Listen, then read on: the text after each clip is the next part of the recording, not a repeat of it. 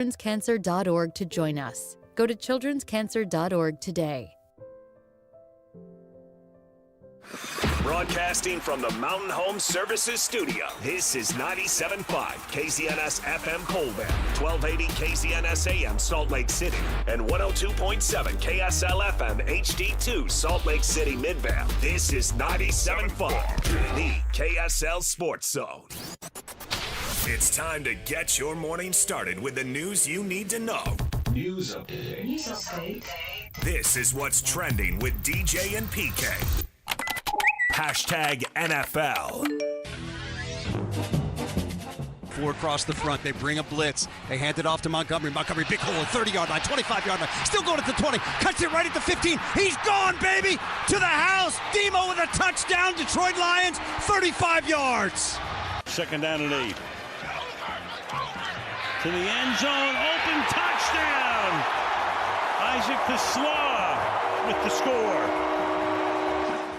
Goff up under center, single back gives. They give it to Jameer, running outside. Got a blocker, down to the 10, to the 5, to the end zone. Wave to him. He's gone, baby. Touchdown, Detroit Lions. Tristan Colon with a nice block to help spring him 13 yards, and the Lions can double up their lead with the extra point. Dak Prescott throws for 376 yards, and it's not nearly enough. Lions beat the Cowboys 44-30. Jahmyr Gibbs, 3 touchdown runs. The Lions hang in there in the playoff race. PK at 8-5. The Cowboys is 6-1. Takes some real imagination to see them getting in now. Oh, that's too bad for them. Big games this weekend. The Lions keeping an eye on a huge game in the NFC North. You and your big games. Yeah, the Chicago Bears at the Green Bay Packers. The Bears with the best record in the Highlights at 5? NFC. Probably. Not from me, but from somebody. Sure. You miss it? Sometimes. Not often, but sometimes. You believe in the Bears? They've beaten a lot of teams, haven't beaten a lot of good teams, but they just got one really good win. If they get these two back-to-back. Oh, I don't think there's any dominant team in the NFC that I need to think that, wow, they're the team to beat. Everything is going to go through and funnel through that particular team and that particular destination and all that. So right now, the Bears have no playoff experience of this group together, so that would be a question mark when you got there. But for right now, I believe in them as much as anybody. Seahawks are also 9-3. Rams are 9-3. The Eagles here, a little bit of a bump in the road. So to your point, any one of those four ends up in the Super Bowl. While it might be a mild surprise, it's not a big one. Seattle ought to go into Atlanta and beat up on them. Rams ought to go to Arizona, beat up on the Cardinals. Don't know if that proves a lot. The Eagles have a Monday night game with the Chargers. So there's the top of the NFC. In the AFC, the Colts were a huge surprise, 8-2 rolling along, but they've lost 2 in a row. They've actually lost 3 of their last 4, and they're playing for first place in the AFC South. They're playing Jacksonville, who's also 8-4. I want to use the phrase big game, but I don't want to be mocked by you, PK. Go ahead, man. Big game in the AFC South. Big game. Who cares what I think? Oh, me. You shouldn't. Yeah, you're my hero. Steelers and Ravens, they're both 6-6 in the AFC North. Somebody's got to be in first place. Then. Somebody's got to take over first place. See who wins that thing. Lamar Jackson's health, a massive question mark. All right, there's the NFL this weekend. DJ and PK. Hashtag BYU. I'm really impressed with their team, just not just the way that they play the game. Obviously, we went out there and played in the game in Lubbock. Great atmosphere, great environment. Not too friendly for us, but it was a really cool experience. And we did not show up at our best. A lot of that had to do with Texas Tech. Texas Tech is a complete team with a great coach, great coaching staff, and all 3 phases they played amazing football. I think they're the best team in the country. BYU, Texas Tech, there's Kalani Sitake, who's named the Big 12 Coach of the Year. Looking forward to that game tomorrow, 10 a.m. on ABC. Oh, yeah, absolutely. I think we've kind of been talking about it all week. Probably talk about it some more after we get past soccer, and away we go. L.J. Martin is the Big 12 Offensive Player of the Year. Bear Bachmeier, the Offensive Freshman of the Year. So there's that national award we were talking about earlier in the week. How in the world is he not a nominee for that? Yeah, I think that's where your bias comes in. Because I don't think that these I don't even know who votes on that Freshman of the Year from that perspective. But when you look at it, like, Scotty should have been one of the 5 finalists. We're not asking him to win it, but they should be. Grizzly Bears should be one of the 5. Clearly, Scotty should have been one of the 5 in the Heisman. Clearly, BYU should have gotten more consideration than they did last year, but they don't get it. It's either like you have to win the automatic, and therefore there is no vote, or you're out. DJ and PK. Hashtag college football. We are extremely happy at Alabama. Love the challenge, love the grind, love this place. And there's never been any link. There's never been any conversation. There's never been any interest either way. And so I'm glad we can put that to bed right now. Kalen DeBoer. No distractions on the job front, please. Number 9, Alabama has to play number 3, Georgia in the SEC title game tomorrow, 2 o'clock on ABC. There are rumors linking Matt Campbell to Penn State. Will he make the move, become the Nittany Lions head coach? He's been at Iowa State 10 years. 72 wins, 55 losses. I think that would be a good hire, Matt Campbell, but I also don't think that's any different than James Franklin. He went through all this, wasted a season and all that, and you're going to have maybe a hit. Who knows? What's the difference between James Franklin and Matt Campbell? I'm not sure. Nobody knows. Can Matt Campbell's a good coach. I think he is. But James Franklin's a good coach. Can Matt Campbell build a team that takes down Ohio State and wins a Big Ten title and wins a college football playoff? Yes. Huge question mark. Could he? He could. Will he? Stick around. I don't know that you would do it consistently, but I think things can come together for a season.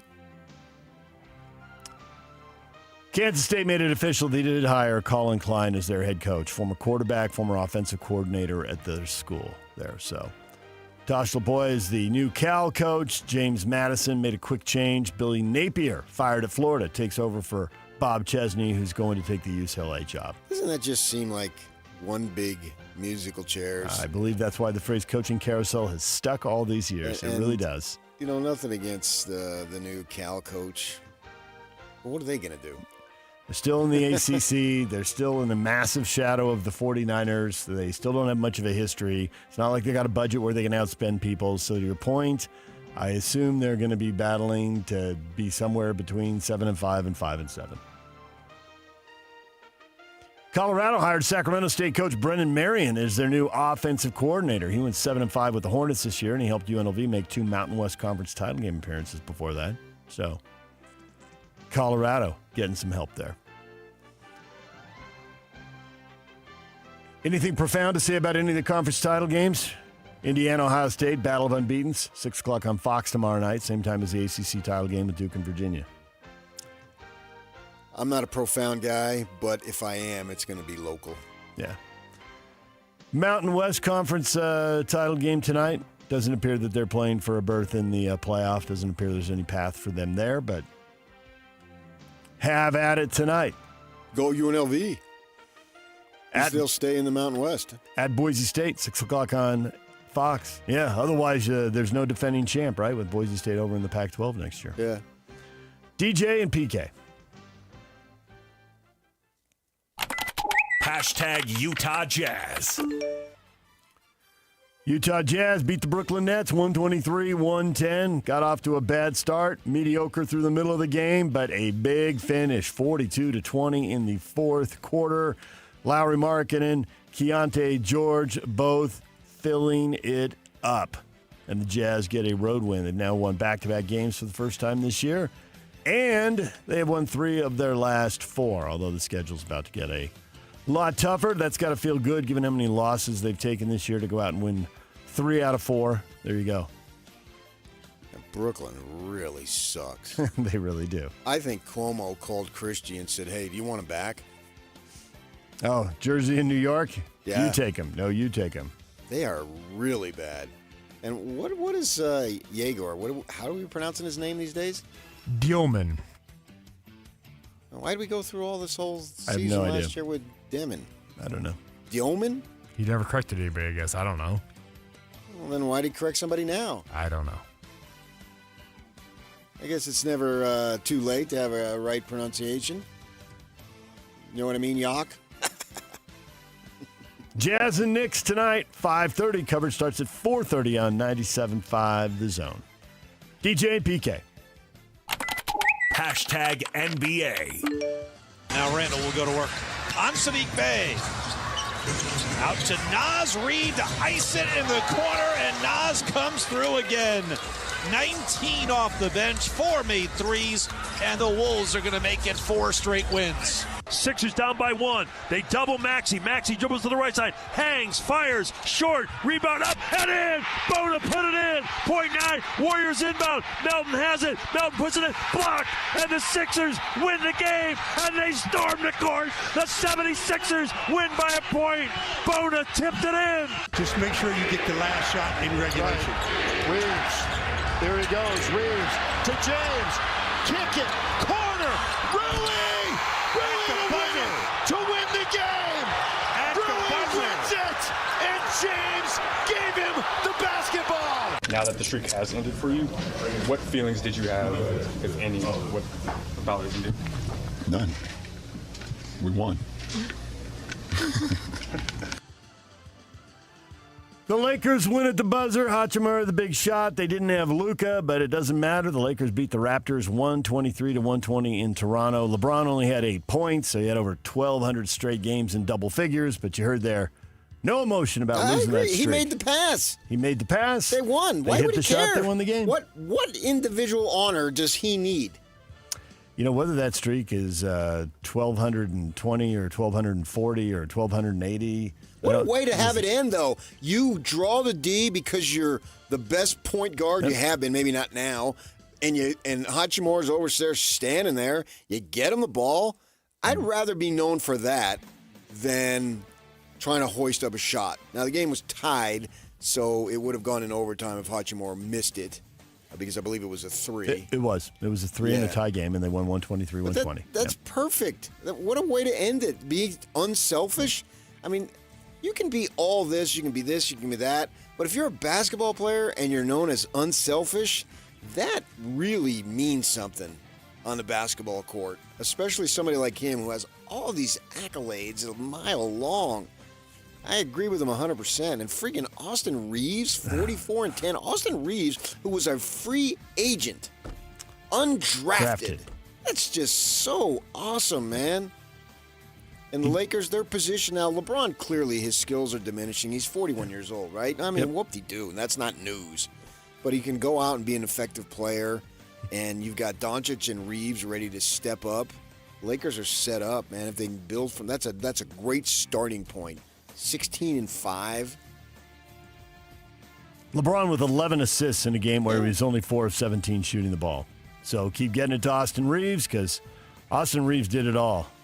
3-pointers, 5 of 11. So that means he was 8 of 10 on 2-pointers. And on your 1-pointers, PK, he went to the line 15 times and he was 13 of 15. Oh, man, the league is just paying him all sorts of respect. Yeah. Awesome performance by Austin Reeves. Also in there, you heard Tyrese Maxey with a dramatic chase down block at the buzzer to protect the 76ers' 99-98 lead, and they beat the Warriors with his block at the buzzer. He covered every game. I did not. Well, he did. He had the sound there. Yes, I covered the games he had the sound of, yes. No, he had the sound of Timberwolves. I skipped them, sorry. No, but we didn't. Bucks forward, Giannis Antetokounmpo, 2 to 4 weeks, calf strain. So, see him maybe before Christmas, but it could be 2026. Draymond Green had some kind of foot injury, still unidentified. Don't know how bad or how long he's going to be out, but he got hurt in that Warriors loss to Philly. DJ and PK. Hashtag college basketball. Utah State goes on the road and loses for the first time. A bad first half. They dug an early hole. Then they gave up a 13-0 run, which turned it into a massive hole. They trailed 41-20 at the half at USF, and South Florida beats them 74-61. Mason Falslev, MJ Collins Jr. leading them with 19 points, but nobody else could score. He only got 6 points out of the other three starters. Not much there. So they take the loss there. Saturday, they'll be back in action. They're going to Charlotte. And Utah hosts Cal Baptist. SU's going to Oregon State, and UVU's at Bowling Green. USU is at Charlotte on Sunday at noon. You can listen on the Zone. Scotty G will have the call. DJ PK. Hashtag Major League Baseball. Hot Stove Noob, that stadium in Las Vegas is on time, PK. $2 billion. That is a second price hike to the price tag, but it is on time. Oh, it's just like you when you had that massive rebuild, huh? The $2 billion rebuild. Well, you had a rebuild. I'm sure the price went up. It always goes up. It always does. It never seemed to catch a break on that front. I know. That's the Vegas owners. I think they called you. What do you think? You told them, be prepared. DJ and PK. Hashtag NHL. Utah Mammoth wrap up their 6-game road trip this weekend with back-to-back in Vancouver tonight and at Calgary tomorrow. Puck will drop at 7 o'clock tonight, 5 o'clock tomorrow. You can listen to those games on the Zone. Tonight they'll be on 1280 AM, while the Jazz are on 97.5 FM. DJ PK, that is what is trending, and it is brought to you by Shamrock Plumbing. There's no job too big or too small. Get the personal touch with Shamrock Plumbing. Coming up this morning, we're going to talk with David Locke. He's going to join us at 8:30 with the Jazz playing at Madison Square Garden tonight. And then Tim Brando, Fox Sports play-by-play broadcaster, will join us at 9 o'clock. We're giving away Utah Mammoth tickets. We'll do that in the 8 o'clock hour to see the two-time defending Stanley Cup champion Florida Panthers. They're coming to town next Wednesday. And we'll give those tickets away in the 8 o'clock hour. Question of the day is next. The question of the day about the big game of the day tomorrow. Stay with us. And now, a look at traffic from the KSL Traffic Center.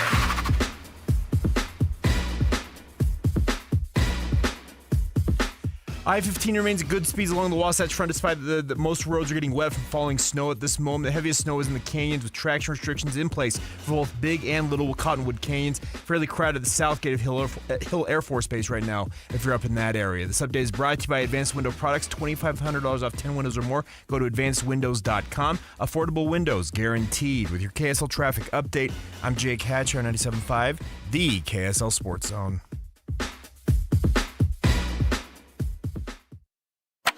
Accessing.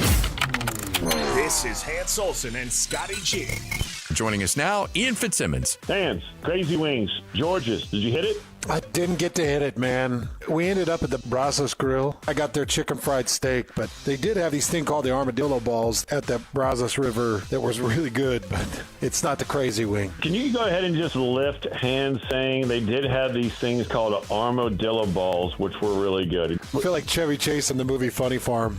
You polish off that plate and you break the record. Stand back, everybody. The record falls tonight. Now, there's a man who knows when he's got something good in his mouth. On that mic drop, bam, done. Catch Hans and Scotty weekdays from noon to 3 on 97.5, the KSL Sports Zone. Hey, Doug, I was wondering if I could test drive a sweet new Kia Telluride. Weren't you here yesterday? Was I? And the day before? People tell me I have one of those faces. All right, but this is the last one. Get up to $5,000 off MSRP on all new 2025 Kia Tellurides. Discounted price includes $2,000 customer cash through KFA. Additional discounts applied from Doug Smith Kia. No one knows Kia like Doug. Tim Jr. here from RGS Exteriors. Did you know that we offer 3 distinct styles of gutter protection? Each one meant to handle a specific leaf problem. You might not even know there are different styles of gutter protection, but there are. And if you pick the wrong one, it could be a huge waste of money. Now, the big gutter guard companies won't tell you this. They try to sell you a one-size-fits-all gutter guard. And it could be completely wrong for the amount and types of trees and leaves you have. Not RGS Exteriors. We understand which kind of leaf problem needs which kind of gutter guard. We'll do an in-depth evaluation to assess the types, locations, and numbers of trees in your yard. Based on that data, we match your home to the right gutter guard. So don't risk wasting money on the wrong gutter protection. For a free evaluation and estimate, call RGS Exteriors at 801-280-3110 or visit rgsexteriors.com. That's 801-280-3110 or rgsexteriors.com. Looking for the ultimate holiday gift? Look no further than Minky Couture, the original luxury blanket company. Whether it's for a college sports fan or your mother-in-law, Minky Couture has the perfect gift for everyone on your list. Get the best blankets and best gifts ever and save 50% off this season with promo code ZONE50. Shop online at minkycouture.com or visit any of the 6 locations. Minky Couture has you covered this holiday season with the best gift ever. You know who doesn't get enough credit during the holidays? You. You're the one making sure the magic happens. From school parties to last-minute shopping to wrapping gifts at midnight. And the last thing you need to worry about is what's for dinner. But with Beehive Meals, you'll have delicious frozen meals delivered right to your door that are ready for your slow cooker. No chopping, no stress, and no takeout guilt. You'll walk in after a long day of holiday fun to the smell of dinner done, kids happy, and a kitchen that's not a disaster zone. It's real homemade comfort food that the whole family will love without the work. You don't need to be a holiday hero this season, just smart enough to let Beehive Meals do the cooking. Beehive Meals, made for the ones who do it all. And if you're looking for a thoughtful, stress-free gift this year, Beehive Meals makes it easy to share the love with gift boxes. Order now at beehivemeals.com and make this holiday season a little easier and a lot more delicious. The Utah Mammoth and Smiths are teaming up to get you to the game. With qualifying Smiths purchases, you can score single goal view tickets, hot dog and a bottle of water included for just $15. The catch? These tickets go fast. Download the Utah Mammoth app, enable push notifications, and be the first to know when new tickets are released. Shop at Smiths and snag your seat for $15. Simple. Grab the Utah Mammoth app today and watch for the next release. Tusks up. Ready for unbeatable deals? At Tim Daly Nissan Southtown, drive home a new Sentra starting at just $19,900. Need more space? Get up to $9,000 off new Pathfinders. Or grab a rugged Frontier for as low as $399 a month. With 99% approval, 0 down, and 90 days until your first payment. There's never been a better time to buy. Plus, every vehicle comes with the Tim Daly Forever Warranty. Only at Tim Daly Nissan Southtown. Delicious doesn't change because the times change. Delicious is something passed from one generation to the next. That's why for 50 years, delicious Mexican meals have always started in one place. El Matador. Family-owned and operated, El Matador is a community legend featuring fresh menu items and tasty take-and-bake meals. El Matador now offers catering and is the home of chips and salsa gift bags for the holidays. Delicious. It starts at El Matador, 606 South Main Street in Bountiful. The KSL Sports Zone and Hercules Credit Union are highlighting people that impact youth sports. Nominate the youth sports volunteer you know for the Hercules Hero of the Week at KSLSports.com. This is your Cougars at 30 update. Presented by Kenny J's Barbecue on 97.5, the KSL Sports Zone.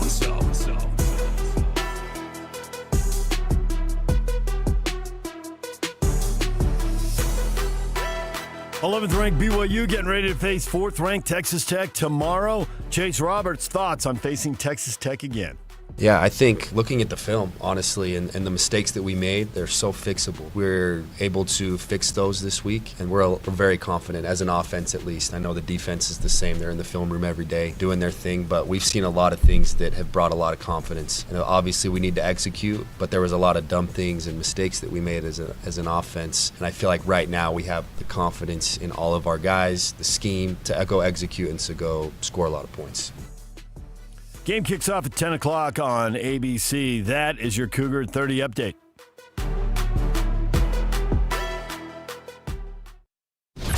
Nobody brings you better coverage of the teams you're passionate about than these guys. Try some more. This is DJ and PK on 97.5, the KSL Sports Zone.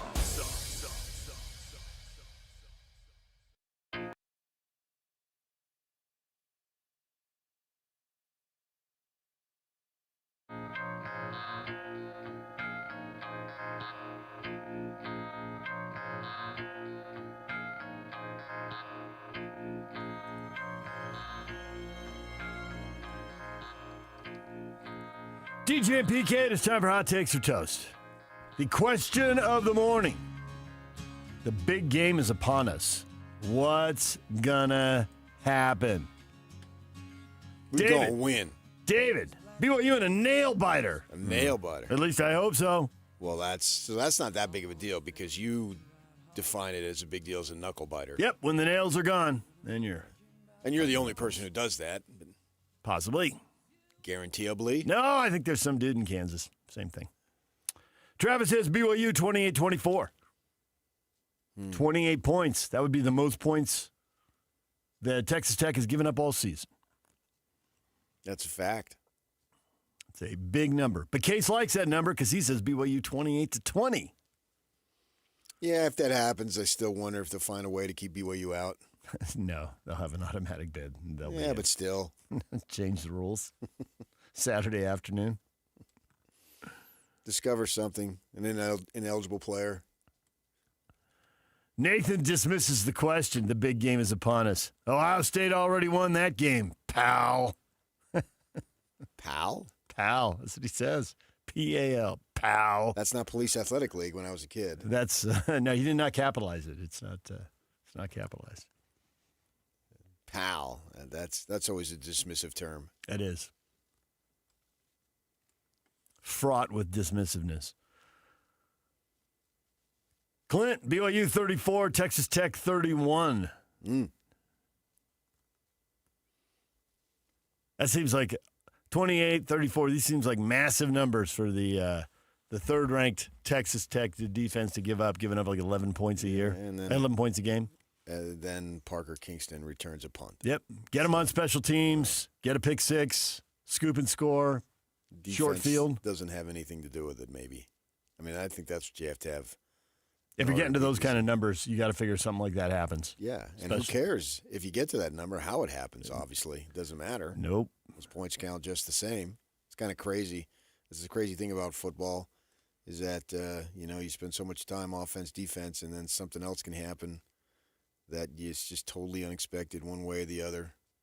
And certainly that got them off to a bad start down in Lubbock with a muffed punt there. Just like, oh, my gosh. Clearly they're going to have to eliminate all of those things. I don't think they can have even a slightly sloppy game. I think they're doomed. It has to be clean. You cannot go. It drives me nuts so many times. And I wish there was a study on that. It just seems like there's so many more procedure penalties that can you just look at the ball? If you can't hear, you go, oh, well, it's crowded. Well, just look at the ball then. And don't move. And is it 1st and 15 or 2nd and 3? Now it's 2nd and 8. Is that 3 plus 5 is 8? Hopefully. Yes. Yeah, and nailed it it. drives me nuts when you see that, and they just can't afford to do any of that stuff. I'm not saying it has to be perfect, but it just can't be sloppy. You're going to make a mistake. You're going to get penalized. That's understood. Very few times are there mistake-free games, or teams have 0 penalties. That'd be great if they could. But on this, it just has to be something that is a clean performance. And I think they're capable of doing that. We haven't seen Texas Tech under pressure very often this year. So can you put them under pressure? Maybe they make the mistake. Maybe they muff the punt, drop the pass. But it seems like once you get in front and the pressure's off, there's a lot less of that usually. And obviously in the first meeting, BYU made the early mistakes and the pressure was off Tech and they could play free and easy.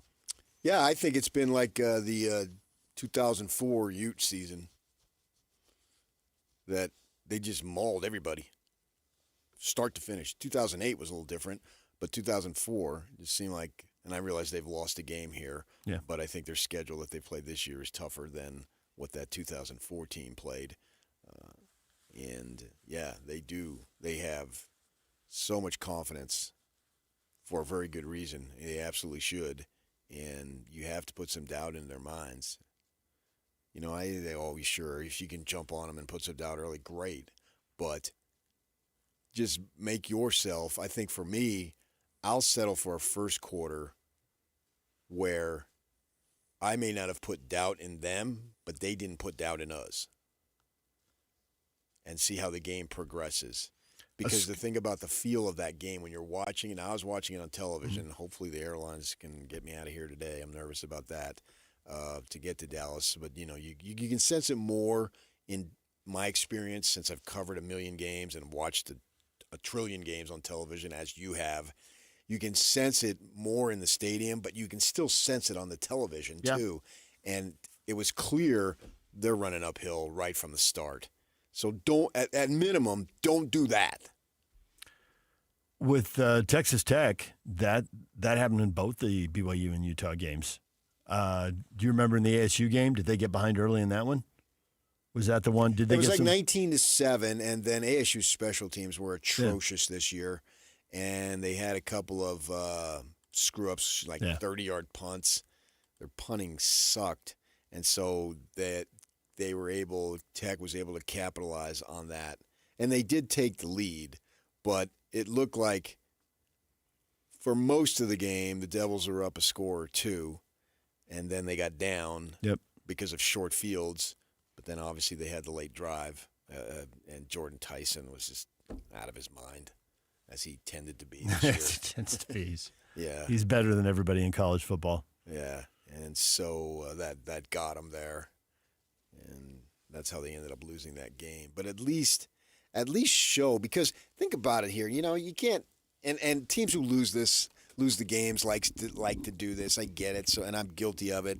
So you have that first possession. It's like, oh, okay, look, just like the Utes, the offense is going nowhere.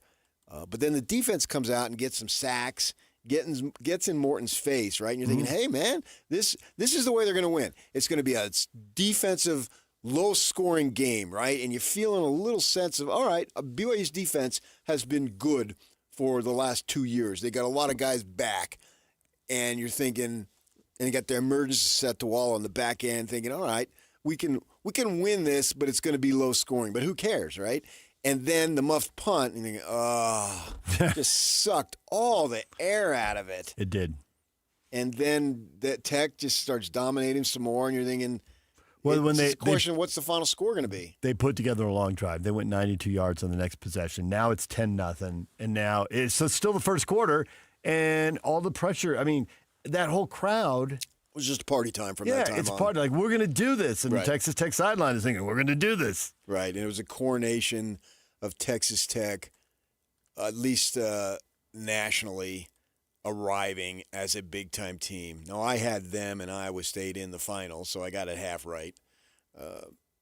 To me, this is what I expected them to do, maybe a little better. I don't have any problem saying, if you want to argue, did you have them being this good?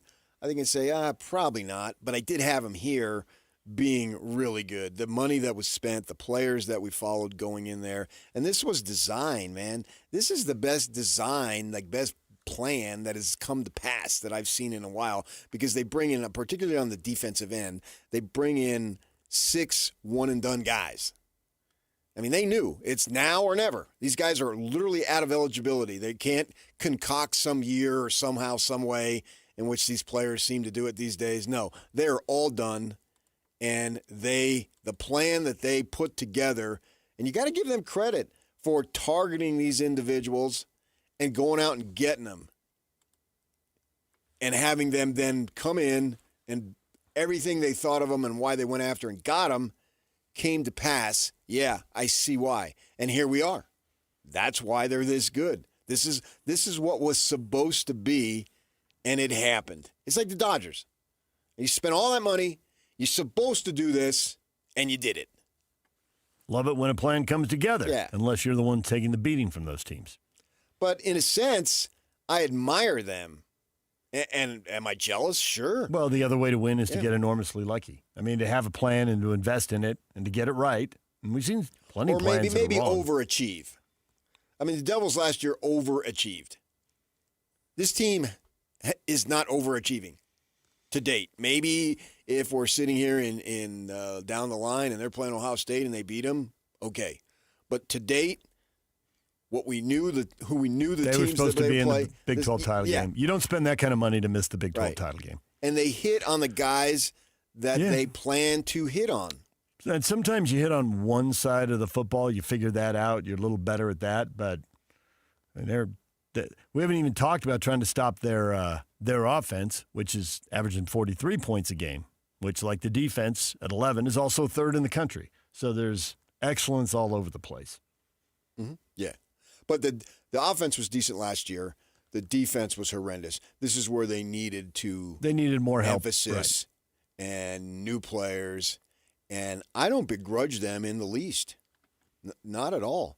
I was listening the other day to my guys, JJ and Alex, and they had somebody on and from Texas Tech, and he immediately gets defensive. And, well, you look at LSU, they spent a lot of money too. Stop with that. You don't need, I'm sorry we did this, or some form of, well, everybody's doing it. You did it the right way. You identified players. You can read the ESPN story that came out on Bailey. He was bound for UC Los Angeles or Texas, and they called him, just listen to us.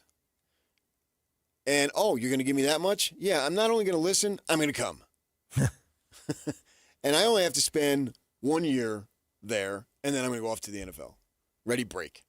It's a no-brainer. They're offering you $3 million, they said. Way to go. You got your degree from Stanford, so you got that as a fallback. Good fallback. Yeah. You can start a startup in the Bay Area with your $3 million, and you're good to go. I don't see anything wrong with that. I don't see anybody having the need to say, wow, everybody, no. Yeah, we bought these guys, and they kick butt. Aren't we good? Yes, ready, break. It's the world which we live in. So be it. I'm not totally fine with it, but I've totally accepted it. You wish it weren't so. But since it is so, there's no point in complaining about what Texas Tech did. It's not a question of that I don't wish it wasn't so. I wish it was more uniformed. That you just, because Cody Campbell is giving you the money, that you couldn't just go do that. That in the idyllic world of fairness, we all have the same opportunity. And then who coaches them up? Who's in there at 6 a.m. busting his butt, her butt in the weight room, whatever it might be. Yeah, but so that's not the way it is. The NFL hard cap, where everybody's got more than $100 million, but how do you spend it? How do you draft it? How do you develop it?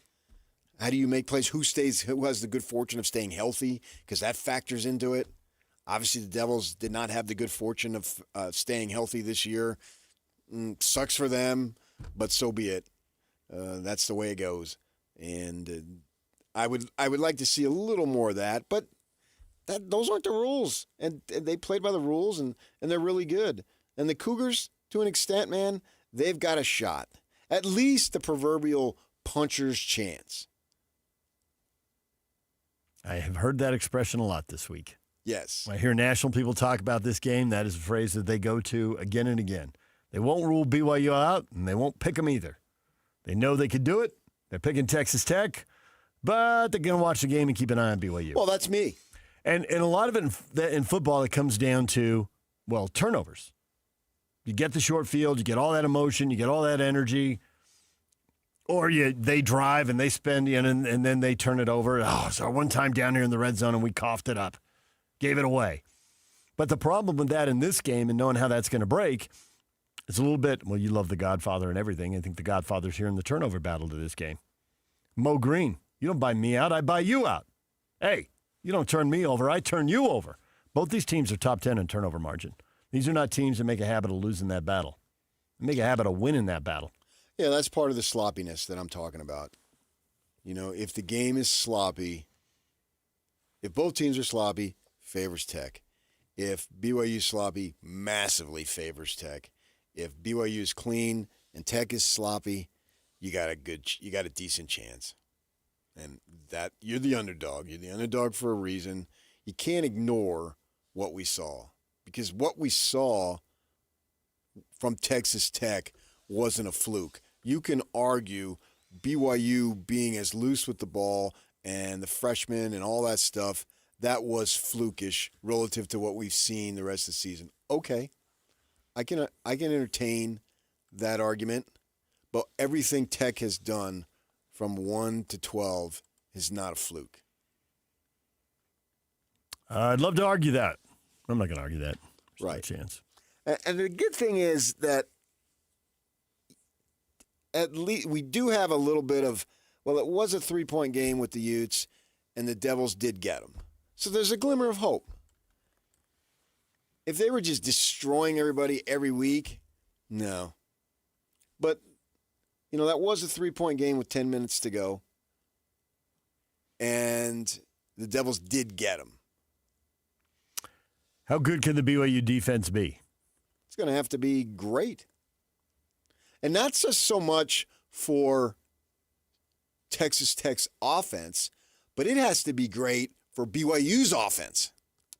Need the field position. Yes. You've got to allow them an opportunity to stay in the game. Need to keep giving them the ball back. Is there a chance that they can wear down this Texas Tech defense? It's not that they don't have any depth, but, man, with some of the star talent they have, there's no way. I mean, next man up sounds great, but they're not bringing in another Bailey. It's not happening. So does he play so many snaps he gets worn down? The idea being 14-0 after one, start making reservations for the Alamo Bowl while you're down there. While you're where? Down there. Oh, you're in Texas. Yeah. It's a few hours away, but still. So they need to send the message that not just to Texas Tech's offense, but to their own offense, we got you guys. We don't need you today to do a whole lot. We need you to do some, but we don't need you to do a lot. We need you to do more than you did in, when was it, November, October, whenever they played? You got to do that. That's understood. But I think that's really important for them. The defense has to set the tone, unless I'm totally wrong and the offense is just clicking, and that would just be shocking. But for a team that scores 43 points a game, whatever it is, and only gives up 11, to think they're going to win 10-7 is pretty outrageous. That's putting a lot on the defense. And to think they're going to win 30-27 is putting a lot on the offense.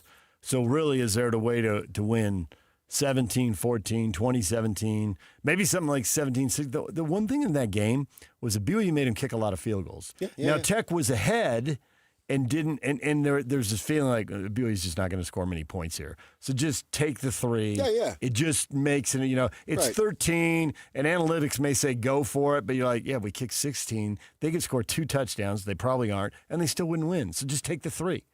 And so in the middle of that game, I think they kicked 3 field goals in a row before they got another touchdown. Right, and BYU tried to drum up emotion off of that. Yeah, we held them. Yeah. But they never got anything at the other end. I want to say it was the whole thing is the end of the first half they did that, and they got fired up, and you got to try to generate emotion, especially when you're in the lion's den like that and everybody's roaring against you. And you won't have that here. You'll have if there's one side dominating, they'll make a bunch of noise, but you have the opportunity to make a bunch of noise too. You'll have enough people to make noise, and even you're though more desperate, man. You're going to be outnumbered. I don't think it would be a joke if Texas Tech lost this game and didn't get in, and last year SMU lost the game and got in. Agreed. Because right now, Tech's resume is better than SMU's resume last year. Unless it was some 50-10 game, but that's not going to happen. And so that would, if I'm your Mark, man, I hold me back. If that were, yeah, hold me back. If BYU wins and Tech doesn't get in, that's a flat-out joke. DJ and PK, it's 97.5, the KSL Sports Zone. David Locke coming up, talking to Jazz. They've won 3 of their last 4. We'll talk with him at 8:30. Stay with us. And now, a look at traffic from the KSL Traffic Center. Got more cars hitting the road this morning, adding an increase of volume for morning commute. Roads continue to be wet in some spots. The slowing are starting to appear on northbound I-15 throughout the Salt Lake Valley. Also, still running accident-free, so that's the good news if you're out and about this morning right now. This update is brought to you by the Garden Restaurant in downtown Salt Lake City. Dine in or order out. The Garden is open weekdays from 11 to 3. Hearty, healthy, and oh so craveable. Fresh flavors, iconic location. That's the Garden Restaurant. With your KSL traffic update, I'm Jake Hatcher, 97.5, the KSL Sports Zone. This is JJ and Alex. I got this. But how do you solve this Texas Tech issue? They're not just better numbers-wise on the offensive and defensive side of the football. They also have this psychological advantage over you, which was this, hey, there was nothing you could do against us. We had kind of a bad offensive day, and we still beat you by 22 points. I guess the question that everyone's asking is, why is this going to be different this time around? BYU's defense has to play their best game of the year. BYU needs to sustain drives. They've got to have the ball for 6 minutes at a chunk and keep that Texas Tech offense off the field, and that's how you reduce the amount of points that they score. The turnover battle goes without saying. It's how they execute this is going to be the question, and I think they learned a lot from that game. You've got to turn Bear Bachmeier loose. Bear's got to throw for over 300 yards. He only threw for 188 in the first meeting. Catch JJ and Alex afternoons from 3 to 7 on 97.5, the KSL Sports Zone. Guys, let's be real. Holiday gift giving can feel like crunch time, but this year, the Zone has your back. Enter the Zone Holiday MVP promotion and score big with the ultimate gift lineup. A cozy grande blanket from Minky Couture, a Beehive Meals gift box with 10 delicious dinners, and a stunning sterling silver double heart diamond necklace from Duke's Jewelers. Don't wait until the final buzzer. Step up your game and make this holiday a win. Enter now at KSLSportsZone.com. Chicago Sticks, the Windy Cities Tour. Finally, two iconic bands together for the first time. 103.5 The Arrow presents ArrowFest. August 30th, Utah First Credit Union Amphitheater. Reserve seats on sale Friday at 10 a.m. at Ticketmaster. Don't miss Chicago and Sticks. All the hits. Your kind of tour. Hey, it's Jason Smith. If someone asks you to pay with a gift card, it's a scam. Always. Scammers love gift cards because they're just like cash. They use fake stories about prizes, overdue bills, or emergencies to get you to act before you think. But no real business, government agency, or friend will ever ask for gift cards. Learn how to spot and stop these scams at aarp.org/gift cards. That's aarp.org/gift cards, paid for by AARP. Hey, it's Jason Smith. Did you know Medicare plans change from one year to the next? And this year, it's important for you to review your current prescription drug and health coverage and compare all your options during Medicare open enrollment. Compare health plans, drug coverage, and costs. See if you can save some money, and don't forget to make sure your drugs are covered. Open enrollment ends December 7th. Compare plans now at Medicare.gov or call 1-800-MEDICARE, paid for by the U.S. Department of Health and Human Services. Guys, thanks for helping me carry my Christmas tree. Zoe, this thing weighs a ton. Drewski, lift with your legs, man. Santa! Did you get my letter? He's talking to you, Bridges. I'm not. Of course he did, right, Santa? You know, my elf Drewski here, he handles the nice list. An elf? I'm 6'3". What everyone wants is iPhone 17. And at T-Mobile, you can get it on them. That center stage front camera is amazing for group selfies. Right, Mrs. Claus? I'm Mrs. Claus's much younger sister. And at T-Mobile, there's no trade-in needed when you switch, so you can keep your old phone. Or give it as a gift. And the best part? You can make the switch to T-Mobile from your phone in just 15 minutes. Guys, my side of the tree is slipping. Timber! The holidays are better at T-Mobile. Switch in just 15 minutes and get iPhone 17 on us with no trade-in needed. With 24 monthly bill credits for well-qualified customers plus tax and $35 device connection charge. Credits end and balance due if you pay off early or cancel. Finance agreement, 256 gigs, $830. Eligible port in and new line. $100 plus a month plan with auto pay plus taxes and fees required. Check out in 15 minutes or less per line. Visit T-Mobile.com. Okay, Joy, let's go for a ride. So the car lights are on your... Yep, you got it. And to adjust your seat, you got to... Have you driven this car before? Nope, never driven this car in my life. Hey, Doug, you want to buckle up? Funny, usually I'm the one that has to tell the customer to buckle up. Free test drive the new 2025 Mitsubishi Outlander at Doug Smith and American Fork. Get 0% APR financing for 60 months on all new 2025 Mitsubishi models. No one knows Mitsubishi like Doug. Monday on KSL, you found it, the perfect holiday present right there online. I purchased a meditation device. So you pay and wait for it to be delivered. But what if it never comes? And getting your money back? I don't have any confidence they're gonna do right by the refund. I'll reveal what you need to know to avoid having a Grinch ruin your gift giving. Santa-approved online shopping safeguards. Monday at 10. This is Utah's best coverage of the Utes, Cougars, Jazz, and Mammoth. Here we go. From the guys who have been there for all the biggest moments in Utah sports history. You're listening to DJ and PK on 97.5, the KSL Sports Zone.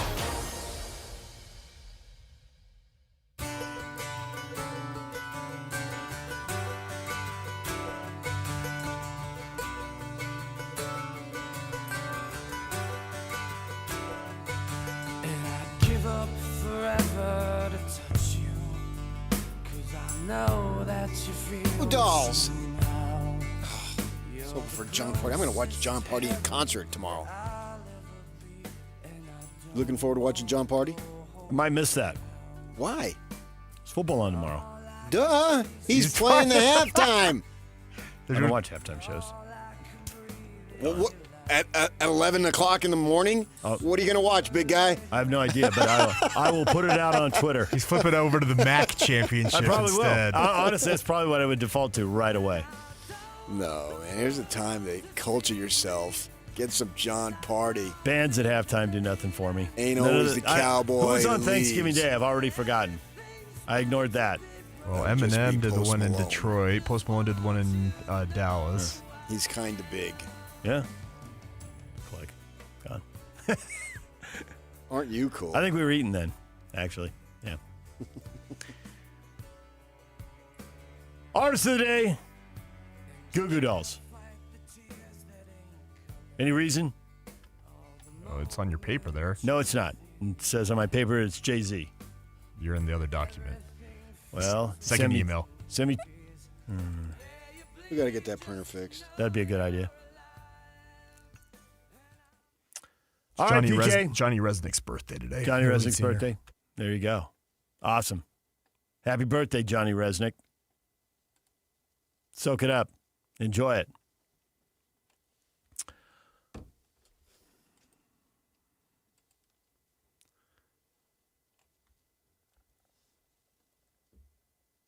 For all the live concerts and events in 2025, check out livenation.com. All right, PK. Your Utah Jazz have won 3 out of 4. This is the part where I think Jazz fans start to go, oh, no, they're going to win too much. Well, if they kept winning at this pace, which I don't believe for a second they're going to do, but let's just presume they did, start winning 3 out of 4, they're going to win enough. Does anyone care if they hand over pick 14, 16, or 18 to the Thunder? Does that bother people? Does that keep people up at night? No. I get if you have the 6th worst record and you somehow slide 3 spots and you're drafting 9th, except you hand it over to them, then I get all the angst. All the angst, all the tension, all the stress, all the hair pulling. I get that. But I don't think that's where this is going. They got a bunch of teams in front of them, assuming that they have all their players, which is probably not the assumption to make. But the losses could easily pile up here. So beat a bad team. As you said, the Nets. Oof. Oof. Yeah, I don't see it, though. You don't see what? I don't see them keeping their pick. There are some really, really bad teams. It seems like there are more badder teams this year than there have been. The Clippers came out as a surprise bad team, but now that Chris Paul is gone, do you think they'll put together some wins and go past? Chris Paul was that much of an impediment?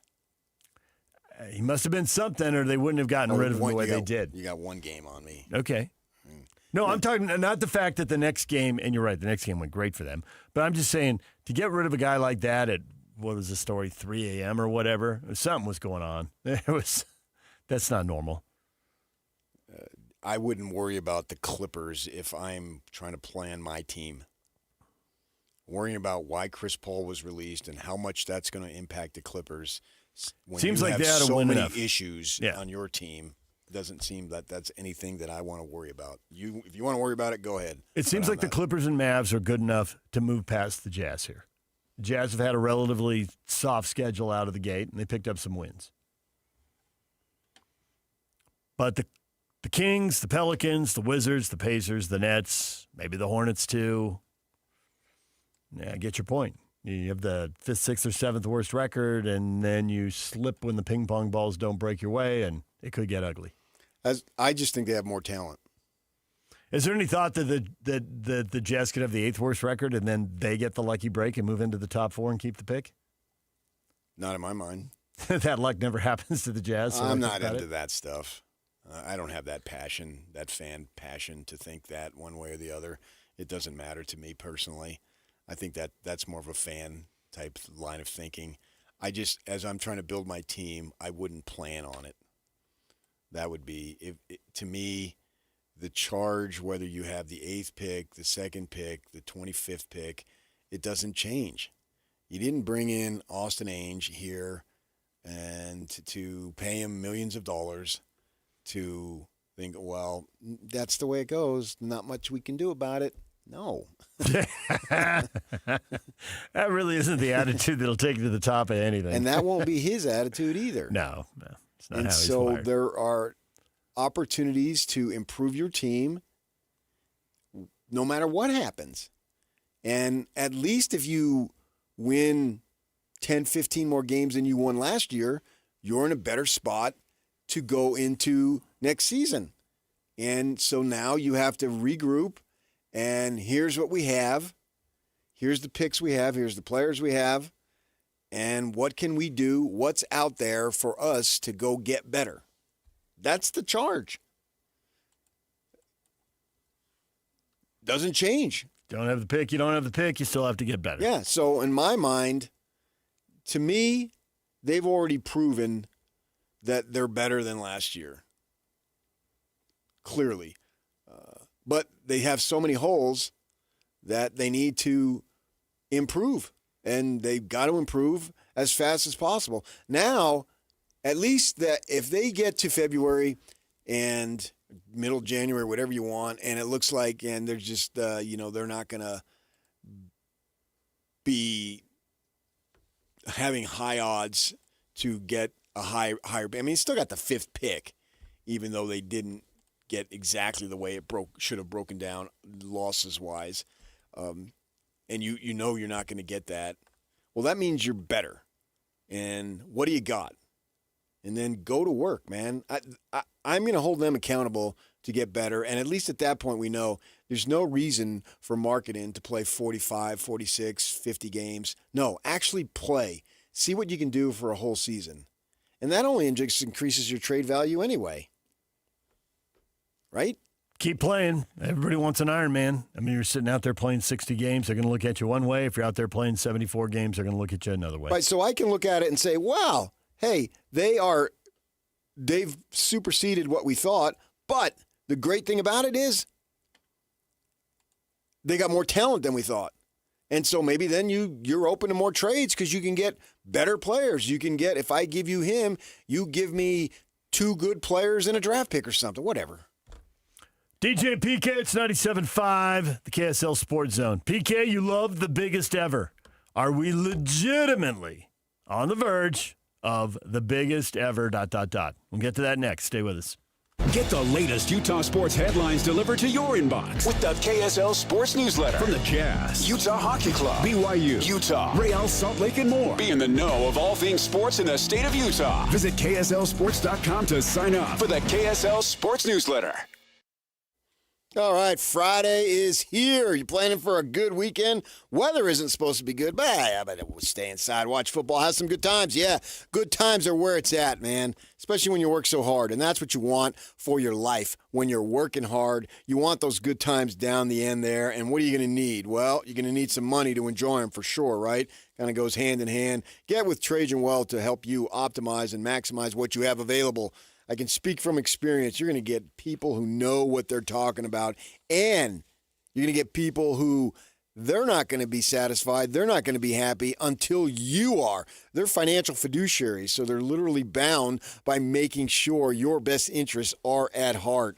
And they'll have the opportunity to meet with you, get to know you, find out who you are, what you're about, of course, what you have available, and what are your thoughts about ways to have it go to where it's increasing, right? Of course, yeah, that's the whole point. That's what financial fiduciaries do, and that's what Trajan Wealth does. Now, how do I know that? Because I've done it myself. That's where I can speak from experience. I've met with them on the phone, on Zoom, in person. Every which way, they're going to be available for you. They got offices in Draper. That's where I met with them. And that's where I live, closer to the south end. You live in the north end? No problem. They'll get up there and meet you in Farmington. They got offices in Draper and Farmington. Set up an appointment. Initial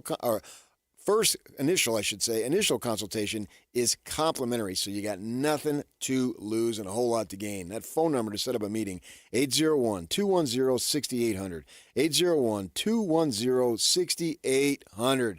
Told you where the offices are, Draper and Farmington website, and you get a lot of information right now. TrajanWealth.com is the website, TrajanWealth.com. Advisory services through Trajan Wealth, LLC, SEC-registered investment advisor, client. Paid advertisement, additional disclosures at TrajanWealth.com. Guys, thanks for helping me carry my Christmas tree. Zoe, this thing weighs a ton. Drewski, lift with your legs, man. Santa! Did you get my letter? He's talking to you, Bridges.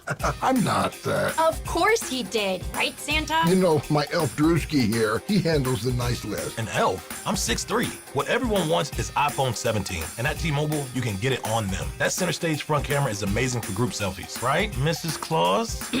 I'm Mrs. Claus's much younger sister. And at T-Mobile, there's no trade-in needed when you switch, so you can keep your old phone. Or give it as a gift. And the best part? You can make the switch to T-Mobile from your phone in just 15 minutes. Guys, my side of the tree is slipping. Timber! The holidays are better at T-Mobile. Switch in just 15 minutes and get iPhone 17 on us with no trade-in needed.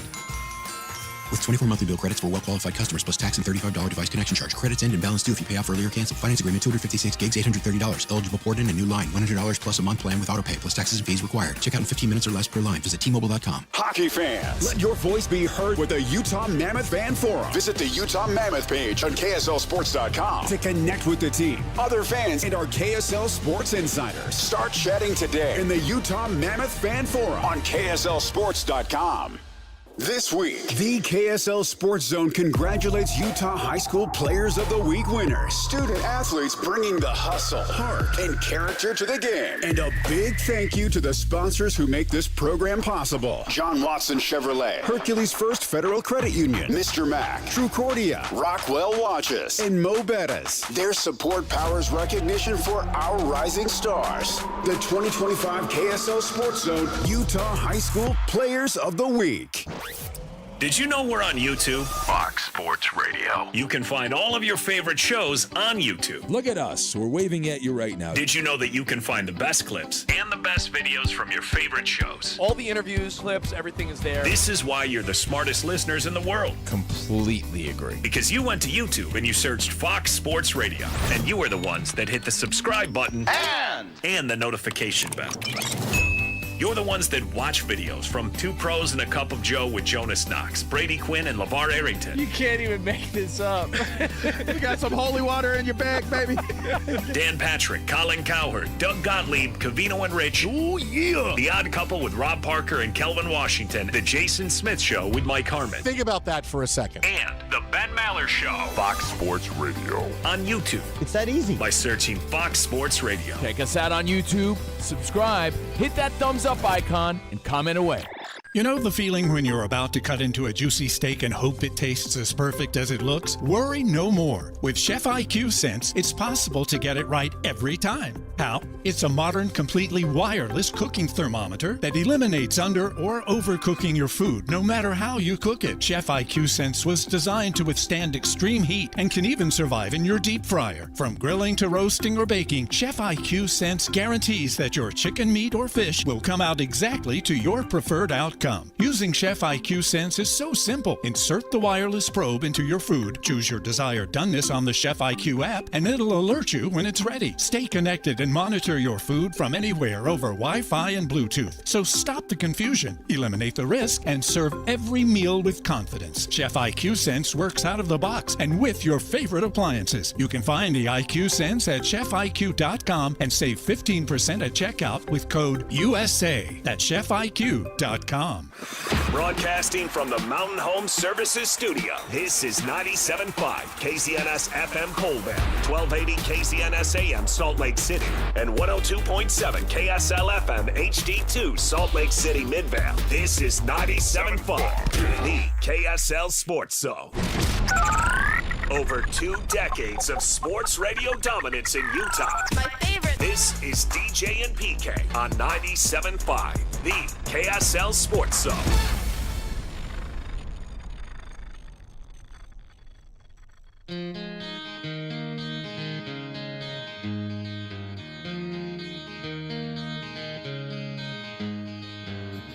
Could you whisper in my ear the things you want to feel? I'll give you anything to feel it coming. Do you wake up on your own? I wonder where you are. Live with all your faults. I want to wake up where you Nominate the youth sports volunteer that you know for the Hercules Hero of the Week. Submit your nomination at kslsports.com/contest and listen every Thursday afternoon to JJ and Alex for the winner. Help us celebrate the efforts of those volunteers making an impact with the Hercules Hero of the Week. Sponsored by Hercules First Federal Credit Union and Beehive Meals. All right, PK, anybody who's listened to this show for the last couple decades knows one of your favorite things to do is identify the biggest. This is it. And you have even pled guilty to being the prisoner of the moment, but I don't know that you need to plead guilty. You might actually have one of those moments right in front of you right now. Yeah, I don't think that BYU's ever had a bigger we got to show them moment than right now. They've been just universally respected, not just in the immediacy, but going back to last year. And people are dismissing them every which way. Like Sitake's not even a finalist for Coach of the Year. Bachmeier wasn't a finalist for Freshman of the Year. And you got guys who played in 5 games last year. They're above you.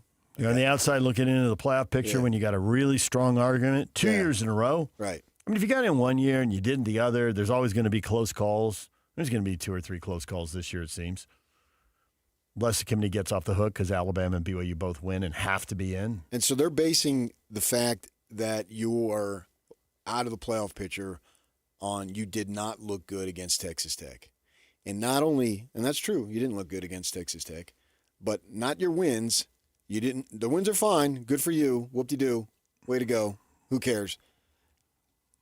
You didn't look good against Texas Tech.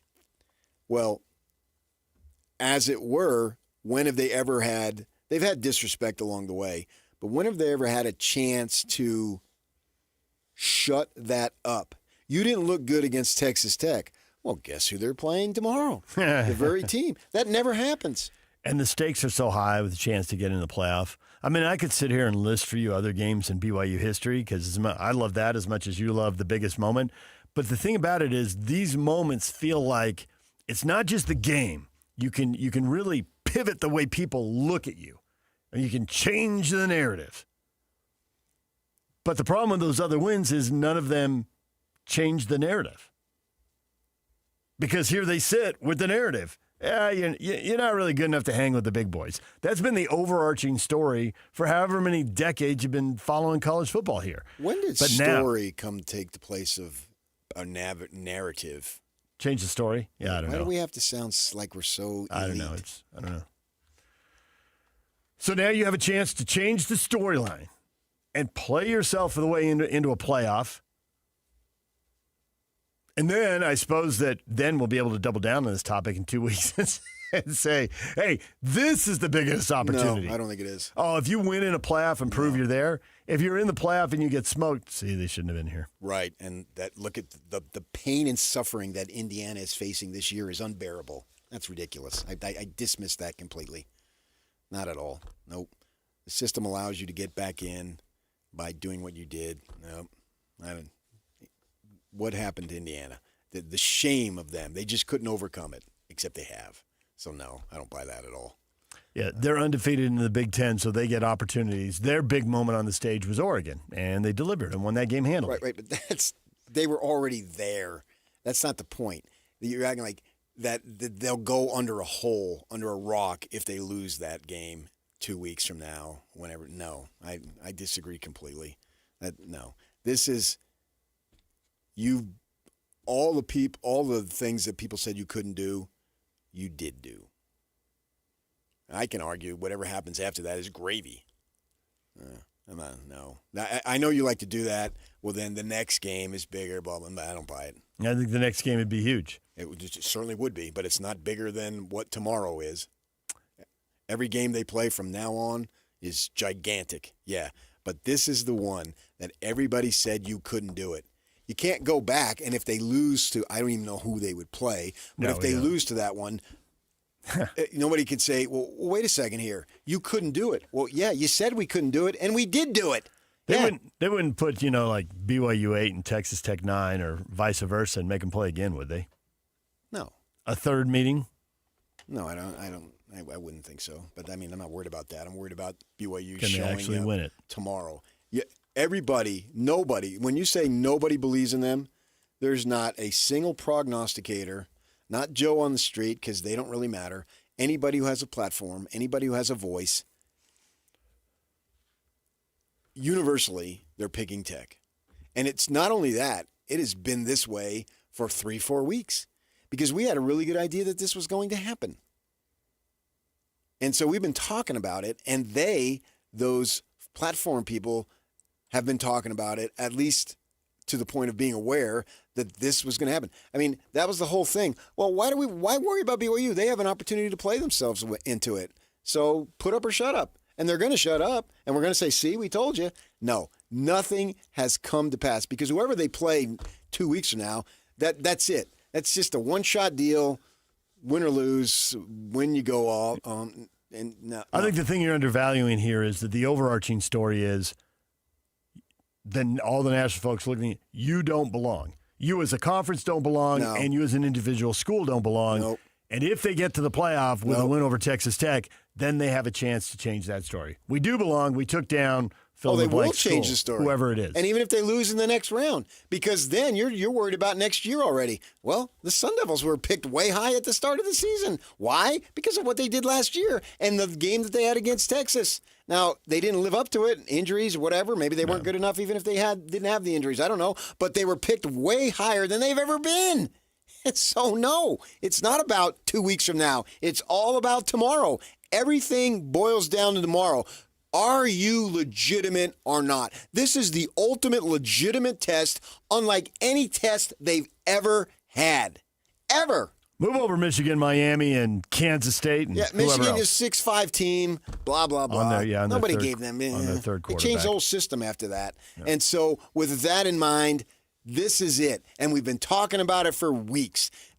You've had more lead up to this game than any BYU game in history. And it was about the situation with the Super Bowl. You get 2 weeks. We've had more than 2 weeks on this one. We've had a month. Yeah. We've had a full month. And here is your chance. This is your ultimate chance to silence everybody. STFU forever. Shut the fetch up. You said we couldn't do it, and we didn't. No, the goalposts don't move after this game. The goalposts come down after this game. Storm in the field, huh? That's it. There's no more goalposts. No. Tech it's all 2-point conversions now. Sorry, kickers. They've got what they wanted. They've got what they needed, and away you go. Yeah, absolutely. That's where we're at with this. This is the ultimate shut up or put up test. That's just the way it boils down. There's nothing more you can say about it. I won't entertain anything else. I will, but then I'll strip you of your dignity and just stomp you. And that's not just you. It's everybody. There's nothing. They've never had an opportunity like they've had now because everything today is bigger than anything that was. And in 20 years from now, everything then is probably going to be bigger than it is now. We'll see. We'll see about that. But that's the way I see it. And I believe that's the correct way to see it. I think that's the only way to see it. No, it's not the only way to see it. Oh, most definitely is. I can provide all sorts of evidence and ammunition. Now, Indiana got by. They lost. They were still picked high. The Devils, they lost, and they were still picked high. Yeah, absolutely. And Tech right now is considered a top 5 team. I can argue, if you win this game, this might be the best win you've ever had. This versus Miami. Miami was the king. 0-0 at that time. The record was 0-0. So yes. Yeah. So who knew how good they were? That was just expectation. But they Tech delivered. They delivered in the expectation. They were a machine in that era. No, and then we're talking about that day. We're not talking about that era. We're talking about that day. Texas Tech, because Texas Tech has no error. So if you're going to go error, then beating Texas Tech, BFD, because they've got no error. They've won 8 games twice in 10 years, excluding this year, and once was last year. They've got no error. They had 4 or 5 losing seasons from 2016 to 2021. So they've got no error. So once you introduce error, sorry to do this to you, but that doesn't fly. Because Tech has no error. It completely flies. I can't believe you're dismissing the Miami win. I'm not. I'm saying this one is bigger. I appreciate you trying to change the argument because when you're floundering, that's what you should do. But no, this is Texas Tech. I'm not depreciating anything. I've already said anything then is not as big as now. I think the playoff putting it at stake is what makes it Obviously, bigger than now. BYU could have got beat 50-0 against Miami and still won the WAC. And they would have celebrated. Yep. They would have hoisted the trophy. Everybody would have been fired up. It wouldn't have mattered. They literally did that, I think, the very next year. Right. They went 0-3 to start. Yeah. So here, it's all – there's no shut up or put up test like they've ever had tomorrow at 10 o'clock our time. This is going to be beautiful. This is what you dream of.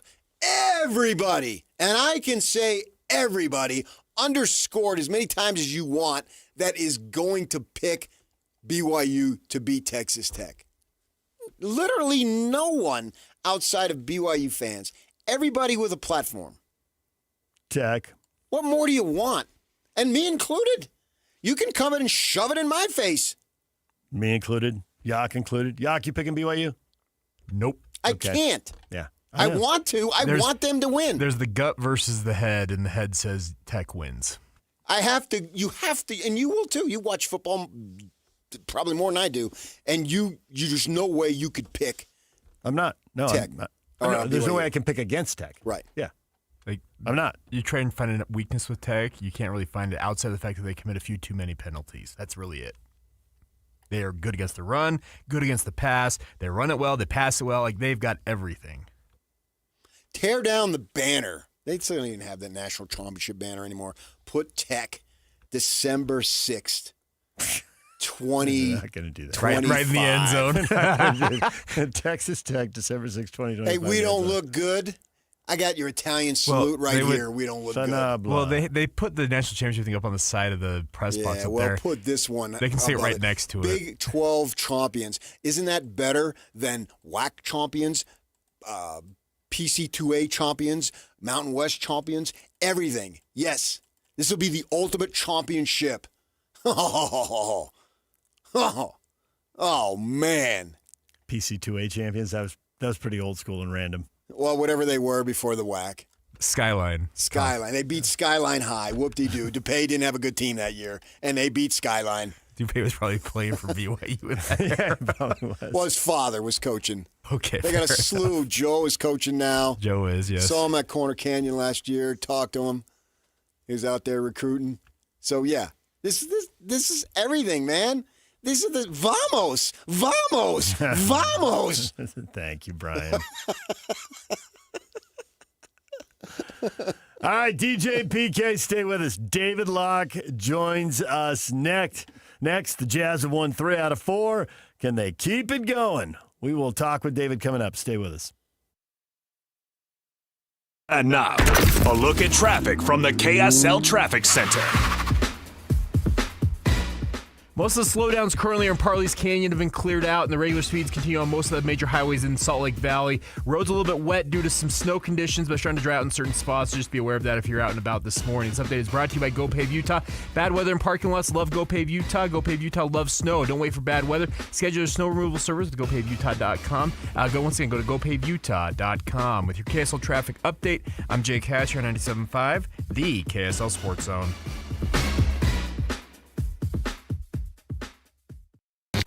This is Jake Scott and Ben Anderson. The fact that Notre Dame is even ranked above BYU now is ludicrous. The other two lost teams, I guess you could make an argument. The other teams ahead of the Cougs are Oklahoma and Alabama. What everyone has to understand is the college football playoff is functioning exactly how it's supposed to. It was designed specifically to eliminate the Big 12 getting 25% of the shares of the college football playoff when they only had 4 teams and TCU makes it. Yep. They didn't want that. 25% going to a Big 12 school? No, so what we're going to do is we're going to expand it to 12 and say, wow, isn't that great? There's more opportunities. No, you get 1/12 of the pie now, as opposed to 25%. That's the design. This is functioning exactly how it's supposed to. It is. And now, are there victims? Yeah. The Big 12, the ACC, G5 schools? Yeah, all victims. Catch Jake and Ben weekdays from 10 to noon on 97.5, the KSL Sports Zone. You know who doesn't get enough credit during the holidays? You. You're the one making sure the magic happens. From school parties to last-minute shopping to wrapping gifts at midnight. And the last thing you need to worry about is what's for dinner. But with Beehive Meals, you'll have delicious frozen meals delivered right to your door that are ready for your slow cooker. No chopping, no stress, and no takeout guilt. You'll walk in after a long day of holiday fun to the smell of dinner done, kids happy, and a kitchen that's not a disaster zone. It's real, homemade comfort food that the whole family will love, without the work. You don't need to be a holiday hero this season, just smart enough to let Beehive Meals do the cooking. Beehive Meals, made for the ones who do it all. And if you're looking for a thoughtful, stress-free gift this year, Beehive Meals makes it easy to share the love with gift boxes. Order now at beehivemeals.com and make this holiday season a little easier and a lot more delicious. Attention Jazz Nation. We know you've been waiting on the edge of your seat, and the time has finally arrived. All tickets are available now. Let's go! Your favorite players will be back on the court, bringing the energy all season long. Whether you're looking for season tickets, mini plans, or single game matchups, there's a perfect option for every kind of fan. Show up loud and proud at Delta Center this season. Don't miss your chance to be part of the action. Buy your tickets today at utahjazz.com. At Peach Windows and Doors, they help homeowners stay in the homes they love while upgrading to the elegance, efficiency, and natural light of today. With hundreds of 5-star Google reviews, their clients know Peach Windows and Doors deliver what they promise. I wanted to replace standard-size French doors with a large custom sliding door. The update required checking a weight-bearing wall. Plus, I wanted a couple of different styles of windows. The new sliding door created a much brighter and open look. Peach was so helpful along the way with recommendations and ideas, and the installers were efficient and respectful of my space. I was thrilled with Peach Windows and Doors. Give your $1 million home the $1 million feel it deserves. Don't wait on that someday project. Visit Peach Windows and Doors Salt Lake Showroom. Schedule a free in-home visit. You can also explore at peachwindowsanddoors.com or just call them at 801-566-1255. Peach Windows and Doors, where amazing home transformations begin. A 15-year-old girl who chewed through a rope to escape a serial killer. I used my front teeth to saw on the rope in my mouth. The killer prowled the Pacific Northwest in the early 70s. He's been convicted of murdering 2 young women, but suspected of many more. Maybe there's another one in that area. Follow and binge all episodes of Stolen Voices of Dole Valley, available now wherever you listen. Hey, it's Jason Smith. If someone asks you to pay with a gift card, it's a scam. Always. Scammers love gift cards because they're just like cash. They use fake stories about prizes, overdue bills, or emergencies to get you to act before you think. But no real business, government agency, or friend will ever ask for gift cards. Learn how to spot and stop these scams at aarp.org/gift cards. That's aarp.org/gift cards, paid for by AARP. Pros don't just show up. They prove how it's done, with precision and without shortcuts. Makita tools are built the same way, with a dedication to lasting quality, trusted performance, and results that reward your effort year after year. When the job calls for the best, call on Makita. Built to be the best. Available at the Home Depot. Five guys walk into a JCW's and order burgers. A pastrami, a mushroom Swiss, a guacamole bacon, a hickory barbecue, a ribeye steak, 2 onion rings, 3 french fries, a strawberry, mint, peanut butter, chocolate, and marshmallow shake, and not one left to tip. Because at JCW's, we don't ask for it. We think the price you see should be the price you pay. And all that, would you like to leave a tip stuff, is for the birds. JCW's. Quality and a lot of it. Open in American Fork, Lehigh, Provo, South Jordan, and Harriman. This is your Cougars at 30 update. Presented by Kenny J's Barbecue on 97.5, the KSL Sports Zone.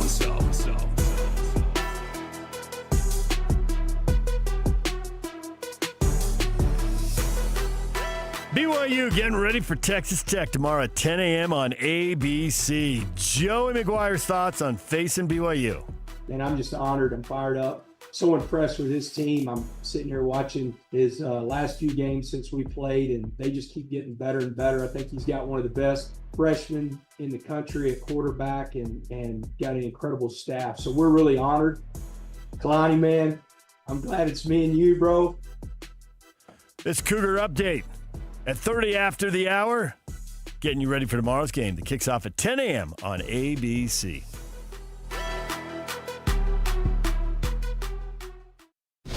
Nobody brings you better coverage of the teams you're passionate about than these guys. Try some more. This is DJ and PK on 97.5, the KSL Sports Zone.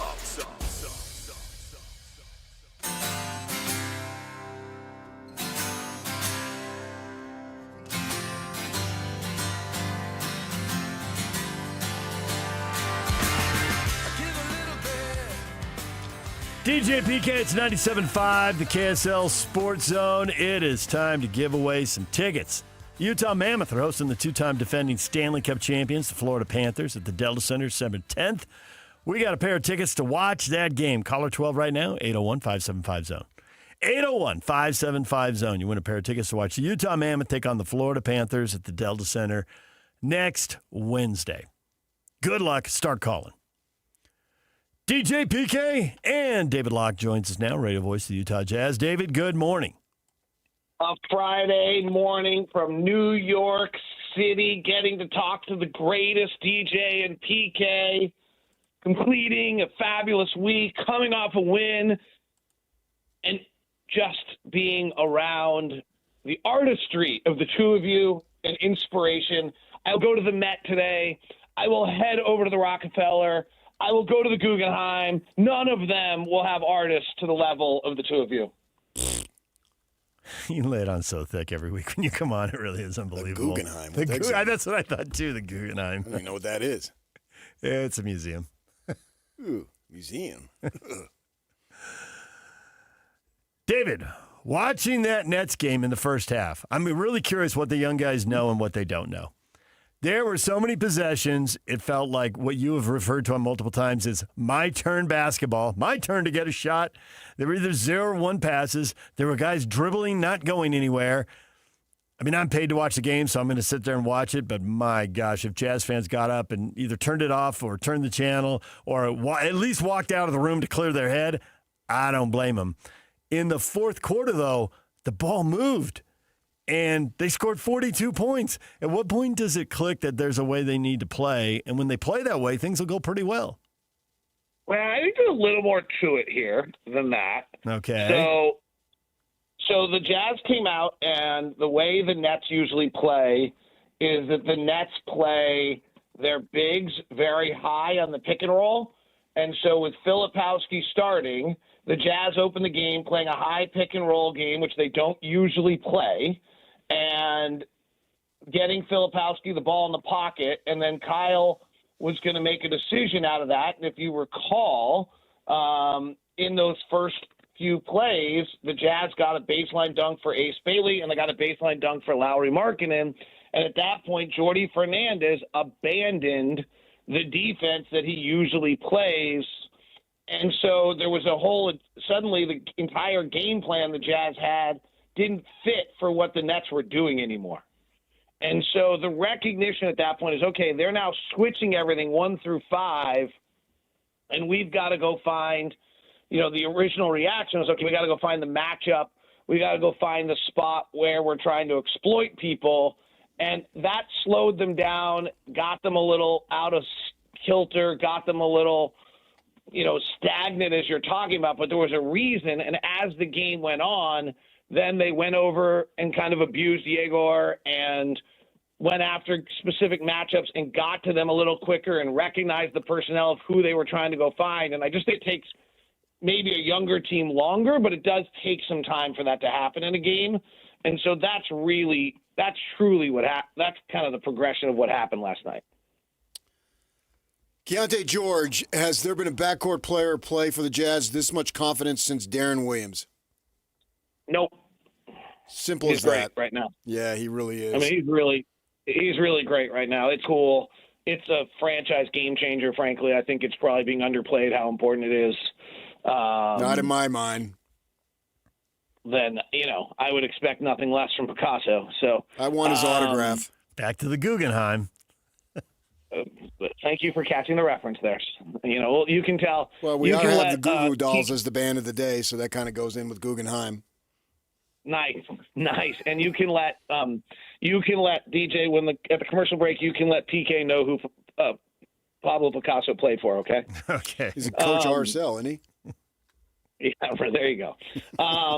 So I think, hey, yes, on Keontae. Like, I don't know what else to say. Like, it's a massively huge deal for us that he's a bona fide NBA player, possibly top 10 guard, point guard, lead guard in the NBA right now. Like, he's still got a ways to go. He's shooting 33% from 3, but that seems to be upticking. His rim finishing is elite. He's going to the free throw line 8 times a game. It's pretty fabulous.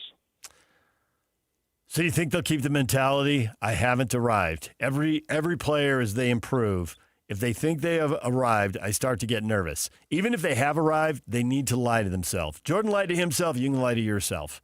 How much confidence do you have in that? Because it is something when you look up and you start seeing your scoring average move over 20 points a game. You start to see yourself among league leaders.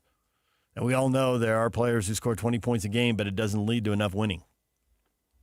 So I think there's two. I mean, I think you're touching on probably the next step in his development, right? Here's what I thought was so great last night, and he's done this a few times this year, is he let that, he wasn't great all night, right? And by the end of the night, he's got 29. He's kind of he's not forcing the game like with this urgency of, oh, dear God, what's going wrong? There's been plenty of nights where, he doesn't have great quarters, and then he is able to make the next steps to kind of work through the game. And by the end of the night, he's got a full box score. And I think that understanding might be the most important thing he's picked up here recently.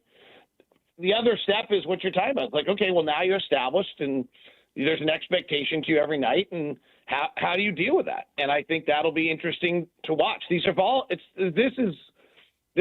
been pretty fascinating. He was not very good last year. Like, there was a real, like, if you'd asked me at the end of last year if I thought Keontae George was going to be a bona fide NBA player, I would have wavered. It's not that I actually would have said yes, but I wouldn't have said it with a great deal of zest. I thought we'd seen the skills, we'd seen pieces. There were things in there that made you believe. But, boy, you were taking a leap if you were really believing, if you were being honest about it. You were projecting something you hadn't seen yet. And so to see him make this stride right now, it's pretty great. Like, this is what these are the rebuilding victories that you go through, and to watch him do it right now is pretty interesting to watch, and it's interesting to me at the exact same time Walker did it, right? It's between year 2 and year 3. The other one, by the way, if you go back and look at that draft class, Keontae is going to turn out to be a pretty big win in that draft class. Agreed. Yeah, I think he already is. I think you need you need to take a bow, David, because you said Keontae has 3 doors. Which one is he going to walk through? And there's a door everyone was rooting for, but you're not alone. Nobody really knew which one he'd walk through. So has he walked through them now? So those doors are down? He's on the way so it's 3 doors he's down? He's on the way to be. Yeah. Nice. Put that one in the Guggenheim. Up your Guggenheim. Oh, it's, you say I lay it on thick when I come on, but there might be truthful, just pure appreciation to what I get to experience every day when I come on this show. I think the great thing about George is he's already proven it. He proved it the other night because I used the word confidence that bad games, bad quarters, bad possessions, they don't matter anymore. We saw it. He played the worst game he's going to play all season the other night, and then he comes right back out and is right back to where he was. So that's why I use the word specifically with confidence to borderline cockiness now, which I want. I want all my players to be extremely confident to the point of cockiness. I'd rather have to rein them in rather than try to pump them up. His body language and everything about him, and it's not over the top. It's not, at least for me, just watching it on television, it doesn't look like it's, oh, look at me. No, it's look at me. Yeah, what are you looking at me for? What, you didn't think I could do this? Of course I can do this. And that's where the cockiness comes in, and that's why they've got something with him, and I believe they have a cornerstone. I think there were a bunch of times over the last 2 years where he would do things where, honestly, my reaction was like, oh, stop. Don't celebrate. You're not there. Right. Or the celebration was enough that he didn't get back defensively on the other side. Or the celebration was, just in a way that bothered at least my sensibility of what we were supposed to be seeing. You haven't seen that this year at all. Like, you have not seen that at all. Nope. And I think the other one is how much his teammates respect him. I mean, he clearly worked so hard this offseason that he just garnered a ton of respect from everybody. His coach is Chris Jones, who's a really neat, interesting guy who's young. He played at the University of Pittsburgh under Jamie Dixon. And then instead of doing what everyone else did, which was to go pro and play in Europe or something, he was like, you know what, actually, I want to be a coach. And so he broke in to the Jazz film room. Vince LaGarza was the head of the hiring of that film room at the time, and Chris Jones just kind of sent a blind application out to their film room and got accepted into that staff at 22 years old. So he's now been an NBA coach for 7 years around some of the better coaches in the league as a, and is now, working with Will and has been the one working with Keontae. I mean, he and Keontae are close. When Keontae went to Finland and Paris last summer or summer before last, it was Chris Jones that went with him. Keontae doesn't have a lot of people in his life that are going on that with him. And so Chris Jones is the one who went with him. And Ron Boone was talking to Chris Jones the other day and about their training, what they did this year, and what Chris told him is that they did every single workout for the entire off season as a full court drill. Every drill was a full court drill. So conditioning was as much as anything what they worked on this year with Keontae to unleash him. So as much as the game changes, the game stays the same, because you are just channeling Jerry Sloan right there. When you talk about conditioning is the most important thing, build everything around conditioning. I just hear Jerry Sloan just screaming across the ages. Yeah, I mean, hey, if you can have an edge, any edge you can find, but if you're deficient, you see guys, right? You get tired and they pull for, it's a lot easier to pull, right? For three, or a long jumper, or you don't quite finish. Like, you see tired all the time. I'm going to go ahead and say that Keontae George is done playing in the Summer League. I think you're probably right. I don't think he'll play for the Stars this year either. Oh, he'll play for the Stars. They're called the All-Stars. Oh, look at you, PK. Look at you. Gosh, you are sharp today. What is going on? What do you got? Big plans this weekend? Heading to St. George? Heading down to Arizona? Get a little golfing? Get out of the snow? No, what are you fired up about? Going to Dallas, actually. Okay. It's expansion to the Guggenheim. There's a whole wall to fill. There's an entire new wall to fill. He's just working on it, one painting after another. You are on point today, Patrick Kinahan. I am going to Dallas, and I'm going to watch the biggest upset we've ever seen. Who shot the Red Raiders? Do they have a chance? I really like George. When BYU played Texas Tech last time, it was pretty one-sided, right? Yep. Yeah. Okay. Who Any else? Personnel changes that make you think it won't be one-sided? Maybe some better health for BYU, but they did make a ton of mistakes, stuff that they traditionally and normally don't do. Don't drop the punt in a scoreless game and give them a short field, and even though the defense holds, they take the lead. That's not them being really good. They're really good. They're number 3 in scoring offense. They're number 3 in scoring defense in the entire country. They're really good. So don't give them the ball at the 30-yard line because you drop it, for starters. All right. I will try to keep an eye on it after I take my first turns of the year tomorrow. Is it tomorrow? When is it? Yeah, it's tomorrow at 10 a.m. Oh, all right. Oh, then I'll miss it for the start because I'll be making my first turns of the year tomorrow. Do you think that time in the G League can rebuild a player's confidence at the NBA level? Taylor Hendricks looked like when he came back, he wanted to take the ball to the hoop, which is a good instinct. He didn't have a problem beating his guy. He had a problem finishing once he got there, but he didn't have a problem beating his guy. So I thought there was a level of aggression that was good. I don't know what to attribute that to. I wonder if you do. I mean, I think both. I would suspect that between now, I might be overstating this, but between now and All-Star break, I would guess that Cody Williams and Taylor Hendricks' priority is G League minutes. And if you can get them 30-plus minutes every time you can, you should down there. For different reasons, but the same reasons. I mean, one, regaining confidence. Taylor's just got to be working with his body to get to believe in his body and get it all back together. But then also, frankly, neither Taylor nor Cody have shown all the skills they need to show as an NBA player yet. And so they need a place to develop them. And it's hard. You can't really work on skills in 8 or 9 minutes in the middle of an NBA game. It's way too hard.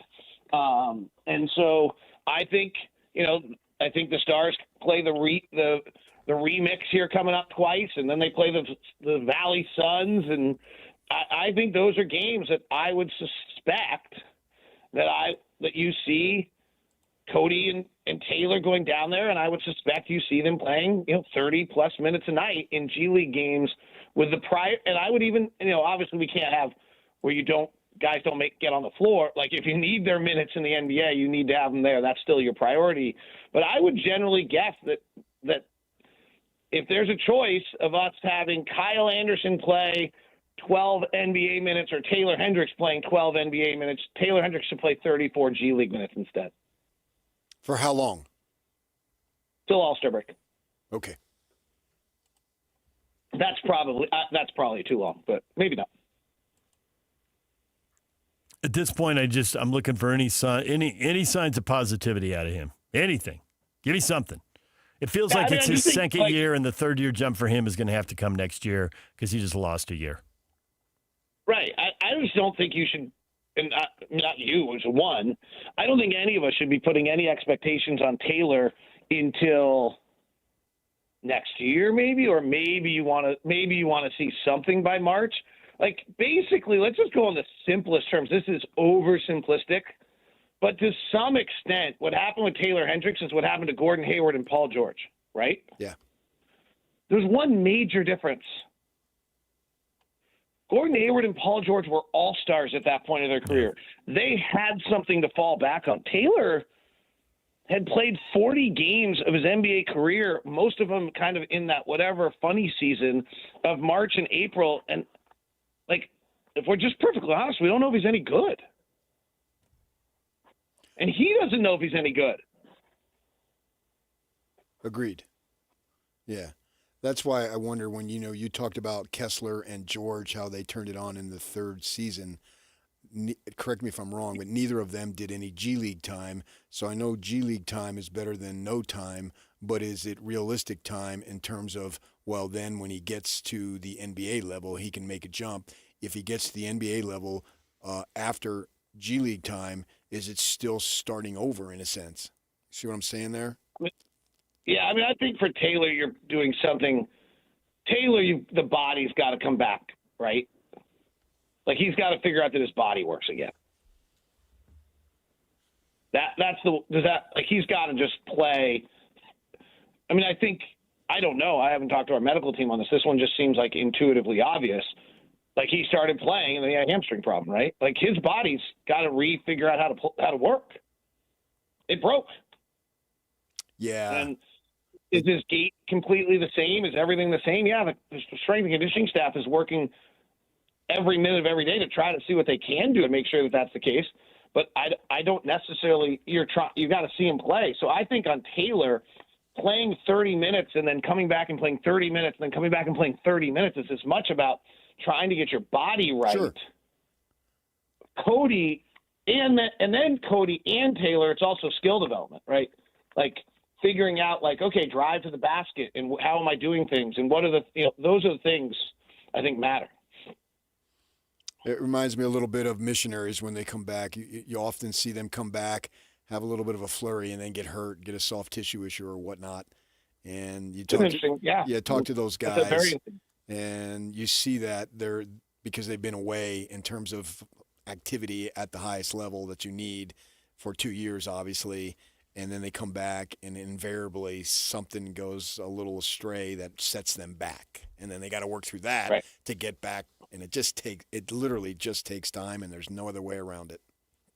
And I haven't looked at, probably should, I haven't looked at Gordon Hayward or Paul George to kind of look at what they did, because I feel like it's, on one level, I've consciously not looked at it because I think it's an unfair comparison because of what we just talked about, but we probably could find something out about, did they both play 12 games and then they sit down for a little while? Or, I'll bet you we could learn something in regards to just what that process was, trying to come back from a catastrophic lower leg injury. David, we appreciate it as always. We'll free up a little time for you to go to the Guggenheim. I would prefer to walk the High Line. I think that's awesome. Maybe the weather's not good enough. I don't know. But the weather's great. It's been fabulous. I think I'm going down to the West Village in Soho. But I need to prep back to back. I got to do some work on the next year, or have Claude do a lot of work for me. We will hear you tonight on the call. Thank you, David. That was like a modern joke, and neither of you reacted. No, Yock said something to us. I didn't hear all of it, honestly. I said, or have Claude do a lot of work for me. Oh, nice. There you go. All right, bravo. Yeah. All right. See ya.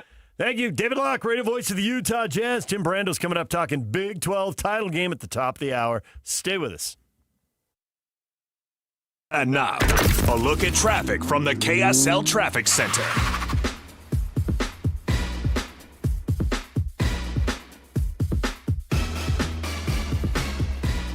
Pioneer Crossing is showing some heavy slowdowns from 850 East. You try to get over to I-15 this morning. Speaking of I-15, there are no accidents or delays. Traffic is flowing freely both northbound and southbound across all the major counties here along the Wasatch Front. This update is brought to you by UTA. When you take UTA, you can do just about anything while you ride. You won't even notice all the traffic you're missing along the way. Plan your trip today at rideuta.com. With your KSL traffic update, I'm Jake Hatcher on 97.5, the KSL Sports Zone.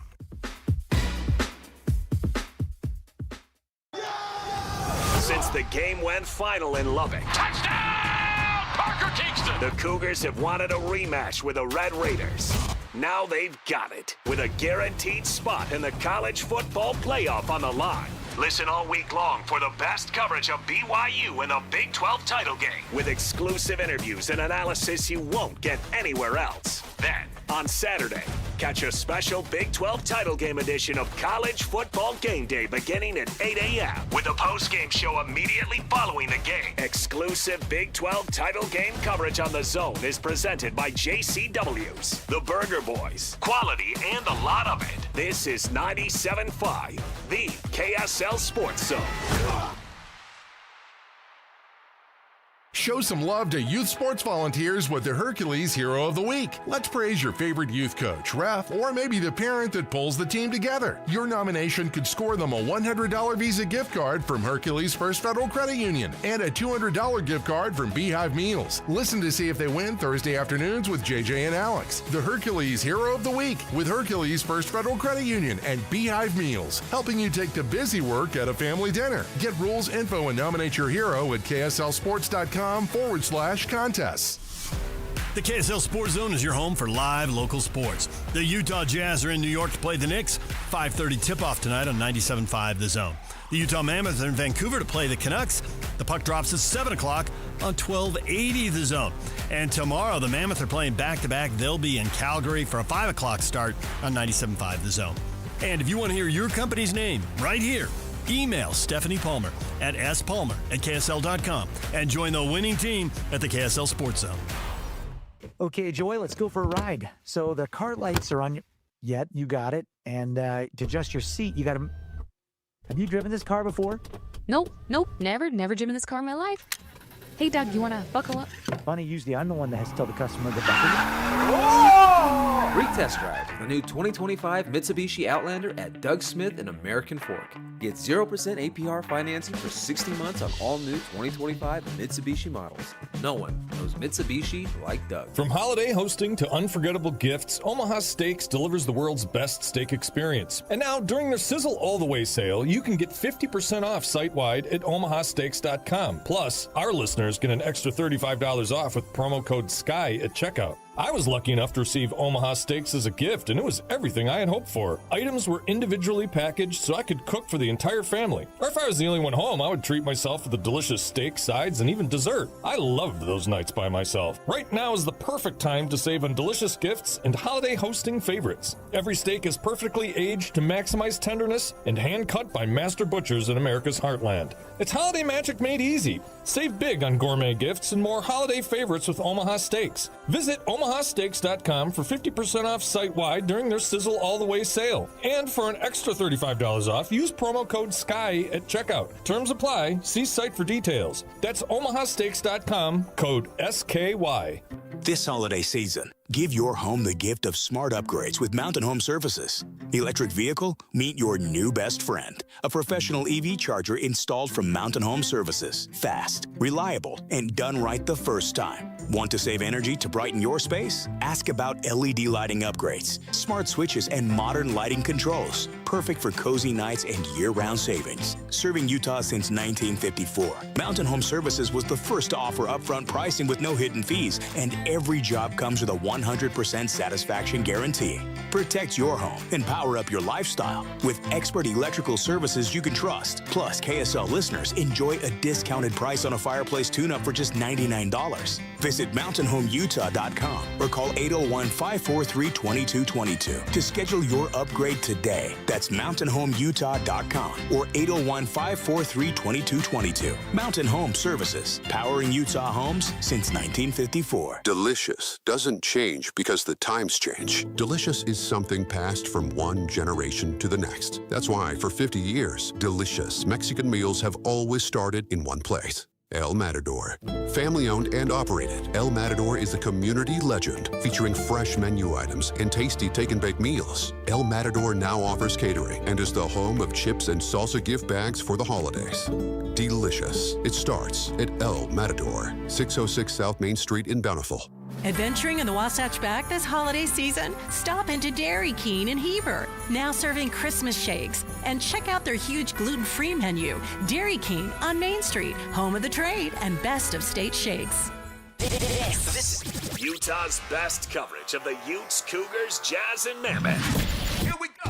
From the guys who have been there for all the biggest moments in Utah sports history. You're listening to DJ and PK on 97.5. The KSL Sports Zone.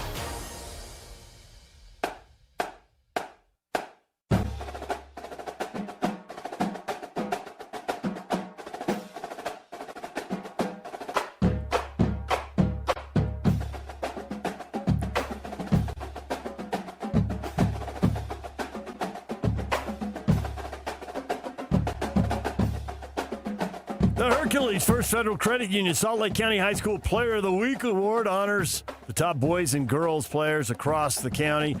Our winners this week, Miley Adam from Cottonwood High and Sophie Nielsen from Brighton High. Adam tallied 21 points, 15 boards, a win over Riverton, had 15 more points and a win over Brighton. Nielsen has opened the season averaging almost 22 points and 14 rebounds per game through Brighton's first 4 contests. The Salt Lake County Players of the Week, proudly presented by Hercules First Federal Credit Union. At Hercules, they're celebrating the everyday victories. Hercules First Federal Credit Union, growing stronger together. Go Bengals. You have so many schools. You have almost as many high schools as you have Major League Baseball teams. If you sent kids to multiple high schools and your wife worked at one, can't you claim them? Are they not legitimate? Is that how you got? How many? Well, how many do you have? 3? Okay. I was trying to think about a 4th. All legit. Okay. All legit, buddy boy. Brighton, Jordan, Corner Canyon. It's all in the area. All in the same district. I'll give you that. That's geographically very Coach some compact. baseball for Juan Diego. Claim them. That's 4. Yeah, add JD to the mix here. Oh, I got some JD gear. But Alta and Hillcrest, you're out. No Cottonwood. No, I don't hate them like there's a couple other schools that I passionately hate. Oh, yeah? Now everybody wants to know who they are. Hold on, what? Do you remember that one time? I do. I was about to tell Yak, you wouldn't believe this. Back in the early days. I got lit up by the principal at Brighton. Yep. Yes. Over what? I don't even remember. A comment you made on the air. Net letter of just hammering me. I said, I think you were actually. I'm a nice person. I think you actually said something and cracked on Brighton Little League football. I did, and she took it. And took it as a high school thing. Which it wasn't. It wasn't. No. It's right up there with him bashing Air Supply, and then Johnny Lightfoot sending me an email, how dare I bash Air Supply, and I never said a word about Air Supply. It's all true. It was all me. I confess, PK did it. It's totally on me. My music is like whatever. If I don't like it, remember? just like, turn the channel. I do remember. I had some nasty crack to make about 80s, what do they call that? Yacht rock. Yeah. Whatever. Yeah, whatever. We got to get NFL picks, though. Yeah, NFL picks, Jock. Jake Hatch, NFL picks. There are a couple games out there that absolutely scream, pick me, pick me, pick me. Well, can you pick them? And the answer to that is it depends on the game. So the Rams game, when I was looking at them, I thought, oh, that's perfect. The Rams are really good. They're on the road at the Cardinals. They were 3-9. And then I realized all of us had picked the Rams, so that one's off the board. The Broncos at the Raiders, and I thought, that is an obvious 10-2 Denver over 2-10, the 2-10 Raiders. Oh, wait a minute. I already picked the Broncos, and I looked. I picked them to beat the Raiders the first time. We got to go, Lo. Take it if you want. That one's there for you. I don't think you took Denver. Have I picked Tampa Bay?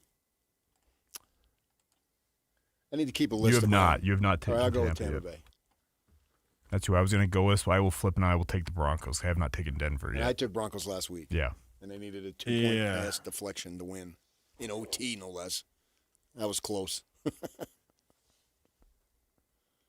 So why don't you pick Cincinnati over Buffalo? Hold on, I got it written down here. It's only 5.5. I got Tampa Bay over New Orleans. So you're also going Tampa Bay. All yeah, right. I've doped them out for the rest of the year. There we go. I don't want to have to think. There you go. Bills over Bengals. That'd be super dangerous. But I've already taken the Bills, so it doesn't matter. Oh, no. Yeah, you're not going to do that. No. DJ PK, it's 97.5. Coming up next, it's Tim Brando right here on the KSL Sports Zone. Every child deserves a warm, joyful holiday season. But many families in Utah are struggling right now. KSL's Quarters for Christmas is here to help. With your support, we can provide coats and shoes to kids who need them most. Every dollar goes directly toward winter clothing for Utah children. Please join us in making a difference. Donate today at kslquarters.com. That's kslquarters.com. Hi, this is Derek Overstreet, president of the New Millennium Group and co-host of Stop Working, Start Living with KSL News Radio. Can you imagine what your life would be like if you could retire 3 to 5 years earlier than you thought possible? The things you could do, the loved ones you could spend time with, the memories that you could create. That's what our team at the New Millennium Group does. We'll walk you through the entire process every step of the way. If you'd like to get a copy of the 5-step proprietary plan that will help you retire 3 to 5 years sooner than you thought possible, give us a shout right now. 888-999-6370. That's 888-999-6370 or utahsfinancialplanner.com. Listen, most of our listeners right now have a tax problem, not a money problem. There's not enough money in Social Security Medicare as it is. Let us show you how you can significantly reduce your taxes. That's 888-999-6370.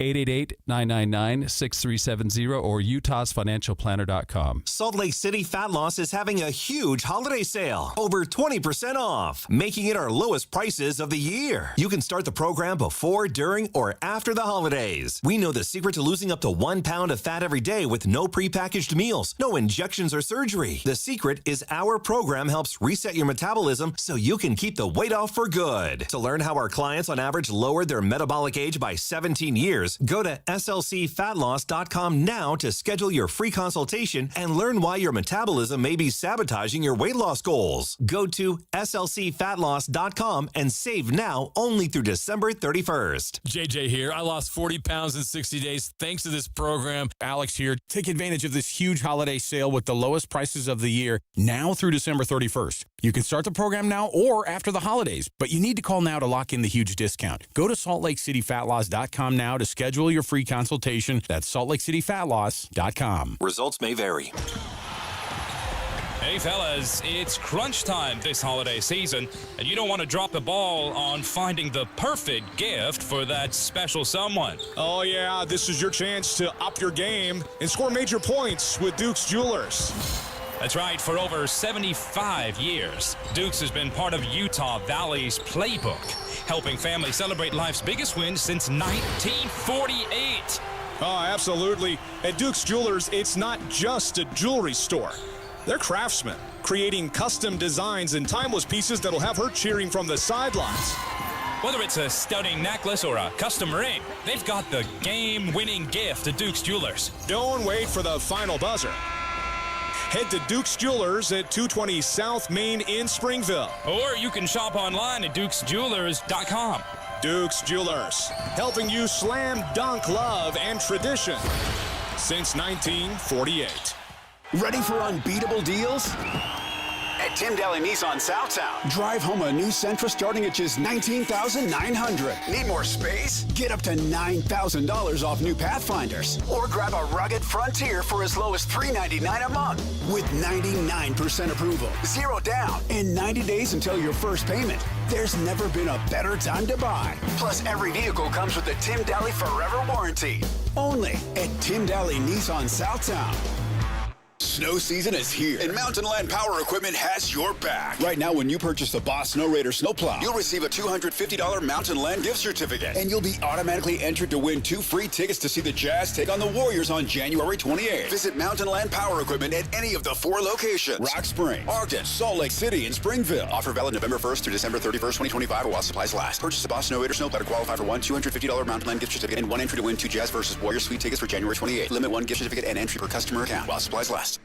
Hey, this is Chris with JCW's. Are your kids picky eaters? Bring them in and try our chicken fingers or a grilled cheese sandwich. They'll be smiling big in no time. JCW's, quality and a lot of it. Broadcasting from the Mountain Home Services Studio, this is 97.5 KZNS FM Colbert, 1280 KZNS AM Salt Lake City, and 102.7 KSL FM HD2 Salt Lake City Midvale. This is 97.5, the KSL Sports Zone. All college football, all day. It's a Football Friday right here on the Zone. Whether it's the Utes, Cougars, or Aggies, we've got you covered.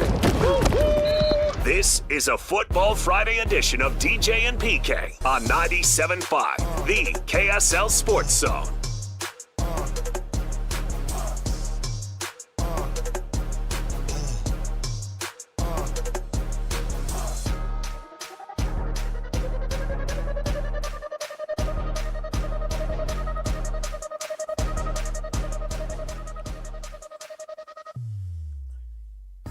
Get the best blankets and gifts ever and save 50% this season with promo code ZONE50. Shop online at MinkaCouture.com or visit any of their 6 locations. Big weekend of college football. You got an upset buried in all these games, PK? Yeah, you got somebody BYU. you look at besides BYU and all the other games? Indiana. How legit is Indiana?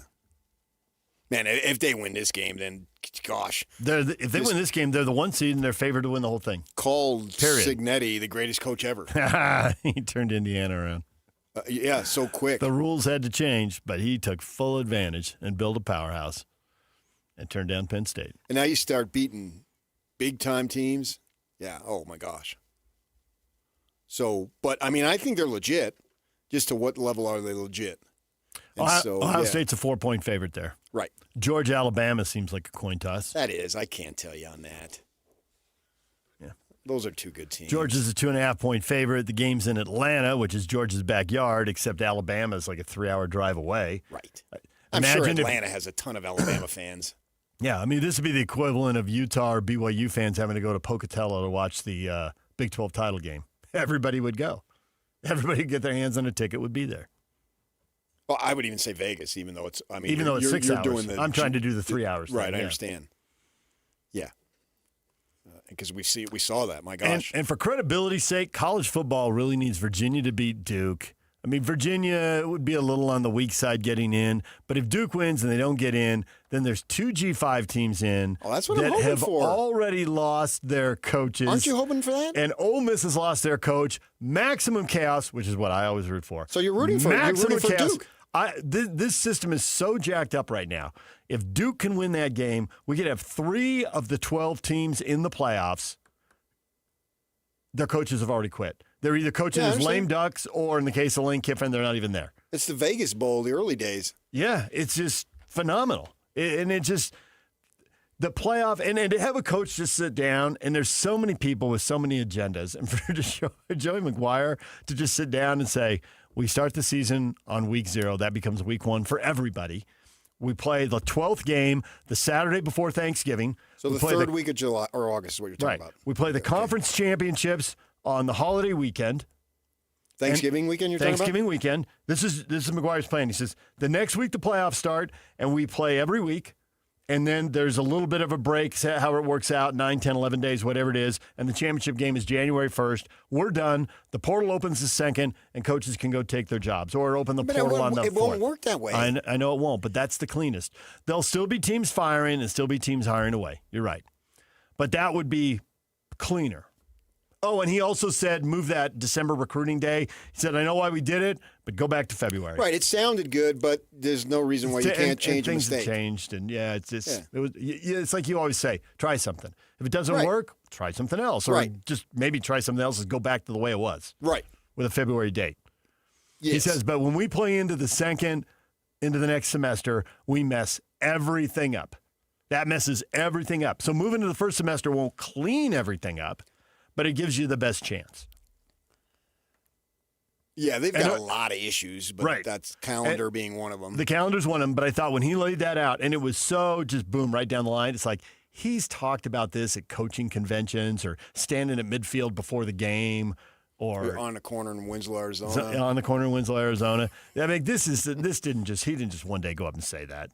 There's some thought into this. And try that, and then if it doesn't work, you can try something else. Yeah. Yeah. Because didn't I see a thing, and you would know this more than I do, because you're more intelligent than me, and B, you follow it, but that the college football had record ratings this year?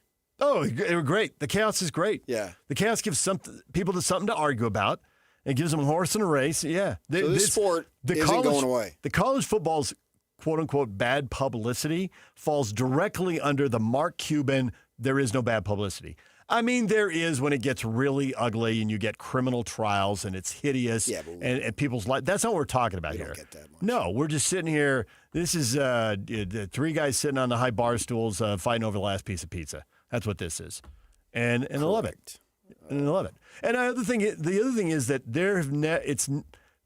the games have just never been more accessible. There are so many games now on multiple platforms. They are on TV. They are streamed. The over-the-air networks are televising more games than they've ever televised. I mean, Fox has added Friday. It's a whole new time slot. I can't believe ABC hasn't done it. I think your mark should run, not walk to that. And say, ABC, we will load you up. And they're toying with that with the Wednesday night. I'd be careful about saying that. The way you said that, I will load you up. With marquee college football No, I know, games. but I might slip and say something else. Okay. Let's keep going.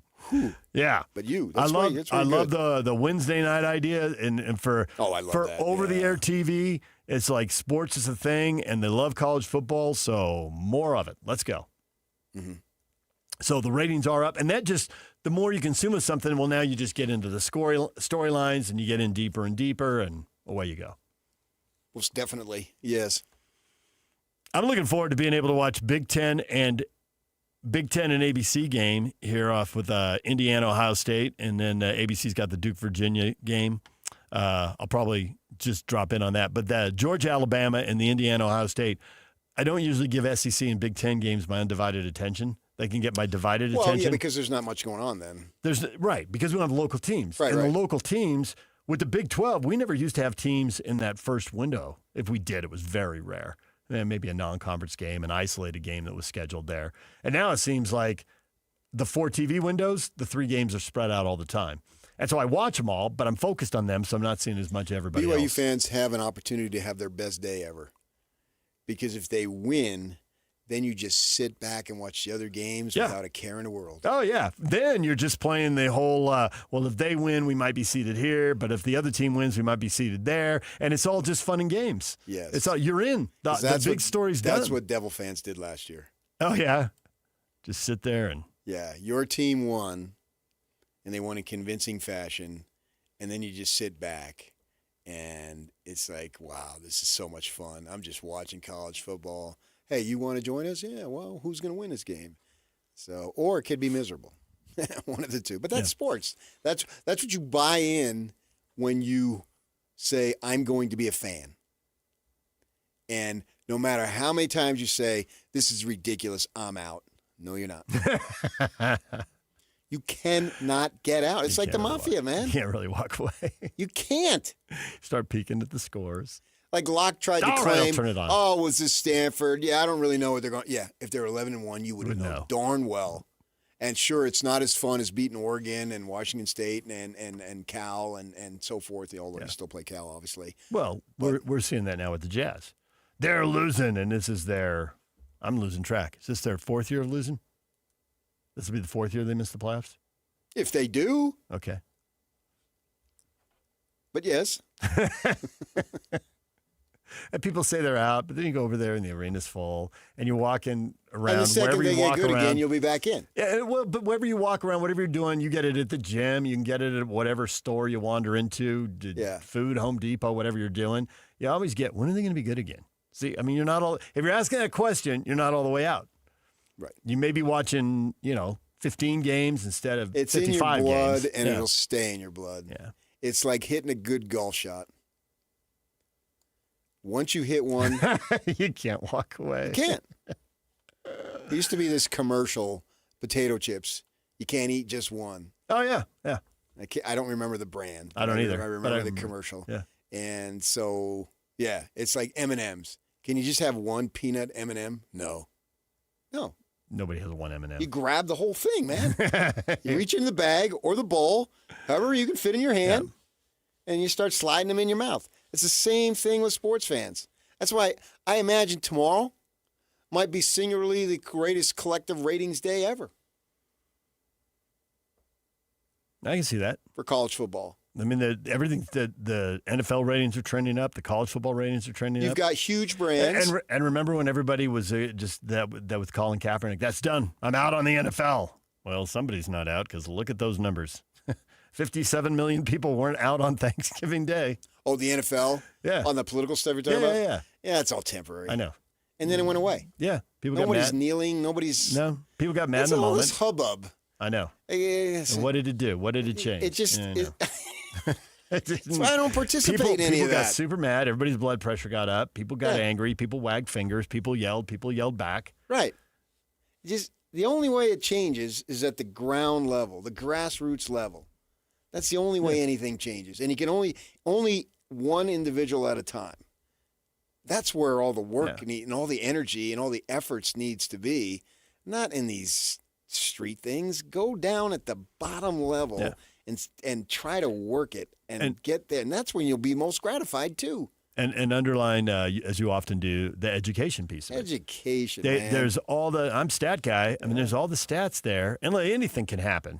There are people who have no education and they flourish. There are people with tons of education and they have all sorts of issues. We're talking generally. But you're talking playing the odds.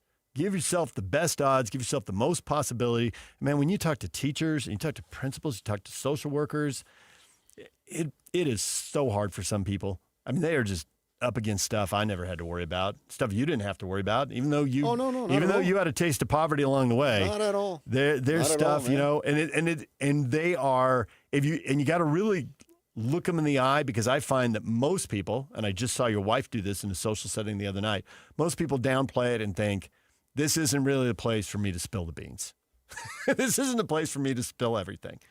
And, you told a story to a mutual friend of ours, a coworker here, and he's like, really, really? And I'm thinking, there's more stories than that, but it's not my place, not my stories. And your wife, man, stiff upper lip, she didn't say a word, But you talk to the principals and teachers like, well, now Literally tell me somebody. Stiff upper lip. Yeah, right. Yeah. But then you talk to them about someone who did do that work and who did put it and who comes back years later and tells them how things are going and thanks them. And people just start bawling. Oh, for sure. Yeah, it's awesome. Oh my gosh. Remember when Jason Reed came on? You did. Yeah. Yeah. You just waved like, handle it, DJ. Yeah. While you pulled yourself together. Yeah, that hit me like a ton of bricks in the right way. Yeah. And I was so happy that I had an influence on a young man, finally. Well, everybody gets to be a mentor without being, formally a teacher. Yeah, and you don't set out to do it. You're just trying to help someone who you think that you see something in that person and you want to help them. Yeah. And we talk about that, and Kalani talks about that, and he repeatedly says Kyle Whittingham and Ron McBride. Or Kalani says... Kalani Lavelle. Kalani and Lavelle. Kalani and Lavelle. Kyle... He puts Ronnie Mack Ronnie Mack and Lavelle in there. And that is what is so cool. And I know Kyle is like public enemy number one to a lot of Provo people. But your guy, whom you love, he's either 1 or 1A to talks about him all the time. Yeah. Yep. All right. Well, to somebody who's trying to pull your way up the ladder, keep working. You can do it. And find yourself a little education, whatever that looks like. That can look like a lot of different things. Oh, for sure. Trade school, junior college, university, GED, whatever it is, whatever the next rung on the ladder is. 100%. Well said. All right, DJ and PK, it's 97.5, the KSL Sports Zone. All right, Tim Brando needed a moment. Hopefully we'll get him on the other side of the break. Stay with us right here on The Zone. This is JJ and Alex. I got this. But how do you solve this Texas Tech issue? They're not just better numbers-wise on the offensive and defensive side of the football. They also have this psychological advantage over you, which was this, hey, there was nothing you could do against us. We had kind of a bad offensive day, and we still beat you by 22 points. I guess the question that everyone's asking is, why is this going to be different this time around? BYU's defense has to play their best game of the year. BYU needs to sustain drives. They've got to have the ball for 6 minutes at a chunk and keep that Texas Tech offense off the field, and that's how you reduce the amount of points that they score. The turnover battle goes without saying. It's how they execute this is going to be the question, and I think they learned a lot from that game. You've got to turn Bear Bachmeier loose. Bear's got to throw for over 300 yards. He only threw for 188 in the first meeting. Catch JJ and Alex afternoons from 3 to 7 on 97.5, the KSL Sports Zone. You know the feeling when you're about to cut into a juicy steak and hope it tastes as perfect as it looks? Worry no more. With Chef IQ Sense, it's possible to get it right every time. How? It's a modern, completely wireless cooking thermometer that eliminates under or overcooking your food, no matter how you cook it. Chef IQ Sense was designed to withstand extreme heat and can even survive in your deep fryer. From grilling to roasting or baking, Chef IQ Sense guarantees that your chicken, meat, or fish will come out exactly to your preferred outcome. Using Chef IQ Sense is so simple. Insert the wireless probe into your food, choose your desired doneness on the Chef IQ app, and it'll alert you when it's ready. Stay connected and monitor your food from anywhere over Wi-Fi and Bluetooth. So stop the confusion, eliminate the risk, and serve every meal with confidence. Chef IQ Sense works out of the box and with your favorite appliances. You can find the IQ Sense at chefiq.com and save 15% at checkout with code USA. That's chefiq.com. If you're getting new gutters, make absolutely sure that you don't get screwed. I mean literally, don't get screwed. Tim Jr. here from RGS Exteriors. And every single gutter company out there uses screws to hold their gutters together at the corners and downspouts. They use screws because they're fast and cheap and easy. But man, they're terrible for your gutters, aside from possibly cutting your hand. They also loosen and corrode over time because they're not made from the same metal as the gutters. At RGS Exteriors, we've been installing gutters for 70 years now, and we don't use screws. We only use permanent, strong, and unobtrusive rivets. They're made from the same material as the gutters, so they won't oxidize and they won't corrode. They'll also never loosen. Your hand is safe too. Did I mention they look amazing? So don't get screwed. Call RGS and get riveted gutters. Our number is 801-280-3110 or visit us at rgsutah.com. That's 801-280-3110 or rgsutah.com. Did you know we're on YouTube? Fox Sports Radio. You can find all of your favorite shows on YouTube. Look at us. We're waving at you right now. Did you know that you can find the best clips and the best videos from your favorite shows? All the interviews, clips, everything is there. This is why you're the smartest listeners in the world. Completely agree. Because you went to YouTube and you searched Fox Sports Radio, and you were the ones that hit the subscribe button and the notification bell. You're the ones that watch videos from Two Pros and a Cup of Joe with Jonas Knox, Brady Quinn, and LeVar Arrington. You can't even make this up. You got some holy water in your bag, baby. Dan Patrick, Colin Cowherd, Doug Gottlieb, Cavino and Rich. Oh, yeah. The Odd Couple with Rob Parker and Kelvin Washington. The Jason Smith Show with Mike Harmon. Think about that for a second. And the Ben Maller Show. Fox Sports Radio. On YouTube. It's that easy. By searching Fox Sports Radio. Check us out on YouTube, subscribe, hit that thumbs up icon, and comment away. Show some love to youth sports volunteers with the Hercules Hero of the Week. Let's praise your favorite youth coach, ref, or maybe the parent that pulls the team together. Your nomination could score them a $100 Visa gift card from Hercules First Federal Credit Union and a $200 gift card from Beehive Meals. Listen to see if they win Thursday afternoons with JJ and Alex. The Hercules Hero of the Week with Hercules First Federal Credit Union and Beehive Meals, helping you take the busy work at a family dinner. Get rules, info, and nominate your hero at kslsports.com/contests. Chicago Sticks, the Windy Cities Tour. Finally, two iconic bands together for the first time. 103.5 The Arrow presents ArrowFest. August 30th, Utah First Credit Union Amphitheater. Reserve seats on sale Friday at 10 a.m. at Ticketmaster. Don't miss Chicago and Sticks. All the hits. Your kind of tour.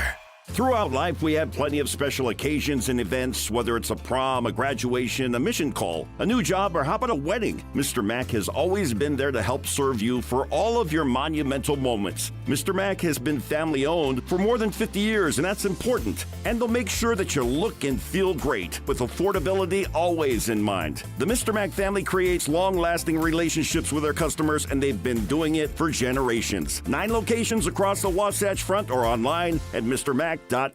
Bar Dub Grill is where roadside classics meet ranch-raised flavor. Sink your teeth into juicy, handcrafted burgers made with premium Bar W beef straight from the local Utah farm. From the bold cowboy barbecue burger to the sweet and savory Aloha burger, paired with crispy cowboy fries, hand-spun shakes, or signature spud nuts. Soft, airy, and unforgettable. Bar Dub Grill delivers honesties with cowboy swagger. Bar Dub Grill in Nephi with easy access right off exit 222. In Nephi. Listen every Monday morning to DJ and PK and Monday afternoon with JJ and Alex for your Chevy Strong Play of the Game. Win great prizes from Rocky Mountain Chevy. This is your Cougars at 30 update. Presented by Kenny J's Barbecue on 97.5, the KSL Sports Zone. BYU, Texas Tech, the rematch. Why will this go differently? Tech won 29-7 a month ago. Why could BYU pull off the upset? Tanner Wall got the question. the way that we're preparing for this game and the mindset that we're taking with us down to Arlington, we're expecting to go in there and play our best ball. From our perspective, we want it a lot more. Like, this means so much to us and to our coaches and to our program and to our fans. And so we're going to go out there and execute. And we got a lot of belief and trust in all of our guys and know that we're going to play our best. BYU and Texas Tech kick off tomorrow morning, 10 a.m. on ABC.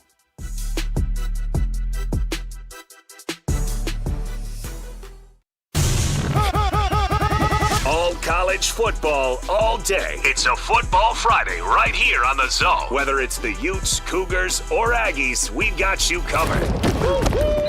This is a Football Friday edition of DJ and PK on 97.5, the KSL Sports Zone.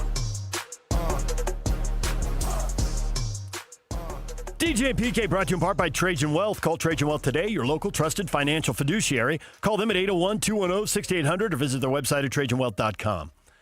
DJ PK, we're joined now by Tim Brando, Fox Sports broadcaster. You see him on college football games all season long. Tim, welcome back to the show. Great to be with both of you. By the way, just so you know, okay, this is a real bonus for you because you're getting some comments today from the guy that's going to be on opposite your game with Texas Tech, doing a pretty big basketball game on Fox between Duke and Michigan State. I just thought I'd get that shameless plug out of the way. Okay, if the game doesn't go well for BYU early, just tune over, and I've got a good basketball game for you to watch. In fact, a great one between number 4 and number 7. Okay, that was not a shameless plug. That was not a shameless plug. That was a public service announcement because I'm a guy and I have a remote control in my hand, and I got to have somewhere to go at halftime and during commercial breaks. Right. Now I always want to. Now you know. Yeah, and everyone here is watching because Duke's got Boozer, and he's going to be a top 3 draft pick, and the Jazz are winning a bit, and unless they get lucky in the lottery. But, his dad played here, so he's a story. He's a story, Absolutely. no doubt. Yeah. All right, so here's another story. There look to be a half dozen teams that can make a rock-solid argument. In all honesty, they really can make good arguments for one of those last 2 or 3 spots in a college football playoff. So 3 of them get in and 3 of them don't. And who do you think should fall on which side of the line? Who do you think should be in out of that Oklahoma, Alabama, Notre Dame, BYU, Texas, Miami group? Well, there's a shall we just call it a conundrum? There you go. It's a big-time conundrum.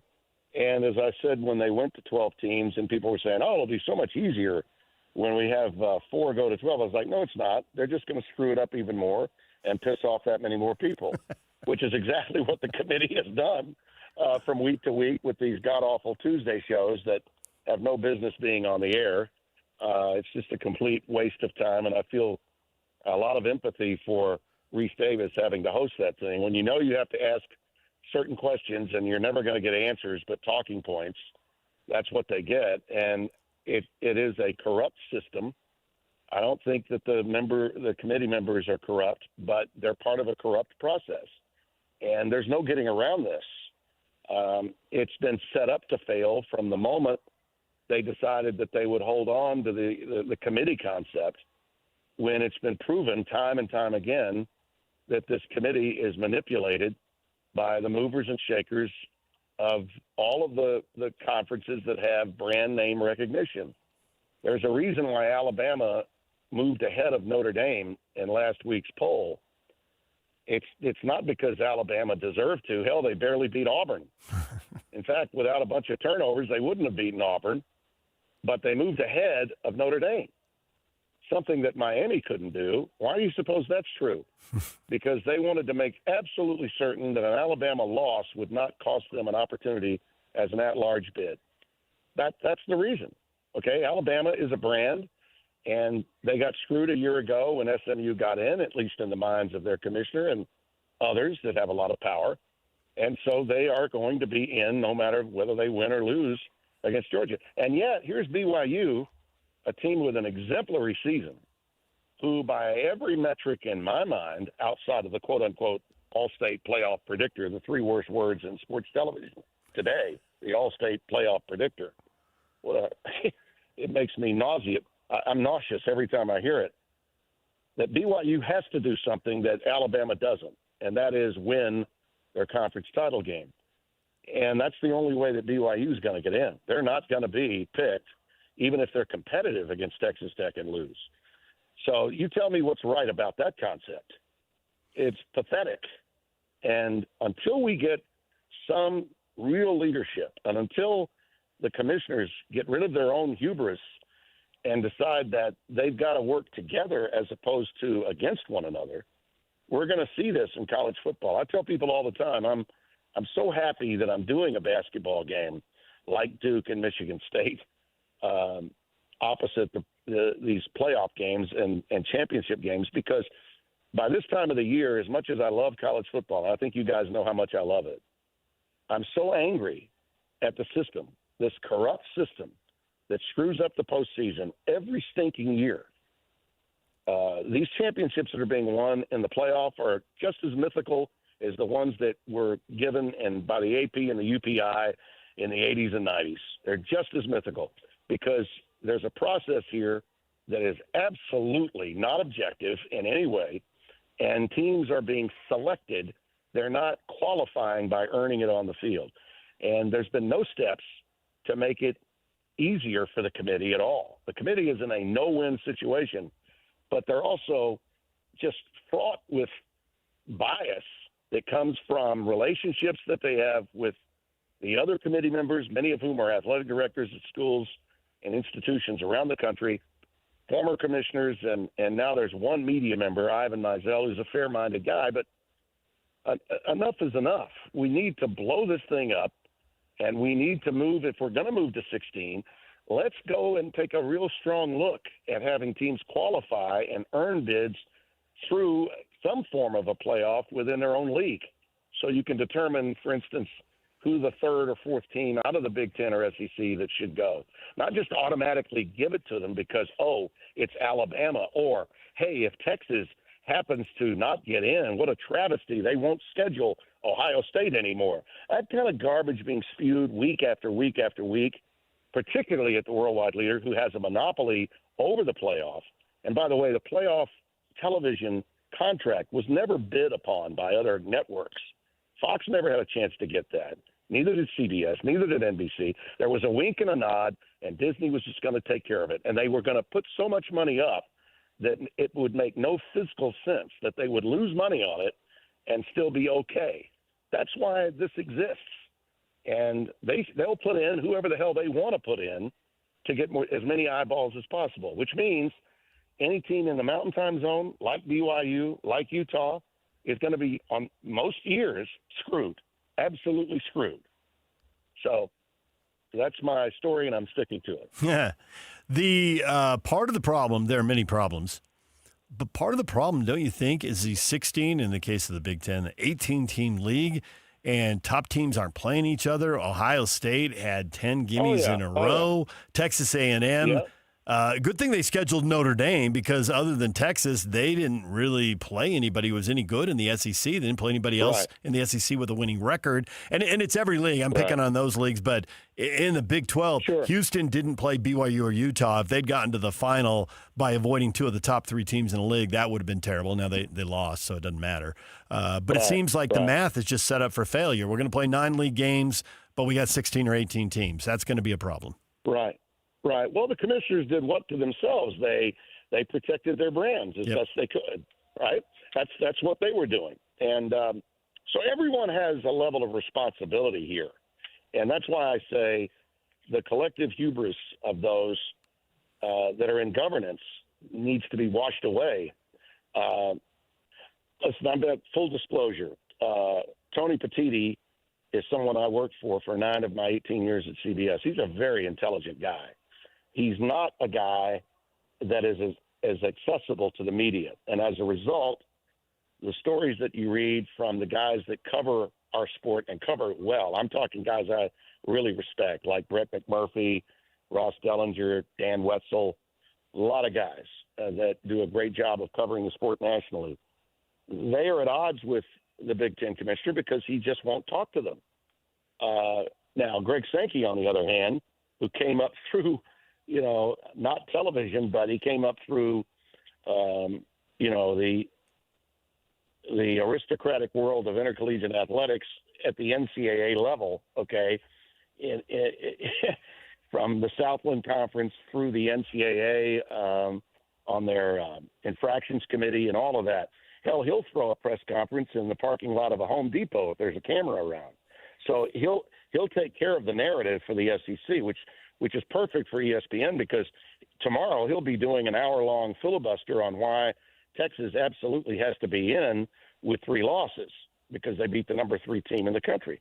And they'll give him that. Well, I think that we really need to step back and look at the principal concepts of having 16 teams playing and having these championship games in the conferences go away. It was a revenue stream getter in the beginning when the SEC started it in 92, but now it's outdated, especially with 12 teams, and even more so when we go to 16. We can have no buys and have every team play every team beginning this weekend and carry it through December and hope and get the thing over with on New Year's Day if we just listen to reason.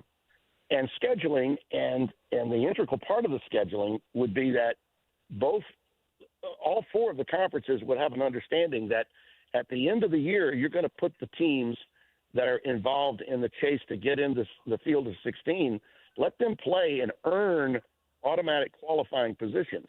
Think about it. If the Big 12 was guaranteed 2 in the 4-4-2-2-1 concept that Commissioner Petitti brought up back in the summer, that everybody just went berserk, said, no way, we can't do that. Wouldn't you take that now over what we have? The Big 12 has to have BYU win to get 2 in. Hell, the ACC is in a position that if Duke wins, they may not get any team in. So wouldn't Yormark and Phillips both be the commissioners of those 2 leagues in a better position if we adopted that concept? Let those bids be earned as opposed to be selected. The less we have the committee do, the better.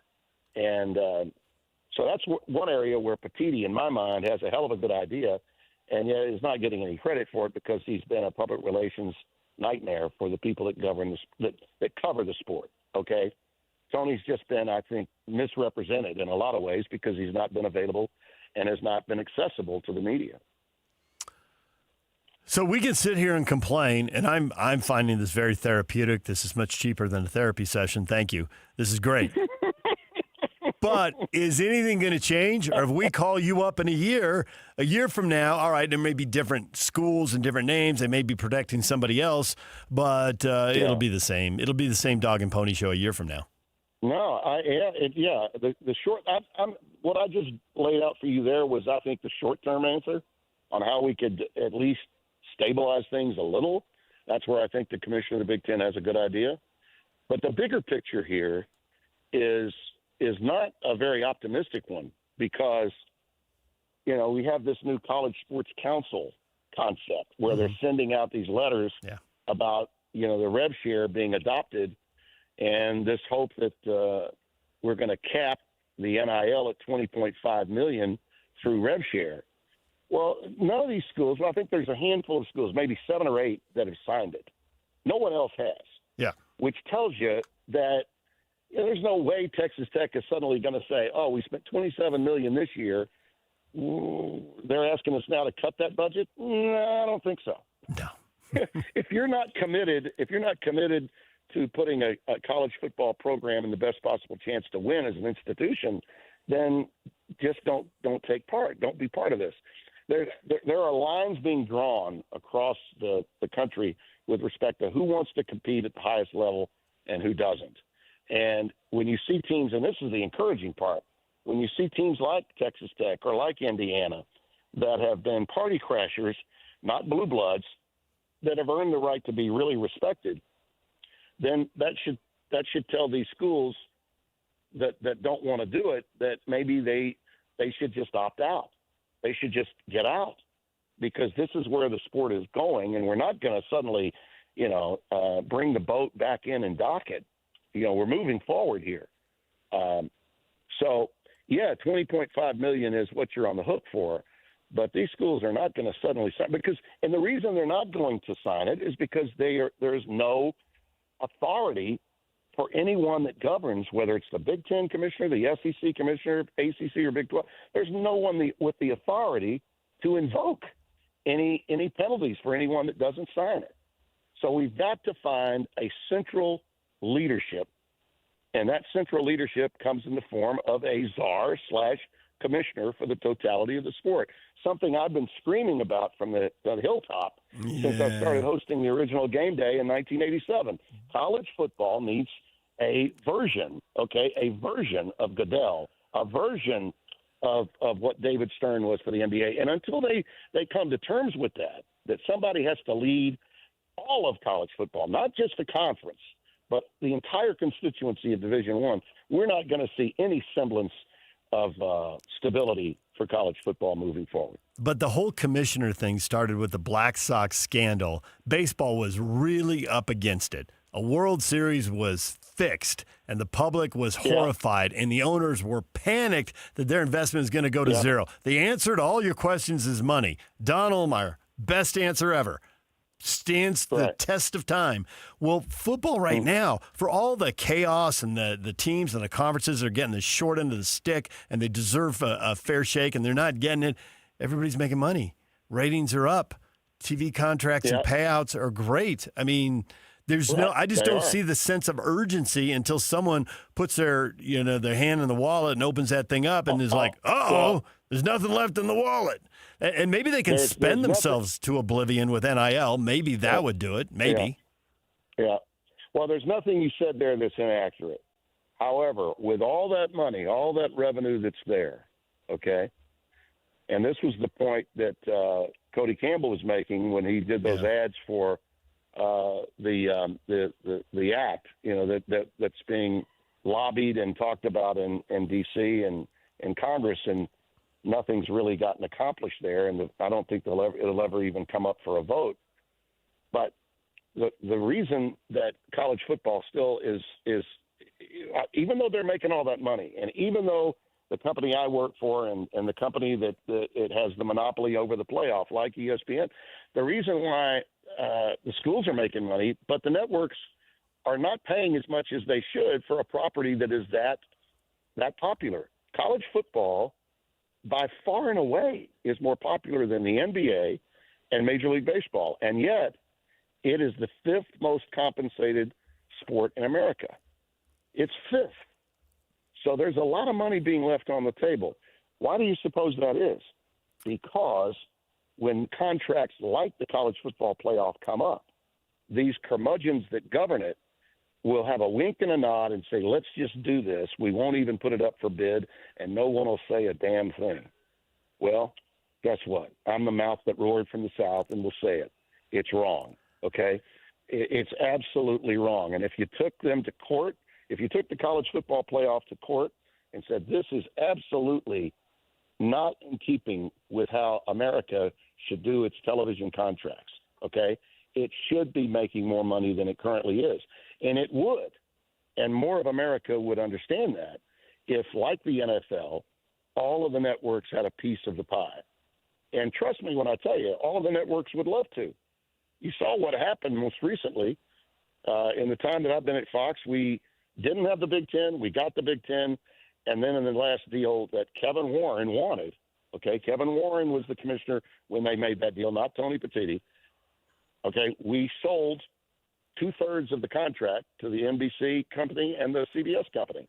And they are airing, and you'd think, oh, that's great for the league because they're making so much more money, and they are making more money than the SEC because they have network deals, but they're still in the position they're in because, now all of a sudden all of the games in the Southeastern Conference are on one network or between ABC and ESPN, and those games now are, Fox was the number one network for college football with its noon window until we got rid of the entire Big Ten. When we got rid of the Big Ten and sold off 2/3 of it to CBS and NBC, NBC and CBS, ABC and ESPN now are the dominant. They've got the most viewers, and they've got the best games that are on in those different time slots. So, but all that being said, if all of the networks were involved in the postseason of college football, the money would be astronomical. absolutely astronomical. And we wouldn't be having the same issues and the soap operas and the back-and-forth controversies. And listen, I've been very critical of some of what's been said and some of what's been the propaganda that's been fed to the public that comes from the talking heads of ESPN the last couple of years. I like those guys. Hell, I have affinity for ESPN. But the reality is, when you control something like that, you do have tremendous influence. So when Reese Davis says it's preposterous to think that anyone at ESPN has influence, my God, everyone that's on national television has influence. We had 25 million viewers in 1987. Not everybody had cable back then, and we had influence then. So it's clearly there now. We all should be promoting one another. We should be talking about the games that are going to be on every network, just like the NFL. does. How many times do you watch? And the NBA does it too, right? Yeah, the NFL and NBA both do it. You can, and oh, by the way, you can see that game. If I'm calling a game, this happened the other night. Arizona is playing Arizona State, and the Texas A&M game with Texas ended, and I knew that. My producer said that Texas A&M game just ended. I said, well, when we come out, let's welcome those that were watching that game. Nice. Because we're the only game on. That's the thing that we all ought to be promoting, the totality of the sport. And we all should be working together as opposed to poking holes at one. And that's true whether you're a broadcaster or a conference commissioner or an athletic director. The money that's being lost, even with all the money that's being gained that you're talking about, that's all true. That's all factual. We're still losing more money than we're making in college athletics because we don't do it the right way. Tim, we'll leave it right there. We appreciate the time. As always, thanks for joining us. And you'll have at least one viewer for a couple of minutes here and a couple of minutes there during commercial breaks. I'll check on Duke and Michigan State. And by the way, I think BYU has a real good chance of winning. I'll tell you why. Texas Tech has been told by the All-State playoff predictor that they have a 99% chance of getting in, win or lose. Yeah. No, hey, desperation, right? Desperation matters. That might help.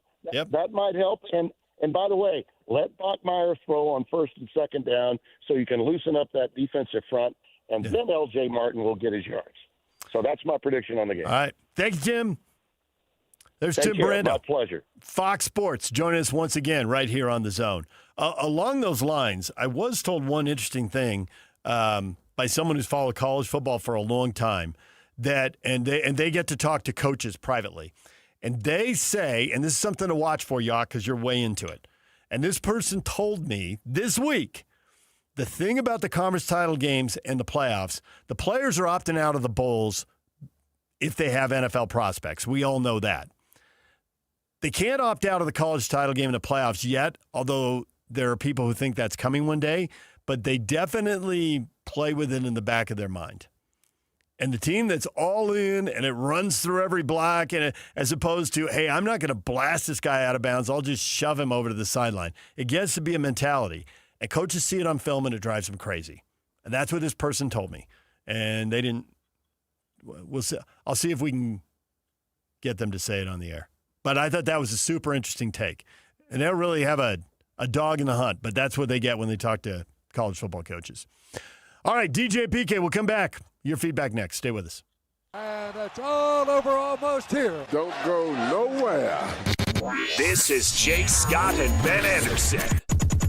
I believe that he had all but taken the Penn State job. By all accounts, that is exactly the case. The meeting had been called for him to tell the team that he was not going to be their head coach anymore. He was going. Yeah. I 100% believe that, and I 100% believe that BYU stepped in with a last-second package, so to speak, an influence campaign that got him to change his mind to stay. The why, of course, is really interesting. BYU is safer. He already has a good working machine at BYU that should continue on and is lined up to continue to be very competitive, including talent that they have expected to come in the next few years. And now on top of it, there is a renewed investment into him, into his coaching staff, and then into the program itself in the form of what's rumored $10 to $15 million a year in NIL.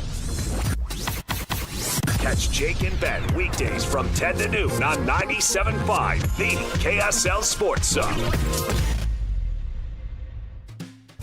DJ PK and John from J. Brooks Jewelers joins us. John, the countdown to Christmas is on.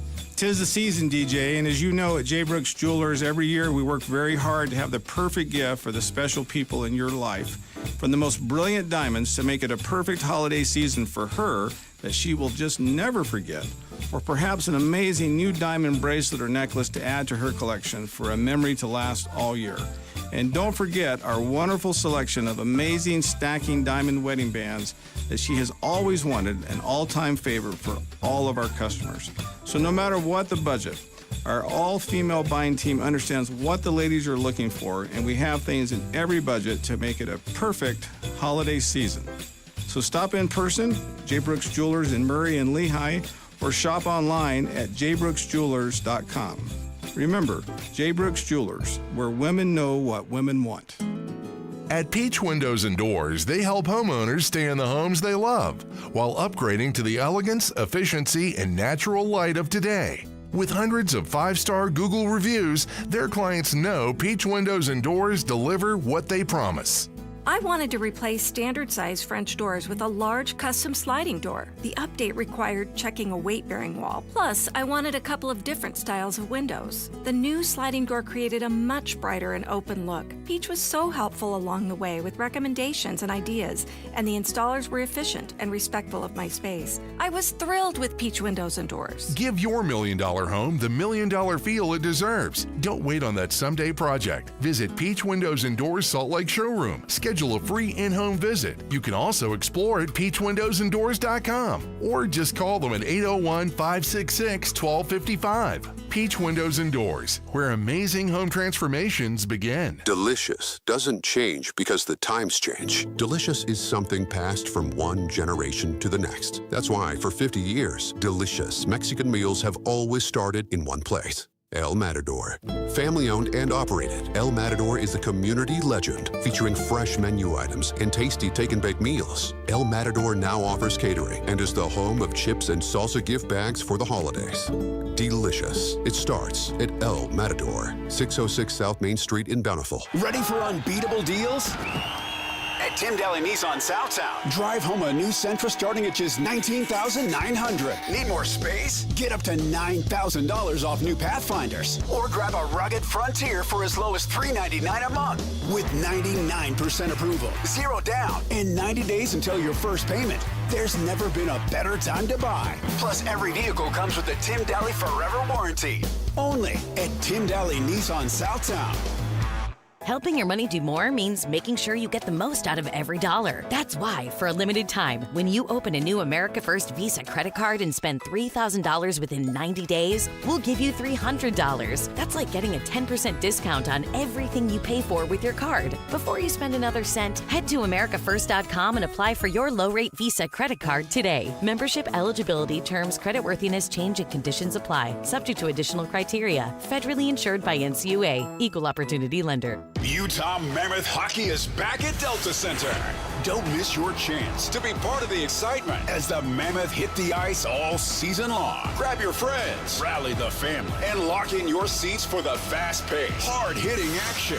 Great seats are available for most games, but they're selling fast. Head to UtahMammoth.com to get your tickets today. That's UtahMammoth.com. Your home for all things Mammoth hockey.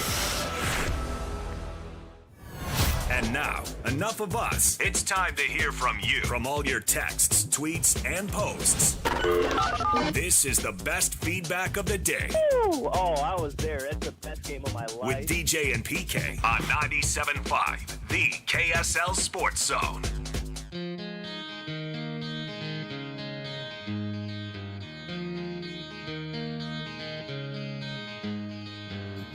Could you whisper in my ear the things you want to feel? I'll give you anything. DJ PK, it's time for your feedback. What are the chances BYU beats Texas Tech? You State Icemen. I'm optimistic that there's a substantial likelihood that PK will wear his preferred team's jersey, which bears the emblem of the sun and concludes with the devil, to the game in Texas. Go Big Blue. Put on a Sun Devil. He's got a Tillman. He can just put his Tillman on and walk right into the press box. That'd be awesome. People would respect that, actually. That'd be a pretty... Yuck, you've been in a lot of press boxes. To walk into a press box, you can't say anything because it's Tillman. That's like... there'll be people who look at him like, who is this guy? And they're like, realize like, oh. And everybody who knows him, and everybody who knows it be like, oh, that's a classic PK move. It calls a little too much attention to him in the press box, so he won't do it. He likes the idea.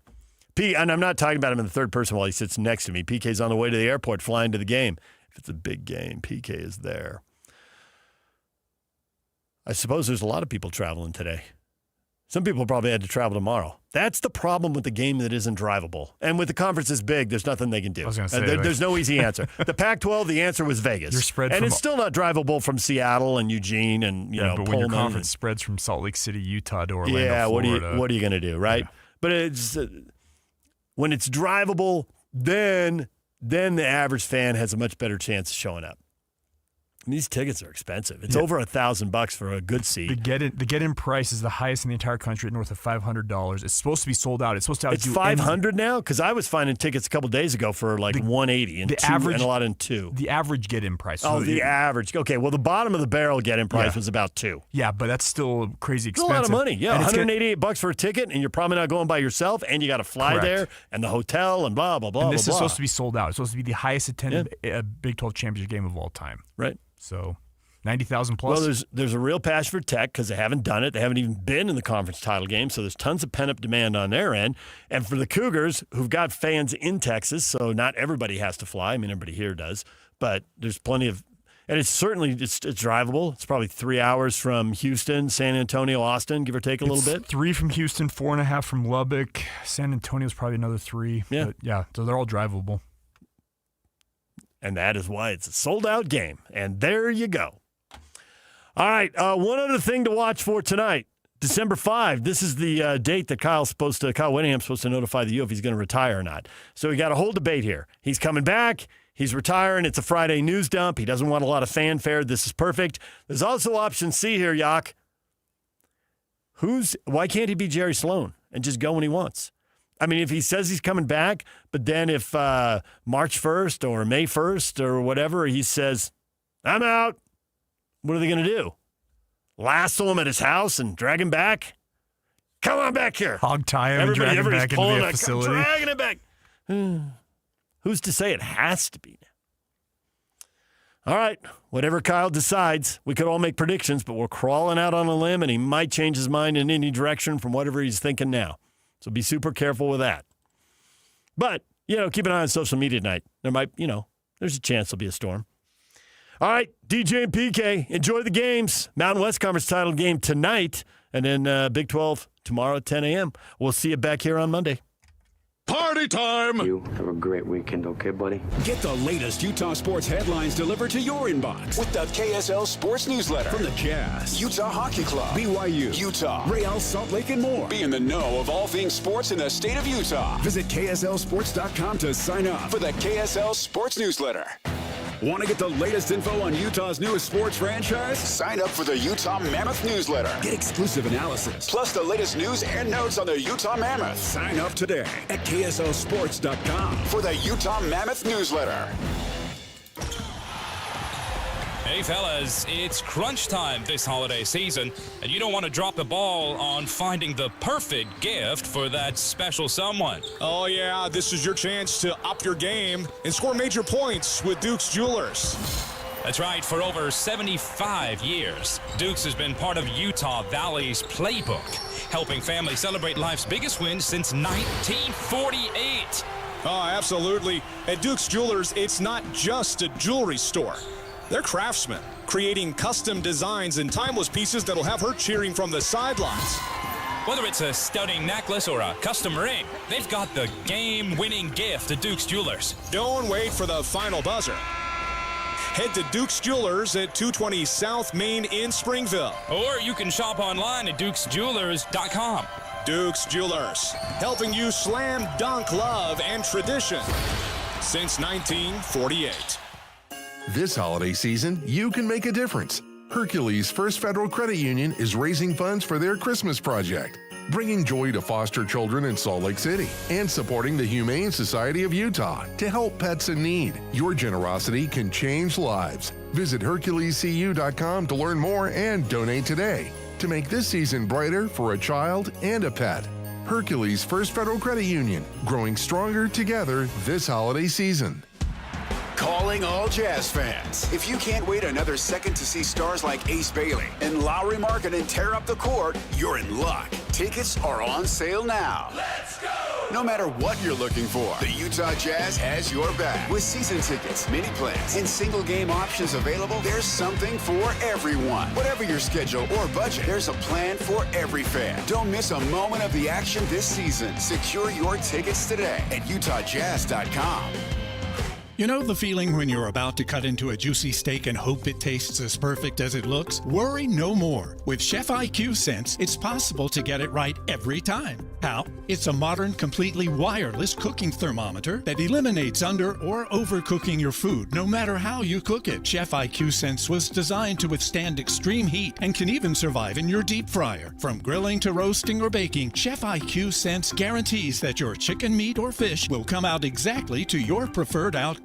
Using Chef IQ Sense is so simple. Insert the wireless probe into your food, choose your desired doneness on the Chef IQ app, and it'll alert you when it's ready. Stay connected and monitor your food from anywhere over Wi-Fi and Bluetooth. So stop the confusion, eliminate the risk, and serve every meal with confidence. Chef IQ Sense works out of the box and with your favorite appliances. You can find the IQ Sense at chefiq.com and save 15% at checkout with code USA. That's chefiq.com. Is your financial advisor offering you up to a 30% upfront bonus? Or are they promising you up to 10% growth per year, all for your retirement income? If not, then you need to come to Trajan Wealth. I'm Jeff Jr., founder of Trajan Wealth. If you have a plan to retire within the next 10 years, don't wait only to find out it's too late. I've seen hardworking folks like you retire only to be required to go back to work, all because their advisor told them guarantees like these were too good to be true. They're not. That's up to $30,000 upfront or up to $10,000 per year on $100,000, all guaranteed for retirement income. Don't keep working when you're supposed to be retired, and don't let any financial advisor tell you it's too good to be true. Call Trajan today, 801-210-6800. That's 801-210-6800. Annuities, not advisory products. DBA Trajan Wealth Insurance Solutions. Additional disclosures at TrajanWealth.com. Looking for insurance solutions that actually work for you? United Underwriters have been serving Utah families for over 25 years, offering smarter coverage solutions at better prices. United Underwriters auto policies include a no-cost windshield benefit because we travel on I-15 just like you, and also offer smart home insurance solutions and earthquake plans you can't find anywhere else. Call United Underwriters at 801-396-0828 or visit uuinsurance.com. United Underwriters. Real insurance solutions, real value, real partners, based right here in Utah. Broadcasting from the Mountain Home Services Studio, this is 97.5 KZNS FM Colbert, 1280 KZNS AM Salt Lake City, and 102.7 KSL FM HD2 Salt Lake City Midvale. This is 97.5, the KSL Sports Zone. And now, it's 10 a.m. Let's just get down to it. And it's time for your sports fix. Strap yourselves in, folks. From two guys who have covered the teams you're passionate about for years. We are professionals. This is Jake Scott and Ben Anderson on 97.5, the KSL Sports Zone. It's a Friday, and we're talking football non-stop. All football, all the time. This is another edition of Football Friday with Jake Scott and Ben Anderson on 97.5, the KSL Sports Zone.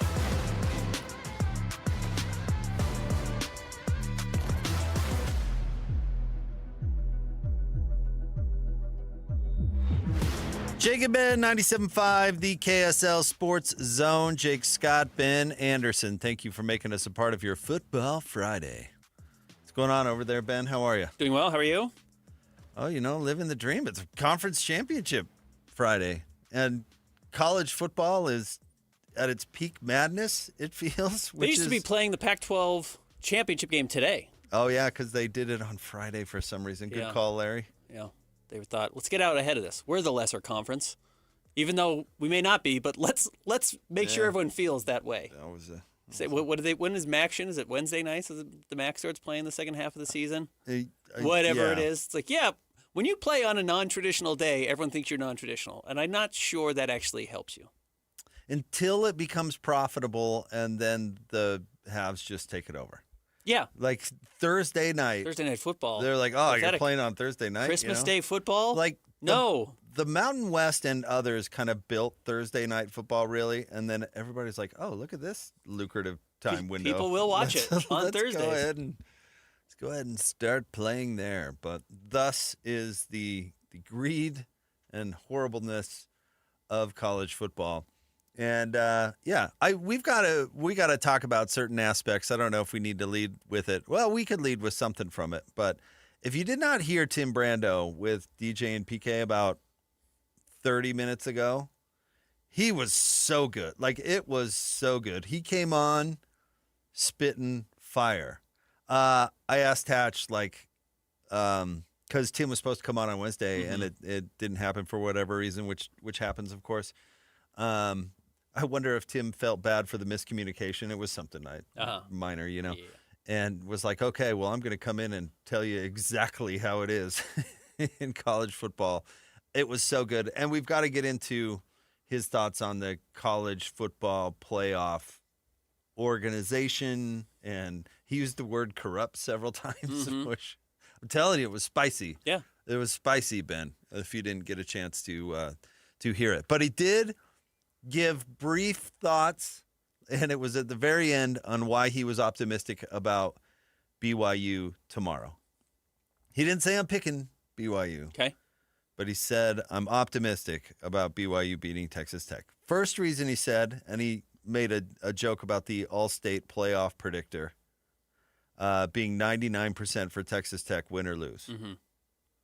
So maybe Texas Tech is not coming out guns a-blazing? Guns a-blazing, so to speak, because there is a tomorrow for Texas Tech if they lose. So that was one thing. And then the second thing he said, Bear Bachmeier needs to throw on first and second down to loosen up the defense and then run LJ Martin. And I thought, God, I love Tim Brando. Yeah. But those two things I think are relevant for tomorrow's game. And by the way, if we're going to talk about, time windows and that sort of thing on championship Saturday, being right out of the gate's pretty good, I think. I love it. Makes my day a lot easier. From a practicality standpoint, you get the rest of the day to yourself. If you want to sit around and watch college football all day, you certainly can. But if you want to be glued to the TV and watch BYU, it's awesome. Start the morning, 10 a.m., go to donuts or something for breakfast, and come home, the game's going. And, I mean, hopefully if you want to talk about national narrative and that sort of thing, you get a really spectacular game. The other games later on are huge duds because those teams don't have anything to play for either. And so you come out with a W. You come out with people talking Big 12. You hope it's not the opposite of that, where BYU puts up a stinker and is totally forgotten about by the end of the day. And then because you get other great games, Indiana, Ohio State, or Georgia, Alabama. Is it Georgia, Alabama? Is that the matchup? Yep. That those erase every memory of BYU as a football team in the 2025 football season. Listen, I'm no I'm no predictor. Let me put it that way. There's no way BYU has a stinker. I know they may lose, but it's not going to be a stinker. Why not? Because they're a really good team who's getting a second bite of an apple, which gives you a different opportunity to game plan. And they are going to be super motivated to steal a Ben Anderson-ism. It's a must-win football game for them. It's a desperate team who's going to be playing their brains out because there's no tomorrow against a team that maybe doesn't feel that way. Now, maybe they do. But Ute fans walk around crowing about the Sugar Bowl, and you should. Alabama had no interest in that football game. Utah was playing for everything. Mm-hmm. Alabama's season ended when they lost to Florida in the SEC title game. And Utah was playing for the respect and glory for all the have-nots in the college football playoff world. They had everything to play for. So that stuff is a factor. It is. Now, eventually, you point at the scoreboard and you say, well, Utah was better than Alabama that day, and that was certainly true. But all the people who want to make excuses for Alabama have a point. The Crimson Tide didn't necessarily want to be there. So if Texas Tech shows up and thinks like, okay, well, we're going to give it our best, but, we know we're still getting in. Well, that's the thing. BYU will not show up like that. Like that? I mean, again, I'm no predictor, but I don't You seem to be predicting. I mean, that's what we're doing. We're having discussions. I don't see BYU having a stinker. I don't think so. I think they're a better team than that, who will have a better game plan and certainly be motivated enough to win the game. The danger about turning Bear into a drop back passer is you do unleash the violent passing attack and pass rushing attack of Texas Tech, which might be the entire strength of their team. Now, their ability to stop the run is really their major strength, but their ability to tee off on you is a huge plus. I mean, that's why this defense, this is crazy. Do you know how many points their defense has allowed over the last 5 weeks? 5 weeks. 36 points.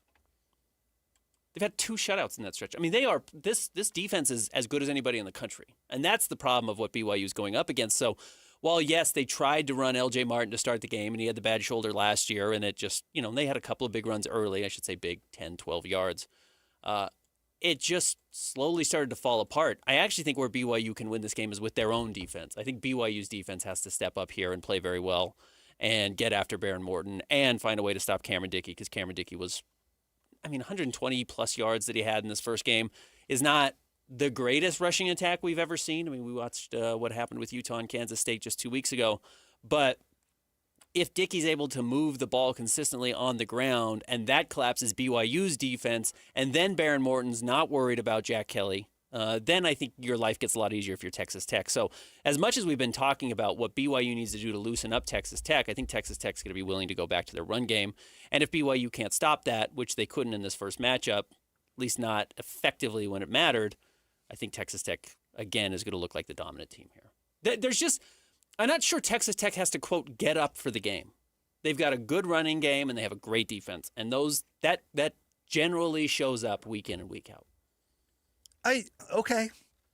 But they're not unbeatable. They're not. No, they're certainly not. And they're not the New York Giants. And BYU's still really good. I don't know if I'd pick whatever. If you want to look at it on paper, do I think Texas Tech has a better team? Okay, I guess. But you could do that with every game, and yet we see upsets all the time and different things that matter. BYU beat Utah because of a couple of mistakes from Utah and a couple of big plays for BYU. And that's what games often come down to. I think this game might not be any different. And when you say, does BYU lay a stinker, I think don't get off the bus. Now, is there a chance that it's the Jake Heaps 5 interception type of thing? There's a greater chance of that, I suppose. But I think they've got to go down like that, Like that? Go down with that kind of game plan would be a more acceptable loss to me than losing like they did the first time. But that's neither here nor there. One thing, if you want to talk about a factor that could also play a big role in BYU's ability, Texas Tech doesn't have a backup quarterback, and their starter is hurt. So... And BYU can get to it. If you want to say, how much do you really want to win this game to Texas Tech, and they know they're already in, well, if the quarterback is beat up after the first quarter, how much do they really want to win because they don't have another option? And he was in the first game. I mean, all these factors can come into, well, you might as well tune in and watch because it's not an automatic Texas Tech victory. I think it's far from it. BYU had 4 sacks in the first game. I think they all came in the first quarter. And then that's when Texas Tech started running the ball and had all the success. But, BYU absolutely has a dangerous pass rush. They can get to him. Terrible way to look at it, but if he's limping in the first quarter, it's probably a pretty good sign. And if Texas Tech doesn't have Baron Morton in their automatic berth into the playoffs, they're dead in the water. So how much do they really want to win that game? All that, it's all a factor. It is. And I would be more worried about, and look, the Utahification of BYU. I mean, Utah has made a living off of playing backup quarterbacks in the second half of games throughout Kyle Whittingham's career. And that's not that Witt's trying to hurt anybody, but he has a great pass rush. And when you have a great pass rush, you hurt the quarterback, and the quarterback goes out. You game plan to be aggressive. You can game plan to do those sorts of things. The likelihood or the mental aspect of it, kind of the intangible element, I guess, is that when these two teams played last, Texas Tech rolled BYU. And if they go into this game the way the Houston Rockets went into the game on Monday against the Jazz after crushing them on Sunday, where you just go in and saying, oh, we're just way better than this team, we're going to beat them just by showing up, that's the mental aspect of it where I think BYU could have an edge. Where you're right, BYU says we didn't play particularly well in the first game, our game plan was pretty crappy, and Texas Tech thinks, well, we rewatched the film, what we did worked, and BYU's obviously going to have counters to that, and can Texas Tech adjust on the fly? They are the number, 5 team in the country right now, is Texas Tech. Like, they've adjusted. I want 4. I want to give them credit. The Texas Tech has absolutely earned everything they've gotten this season. They are legitimate. The defense is awesome. The offense is good enough, and at times is really explosive. So if BYU runs into that again, I'm curious what the game plan has to look like for the Cougars to get a victory. Score 30 points. That's got to be the game plan. I mean, that's where I'm going to put the level. They got to get to 30. Yeah, which has not happened against Texas Tech this year. Yeah, sure. It's a Big 12 title game. Yeah. Where's Dan Hawkins? It's the Big 12. Yeah. I think I got to get to 30. I thought this game was going to be a shootout the first time they played. Maybe this could be something in the teens. I don't know. But if the Bear is going to lose you a game, make this one be it. That's really what I'm saying. Like if he has a heaps 5 interception, throw the game away. Well, what are you going to do? At least you went down swinging. You have nothing to lose. That's Absolutely, what you have I nothing think. to lose. So go out and put up 30 points on Texas Tech. Don't game plan scared. That's the point, I think. But as far as, to bring it full circle, I think there's a 0% chance BYU doesn't get off the bus. They're going to show up. They showed up in the first game. Honestly, it was 19-0, which is a blowout, but it was a 2-possession game through the first 2.5 quarters they played of this hard. game. Yeah, BYU's going to play hard. Yeah, they will. They have all season. So I don't think it will be one of those. I don't think it'll be a snoozer. I don't. But I think it'll be close. One thing BYU can't do, which they have done too often this year, is fall behind early. Because that's where Texas Tech will just continue to strangle the life out of you. And they started really slowly against Central Florida, and they were down 14-0, and it was 17-14 at halftime. It's just BYU has to come out firing, and they have to play better than that. I would agree that would help if they jump on them. That definitely helps. They also made big mistakes that you probably won't count on in the first game, like Parker Kingston muffing a punt in the first game that set Texas Tech up, I believe, for their first score. After BYU's defense had come out playing extremely well and getting after Baron Morton. So, you have to be clean.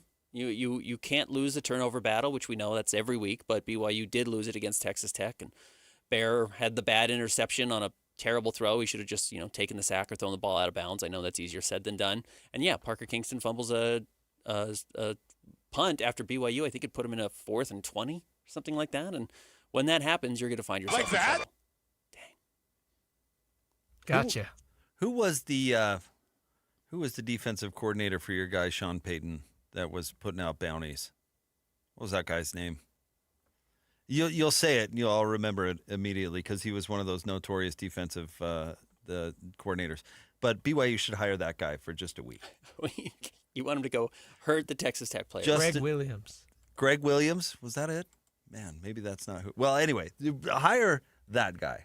Be like, okay, the way we win this game is he doesn't finish it. It was. So, Greg had the weird beard.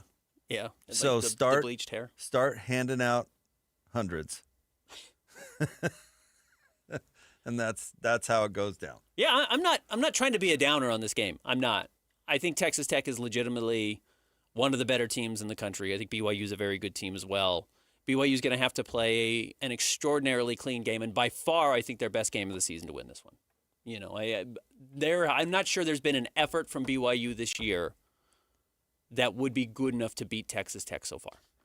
That'd be interesting to look back on. But you know what? If you're telling me they have to play their best game to win, sure. Yeah, it's the conference championship. It's the conference championship. Absolutely. That is the fact. If Oregon or if Utah wanted to beat Oregon, 2 times they faced them in the Pac-12 championship game, they were going to have to bring their best. One time they got rolled by Justin Herbert, and the other time they won for the second time in the season against Oregon. I mean, going to have to absolutely. And I'm not so sure Texas Tech will bring their best effort. That's the thing. Texas Tech has been getting better throughout the season. They are better now than they were at the beginning of the year. We talked about that a little bit yesterday. But again, they have pitched 2 shutouts in their last 5 games. They've allowed 36 total points. Their last 3, they've allowed 16 points.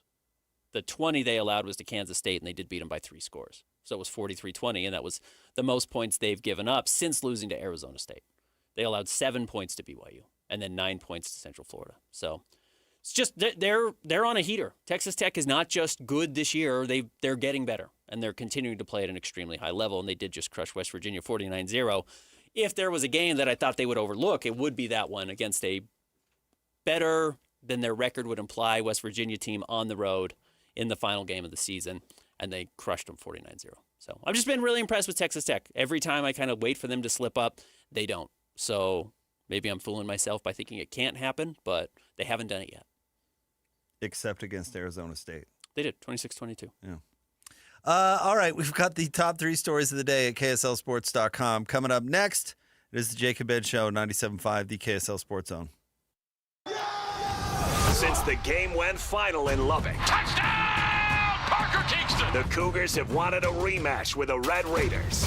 Now they've got it, with a guaranteed spot in the college football playoff on the line. Listen all week long for the best coverage of BYU in the Big 12 title game, with exclusive interviews and analysis you won't get anywhere else. Then, on Saturday, catch a special Big 12 title game edition of College Football Game Day beginning at 8 a.m. with a post-game show immediately following the game. Exclusive Big 12 title game coverage on The Zone is presented by JCW's, the Burger Boys. Quality and a lot of it. This is 97.5, the KSL Sports Zone.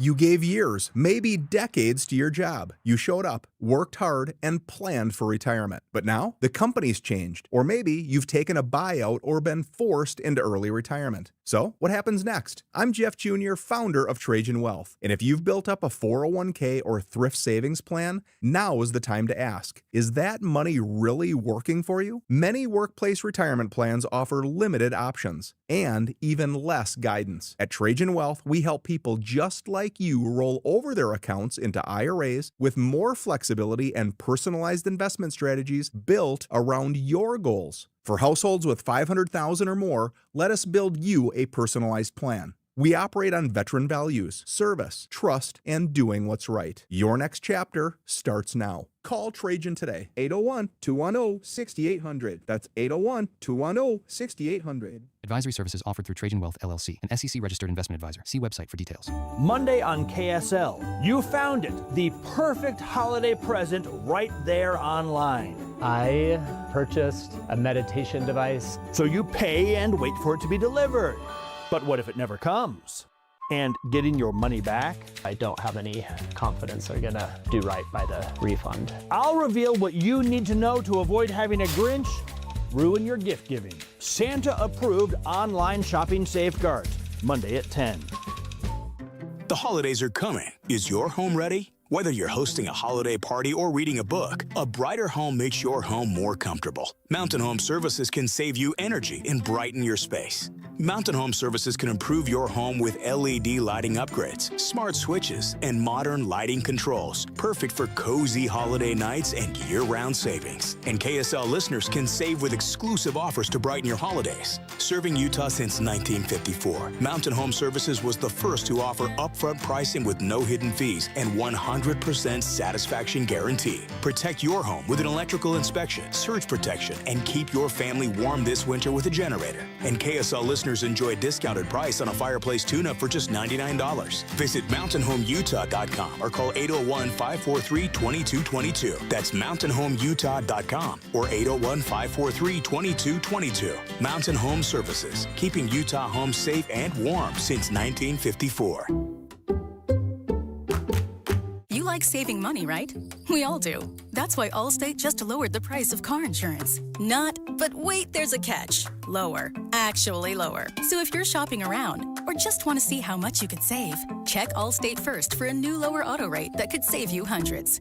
You're in good hands with Allstate. Not available in every state, only applicable for new auto insurance business. Rates will vary by several factors, including how you purchase the policy. Potential savings vary. Allstate North American Insurance Company and Affiliates, Northbrook, Illinois. This is a real good story about Drew, a real United Airlines customer. After almost 4 years of treatments, I was finally cancer-free. My mom's like, where do you want to go to celebrate? I'm like, let's go somewhere tropical. And then pilot hopped on the intercom and started talking about me, and I was like, what is going on here? My wife beat cancer too, and I wanted to celebrate his special moment. That's Bill, a real United pilot.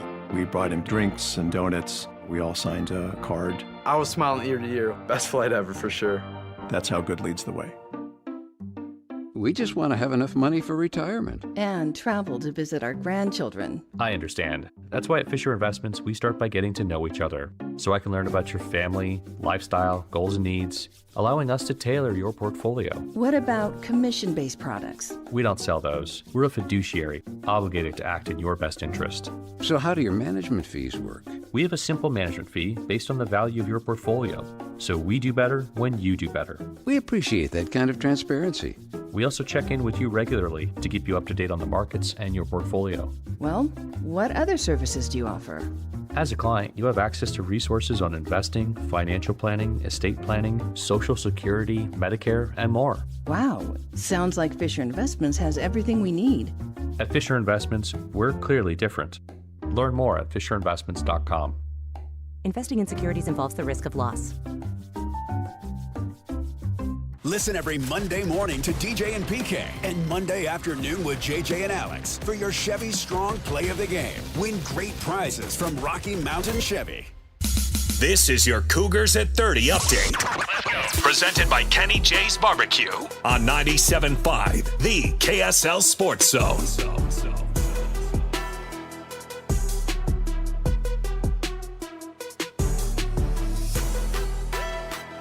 Cougs at 30 update here on Jake and Ben. Here's Texas Tech head coach Joey McGuire saying both BYU and Texas Tech have been disrespected by the college football playoff rankings.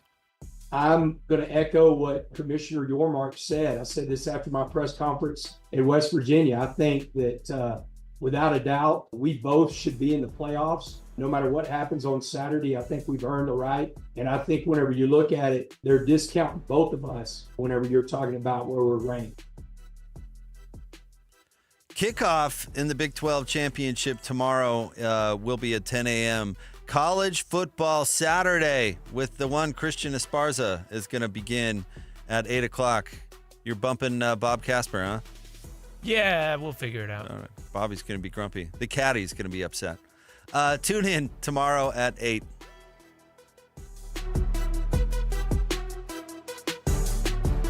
It's time to break down the biggest stories of the day. This is the top 3 stories of the day on KSLSports.com. 97.5, the KSL Sports Zone.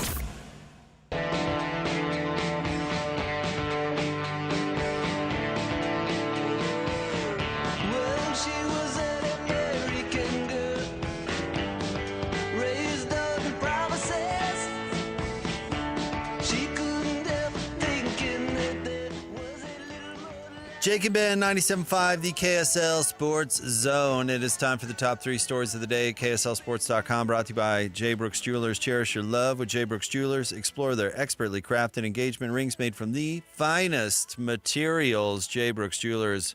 Where do you want to start today, Christian? Well, of course, the biggest story. Wake up, guys. We've got the Big 12 Championship tomorrow. You wake up. You've got to do the broadcast Christian, in the morning. starting the Go day. to bed now. Are you going to be with both Alexes? Yeah. Alex Carey, Alex Napolis. You going to do 2 hours right up until kick? Yep. That's convenient. 8 a.m. right up to kickoff. Get you ready, and then we'll do the post-game show right after. I'm going to be curious if BYU does come out throwing the ball, because I do think that's what everybody has said. As you mentioned, it's what Brando said. I think if you watch the film, you wonder why they weren't doing that more. And I kind of wonder if you zag when everyone thinks you're going to zig, or zig when everyone thinks you're going to zag. I wonder if you come out and you do say, this is our identity. We're a good running team, and Bear can throw the ball, and you have a very talented receiver core. You also can't put yourself in a spot where, you make a big mistake early, which Texas Tech is going to try and force you into by, if Bear is dropping back and they get a good pass rush, hit you while you're throwing the ball, or Bear does make a mistake, which he has been prone to, especially on the road this season, is that Texas Tech's chance? And I wonder if they do just say, hey, we think our defense can put us in advantageous spots. We cut out some of the mistakes, and we keep going with our strength. And again, their strength over the last 3 weeks has been L.J. Martin. Ben, it's that kind of thinking that gets you Pickett's charge, honestly. Logic needs to apply here. And running against this Texas Tech team just ain't going to happen. It's just not without some sort of... why did Utah lose to Texas Tech? Couldn't throw the ball. Why did BYU lose to Texas Tech? Didn't throw the ball or couldn't, whatever you want to say. There's a little bit of both mixed in there. You could probably say the same things about the Utah game, didn't or couldn't. Okay.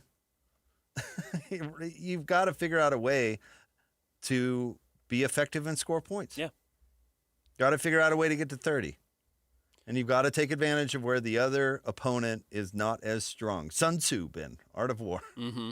So if they do that, I don't think that will be successful. It's the most passing yards. They've given up one game over 300 yards that was lost to Arizona State. So you look at a formula. How do you beat them? You throw for 300 yards.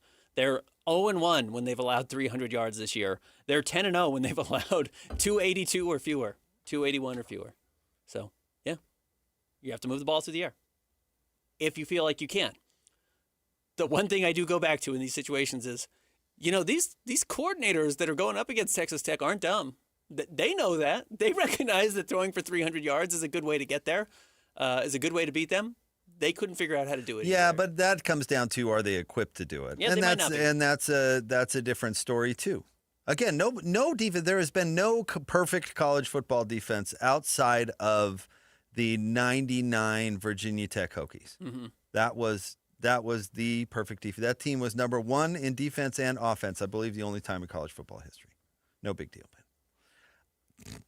There's never been a perfect defense. You got to go at them where even like if you look at Kyle Whittingham's defense at its very basic, it is absolutely vulnerable. Now, can you go out there and take advantage of it?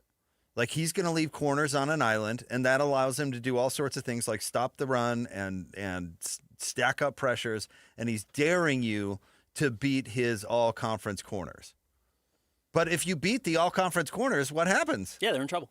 They're in trouble. And so Whit would run into trouble in random games when in the Mountain West in the mid-aughts, like New Mexico had Hank Baskett. You remember that guy? Ended up dating one of the Hugh Hefner's girlfriends. Uh-huh. But every time they faced Luke Falk, but anyway, they'd struggle Washington randomly with these receivers that would just light them up because all of a sudden it was a lot more difficult to guard them on an island. That's why Witt's defense being carved up by the run is so bizarre these last couple of games or whatever. But because that's not really where they're vulnerable. But you can't tell me that Texas Tech isn't vulnerable to something. And if Arizona State did prove it, it's that you need a playmaker I almost said throw game. God, I hate that so much. In the pass game to crack it open. If not, you're going to lose because they're good. Well, you've been telling us that they're really good. They're good. Yeah, I got it. But they're not perfect. And they did lose. And how did they lose? And is BYU capable of doing that? They beat BYU and they beat Utah, and those are the two other best teams in the Big 12. It is of note that they didn't play either Arizona or TCU, who are probably the next two best teams. And can throw. So while they have not given up big passing games traditionally, they also haven't played the best passing quarterbacks in the league.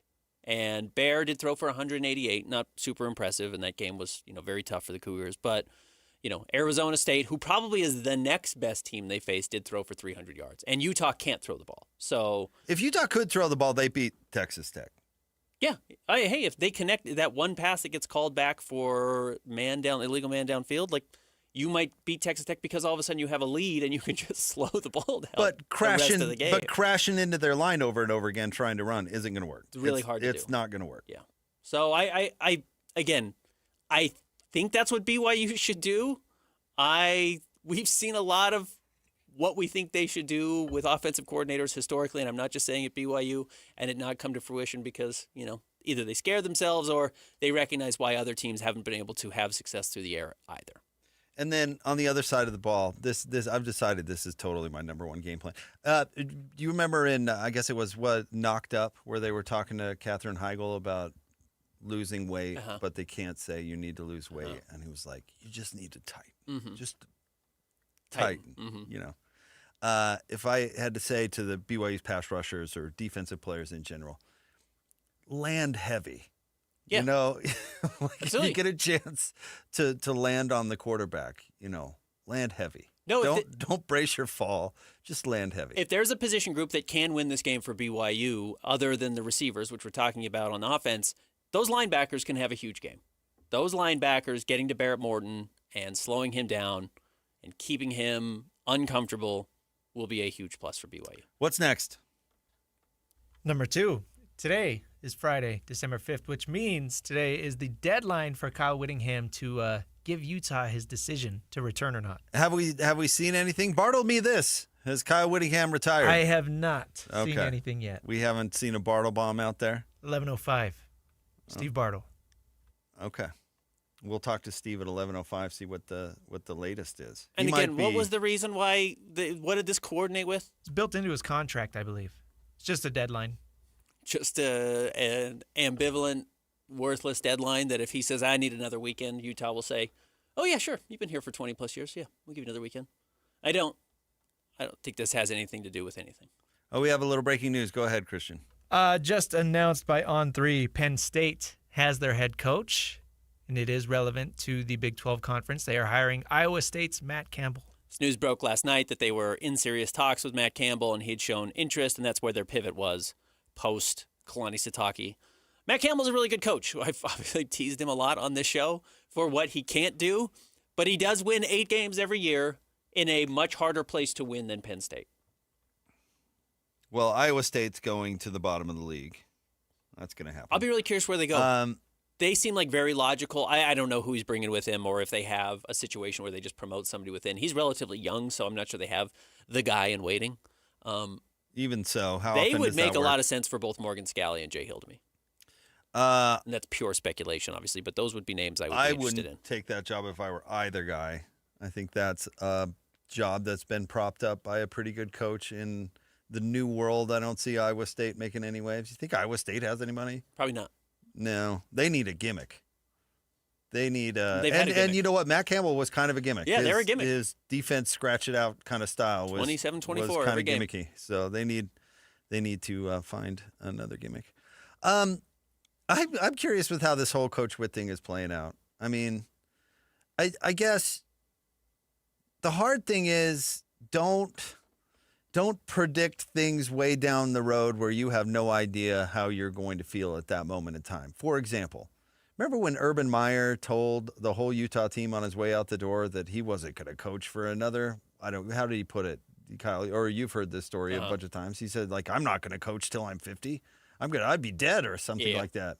You know, I'm going to take this money because I can't coach forever. And then it comes right down to it, and it's like, oh, yeah, well, maybe I will coach another 20 years. Yep. You know, because you get to it, and you don't know how you'll feel, and you don't know. I'm sure Coach Witt thinks, like, I feel great. I'm doing great. I'm in a good groove. The program's in a good spot. All these things. Because it's tough to let stuff go.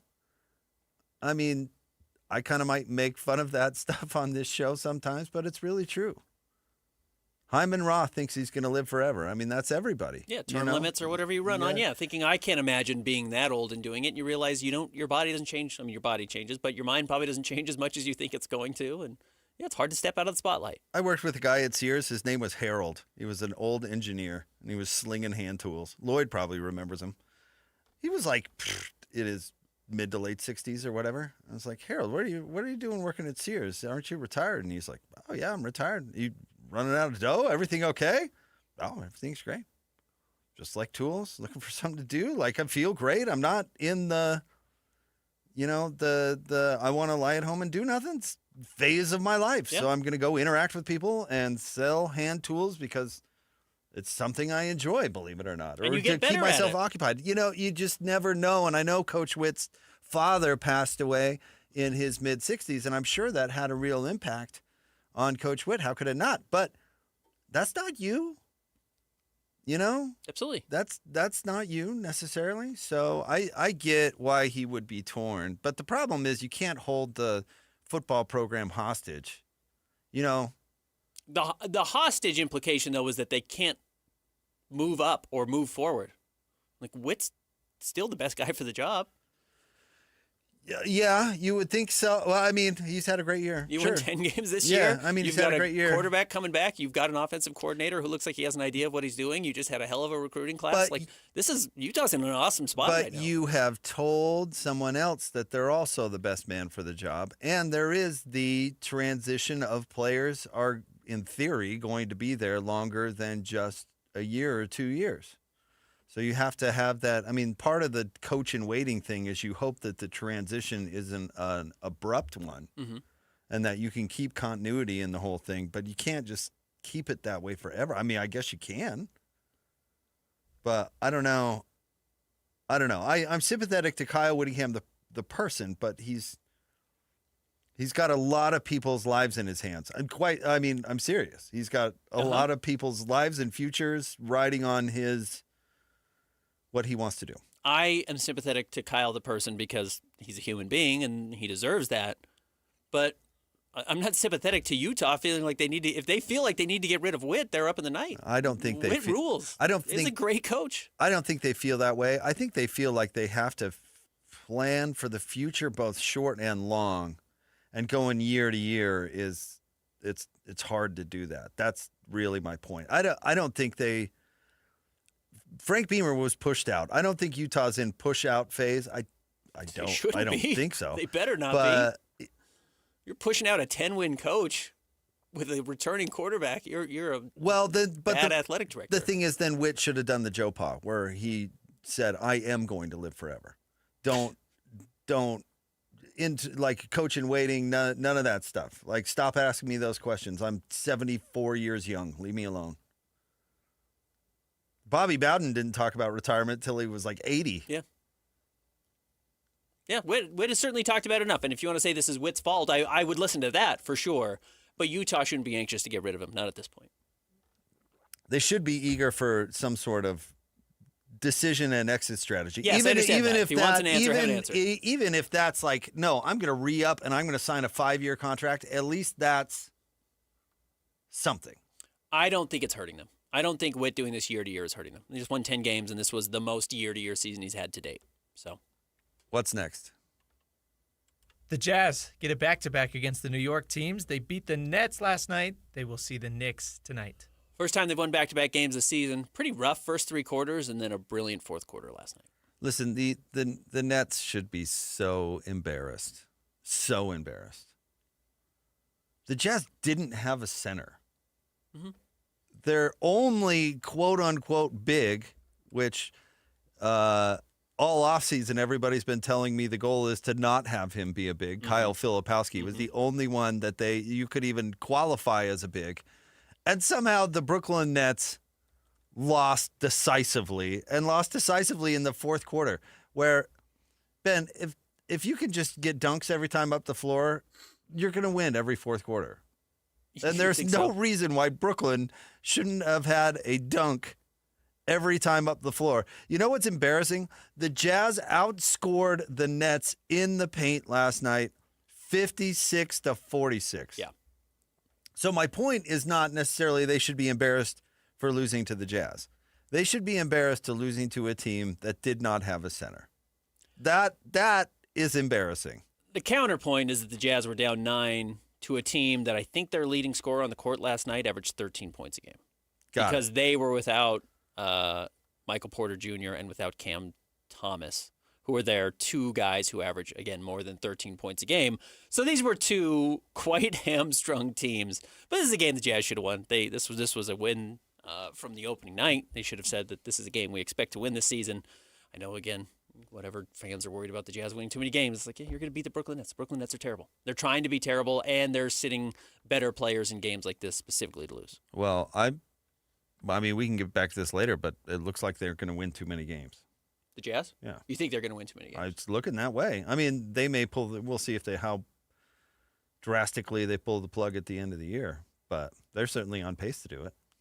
And Keontae George is playing at a crazy high level. And Lowry is in the top 10 in the league in scoring.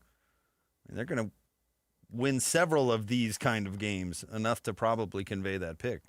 Unless, they really pull the plug at the end. I think the horrendous strength of schedule to start the season is a bigger reason why they have 8 wins than anything else. Yeah, but remember what a just awful pace they were on last year, and that awful pace had to continue. Well, they don't need to finish with the worst record. They need to finish with the 6th or 7th worst They record. need to not get to 30. I got you. Yeah. I know. I think if they get to 25, which I look at the rest of the season, I still think 25 is probably a pretty realistic number. Well, we can talk about that a little bit more. We'll see. I don't know. The injury also plays into it, I suppose. And the schedule gets really tough. I mean, January's brutal. Just the rest of December is really good. So, but I don't think anybody had Keontae plugged as a 2010 guy. No, not at all. And that's kind of what he's doing. All right, stay tuned. We'll get to more coming up next. Jake and Ben, 97.5, the KSL Sports Zone. Whirls around and down. 97.5, the KSL Sports Zone is your exclusive home of the Utah Jazz. And we want to send you to the Delta Center to see the Jazz in action. Listen every Tuesday for the Jazz Ticket Tuesday Sounder at 30 past the hour, every hour, all day long. And if you're caller number 12, you'll be on your way to an upcoming game. Buy one, you'll get one free. It's Jazz Ticket Tuesday, every Tuesday throughout the NBA season on your radio home for the Utah Jazz. 97.5, the KSL Sports Zone.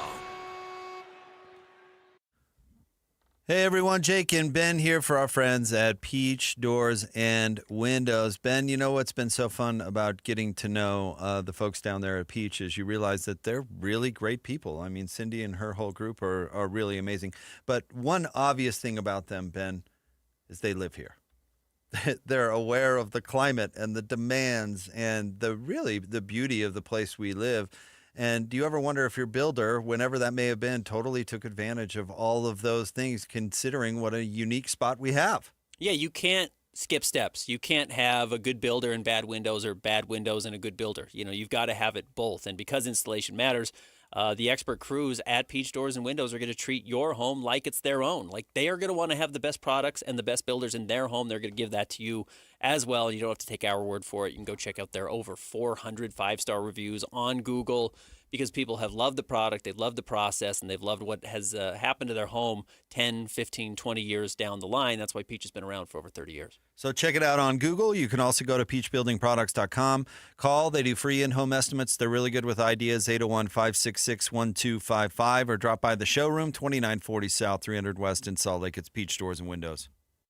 Bar Dub Grill is where roadside classics meet ranch-raised flavor. Sink your teeth into juicy, handcrafted burgers made with premium Bar W beef straight from the local Utah farm. From the bold cowboy barbecue burger to the sweet and savory Aloha burger, paired with crispy cowboy fries, hand-spun shakes, or signature spud nuts. Soft, airy, and unforgettable. Bar Dub Grill delivers honest eats with cowboy swagger. Bar Dub Grill in Nephi with easy access right off exit 222 in Nephi. Tim Jr. here from RGS Exteriors. Did you know that we offer 3 distinct styles of gutter protection? Each one meant to handle a specific leaf problem. You might not even know there are different styles of gutter protection, but there are.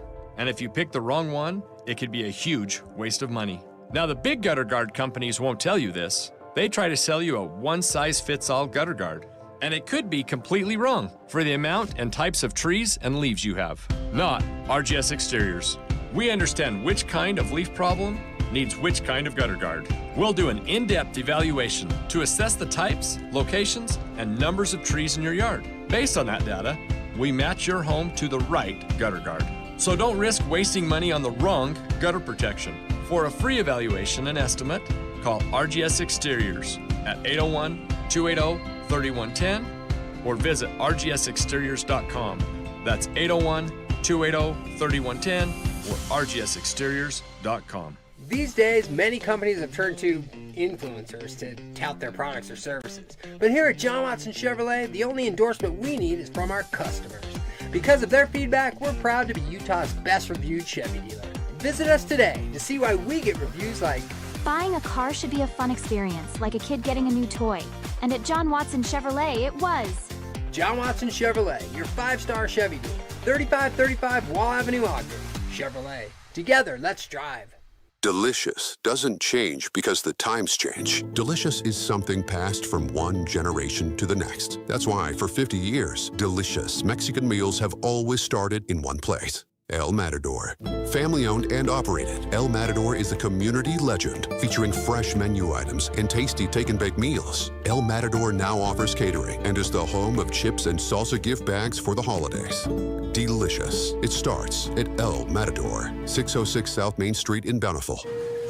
More fiber and laxatives, eh? Who are you? I'm future you. Future me? Constipation with belly pain still coming back? Our doctor figured it out. It's irritable bowel syndrome with constipation, or IBS-C, and Linzess could help you get ahead of it. Linzess linaclotide is a prescription medicine that treats IBS-C in adults. It's not a laxative. It's a once-daily pill that helps you get ahead of your symptoms. It's proven to help you have more frequent and complete bowel movements and helps relieve overall abdominal symptoms, belly pain, discomfort, and bloating. These symptoms were studied in combination, not individually. Do not give Linzess to children less than 2. It may harm them. Do not take Linzess if you have a bowel blockage. Get immediate help if you develop unusual or severe stomach pain, especially with bloody or black stools. The most common side effect is diarrhea, sometimes severe. If it's severe, stop taking Linzess and call your doctor right away. Other side effects include gas, stomach area pain, and swelling. Talk to your doctor and say yes to Linzess.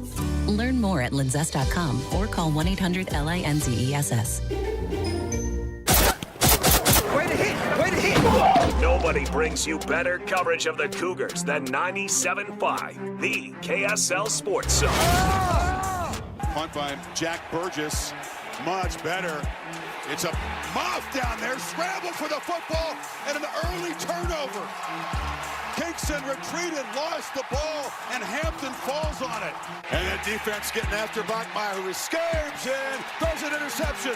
Picked off by Rodriguez, and J-Rod, as they call him, trying to make him a Heisman candidate around here. Makes a big play, the first takeaway by this defense today. Second overall for Tech. You're listening to Jake Scott and Ben Anderson on 97.5, the KSL Sports Zone.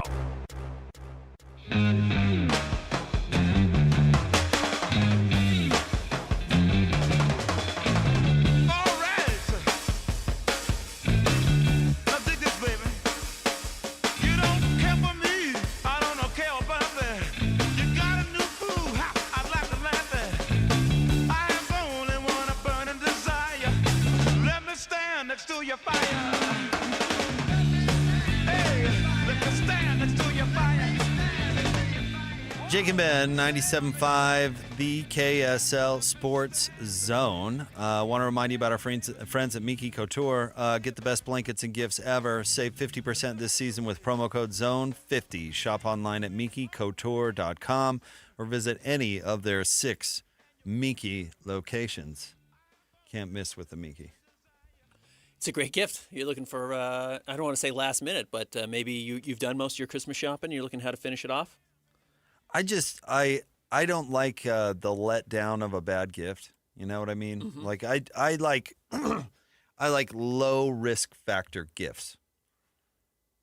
Nobody ever opened up a binky and was disappointed. Nope. You know what I mean? 50% off is huge. Man, Zone 50, that's the best deal in town. And then you'll see it again next Christmas. I'm not talking about the deal. I mean, it'll be wrapped around your kids or your wife or whoever next Christmas because they're going to be glued to it for the next, decade? How long? How long are we using blankets now? Christian, what's your oldest blanket in your house? 5? 5 years. That's a young blanket. Young blanket. I've got far older I'm a young blankets. guy. Yeah, right. Yeah. Somehow, our family, is everybody's family this way that just accumulates blankets? We've got so many. It's nice, though. Man. No, I mean, I love it. Yeah, I don't want to be beyond an arm's reach of a blanket, especially during the winter. Yeah, when I need one? Yeah. Actually, the beauty of Miki's, not to get too distracted, is they are nice in the summer, too. Anywho. Ben, can I tell you, kind of a funny story. We were talking to my grandmother on I guess it was, what would have been, Saturday? Mm-hmm. And she lives on the East Coast, and she's a sports fan. And she goes, how did Duke get into the ACC championship? And I said, Nana, you must be wrong. There's no way. I've been looking at it all week. There's no way that Duke got into the championship game. Hold on. Give me a second, because I've been traveling. Well, I'll be darned. Sure enough. Sure enough. Duke UVA is the ACC championship, which is what a league. What a league. I owe the Big 12 some apologies because I had said the Big 12 is closer to the ACC than it is the SEC and the Big 10, which still may be true, but my goodness, Duke UVA is your conference championship game. It's an absolute disgrace. That is real humdinger. Now, if Duke wins, and by the way, the conference commissioner better be poisoning Duke's water right now. I mean, he better be. But you're poisoning it for Virginia. I didn't say what I would be doing. I'd be poisoning both locker rooms. I'm talking about the ACC commissioner. I mean, it is so worst case scenario for the ACC if Duke wins. So bad. Because if Duke wins, then 2 G5 conference champions are getting into the playoff, and the ACC is getting left out of the playoff. 8-5 is what Duke would be with a win here. And yes, you're right. Well, I think because they change the rules every year in college football, and the playoff is different every time you open your eyes. It's the top 5 champions, conference champions, highest ranked.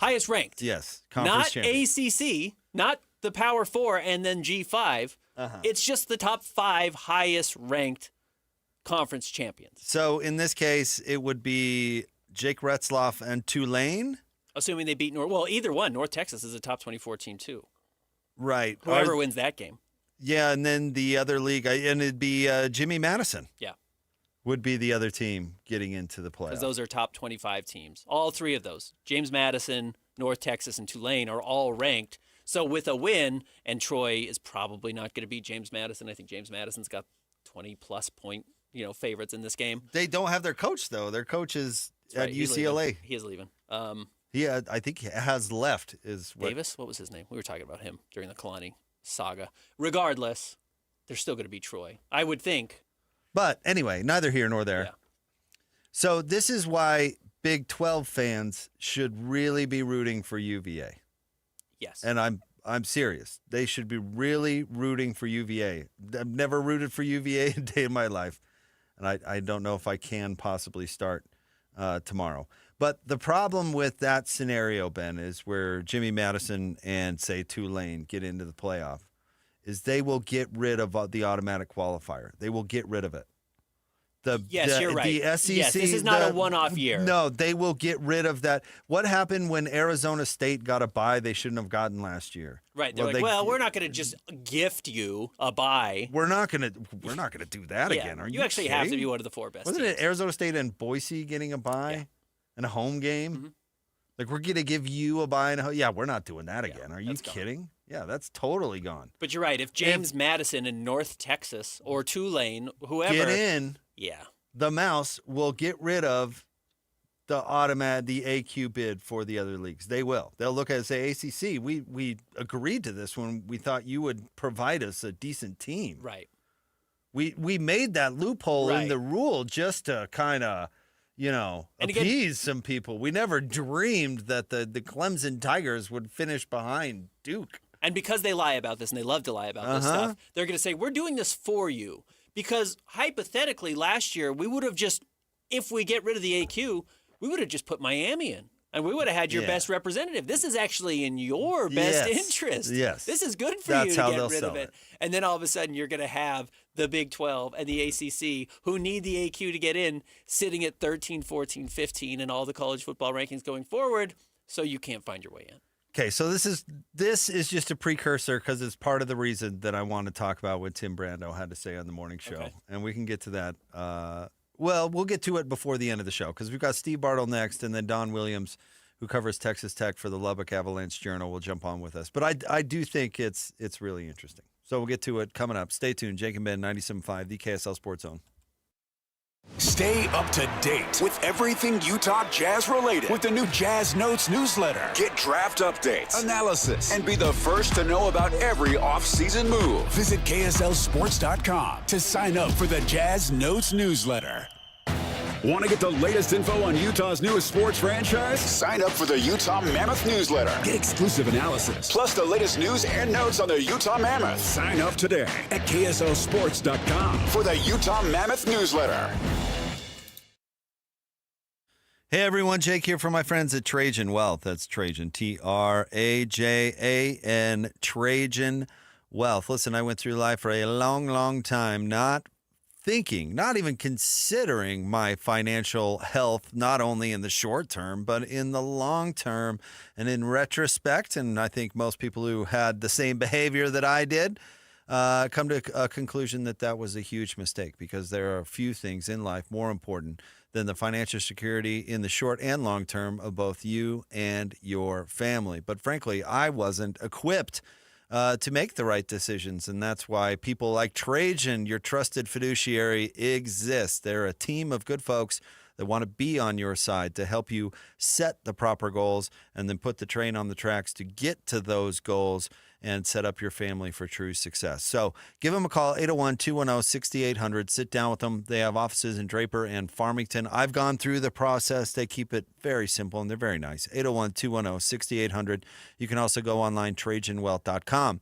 Advisory services offered through Trajan Wealth, LLC, an SEC-registered investment advisor. Client paid advertisement. Additional disclosures at TrajanWealth.com. 801-210-6800 or TrajanWealth.com. Attention Jazz Nation. The long wait is finally over. Mountain basketball is back and better than ever. Let's go! All tickets are on sale now, and you won't want to miss the action. Jump on the opportunity to watch your favorite players live and in person. Whether you're after season tickets, mini plans, or single game matchups, the Utah Jazz has got your back. There's a plan for every fan. Don't miss out. Secure your seats today and be part of the excitement all season long. Let's go! Visit UtahJazz.com today. I am dedicated. I am TNT. With Team in Training, you will reach your best physical self so blood cancer patients can reach theirs. Change your life by joining a marathon, half marathon, triathlon, or a cycle event, and you'll change the lives of blood cancer patients. I am committed. I am TNT.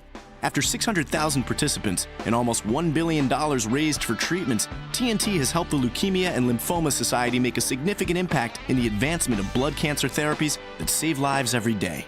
I am making a difference. I am TNT. Join TNT. Expand your circle of friends to be part of a very special community. Train with world-class trainers and have the chance to be part of the most exciting endurance sports events in the country. Or train on your own schedule with TNT Flex. Join TNT and fundraise while you train, and take part in getting us all closer to a world without blood cancers. Join TNT now. Go to teamintraining.org.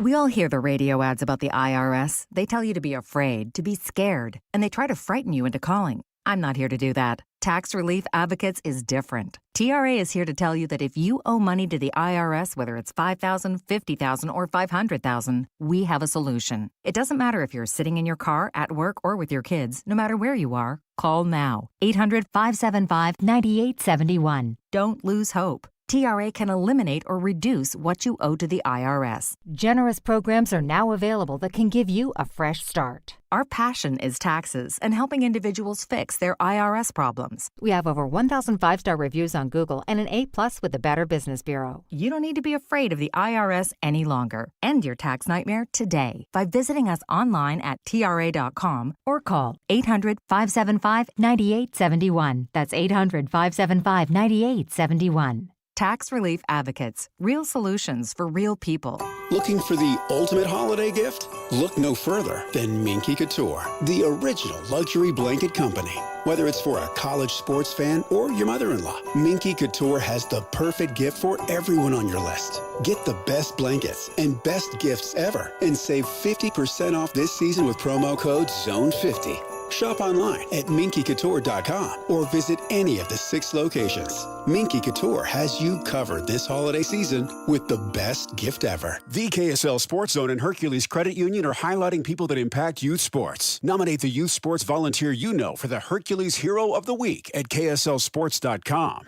Broadcasting from the Mountain Home Services Studio, this is 97.5 KZNS FM Colbert, 1280 KZNS AM Salt Lake City, and 102.7 102.7 KSL FM HD2 Salt Lake City Midvale. This is 97.5, the KSL Sports Zone. The sports you love, the teams you can't live without. Get a sense of urgency! This is Jake Scott and Ben Anderson on 97.5, the KSL Sports Zone.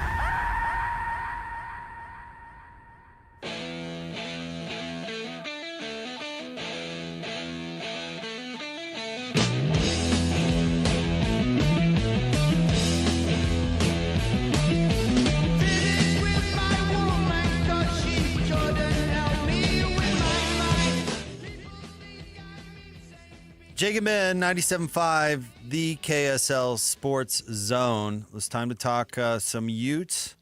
Big decision, we think, going to come down today. Let's hit the open. Covering the Utes better than anyone else. This is Ute Insider Steve Bartle of KSLSports.com on 97.5, the KSL Sports Zone. Steve, hello. Hello. How are we, fellas? We're doing great. Steve, Jake introduced you by saying we expect a decision today. Is that accurate? Do we expect a decision on Kyle Whittingham's future today? I mean, it's in his contract. He has to let Utah know what he's going to decide. Does that mean we're going to find out? I don't know. I'm not so sure. But, yeah, we're all kind of digging and asking around, talking to as many people as we can to try and stay on top of things, and we'll see. We'll see. I haven't heard one way or another whether we'll see something today officially, publicly, that sort of thing. We just know that Witt has to let Utah know what he's going to do today. If Witt says, I'm not sure, I need another weekend, are they going to fire him? Dude, no. They wouldn't okay. do that to him. Okay. No way. So it may not be a hard deadline. I mean, you never know, right? Like, I don't know. It's for Kyle. It's got to be tough for him because, I mean, we know how competitive Kyle is, right? It's who he is. It's what's defined him. He's all about competition, and he's talked a lot about not wanting to be a lifer as a coach, but it's all he's known in his life, and it's got to be tough coming to terms potentially of, saying goodbye to that life and, the grind. As much stress as he probably feels, like it's also just a big part of his life and something that, these coaches just, you get into such a rhythm and it becomes your lifestyle. It can be hard to say goodbye to that. And I think that's sort of where we're at right now with Kyle, and this decision is the actuality and reality of potentially hanging it up and calling it a career. And, so we'll see. I think Kyle obviously has done a lot. He's been at the helm of this program for 2 decades. And in those 2 decades, the University of Utah has evolved in so many different ways. And a lot of it does stem from the success of the football program. And so, Kyle has meant a lot to the university, and his impact is just incredible. So, it's tough. We're all kind of waiting today to see if, news starts to trickle out. But Kyle, for all that he's done for the university, is he should be afforded the time to truly come to grips with whatever his decision is moving forward. Morgan's obviously been very patient. Yeah. If Coach Witt were to come back, would you expect that patience to continue? Oh man, what a great question. I think it would. I think Scally has been,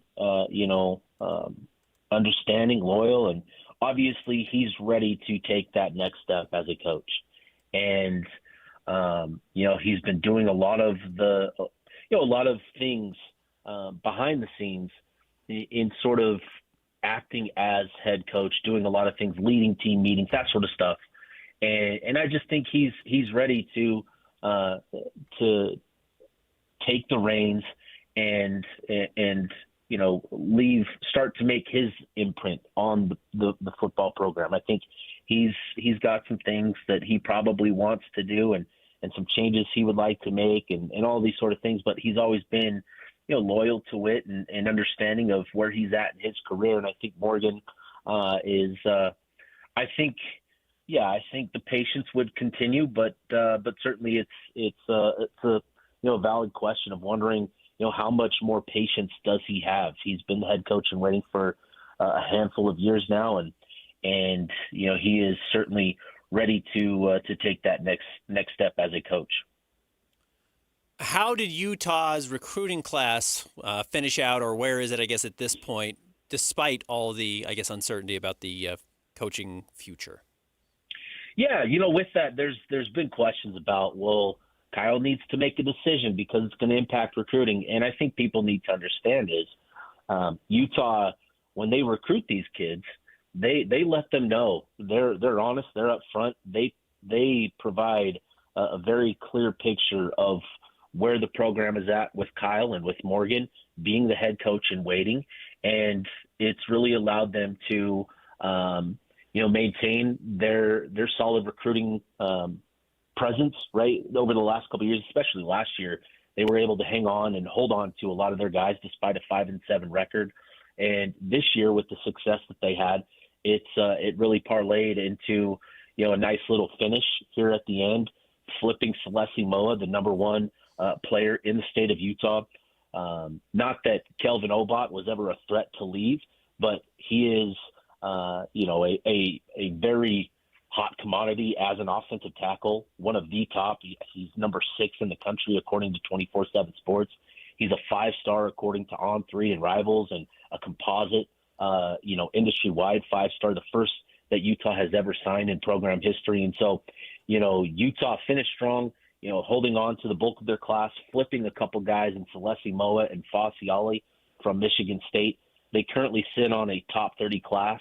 And I think what's going to be really interesting is this isn't the biggest class for Utah. I think they're going to end up signing 17 players, and that's going to lead to more activity in the transfer portal. This Utah roster, as it currently is constructed going into 2026, it's a pretty young roster. And I think Utah, with some of the attrition that they're going to experience with graduation and players moving on to the NFL, there's going to be a need to add more college experience through the portal than, bringing in more young players. So that's going to be the focus for Utah moving forward, is the portal and adding experience to this roster. But this was a really solid finish for Utah, flipping, Celeste Moa and adding him to the class. He obviously is a tremendous talent, an electric talent, capable of playing two ways. And, for him, the opportunity to come home and play in front of family and friends is a big deal. So I think that's a big thing for Utah, was being able to flip Mo and add him to this class, which was already pretty strong. But to add him as sort of the headliner, here locally, I think is a big deal. Steve, I've seen Utah defenses get run over before. It has happened. I mean, you can think of Kadeem Carey. Back in the day, there was a game against Cal where they gave up a ton of rushing yards. I want to say like 2011. I mean, there have been examples of Utah's defense getting run over in the past, but I don't think I've ever seen it happen 2 games in a row. And so I'm curious, what do you think is going on with the run defense? Is that something that is that a sign of something that is wrong? I think this year, Utah was just a little too lean, and not necessarily, and I'm not talking like physically lean, but just in general. You had one senior in Aliki Bamahi. You had another player in Jonale Ea, who he is actually in reality pretty lean as a defensive tackle. I think he played at about 280 pounds this season, which is that's tough, especially when you're 6'4" and you just have that lean sort of frame. He made plays throughout the year, but he's not the typical tackle that we've seen. And I think the big issue for Utah and why they struggled so much was just the health of Dallas Vakalahi. So, he was in and out of the lineup all season long. And then after those 3, Utah had 5 true freshmen in that defensive tackle room. So when I say the tackle position was lean, those are all the factors that contributed to why Utah struggled in those final two games. Once Kansas State and Kansas sort of committed to running it right at Utah, it really highlighted a weakness this season. I do think, I know there's a lot of confidence and optimism around those five freshmen and what they're going to do going into year two with the program. This year was more or less a red shirt. We saw a couple of guys play here and there in Carson Kafusi and Pupu Sepulona, but in no way were these guys truly ready to contribute, high volume snap counts this season. So just a number of contributing factors kind of contributed, led to the breakdowns late in the season that we saw. But there is, confidence that this group is going to be much improved going into next year with all of these young players. And they've got some big bodies within that group of freshmen that they feel are going to make big steps of progress this offseason and be bigger contributors next year. How much do you think the Vegas Bowl means to Utah this year? That sort of depends on maybe what Kyle Whittingham decides, and maybe that adds a little extra fuel to the motivation. But I think there will be pride in the opportunity to play in the Vegas Bowl, regardless of the situation with Kyle. Obviously we know bowl games just aren't what they were, right? We'll probably see a number of guys, opt to not play in the bowl game. And for Utah, that's an opportunity to get some other guys some snaps and get a look at other players. So it's going to be kind of a unique situation, but I think there would be, excitement over the game. It's a short trip down to Vegas, and it's a great opportunity to play a Big Ten program, and we'll see. But yeah, I think that's most likely where Utah's headed is to the Vegas Bowl, and I would anticipate, from what I've heard, I think the matchup is going to be Utah-Nebraska, but we'll wait to see on Sunday what that actually is. How many Big 12 teams should get into the college football playoff? Man, I think both Texas Tech and BYU should be in it. But we've seen with this college football playoff committee that, they've got an angling for what they're trying to get in there. And, I think you look at BYU's resume with the 2 wins, or I shouldn't say 2 wins, but the win over Utah and what that meant and for them. And you look at the rest of their body of work, they've done a lot to warrant greater consideration compared to some of the other resumes, that belong in the top 11 and top 10. Texas Tech, obviously, being where they are and what they accomplished this season. I absolutely think the Big 12 should be a 2-bid league this season, regardless of what happens in the championship game this year. With the way that the top 3 programs played this year, with Texas Tech, BYU, and Utah, Utah doing a lot to, get the big dominant wins, I think really helped or should have helped both Texas Tech and BYU in sort of strengthening their resumes. It's obviously a quality win for both, but yeah, I think the Big 12 should have both Texas Tech and BYU as of right now. Now, obviously, they always talk about how championship games shouldn't impact things, but we'll see what plays out beyond, a BYU just winning out and securing their bid that way. We'll see how competitive that game is and what the other games look like to potentially, impact things within the top 10. Yeah, Steve, do you have a feel for tomorrow's game? I really don't. I have no feel other than, what I know. And, from the regular season, Texas Tech, they are just at a completely different level in terms of talent and leadership. They just have so much talent across the board, especially defensively. And, with that game being in Arlington, obviously we know the BYU fan base will be there, but that Texas Tech presence will be pretty strong. So it's going to be really interesting. I think it's going to be a competitive matchup, but just watching Tech play this season, they were just, they were on a different level than everybody else this year. And it's just hard to see them not winning this game tomorrow, being in Texas. And, they're just at a different level this year than everybody else, in my opinion. Your phone hasn't buzzed during this interview, right? We don't know if Coach Witt is going or staying. Yeah, we're still in limbo. Okay. I've gotten some texts, but nothing crazy yet. But man, it has been a wild week. I've been on the phone, man, multiple hours a day. I've probably made 40, 50 calls this week alone. It's been quite a crazy week of investigating. Well, we'll be glued to your work, Steve. You let us know when you know, will you? Yeah, you guys got it. Appreciate you, fellas. Thanks, Steve. Appreciate you. There he is, the one and only Steve Bartle, waiting on that Bartle bomb. What is Coach Witt going to do? Yeah, you get that he's supposed to have a deadline today. Should Witt care? No. Why have a deadline today, other than at one point it was written in a contract years ago, whenever this decision was made? Honestly, you got to have a deadline somewhere to make decisions. And, yeah, I'm sure it's not hard and fast. But if it were me, I would be taking the opportunity to say, all right, I got to make up my mind here. I mean, that's just kind of how – well, that's certainly how our government works. I mean, if there were no deadlines, literally nothing would get done. The government would shut down for months at a time. Right. Wait. Those are make-believe, too. If I'm Coach Witt, I take the cushy fundraising job and play a lot of golf. But that's just me. A lot of coaches, it's not an accident that coaches coach into their 70s and 80s, fewer 80s, I suppose, but coach for a long, long time because it's hard to let go. I mean this lovingly. Every coach I met is a crazy person I've ever met. They all have the same thing. They're wired the same way. It's why they become coaches. It's how they get there. It's why they dedicate their lives to it.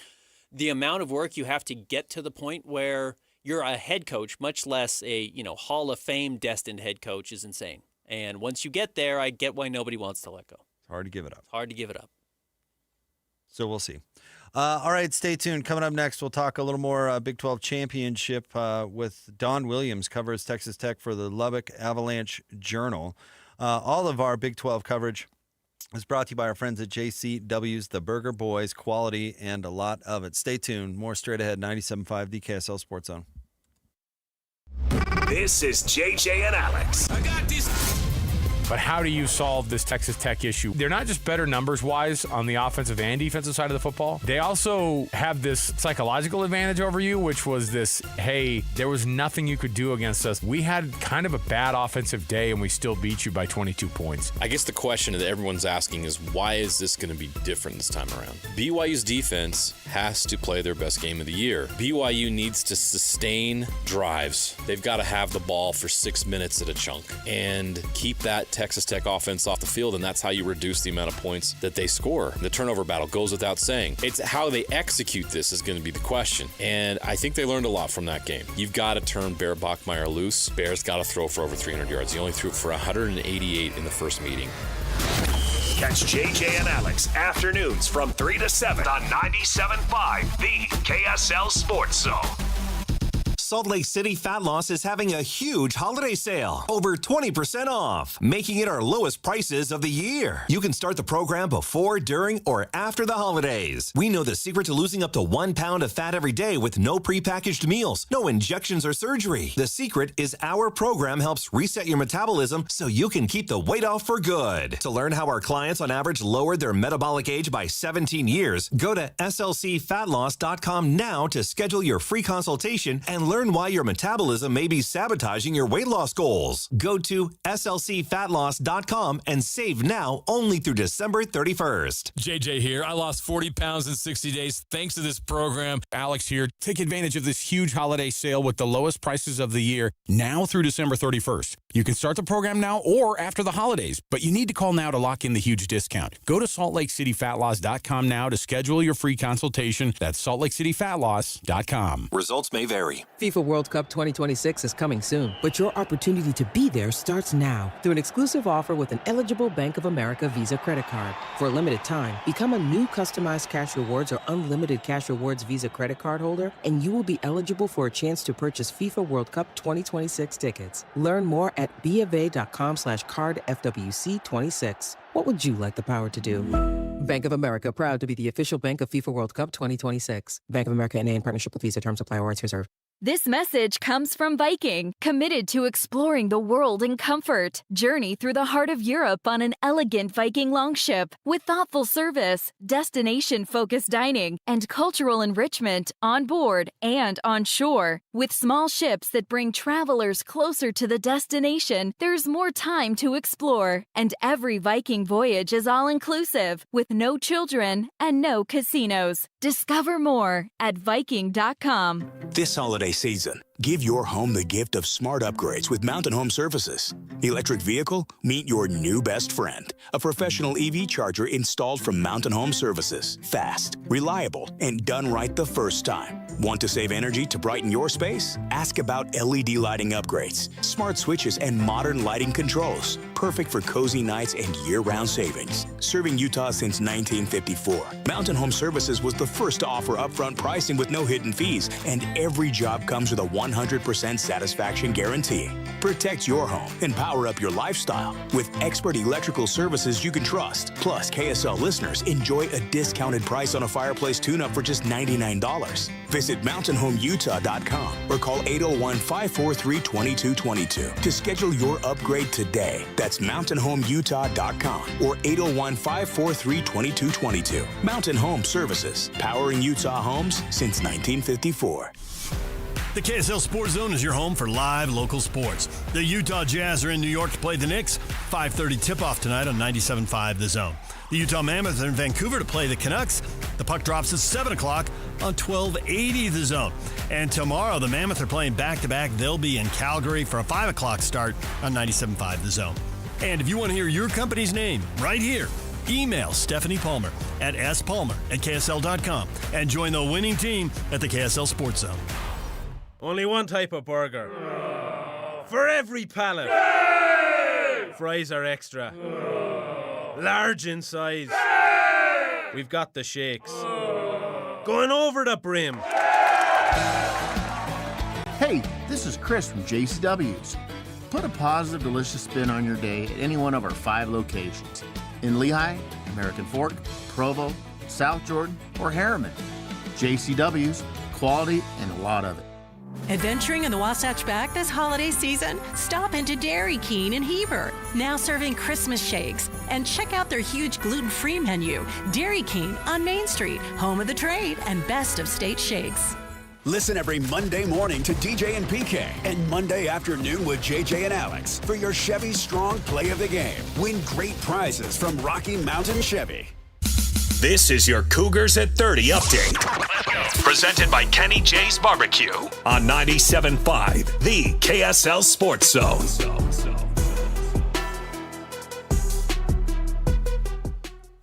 Your Cougars at 30 update. Here's BYU wide receiver Chase Roberts on a promise that they would see Texas Tech again. No, yeah, I knew we were going to do it. I promised you guys, so I fulfilled it. My promise to Cougar Nation that we were going to meet him again in the Big 12 Championship. I had full confidence. I know our head coach did too. I can always count on if he says it, then I can say it too. So because I trust him and I love him, so I'm going to say things that I truly believe, and then we're going to go out and then follow it up. And we're here, and it's exciting to be able to have this opportunity. Catch our championship game coverage specifically from Christian Esparza, starting tomorrow at 8 a.m.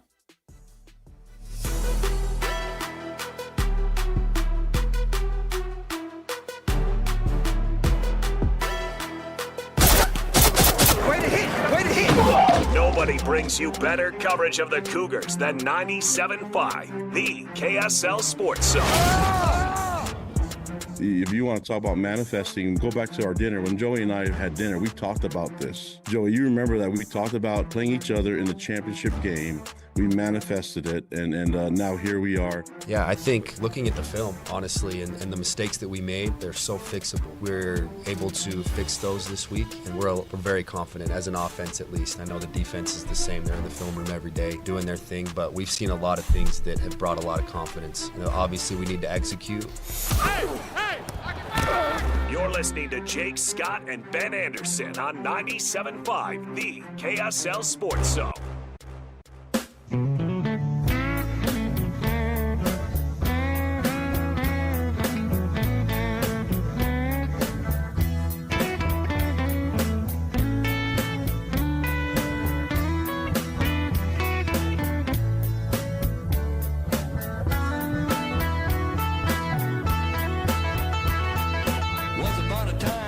So fine, through the bumps of time in your prime. Jacob in 97.5, the KSL Sports Zone. Time to talk a little bit more about the big game tomorrow. Of course, the Big 12 Championship, BYU and Texas Tech. Let's get out of the zone phone. Joining us now, he covers Texas Tech for the Lubbock Avalanche Journal. He's the one and only Don Williams with us here on Jake and Ben. What's going on, Don? What's up, Don? Hey, guys. We're headed toward Arlington as we speak, and looking forward to the game tomorrow. Thanks for the invitation to come on with y'all again. How do you think Texas Tech is feeling headed into this game? Well, I think they feel confident. They really haven't given themselves much reason not to feel confident over the course of the year, since, I guess one of the statistics on the end that's kind of eye-catching is that they're one of only, I believe, 6 teams now in the last 100 years that has won 11 regular season games by 20 or more points. And, the closest game, out with the exception now notably of the loss at Arizona State when they didn't have Baron Morton. Otherwise, the closest game in their 11 victories was the one against BYU there on November 8th here in Lubbock. So I think the Big 12 is learning that BYU and their fans travel really well. There's members of the LDS Church all over the place, and they come out to see the Cougs play. But also, this game is closer there to Lubbock. And can you tell us what, split do you expect of the stadium?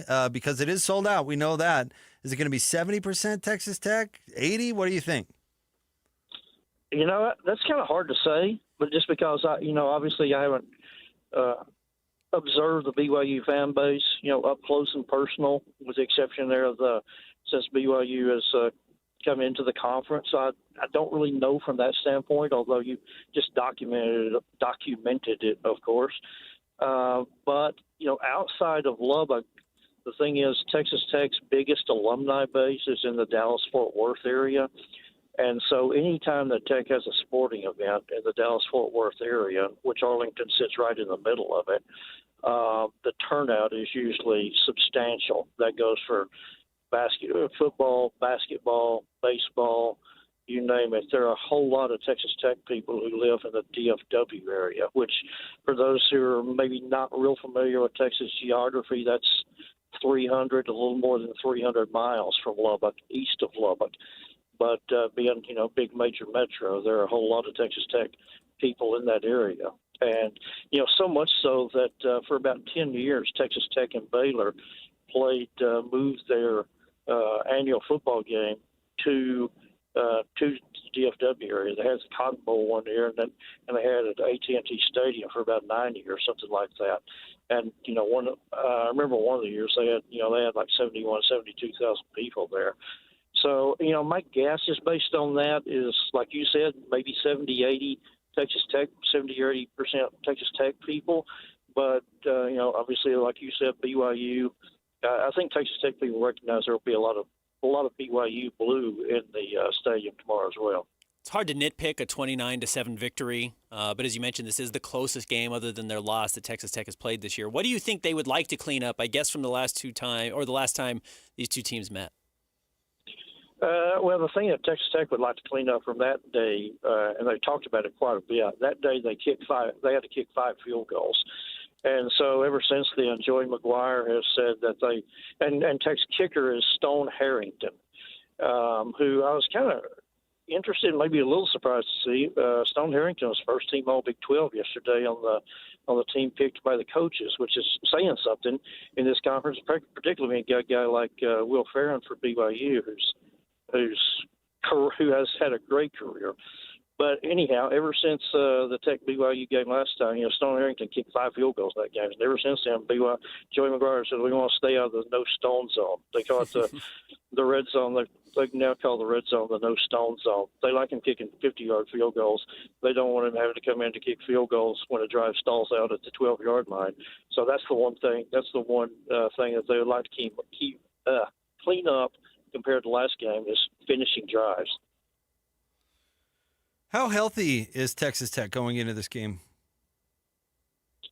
As far as we know, reasonably healthy, considering that, 13th game of the year, everybody is going to have players who are banged up. Obviously week to week this season, the big one has always been Baron Morton because he suffered that lower leg injury in the season opener and then aggravated it when he took another hit in the Kansas game, like the 6th game of the season. So he's always the guy that that's kind of monitored. They say that he feels as good as he has all season, and moved pretty well in the last game up there at West Virginia. So he's probably the main guy. Although, if he were to go down, which he's kind of been vulnerable to having to leave games because of injury, it's happened 3 times to him this year. Then their depth at quarterback is a little questionable because Will Hammond, their number 2, is out for the year, and their number 3, Mitch Griffiths, got banged up last week against West Virginia. But there's none of their other really main players, starters, what have you, is out for this game or doubtful for this game. They haven't given up a lot of points, period, this season, but it's 36 total points over their last 5 weeks. Does it seem like this is a team that's still ascending? Are they getting better? Yeah, I think they are, and part of the reason why is just because it's such a veteran group that they have on defense. There's really almost no – outside of John Curry, one of their linebackers, who's a sophomore, there's almost nobody on that defense that is a young guy. They're going to lose, I think, 7 starters off of that defensive unit. Of course, that people make so much of their transfer portal class from last year. The defense is the side of the ball that benefited the most from that. So when you're talking guys who are so many of these guys who are 22, 23 years old and have shown themselves to be really dedicated to the process and that sort of thing, I think they can always sharpen up a little bit here and there. Again, part of the reason why is because most of these guys came from all different places across the country last year. So they are just, they're still, a lot of these guys are less than a full year removed from when they first met each other. So they can probably continue to develop their cohesiveness throughout the postseason. How do you think this one plays out? Do you think we're looking at a lot of points? I'm guessing, given that Texas Tech's defense is, awesome, that maybe we're looking for more of a rough and tumble game. What do you think? Yeah, I don't see it as a high-scoring game because, again, as good as Texas defense has been on a week-in, week-out basis, which is so bizarre for me to say because I remember covering the Texas Tech teams that there was a 2-year period where they scored 50 points in a game 4 times and lost all 4 of those games. So it's bizarre. It's so strange to say, it's hard to see anybody scoring more than 14 points against Texas Tech. That used to be the first 2 possessions that the opposing team had. But and plus I think kind of the nature of the way BYU stylistically likes to play as well with L.J. Martin, the QB run game with Bear Bachmeier, and they themselves having a defense at Tech, a physical defense that Texas Tech respects. And watching them, you really like how their linebackers play. So I would see it being another game that I haven't checked. I don't know what the over/under is on this game, but I think it's going to be another game where you can win. You can win in a game without scoring 30 points. I think the big question is just, can BYU like Texas Tech, finish some offensive series and stick it in the end zone, let's say 3 times, to make it more of a 24-21 game than 29-20 or 29-7 game. Don, I know you're traveling today, but maybe you've seen the news that it looks like Matt Campbell's going to be heading to Penn State to be their next head coach. You've covered Iowa State, have maybe more familiarity than a lot of people in our state, just by being in the Big 12. What do you think happens with Iowa State if they lose a coach as good as Matt Campbell? I think it's a sad day and a tough day for the conference. And just like I thought the same thing with Kalani Sitake the other day, I thought, man, Kalani Sitake going to Penn State, I actually wrote this, Kalani Sitake going to Penn State, that sounds like an AI-generated fake story, you know?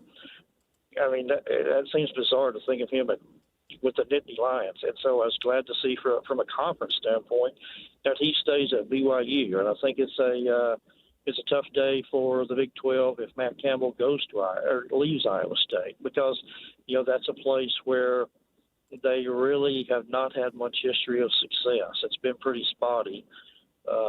You know, in terms of power forward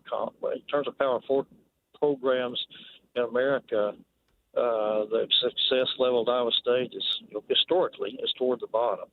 And so to replicate or continue what Matt Campbell has done, I think it's going to be very tough up there. And I guess I kind of blew my prediction, because the other day I do Big 12 power rankings, and on Sunday I wrote, you know, Matt Campbell just passed the 10-year anniversary of his hiring at Iowa State. Prediction that he'll coach another 10 years at Iowa State and get into the Mike Gundy, Kyle Whittingham territory.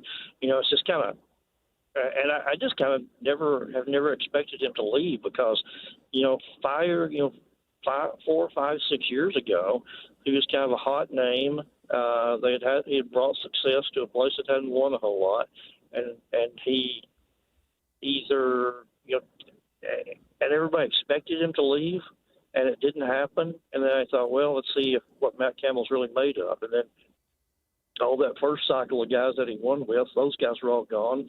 And then he showed that he could continue to recruit and sustain it.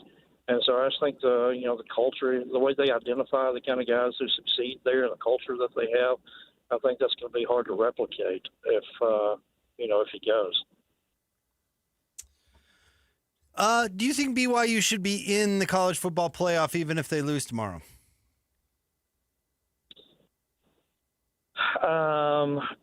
That's a tough one. I'd say 50-50. Although I think, I think if you look at it, I think I can't remember who I saw, and I saw it posted on social media, but there are people who have made a pretty compelling case for BYU being one of the teams that belongs in. That was pretty persuasive. And I remember thinking I wasn't convinced that BYU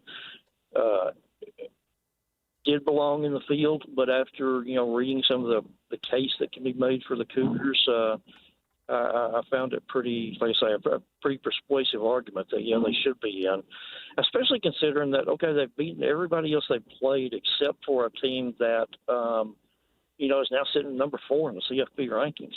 So yeah, I think the big thing, though, that BYU needs to do is play a game that's more close than it was in Lubbock. Because, the game in Lubbock, I never really got the sense that Texas Tech was in danger or that BYU was going to mount much of a comeback. So I think they need to, if they don't win, I think they need to, play a game that's more back and forth and is, a one-score game. Well, Don, certainly travel safe to the game, but enjoy it, and let's hope we get a good one. We appreciate you, Don. You bet. Thanks, guys. Always enjoy it. No, thank you, Don. You're the best. There you go. Don Williams covers Texas Tech for the Lubbock Avalanche Journal. This is not breaking news, obviously, but, when it comes to a guy like Matt Campbell and, did you think he was going to be a lifer? And we have seen guys who we thought maybe have longer runways of coaching retire. Chris Peterson obviously comes to mind, guys who don't want to deal with the NIL era necessarily. I think you are going to see more coaches who may have been lifers somewhere recognize that, look, it's NIL or bust. I just can't win at a school if I don't have the money. And it's not an accident that while, yes, Brian Santiago came on our airwaves yesterday and said, we hope that they find a rule and can put money in place so everyone has the same opportunity to spend money and it's not lopsided. But until then, until it's enforced, they're going to be competitive. One of the reasons Kalani wanted 10 to 15 million extra a year is because if you don't have it, you're fighting such a steep uphill battle, you may not be competitive. As good as you've been. And it's why all of a sudden a team like Vanderbilt is relevant. And it's probably going to be good now. Vandy's going to be a good school. It's going to be a good football school. As long as these rules are in place, they're going to be just like BYU because they can go out there and they can pay the number 3 overall quarterback to pick them over, Georgia? You've got money. You can be competitive now. All right, stay tuned. We wrap it up. Coming up next, Jake and Ben, 97.5, the KSL Sports Zone. Guys, let's be real. Holiday gift giving can feel like crunch time, but this year, the Zone has your back. Enter the Zone Holiday MVP promotion and score big with the ultimate gift lineup. A cozy grande blanket from Minky Couture, a Beehive Meals gift box with 10 delicious dinners, and a stunning sterling silver double heart diamond necklace from Duke's Jewelers. Don't wait until the final buzzer. Step up your game and make this holiday a win. Enter now at KSLSportsZone.com. The Hercules Local Business Spotlight this holiday season is Ty the Window Guy. What started in 1998 as a small side job cleaning windows has grown into a trusted local business built on quality service and long-lasting relationships. More than 27 years later, Ty still serves many of his first clients with the same dependable care that built his reputation. To learn more or schedule your next window cleaning, visit TyTheWindowGuy.com. Hercules First Federal Credit Union. Growing stronger together. Ready for unbeatable deals? At Tim Daly Nissan Southtown, drive home a new Sentra starting at just $19,900. Need more space? Get up to $9,000 off new Pathfinders. Or grab a rugged Frontier for as low as $399 a month. With 99% approval, 0 down, and 90 days until your first payment. There's never been a better time to buy. Plus, every vehicle comes with a Tim Daly Forever warranty. Only at Tim Daly Nissan Southtown. Hey fellas, it's crunch time this holiday season, and you don't want to drop the ball on finding the perfect gift for that special someone. Oh yeah, this is your chance to up your game and score major points with Duke's Jewelers. That's right, for over 75 years, Duke's has been part of Utah Valley's playbook, helping families celebrate life's biggest wins since 1948. Oh, absolutely. At Duke's Jewelers, it's not just a jewelry store. They're craftsmen, creating custom designs and timeless pieces that'll have her cheering from the sidelines. Whether it's a stunning necklace or a custom ring, they've got the game-winning gift at Duke's Jewelers. Don't wait for the final buzzer. Head to Duke's Jewelers at 220 South Main in Springville. Or you can shop online at dukesjewelers.com. Duke's Jewelers, helping you slam dunk love and tradition since 1948. Attention Jazz Nation. We know you've been waiting on the edge of your seat, and the time has finally arrived. All tickets are available now. Let's go! Your favorite players will be back on the court, bringing the energy all season long. Whether you're looking for season tickets, mini plans, or single game matchups, there's a perfect option for every kind of fan. Show up loud and proud at Delta Center this season. Don't miss your chance to be part of the action. Buy your tickets today at UtahJazz.com. Hi, this is Derek Overstreet, president of the New Millennium Group and co-host of Stop Working, Start Living with KSL News Radio. Can you imagine what your life would be like if you could retire 3 to 5 years earlier than you thought possible? The things you could do, the loved ones you could spend time with, the memories that you could create. That's what our team at the New Millennium Group does. We'll walk you through the entire process every step of the way. If you'd like to get a copy of the 5-step proprietary plan that will help you retire 3 to 5 years sooner than you thought possible, give us a shout right now. 888-999-6370. That's 888-999-6370 or utahsfinancialplanner.com. Listen, most of our listeners right now have a tax problem, not a money problem. There's not enough money in Social Security Medicare as it is. Let us show you how you can significantly reduce your taxes. That's 888-999-6370, 888-999-6370, or utahsfinancialplanner.com. Way to hit! Nobody brings you better coverage of the Cougars than 97.5, the KSL Sports Zone.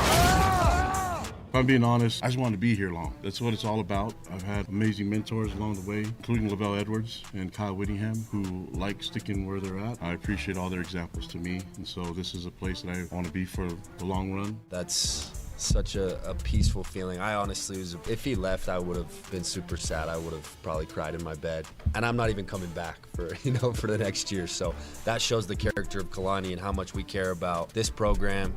Just knowing what he's done in the past and what we've been able to build, to have that kind of taken away and to start like new would be really, really hard. You're listening to Jake Scott and Ben Anderson on 97.5, the KSL Sports Zone. Two niggas on the airways, talking sports. They got him made Jakes and also loves his tie-dye. Ben's got style with his scarf. Oh my.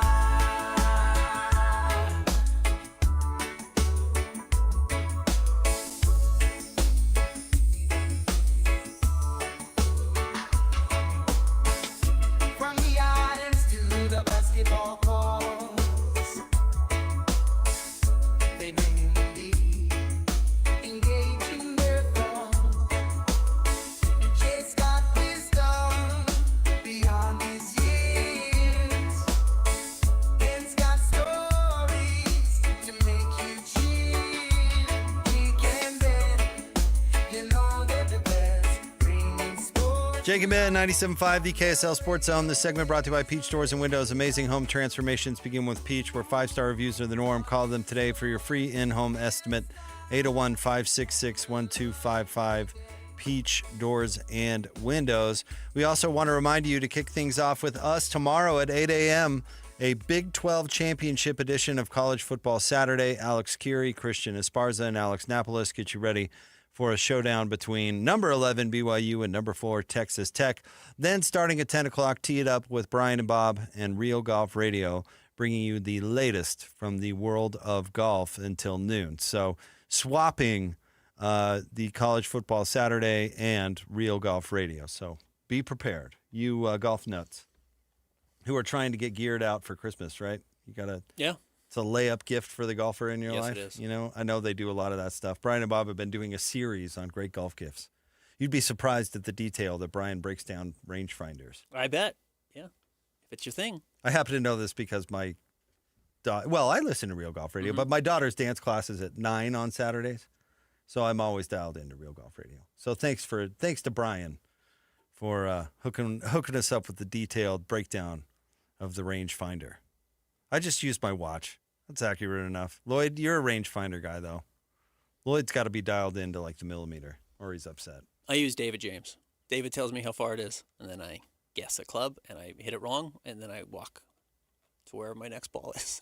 Hey, I wanted to talk about the Tim Brando college football playoff stuff, but maybe we save that for next week because it really is kind of evergreen. The college football playoff topic will be around for quite some time, but give those guys another plug for their interview. Tim was really good coming on. Of course, Tim, he's not the head college football guy for Fox. He's one of the top ones.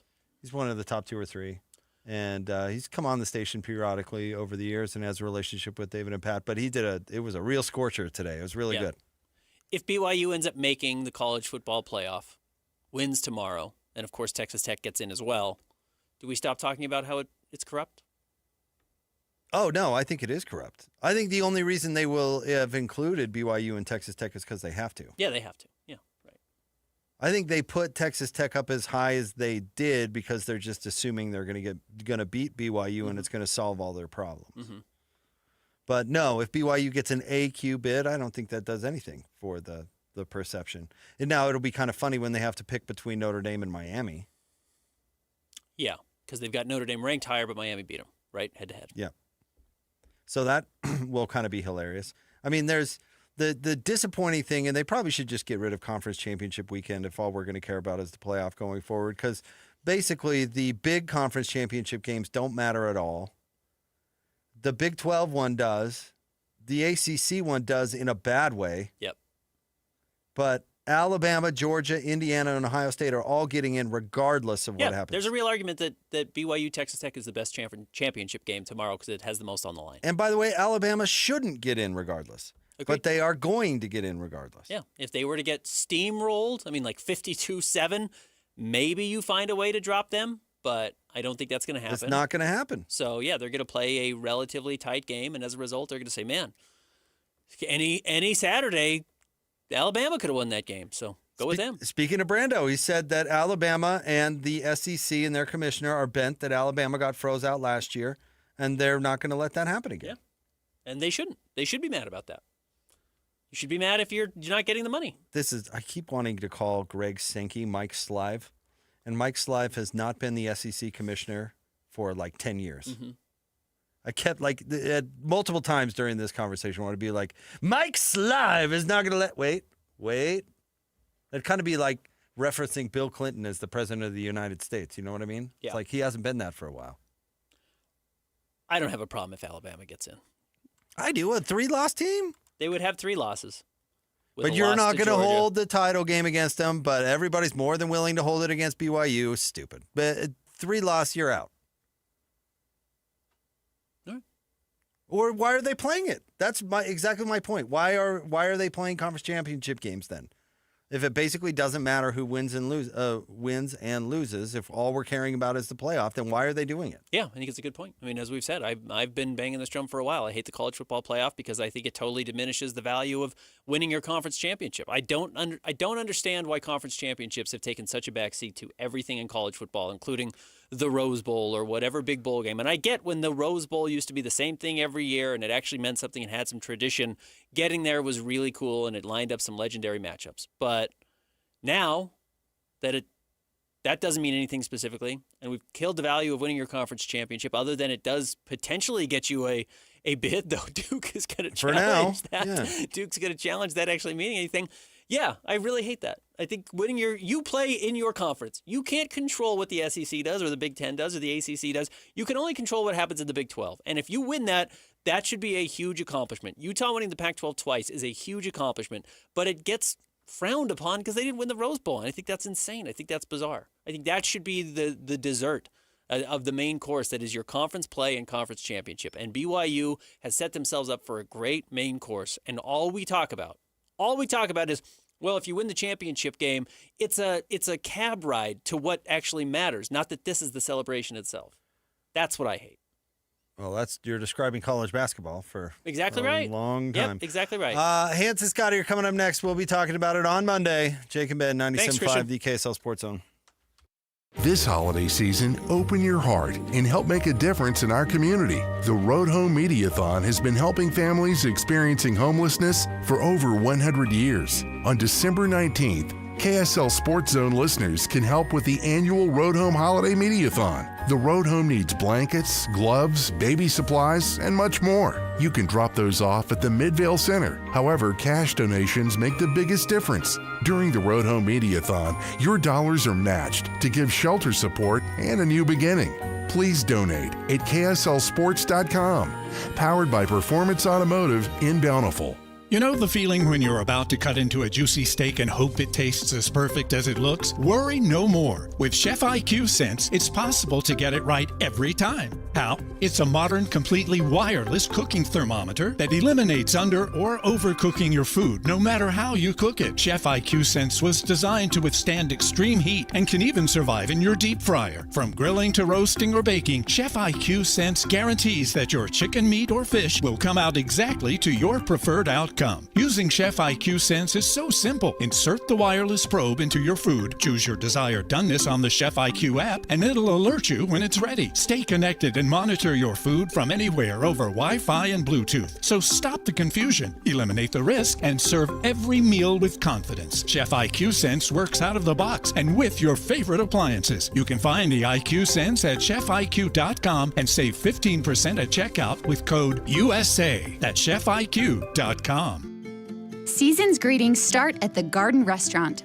Our fall menu and delicious food captures the essence of the holidays ahead. Stop in or order online for pickup. Have you tried our favorited jalapeno pork sandwich yet? It's perfectly balanced with sweet and spice and enough to satisfy any craving. Now let's talk turkey.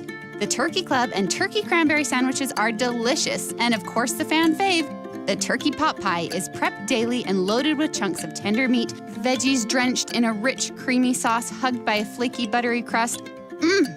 But that's not all. Home-cooked, handmade baking is our standard. What's more aromatic than baked goods? From giant cinnamon rolls, cookies, bars, and our famous warm, buttery Limehouse rolls.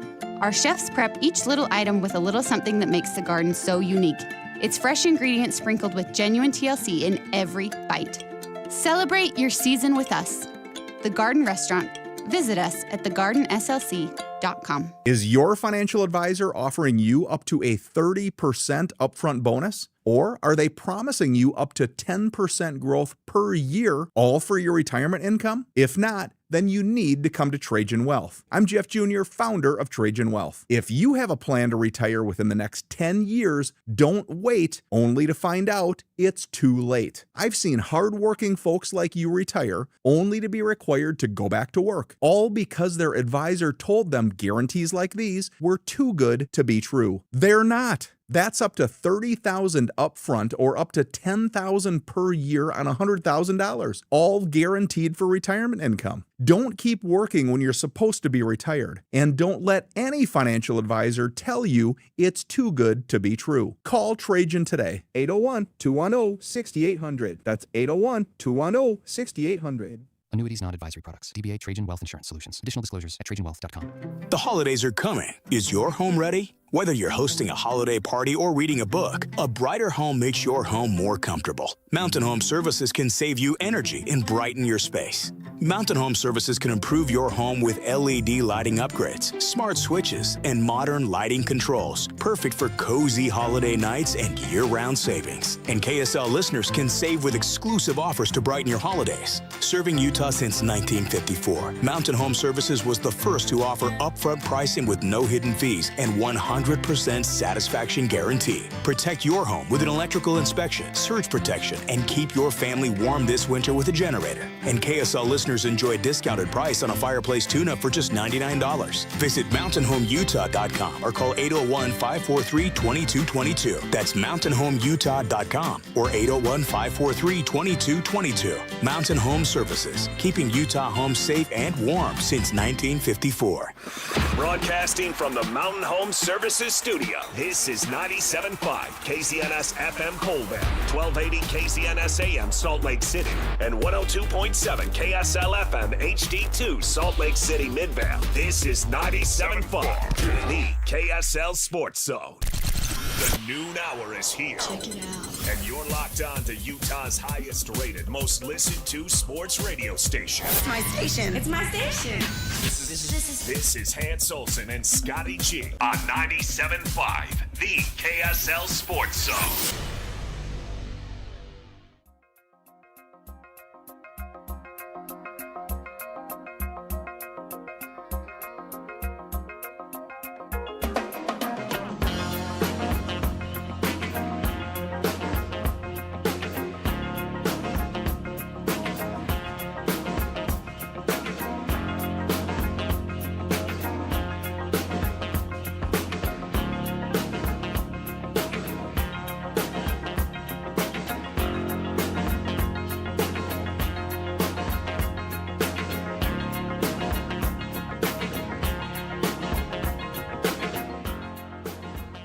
Hans and Scotty, 97.5, the KSL Sports Zone. Let's get it, folks. It is a Friday, and it is the eve of the biggest game in BYU football history. Is that an exaggeration? I don't know. I'm going to go with it.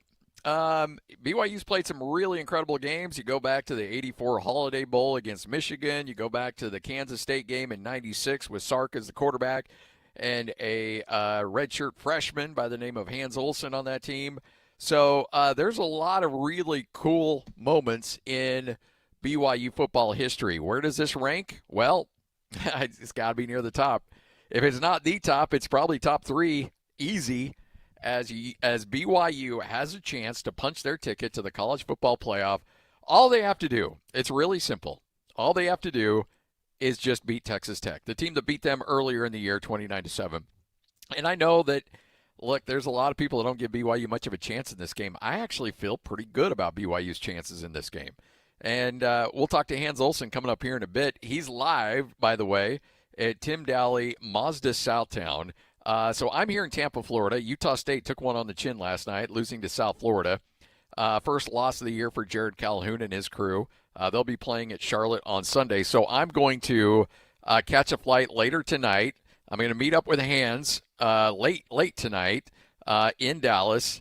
And then maybe I'll see if I can hitch a ride with him and Greg and Mitch. I don't know if they'll allow me to be part of the Cool Kids Club.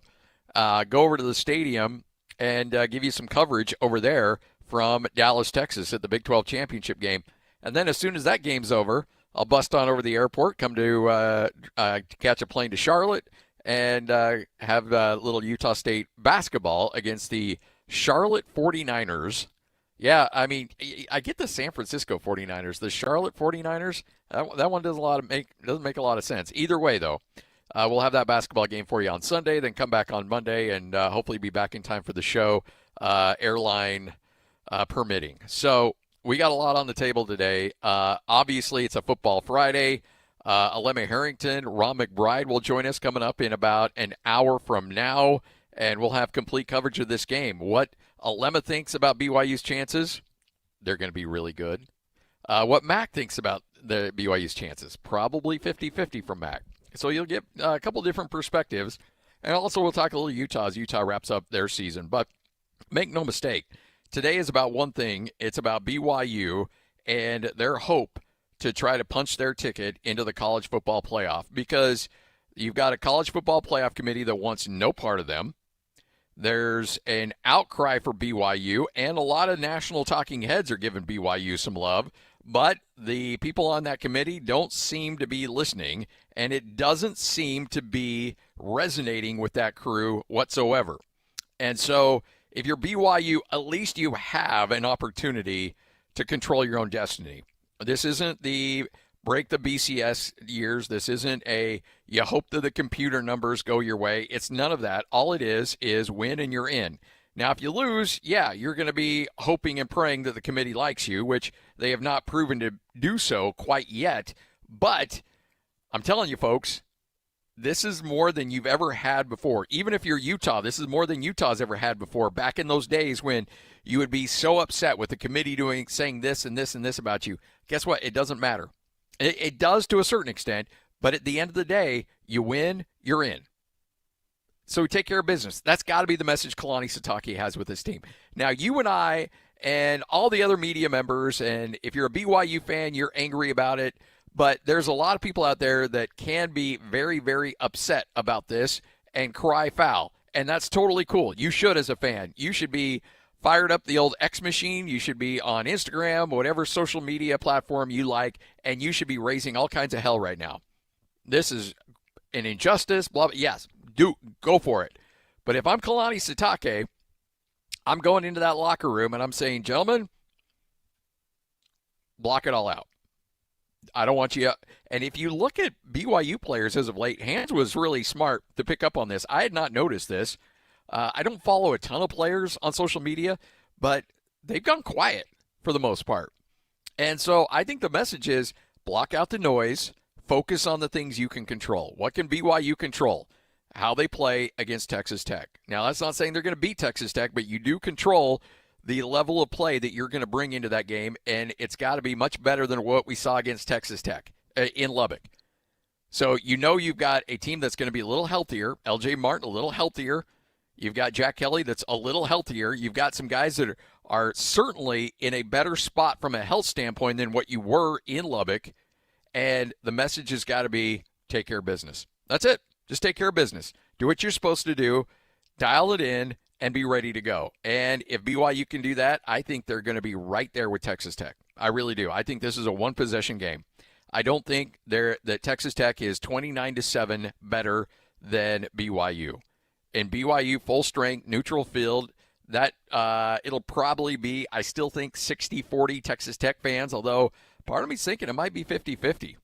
I think BYU fans, I can't go around my neighborhood and not hear from people that are BYU fans telling me that they're going to be in Dallas. Like, seriously, I was at church on Sunday, and I'm talking to a bunch of people, and I'm like, They're big BYU fans. I got a bunch of big BYU fans where I live. And I was asking them, are you going to go to the game? And it was yes, yes, and yes. There were very few people in my area that are BYU fans that are not going. There's more people not going than there are, or there's more people going than not going. That's how popular this ticket is. That's how many people want to just find a way to scratch and claw and get their way to Dallas to see this game. Because everybody knows what's on the line. Everybody knows that it's win and get in. So Kalani Sitake, the message has got to be all week. Block it out. Don't worry about it. Let the committee think what they think. Let them do whatever they're going to do, but we still control our own destiny. We don't have to politic. We don't have to campaign. If I'm Kalani, look, tell your team I'll go on the national shows. I'll be the one raising hell. Brian Santiago, he'll hop on with DJ and PK. He'll try to get angry. Brett Yormark, well, you'd love to see a little bit more out of him from a vocal standpoint. I know that he may be as Brian Santiago, and Brian's a good soldier. Like, Brian's going to say what he needs to say, and I totally respect that. I don't think he needs – it does him no good to come on our airwaves and complain about the commissioner of the Big 12 Conference. But I've just seen so many commissioners in so many years past just run their mouth and nonstop, and sometimes it works. Like Greg Sankey. The dude complains all the time about the SEC, and what does the SEC get? Pretty much whatever they want.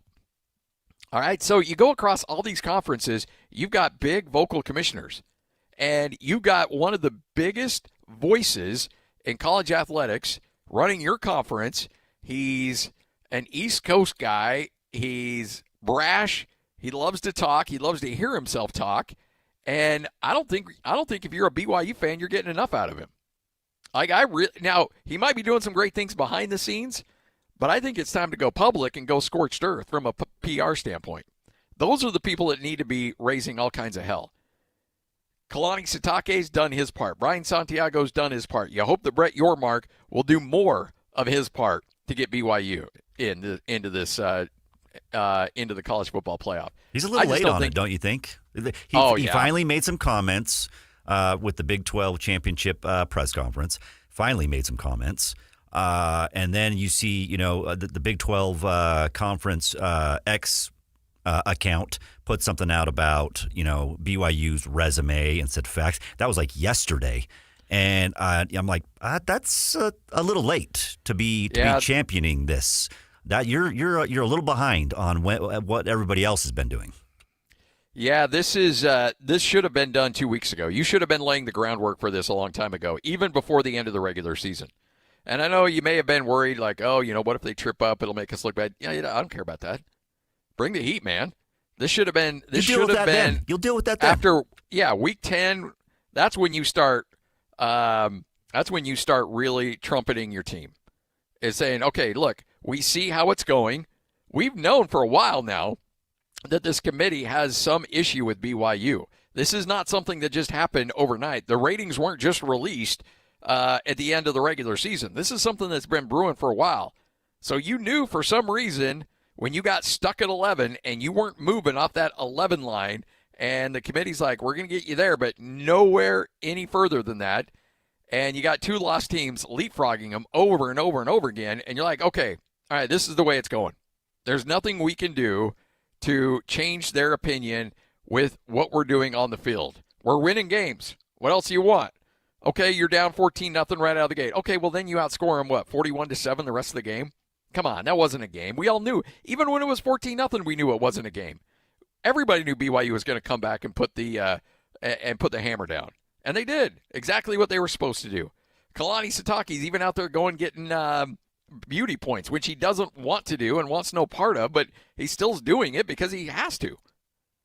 Because that's the world we're living in right now. And guess what difference it's making? Nothing. So what do? You apply a little public pressure. And you hope that helps. But Lloyd, I think you're spot on. This should have been done weeks ago. You can't do it Tuesday, Wednesday on game week of your conference championship game saying, oh, hey, by the way, folks, if you have not seen BYU, here's their blind resume. Here's what they're doing. Look how great that is. By goodness, folks, we should be paying attention to them. Hey, you're the Big 12. Look, there's a lot to be gained here financially if BYU gets in. Just if you're looking from a monetary, selfish standpoint, you want two teams because you can cash bigger checks that way. But then it's your overall image of your conference. Are you doing enough to promote your conference? Are you doing enough to promote your teams? Because, frankly, you should have every coach in the conference, and it might be a little bit too much to ask Kyle Whittingham, but you should have every other coach in the conference sending out their tweets, their social media, like, hey, look, we played BYU, we played Texas Tech, both those teams should be in.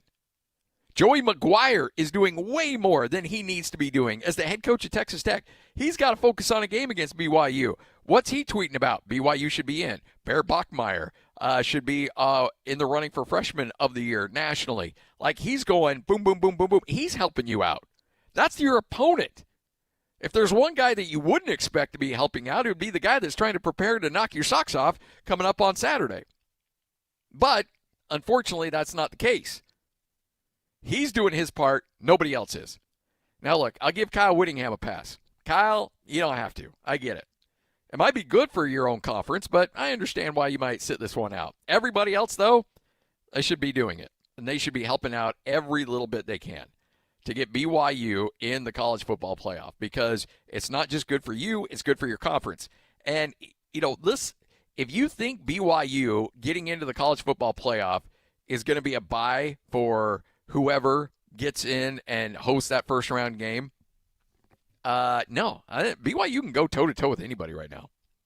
If you think BYU is going to get blown out by whoever they face in the college football playoff, stop it. They won't. They won't. Like, the worst you'll see is maybe that game we saw against Texas Tech where it might be 29-7. But I don't even think that's going to be the case. I think BYU has the capability of going toe-to-toe. And I remember saying this about Utah a couple of years ago when they were winning the Pac-12. And people were like, come on. There's no way. Utah would get worked. I didn't believe it then about Utah. I don't believe it now about BYU. What they're great at allows them to go toe-to-toe with anybody. Great defense, great special teams, and they can run the football. And you got a quarterback who doesn't make big mistakes. So you got a true freshman at quarterback, but he's not making mistakes. He's not really a freshman right now. You got a running back who's an absolute stud in LJ Martin. You got an offensive line who, for the most part, has been really good this year in the running game. You got a great defense led by a couple of incredible linebackers who are now healthy. You've got a defensive line that's been good against the run for the most part this year. And you got good special teams. So, really, check, check, and check. The things you need to do well, BYU has. This isn't a BYU of 1983 that's going to throw the ball 60 times and kind of smoke and mirror their way to wins. Now, BYU's playing big boy football, and they can play big boy football against anybody. So the reason that the committee might be keeping him out makes no sense. And really, like, there's a guy, and I believe he's been on our airwaves. We've had Bruce Feldman on our station before, haven't we, Lloyd? We have. So Bruce Feldman sent out a tweet, and now Bruce is a very respected college football writer. And I like Bruce a lot. Bruce is really good at what he does. And Bruce Feldman sent out a tweet the other day that I think just hit it right on the head. Because Bruce Feldman, he's had it, and I get it. But Bruce Feldman essentially says to the world in a tweet, it essentially says, this committee is making it up as it goes along. It's like they're trying to prove to the world that this sport is being run by morons. What a effing joke. Drop the big F-bomb, too. Now, this is a highly respected. This isn't Pat McAfee. This isn't some dude that just likes to, throw stuff out there and see if it hits. This isn't your Provo Dave guy. No, this guy's a well-respected college football writer. And he says, and when he drops language like this, everybody notices. When he essentially says, hey, look, this is an effing joke. This sport is proving to the world that it's being run by morons. Yeah, hard to argue that. All right, let's get to our starting lineup. Hans and Scotty right here on 97.5, the KSL Sports Zone. This is Hans and Scotty G. Let's go! The lineup is set, and it's time to kick off the show with the biggest topic of the day. This is the starting lineup on 97.5, the KSL Sports Zone. By the way, Hans joins us, and Petty AF Ute fan tweets in, says, Lloyd, my goodness, I guess BYU NIL money landed in Scotty G Zone's bank account. Hey, look, I got none of that crumble money. Zero of that crumble money. I would even take a free crumble cookie right now, but that's not going to happen. Look, you call it as you see it. Right now, BYU is getting screwed over, and I don't like it. It's unfortunate for the state, for the conference, everybody involved. Hans, how you doing, buddy? Good. Who's got crumble money? Well, this guy says that I'm getting crumble money. The BYU NIL money is hitting my account because Why? Because I'm stumping for BYU. Because I'm telling everybody how good BYU is. No, man, you're not. Here's the deal. I think you said it perfectly. Any team that can play really good defense, give you a pretty good run game, and play special teams, all you got to do is play smart from the quarterback position, and you truly can't compete with anybody. And I also heard you talking about BYU's chances against Texas Tech. And I do think that they're good. I think they're solid. I'm not saying they're 50-50. I'm definitely not saying that they're getting the winning percentage, but it's not like 15%. I think that there's a good 35-40% chance that they compete in this game, and in the fourth quarter, they've got a chance to win it. And I had some really good conversations with some BYU personnel just getting ready for the broadcast last night. And talking to them, I've got goosebumps, man. I got goosebumps. Yeah. I got chills because I've been a part of a lot of fun game plans in my career where you get to X and O and pick a team apart based off of what you see and what you think you can get away with and things that you want to try. And you're just waiting for that alignment and you're waiting for that opportunity. And I explained it to Greg Wrubell like this in the UCF postgame, coming out of that postgame, knowing that they were already going to be in the Big 12 championship and get a rematch against Texas Tech. This is how I explained it. And I think it's a great analogy. I want people to think of the world of boxing. You've got this big bully boxer, and he's this big, strong, high-paid, fancy, well-known boxer. You get into the ring for the first time with that boxer, and he does what he does, and he throws a couple of big rights, hits you with an uppercut, and knocks you down and out. That next fight, when you come back, you know what the right looks like, you know what the uppercut is like, and you know what hurts. And you remember the little areas that you feel like you could take advantage of. Well, the big bully, the big bad boxer, he steps in the ring thinking, I'm going to do what I did last time. The boxer that got beat and fell to the mat, he's thinking, no, I've got to change my game plan. I'm going to come from a different angle. I'm going to try to hit the sides. I'm going to try to get to the corners. I'm going to work the body. I'm going to see if I can loosen up the body, see if I can find something up top. But there's a really detailed game plan that they come in with. Now, that doesn't mean that the bully always loses. We know that, Scotty. A lot of times the bully just says, no, you're not stopping my overhand right and you're not stopping my uppercut and you are going to sleep. But there are a lot of times where the underdog comes in and picks apart the bully, and then we get to see the trilogy. We get to see the third fight. Now, we won't get to see the third fight unless both of these teams somehow get in a college football playoff and work themselves to a championship game or to a semifinals, wherever they would potentially meet, which would be fun to see a trilogy. I mean, I wouldn't hate it. I think there'd be a blast to see same team 3 times split 1-1 going into a championship game or a semifinal game. I think it'd be a blast. But after talking to who I talked to and just kind of understanding and hearing some of the angles and the directions, man, I just think that BYU's got a puncher's chance in this thing, man. You know, I'll explain it this way, Scotty, because I was listening to you a little bit talk about this game. We're at the poker table. We're at the final table. We get down to our head-up matchup. We've got half stack. They've got us doubled up. And we're playing some one-on-one poker where we're the underdog. Everything has to be strategic. You have to be able to poke out a bluff here and there. You got to be able to call it, take a scrape or two, because you know he's going to blind you to death if you don't find your opportunities to punch him. And you have to fight and scrap. And you got to play smart and intelligent. And that's what they know. Now, a couple things I know, Scotty. After watching so much film on this Texas Tech team and going back and watching a good portion of the last time BYU played them, offensively, there's a lot to clean up. Defensively, I think there's even more they can do. Defensively, I think there's more they can do. And they did sack Baron Morton 4 times. Jack Kelly sacked him twice. Glasgow sacked him once. And Siale Acera sacked him once. If you remember back, they harassed Baron Morton. Oh, yeah.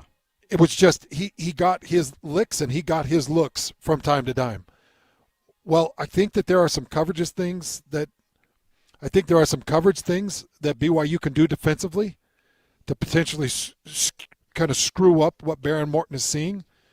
And I think BYU, I think that they can rush 3. I think they can use some of their new personnel, whether it's Nusi Tamapeu or Tausili Akana, and put in a true pass rusher to try to get the threat. I think that they've got some nice blitzing schemes that they can roll with.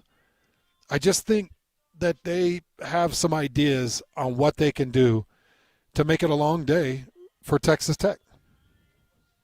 I love it. And frankly, I think that we're in for a one-possession game. I honestly, I would be shocked if we're seeing a 29-7. Now, I'm not saying BYU is going to win the game, but I just think, and Hans, I had a couple of conversations last night, one in particular that I think we doubled up on.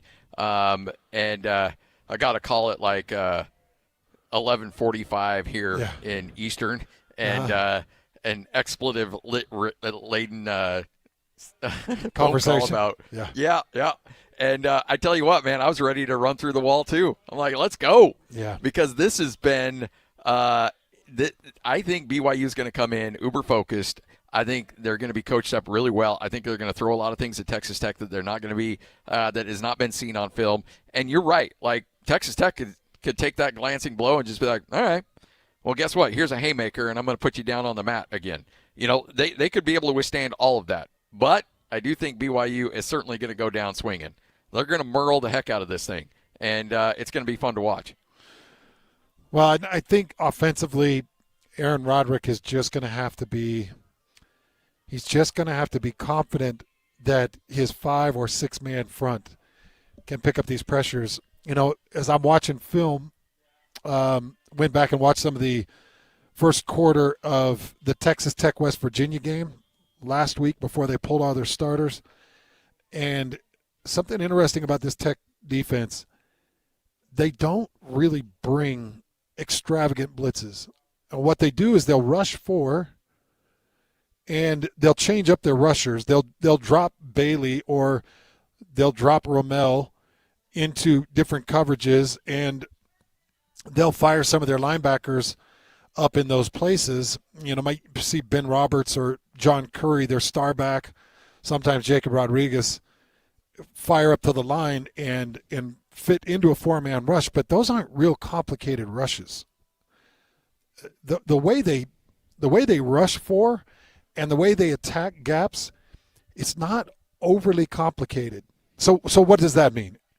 In the grand scheme, what that means is that an offensive line and then one blocking back or one blocking tight end, we shouldn't have a mental error. We shouldn't be on a slide and me sliding knowing that Ben Roberts, the Mike backer, is coming, me on the slide knowing, okay, I know I've got right side slide, I've got inside gap protection. Oh, there's Ben Roberts. It's a 4-man rush. It's not like 3 guys are hitting the left sides of the gaps and they're looping an outside linebacker all the way back to take advantage of the slide protections. I just don't see that a lot. So what it's saying, what that type of defense says, Scotty, is our personnel is better than you. We don't need to trick you. We don't need to disguise this. What we're going to do is we're going to kick your with A.J. Holmes. We're going to kick your with Lee Hunter. And we're going to beat you off the edge with David Bailey. And there's just not a lot you can do with it. And I was going back, a couple of thoughts on Texas Tech. So they've had 3 4-sack games, 3 4-plus sack games in Big 12 play. They got 4 on West Virginia, and 3 of those came in the first half, like bang, bang, bang. 4 against UCF, and they got 4 against the one team that beat them, Scotty. Mm. And if you go and watch that game, what Arizona State said was, you might get your licks in, but we're going to man up. We're going to hit you one-on-one. We're going to get as many routes active as we can. We're going to get the ball out of our hand as fast as we can. If things are clogged up, then we take off, we scramble, and we run. And we're going to go get 25-plus on you. And Arizona State ended up beating them 26-22. So I look at the way Arizona State ran their offense against this starting Tech defense, because everybody wants to point out that, well, they didn't have Baron Morton. Well, they had their defensive personnel rocking and rolling. And what Arizona State said was, you're going to get your pressures, you're going to get your hits, but we're going to get the ball out of our hands as fast as we can, and we're going to try to set on your 4 downs as often as we can. And I just want to see a good portion of that. And I expect Bear Bachmeier to take some hits, and I expect him to get pressured. But what I don't want to see is this big clogged pocket with 7 bodies. I don't want to see it. It's obnoxious to me. And, you know, BYU started this season out that way against Portland State. They went some max protect against Stanford, and then they loosened things up a lot against ECU. They started to really move the ball around against ECU, and that's when Bear went for his first 200-yard-plus game. He went for 246 yards. There were 1 or 2 other games where I saw them incorporate a decent dose of max protect, but nothing like Texas Tech. It felt like a little kid's soccer game where everything was just focused around the football, and there was no air to breathe on the outsides. BYU's got to spread it out. They got to get some air in their lungs on the outsides, and they've got to find a deep ball or 2 off of some of these dip play action looks. But I'm as confident as you are, Scotty. I do not think this is a 29-7. I think that Tech has been sleepwalking for about 4 weeks now. Yeah. And what I mean by that is they've had no contests, none since BYU. And now people are going to say 29-7 and no contest. All right. Texas Tech really did take them out of the game quick, but it's as much competition as they've seen. They sleptwalked through UCF with 48 points. They sleptwalked through West Virginia by pulling their starters at the half, and then they got a bye week in between there. They have been sleepwalking. So somebody's got to find a way to punch them in the mouth, find something that they're not expecting, and try to catch them flat-footed and partially asleep. And I do think that that's possible. Hans and Scotty, 97.5, the KSL Sports Zone. I'm here in Tampa. Hans is down at Tim Daly Mazda Southtown. And before you hop on a plane and come to Dallas, I'll meet you there. But all kinds of great deals. Jake making it happen as always down there. Jake's great, man. And the showroom is packed with these beautiful 9s. You got the inline 6 here sitting next to me. This is a candy apple red. It's beautiful. You've got this beautiful 5 sitting next to my left here. It's Christmas tree green. And, you know, they've always got the wheels on them, Scotty. They got the black and silver chrome. And these are packed with all your leather and electric adjustable seats. And the Mazda fit has been so beautiful. And, you know, Ashlyn's driving a 5 now. So my oldest is driving a 5. Amanda's driving a 90. Riley is now driving the 3. My mom is driving a 50. We pretty much run the gambit of Mazdas at the Olsen home right now. Nice. And as much damage as that 3 has taken, it's still on the road. That's pretty impressive. Yeah, the 3 is on the road with a wobbly wheel right now, but these Mazda, man, they take a licking and keep on ticking. My son wrapped his Mazda 3 around a light pole before he headed on a mission, so I appreciate that. It was nice. It was very helpful. It was helpful for me and my insurance is what it was. Yeah. Great. Oh, yeah. So he racks that around a pole and then takes off and says, all right, Dad, deal with it. I'm out. You deal with that. Yep. Yeah. Hans and Scotty, 97.5, the KSL Sports Zone. Again, hands down at Tim Daly Mazda Southtown. Make sure to stop in. All kinds of great savings, end-of-year opportunities. Jake's not messing around. If you need a vehicle, regardless of whatever issues you may be dealing with, he's going to make it happen for you. It's Tim Dowley, Mazda Southtown, right here on 97.5, the KSL Sports Zone. Since the game went final in Lubbock, touchdown, Parker Kingston! The Cougars have wanted a rematch with the Red Raiders. Now they've got it, with a guaranteed spot in the college football playoff on the line. Listen all week long for the best coverage of BYU in the Big 12 title game, with exclusive interviews and analysis you won't get anywhere else. Then, on Saturday, catch a special Big 12 title game edition of College Football Game Day beginning at 8 a.m. with a post-game show immediately following the game. Exclusive Big 12 title game coverage on The Zone is presented by JCW's, the Burger Boys, quality and a lot of it. This is 97.5, the KSL Sports Zone. Taqueria 27, where every taco tells a story. And sometimes it's a hilarious one. Check out Taqueria27.com. You'll thank us later. On the go? Don't worry. Locations in downtown SLC, Holiday, Fashion Place Mall, Lehigh, and Eagle Mountain. So if you miss one, there's another waiting to serve you tacos, sizzling fajitas, enchiladas, margaritas, like a ninja. Taqueria 27's got Mexican cuisine, including gluten-free, that's so tasty, your mouth will thank you. Well, the holidays are really here. Things are speeding up. I know exactly what we all need to do, and that's head into the Western Nut Company. I'm here with Sarah, and you can take care of it all. We love the holidays, and we try to make it seamless for our customers to enjoy our gift baskets and our fudge and our brittle and all the things that make it the holidays. Western Nut is perfect for corporate giving and also for your family and your friends and your neighbors. For corporate gifting, we have a team that's ready to take your list and ship it right from our store. You know what I love is Dee and I go into Western Nut and the Mother's Ship, which is right there on 4th and 3rd West, and we just let you guys take care of it all. We select the gift and you guys ship them off, especially to Dee's family in Missouri. Western Nut's been doing this since 1966, and we've got it down. All the things that you need to cover everybody on your list. A good place to start is by going online at westernnut.com. That's westernut.com. Nate Bargatze. I would like another dog. My wife does not want another dog because it's a lot. It's a lot to have two dogs because you gotta open the back door and let two dogs out. Big Dumb Eyes World Tour. But then they want to come back in and you're like, gotta go let all these dogs back in. 4 shows, Delta Center, December 4th through 6th. Tickets available at deltacenter.com. Don't miss the Big Dumb Eyes World Tour. Nate Bargatze. The KSL Sports Zone is your home for live local sports. The Utah Jazz are in New York to play the Knicks.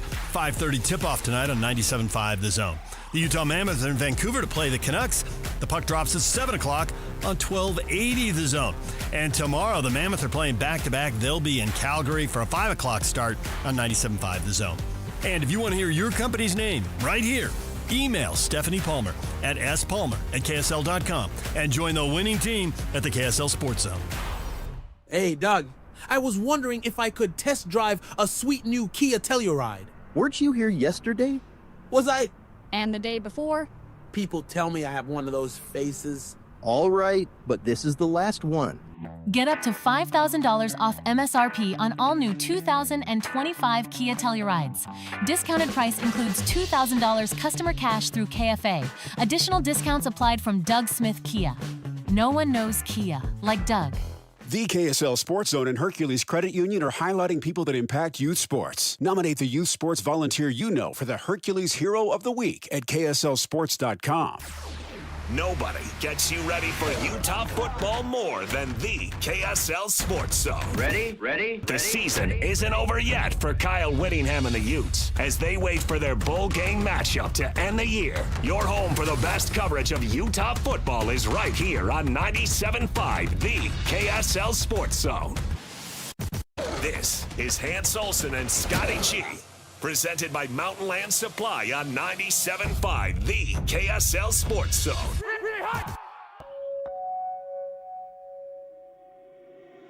Reach out, touch faith.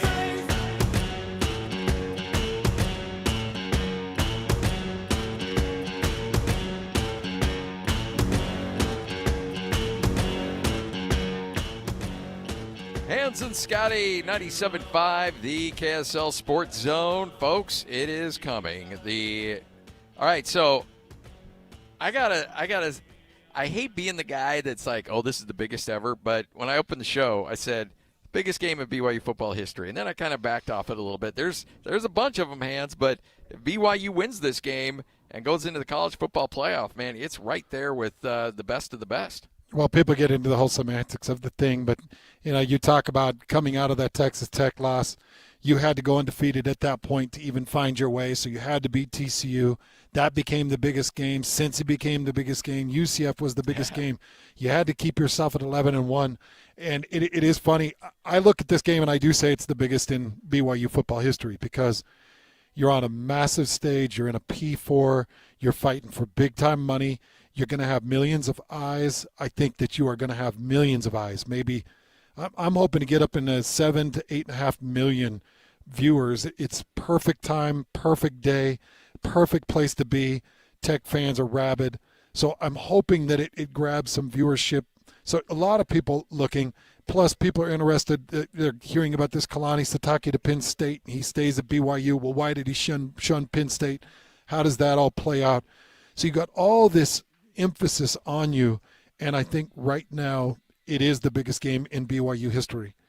And I think it would lead to the next biggest game in BYU history, which would then lead to another next biggest game in BYU history. But it does feel like we are in completely uncharted territory with this BYU football team and where they stand in a Big 12 championship. Oh, yeah. And the fact you win this game, you punch your ticket into the college football playoff, that game becomes the next one, as you mentioned. So there's so much on the line here. But when you look at the individual play, and I go back to what you said earlier in the week, and I thought it was spot on. You babied, and maybe babying's not the right word, but you dealt with Bear Bachmeier with kid gloves against Texas Tech in Lubbock.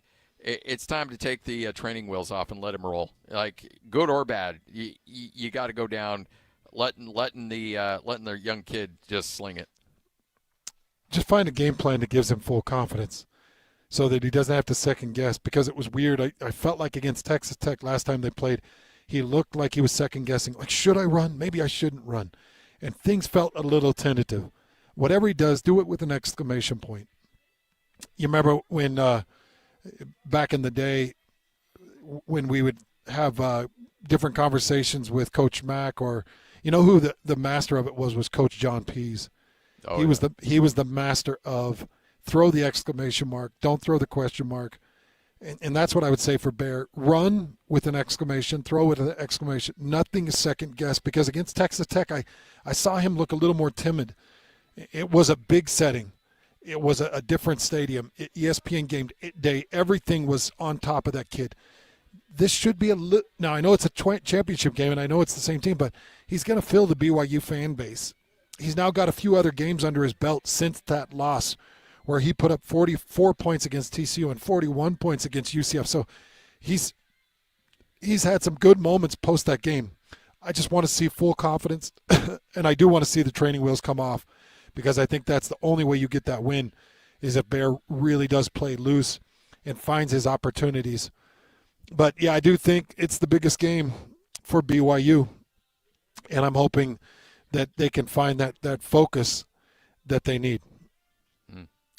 So BYU, Texas Tech coming up tomorrow morning. BYU's been out there for a bit, and I think it's a wise move, getting away from all the noise that's out there, and then also just kind of settle in, getting ready for the early morning. BYU's such a, they played so many late-night games. Playing a game that will essentially start at, what'll it be, 11 a.m. here locally? Yeah. I got to imagine 10 a.m. here. Or 10 a.m., yeah, you're right, yeah. 10 a.m. here.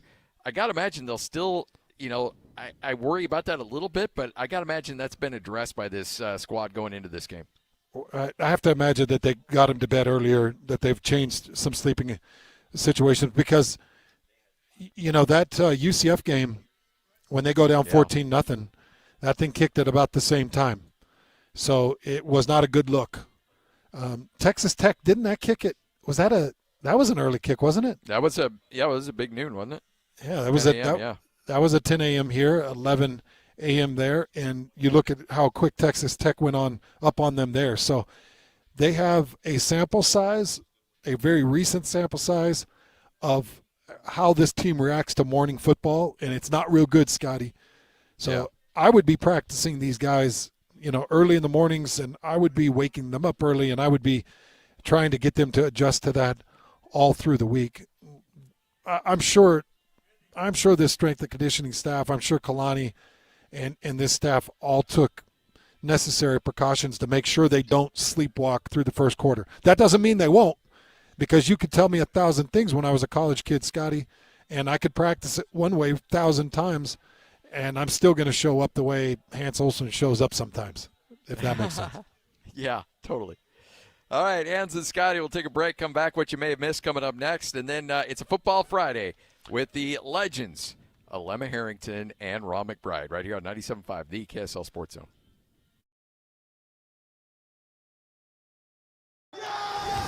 Since the game went final in Lubbock, touchdown, Parker Kingston! The Cougars have wanted a rematch with the Red Raiders. Now they've got it, with a guaranteed spot in the college football playoff on the line. Listen all week long for the best coverage of BYU in the Big 12 title game, with exclusive interviews and analysis you won't get anywhere else. Then, on Saturday, catch a special Big 12 title game edition of College Football Game Day beginning at 8 a.m. with a post-game show immediately following the game. Exclusive Big 12 title game coverage on The Zone is presented by JCW's, the Burger Boys, quality and a lot of it. This is 97.5, the KSL Sports Zone. Had a great time with American First Credit Union yesterday at Warm the Souls event with RSL. Got to see John Kimball, his big smiling face, the president of RSL. He's out there putting shoes on young kids. And, of course, the entire staff of American First Credit Union. They're out there with Dave Nellis, Brett, and so many more great people putting those shoes on those beautiful little kids that just need a hand. That's what American First Credit Union does. They give back to the community. That's why you see them attached to sports, because they believe that sports are the real unity inside of a community. And they want to be associated with sport because that's what it is. It's all about community, partnership, being kind to each other, helping each other along the way. And that's what they've done with a lot of their lending process. Some of the credit cards that they offer were 6 months, no interest, $300 back when you spend $3,000. They're trying to give you some opportunity to be financially available when you need to be for your family. America First Credit Union. You can find them at americafirst.com. These days, many companies have turned to influencers to tout their products or services. But here at John Watson Chevrolet, the only endorsement we need is from our customers. Because of their feedback, we're proud to be Utah's best reviewed Chevy dealer. Visit us today to see why we get reviews like, their sales team is the best. Didn't put on any pressure, just super helpful and fun. They made the process a breeze. John Watson Chevrolet, your 5-star Chevy dealer. 3535 Wall Avenue, Ogden. Chevrolet. Together, let's drive. Monday on KSL, you found it. The perfect holiday present right there online. I purchased a meditation device. So you pay and wait for it to be delivered. But what if it never comes? And getting your money back? I don't have any confidence they're gonna do right by the refund. I'll reveal what you need to know to avoid having a Grinch ruin your gift giving. Santa-approved online shopping safeguards. Monday at 10. You gave years, maybe decades to your job. You showed up, worked hard, and planned for retirement. But now, the company's changed. Or maybe you've taken a buyout or been forced into early retirement. So, what happens next? I'm Jeff Jr., founder of Trajan Wealth. And if you've built up a 401k or thrift savings plan, now is the time to ask, is that money really working for you? Many workplace retirement plans offer limited options and even less guidance. At Trajan Wealth, we help people just like you roll over their accounts into IRAs with more flexibility and personalized investment strategies built around your goals. For households with $500,000 or more, let us build you a personalized plan. We operate on veteran values, service, trust, and doing what's right. Your next chapter starts now. Call Trajan today, 801-210-6800. That's 801-210-6800. Advisory services offered through Trajan Wealth, LLC, an SEC-registered investment advisor. See website for details. Delicious doesn't change because the times change. Delicious is something passed from one generation to the next. That's why, for 50 years, delicious Mexican meals have always started in one place. El Matador. Family-owned and operated, El Matador is a community legend featuring fresh menu items and tasty take-and-bake meals. El Matador now offers catering and is the home of chips and salsa gift bags for the holidays. Delicious. It starts at El Matador, 606 South Main Street in Bountiful. You know who doesn't get enough credit during the holidays? You. You're the one making sure the magic happens. From school parties to last-minute shopping to wrapping gifts at midnight. And the last thing you need to worry about is what's for dinner. But with Beehive Meals, you'll have delicious frozen meals delivered right to your door that are ready for your slow cooker. No chopping, no stress, and no takeout guilt. You'll walk in after a long day of holiday fun to the smell of dinner done, kids happy, and a kitchen that's not a disaster zone. It's real homemade comfort food that the whole family will love without the work. You don't need to be a holiday hero this season. Just smart enough to let Beehive Meals do the cooking. Beehive Meals, made for the ones who do it all. And if you're looking for a thoughtful, stress-free gift this year, Beehive Meals makes it easy to share the love with gift boxes. Order now at beehivemeals.com and make this holiday season a little easier and a lot more delicious. It's another battle for the Aggies, and the KSL Sports Zone has it covered. Utah State looks to overcome another heart-wrenching loss as Bronco Mendenhall and the Aggies are going bowling. Your home for all the play-by-play coverage of Aggie football is right here on 97.5, the KSL Sports Zone. This is Hans Olsen and Scotty G, presented by Mountain Land Supply on 97.5, the KSL Sports Zone.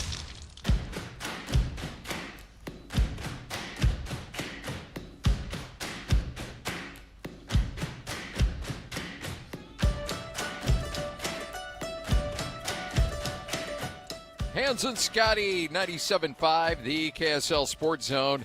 Hey, get the best blankets and the best gifts ever. And save 50% this season with promo code ZONE50. Shop online at minkycouture.com or visit any of our 6 locations. All right, what you may have missed right here on 97.5, the KSL Sports Zone, before we shift completely into football mode. And again, we'll have the legends, Alema Harrington and Ron McBride, coming up next. But Hans, I know that you are keenly aware of the world of volleyball, and I wanted to shout out our good friend Rob Nilsson. You know Rob really well. He's the head coach of Utah State's volleyball team, and Rob's squad has now won 22 consecutive matches. They went undefeated in Mountain West Conference play. They swept the Mountain West Conference tournament, and last night knocked off Tennessee in the opening round of the NCAA tournament to advance into the second round, where they'll take on Arizona State coming up tonight. So 22 consecutive matches won by Utah State going into their game tonight in round 2 of the NCAAs. A shout out to the Jumpin' Lady Aggies for putting up some high-level volleyball. Yeah, Rob's a great coach, former BYU guy, and he's just doing amazing things up in Logan. Really happy for them. I didn't see the outcome. I know BYU was in the tournament. Did you happen to see anything with them? They dropped their game, and University of Utah dropped their game as well. So Utah State, the only team in state to move on to the next round. The other thing I wanted to do quickly, and what you may have missed, Scotty, was give an update on this fundraising because dude, I saw the number on this. This is nuts. It's gone bonkers. So big thanks to the Des News. They put out a beautiful piece on Katie and Gavin, the young couple that was in a car accident. Gavin passed away. I did talk to some of the family last night, Scotty, and they've been seeing the fundraising effort, and it's really helping. They're going to use that to pay for his funeral costs because obviously those funerals are very expensive, but they're going to use it to help Katie in her recovery. Obviously, she's been in the hospital. I think it was November 26th when the accident happened. A broken femur, multiple broken ribs, really beat up her body. So she's kind of fighting her way back. Her hope and goal is to be at the funeral. She wants to be able to get out of the hospital and attend her husband's funeral. And they've watched this number climb. And I just want to say, Texas Tech fans, they're as beautiful of any fan base as I've ever seen. This was an original goal of $50,000. Remember when I sent out the tweet, I think it was 24,000. It got to 50,000 by the end of our show yesterday. It's now at 96,000. So, I don't even know what to say. It's amazing. And just so everybody's aware, this is Utah fans. I've seen a lot of Utah fans respond, a lot of BYU fans respond. And then if you go look at the donations on the GoFundMe for Katie and Gavin, a heavy percentage of it is Texas Tech fans returning the favor of our state funding that barber's wife that was hit by a drunk driver. So just a lot of goodwill going back and forth between these two fan bases. And I don't know if I've ever seen a fan base that is so loving and giving and returning outside of the state of Utah. It has been really impressive to watch. And I just want everybody to know that Katie's family is overjoyed with the show of support. And they see the messages and they're grateful. And I found out that Katie was also, she wrestled at Westlake. So look, man, wrestlers got to stay together. And she's a tough kid. And I know she's fighting. And the last word I got from her family on her health was she is going to recover. And she's doing well. She's doing better than doctors expected at this point, Scotty. So a lot of good signs for her. Well, and when you're in a situation like that, the last thing you want to worry about is the financial ramifications. I mean, you've got grief to deal with. You've got a loved one to deal with, funerals and just the grieving process. You don't want to spend any time whatsoever of those affected thinking about, how are we going to pay for this? No, that and the fact that this will probably hit six figures before it's all said and done allows this family and allows Katie to move on and just focus on the grieving process and focus on the rehabilitation process. Right. And not have to worry about the financial aspect of this. People are good, Scotty. And people of our really world, are. People of our world are just, they're beautiful hearts. They want to give when they can. I get it. Some people just aren't in a circumstance that they can. But this is just a sign that our society is in good shape. And we're headed in the right direction. And we're doing the right things. And those people that get so down on our country or down on their community or down on where they're at right now, open up your eyes, get around the right people, start to build your heart up, and just realize that there is a great portion of this country that are great people just looking for an opportunity to help. And this is just a real identifier of that. By the way, a little bit of not big breaking news. It's been out for a little bit, but after Lloyd Cole officially turned down Penn State and everybody else has turned down Penn State, they finally apparently have found their coach. Matt Campbell, the Iowa State head coach, now looks to take over the head coaching job at Penn State. What? So they went down the list of anybody they could possibly think of and then added a few more to the table and then finally said, all right, Matt Campbell, go ahead. We'll give it to you. That doesn't seem like a fit. Matt was an Iowa State alum, isn't he?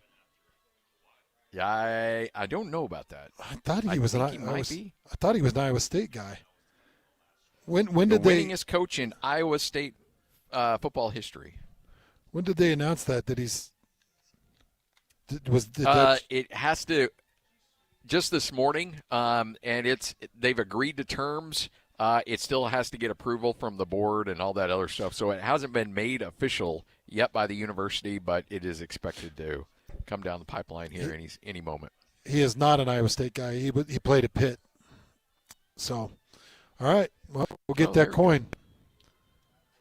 Yeah, go get that bag. All right, Hans and Scotty, 97.5, the KSL Sports Zone. You can get yourself a brand new vehicle without spending Penn State type of money. all you have to do is go to Tim Daly Mazda Southtown, just off that 106 South exit. So many great opportunities to get a beautiful vehicle and price to move because, Hans, it's the end of the year. You got all kinds of savings going on. Yeah, a lot of stuff down here. And you were talking about everybody in your neighborhood going to Dallas, getting ready for this game. Well, that's where Jake is. That's where Tyler is. So they're out there in Dallas, and they're going to be at the game. And in the meantime, you got people here at Tim Daly Mazda looking to undercut the prices. I see Chris. Chris is out here, so Chris is ready to give you a good deal here at Tim Daly Mazda. Come down to Southtown and take advantage of it. But just know a lot of happy, smiling faces, people in good moods, and you know that Mazda brand is always going to take care of you.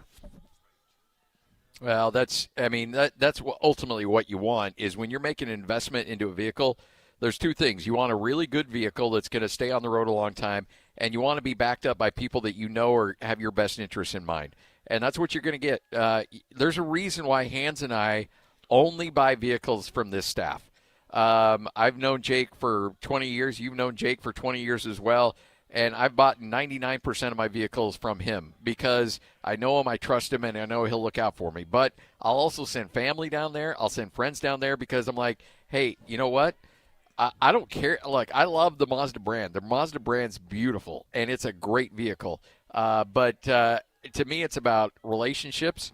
And you can get a Mazda at a lot of different places. You're not going to get the service that Jake and his crew are going to give you anywhere else because they will take the time to make sure your situation is taken care of, that you're in a car you can afford and not pushed and pulled into a bad situation. I love those dudes like family, and they will take care of you. All you have to do is go down to Tim Daly Mazda Southtown. Again, off that 106 South exit, Tim Daly Mazda Southtown. Coming up next, Lemma Harrington and Ron McBride. Straight ahead, 97.5, the KSL Sports Zone.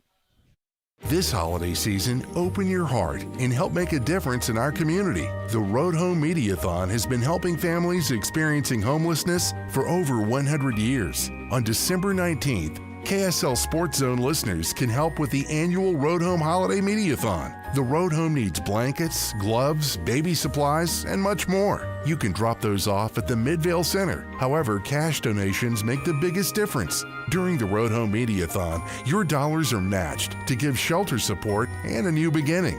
Please donate at kslsports.com. Powered by Performance Automotive in Bountiful.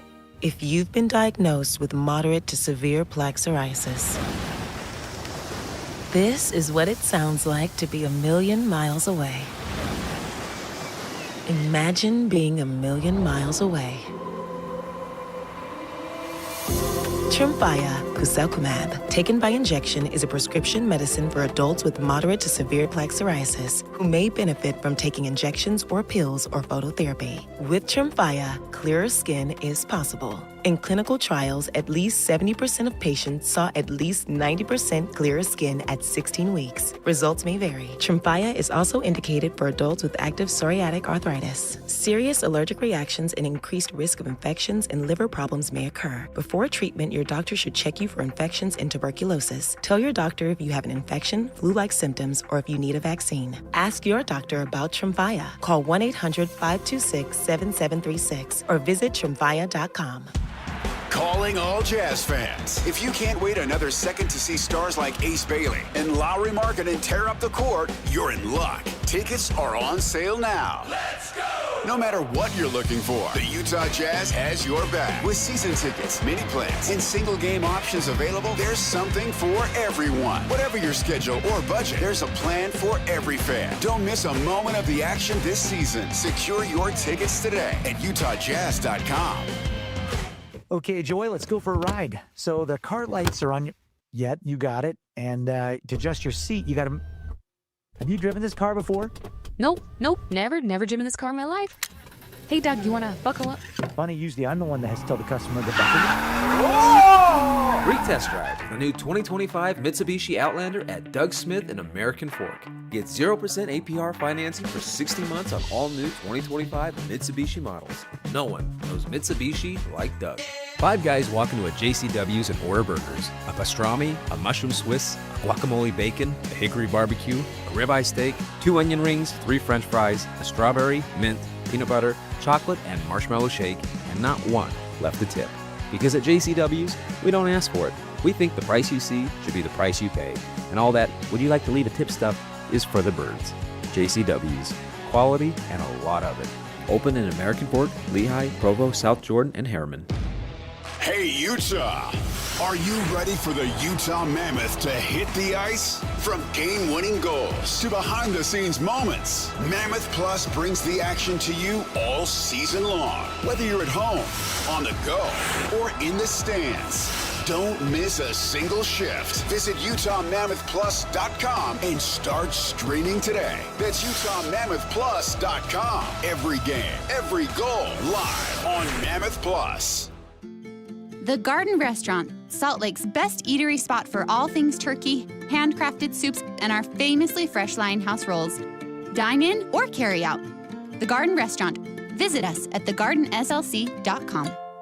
Listen every Monday morning to DJ and PK and Monday afternoon with JJ and Alex for your Chevy Strong Play of the Game. Win great prizes from Rocky Mountain Chevy. Broadcasting from the Mountain Home Services Studio, this is 97.5 KZNS FM Colbert, 1280 KZNS AM Salt Lake City, and 102.7 KSL FM HD2 Salt Lake City Midvale. This is 97.5, the KSL Sports Zone. All college football, all day. It's a Football Friday right here on the Zone. Whether it's the Utes, Cougars, or Aggies, we've got you covered. This is a Football Friday edition of Hans Olsen and Scotty G, presented by Mountain Land Supply on 97.5, the KSL Sports Zone. Welcome back. It is the Legends. It's a Football Friday, and I am just graced by the presence of Alema Harrington and Ron McBride. Coach, how are you, brother? Don't, Coach, don't. Nothing that was off air comes on air, Coach. Okay. We got to move forward. What happens off air stays off air, Coach. Oh, my God. Hey, you can't tell me stuff like that. And all of a sudden, man, we have to, Coach. We have to, because you're always up for a good laugh, and that's what I love about my Football Fridays, being able to laugh with my boys a little bit. I tell you what, the last one really got me. Yeah, that's a good one. Yeah, that's a good one. Anybody that loves a good Tic Tac out there, you'll know what we're talking about. Yeah. Hey, okay, Coach. What? Scotty said that this is the biggest football game in BYU's history. No, agree or disagree? Disagree. Oh, okay. Yeah, because BYU's played in a lot of big games, over the years. But this is the biggest game, now. Yeah. And, the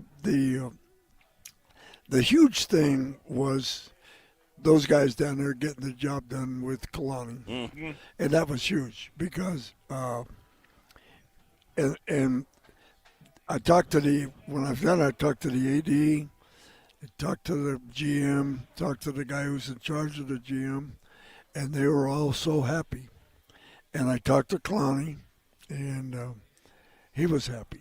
And the thing that he's happy about is he was able to take care of his assistant coaches and other people, and not just himself.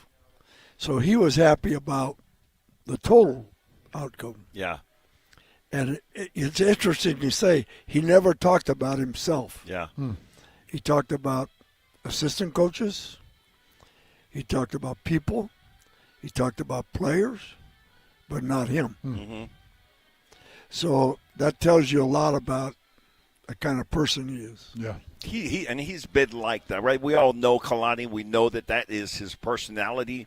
And it put it on full display because of all of the attention that was on this, and everybody was aware of it. It's coming on the the tail end of Lane Kiffin going to LSU, and then Kalani was the next. The spotlight was on that decision, and everything that you heard from Kalani, which we're familiar with that as his personality. He didn't talk about himself. Talked about taking care of my assistant coaches. I want to set up the program with resources for us to continue to be successful down the road. It was all about that and not about him. And The number that they needed was not a match for Penn State. The number that they needed was just for him to feel like, okay, I feel the commitment, right? Interesting. The commitment is it's a two-way street. And so I was thrilled with the way that thing played out, and that it didn't play out into signing day, right? It got done would have been bad before signing day. And I think it was just a good reflection on Brigham Young University. And well, yeah, BYU stepped up. Yeah. And, from David George to the guy the guy that's over him to the new AD, all those people stepped up. They went to bat, didn't they? Santiago, he takes over, quarterback leaves, right? Oh, man. And then he's got the first real big contract thing he deals with is this. Which is a big one. Which is a big one. Yeah. And he's been able to navigate this beautifully. And I'll tell you, interesting. So Holly Rowe who does work with us on the Jazz, right? So she's on our set, and this is the night before when everything is just starting to buzz. Like, this Penn State thing. And there was some, people that were feeling a little bit insecure, like, oh, we're going to lose him. He's going to go for the money and all these things.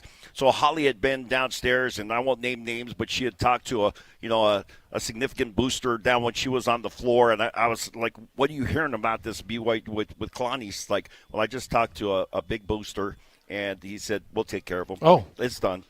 And this was way before the official announcement came down. But the immediate support That's from, awesome. the CEO at Crumble, down the line, all of these guys, stepping up and saying, hey, we're going to take care of this on the financial side to make sure that our guy, the guy that we believe is going to continue to lead us on the right path into the future, is going to be able to be here and continue to do this. Well, Coach Mack, I always got the sense with Kalani that, and I've talked to him multiple times, he just wanted to be there. Yeah. And he just wants to be a long contract. He wants it to show real stability because this, Coach, more than anybody, it's 1 year to the next. Oh, yeah, I can win 10 this year. I could win 2 next year, and I'm out. Yeah. Well, just look around the country. Right. And it's a year-to-year deal. Yeah. All of a sudden, you win, where they are right now. Mm-hmm. Okay, and that's what the expectation is of your fan base. Yeah. Okay, they expect you to win every game. Jeez. And expect you to take a step forward, not a step backward. Yeah. And so it's nice that you look at the guy at Wisconsin. Mm-hmm. Oh my God! Every day, Luke Fickle. We owe him so much money, and the guy's done nothing for us, and blah blah blah. It's just, and the same thing with the guy at LSU. Mm-hmm. Good coach. Has good players. Not as productive as they've been. They don't care. They don't care. And then you just look at the whole scenario. It's about money. It's about time. It's about protection. And you better, while you're hot, you better protect yourself. Darn Agreed. right. That's the biggest thing is when you have moments like this. And, as I'm watching some of the stuff that was coming out, I'm thinking that's got to be Kalani's agent that's kind of just leaking some of this stuff out, right? Agree with you, Lemma. Because you do, as a coach and as an agent, that you're taking care of your client, you do have to strike while the iron is hot because doesn't stay hot forever. Mm-hmm. There's going to be a season on the horizon here where you might not be bowl eligible, right? So you make sure that you take care of all that. Now, you're putting things in place by not just taking care of yourself with that big salary, but you're spreading this thing around because winning, coaches, it's about, who are my assistant coaches? Can they recruit? Who are we recruiting? Do we have NIL? Do we have, a stockpile of money that is going to be available for us to bring in players? There's so many things that are involved. It's not just the coach. So he's trying to take care of the things that will allow him to continue to be successful, which is not just him. Yeah. It's beyond that. Oh, he knows that. Yeah. He knows that. So I did ask some people the BYU people, I said, well, how hard was it to deal with Kalani's agent? Easy. Yeah. Guy's very fair, very reasonable guy, not a pusher, and it was the negotiation was not one of the things where the agent is doing this, the agent is doing that. I said, how's the agent? He said, good guy. Yeah. And didn't ask for anything that was ridiculous, and just so they both sides were kind of on the same page. Yeah. Really. So with this big signing and with this big ordeal, I've been talking about it. I believe that Jay Hill and Aaron Roderick were steadfast and diligent in putting together game plans and watching film. They're worried about the Big 12 championship. Do you see this as a confusion, like a maybe distraction. a distraction, Alema? I hope not. And like, as we're talking about this and you're thinking about the week that has been, or probably a couple of weeks for Kalani, to be able to just tell your agent, okay, here are my bullet points. These are the things that are deal makers, deal breakers for me. You go handle that, because I got to prepare a team right now for the last game of the season and for the conference championship game. So I think that with the leadership of Kalani and him being the one that's saying, I'm not going to let this distract me. So my two coordinators, Jay and A-Rod, they can be dialed in on what they need to do. Everything that I've seen coming out of BYU would indicate that they have been dialed in on this and that they are ready to go. Because that's going to, obviously that is a huge part of whether or not BYU can be successful tomorrow, is going to be, did they put together a game plan that allows them to have success on the field? And my impression is that those guys are ready. And they've been ready. Mm-hmm. And I'm sure Kalani communicated to some degree with them, speaking of his two main coordinators, about, okay, this is my feeling of what's going to happen here. Let's stay focused on what we need to stay focused on. Get the work done. And don't let that be a distraction, because for all of us as former players, right, if you can sense that your coach is distracted, now all of a sudden you're distracted too. It's got to be a trickle down effect. You can sense it and feel it. Yeah, it does absolutely affect you. Well, I would disagree. You don't feel like how the head coach acts affects the team? Well, I was down in Welsh practice on Tuesday, mm-hmm. and they practiced the same way as they did in spring. Yeah. And so there was no distraction down there. It's a physicality, business. Hey, they were playing fast. They were playing aggressive. The assistant coaches knew what they were doing. They were teaching, and there was no BS to it. Yeah. I love that. In other words, it was the same tempo as I saw last spring, same tempo I saw during the fall. And afterwards, when they had their team meeting, whatever they were talking about over there, the players were all fired up about whatever each coach was saying to them. And what I saw, and a lot of the players that I know, when I'm there, they come over and talk to me, when they're not in the drill. And I said, "How you doing?" "Oh, everything's great," I talked to 71. I said, just to make sure he's got his mind right, And because he's going to have the game of his life. Yeah. Jada's got a big time game in front of him. I always say, "Hey, man, where's your head, bro?" and he said, "I'm good, coach." Yeah, he's a Snow College kid. Yeah. He's got to play a big game. Mm-hmm. Oh yeah. Well, him and Andrew Gentry. I think the whole game is on their shoulders. Yeah. Yeah. So I think that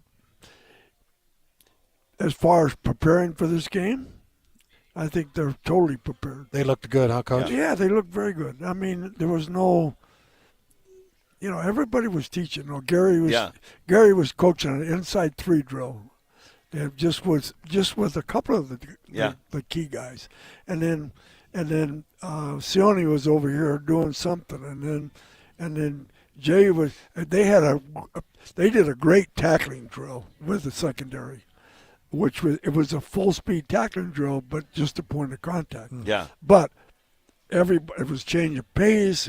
It was training your eyes to make sure in the right position, make sure that you're in the right position, and it was an outstanding drill because it was fast. So I think what I'm hearing you say is if you were to have gone down there and had no idea that the BYU coaching thing was going on, you never would have known. No. Never would have known. No. That's what you want, No right? distracted kids, everything on. And the kids were happy. Clockwork. They're happy. Yeah. They're quarterbacks or both kids, the starter and the backup kid. That kid, he practices his butt off. Yeah. And he has, I don't know how many reps he's got during actually in game time, but I tell you what, every play he takes, he makes it count. Yeah. And there was a defensive end, number 6 on the scout team. Mm-hmm.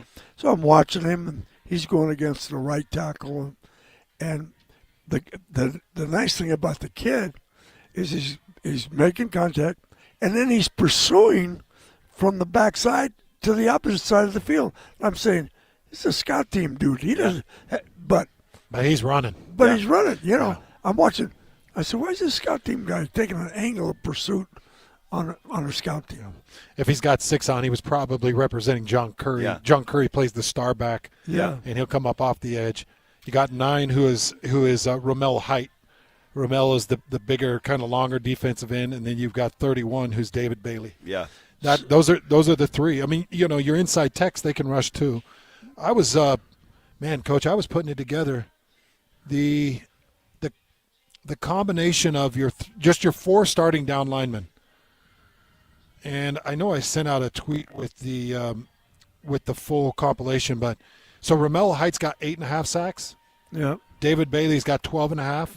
Lee Hunter's got 3, and AJ Holmes has 3.5. TFLs, David Bailey has 16 TFLs. Ramel Height has 10. That's 26 TFLs just between your 2 DNs. And then AJ and Holmes has 8, and Lee Hunter has 8. So 16 on the inside. You got 16 on the inside. You've got 26 on the outside TFLs. Yeah. This is the game. Yeah, you can't have guys living in their back in your backfield. You can't. I've gone now deep dives 2 times for this Texas Tech call, and both times, like I'm trying to look at other things. Like I'm going to go over here and see if this will be the matchup or if this will be the matchup. The matchup is Isaiah Jota, Andrew Gentry, and it's these 4 downs and whatever mix of 3 that you go with in the interior for BYU's offensive line. Yeah. If you can, because they just rush 4. Yeah.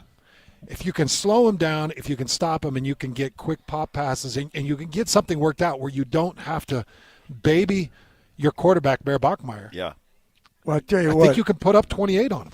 You take a look at the Arizona State film, particularly the 4th quarter of that game against Texas Tech, where the quarterback drive when the minute game, 30 left. Yeah, so length of the field. Yeah, and he drove the length of the field after it looked like the game was over. Found that deep ball to Jordan Tyson. Yeah, had a couple of pop passes. So there's some plays to be made, but as far as Texas Tech,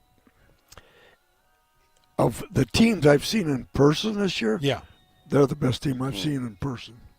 Because when they played Utah here the first game of the year, I said, these guys are good. Yeah. Did you ever rematch a team in a season? Do you ever remember rematching a team in a season? Because when that game finished, all I wanted was that game run back. Yeah. And just don't give them the extra 3 possessions. Don't give them the hot start. Like, don't muff a punt. Yeah. Don't shank your punts. Well, don't give them field position. Coach, they were BYU was minus 18. I know. In starting field position. Well, yeah. So special teams would be huge. I mean, just and they, in talking to the coaches, they said, well, we just need to get off to a good start and not give them something easy. And it's kind of like, you don't want to play it backwards, to where we got to do this, we got to do this. Don't put that in your players' minds, but just if they do the little things correctly, they'll be okay. This will be a tight game. But I'm telling you, this is a good opponent, a very good opponent. Yes. Coach, game 1 to game 2, based off of what you saw BYU game 1, 29-7, and how it went down to game 2, if you're thinking from a coach's perspective, are you thinking, I'm going to change things up? Or are you thinking, we're just going to go do what we do? I think in watching practice, BYU's doing what they do. Okay. You know, I didn't see them like, you know, I stayed there for the whole practice, so it wasn't like from the start to the finish. I didn't see them all of a sudden, okay, we're working on this, we're working on this. When I saw them, when they were doing team stuff, you know, everything was their offense. But I didn't see anything like they're, okay, we're going to work on our specialty plays over here, but I didn't see it. I just saw guys working on their technique, both quarterbacks being efficient at what they do, not a lot of conversation, and there wasn't a lot of, like, they may have done something earlier in the week, but they certainly didn't do it in this practice. I'll let me picture this at practice. You had Coach Mack, Sione Pua, Gary Anderson, Jay Hill, Eric Weddle. Yeah. Who else am I missing? Eric Weddle. Oh, Eric wasn't there? Eric was at the game. You saw BYU's. Chad Kaha. Yeah. BYU's recruiting Eric Weddle's son, Gage. Yeah. They're doing a good job on the recruitment. But that's a lot of former Utes. Because Utah took that all the BYU crew and went up. Now BYU's bringing a lot of the Utah crew, and it's kind of fun to see the interactivity. Some people don't like it. I love it. I love it. You got to share great ideas and great talent. I absolutely love it. I loved it when Kalani was at Utah. You know, I think that I love that Marky Atsawaya, Chucky, is up at Utah. And Jason Beck. Well, I'll tell you what. So Chucky has made a big difference with the enthusiasm because he's a juiced guy. Yeah, he's a rah-rah guy. Yeah, but he's kind of what they needed. Yes. You know, of the coaches they added, he was probably the key because he's a more vocal kind of guy, and he brings a little more energy. Because when, like, and you hate to say it, but sometimes you just have to get rid of some really good coaches to get a new voice. Yeah. And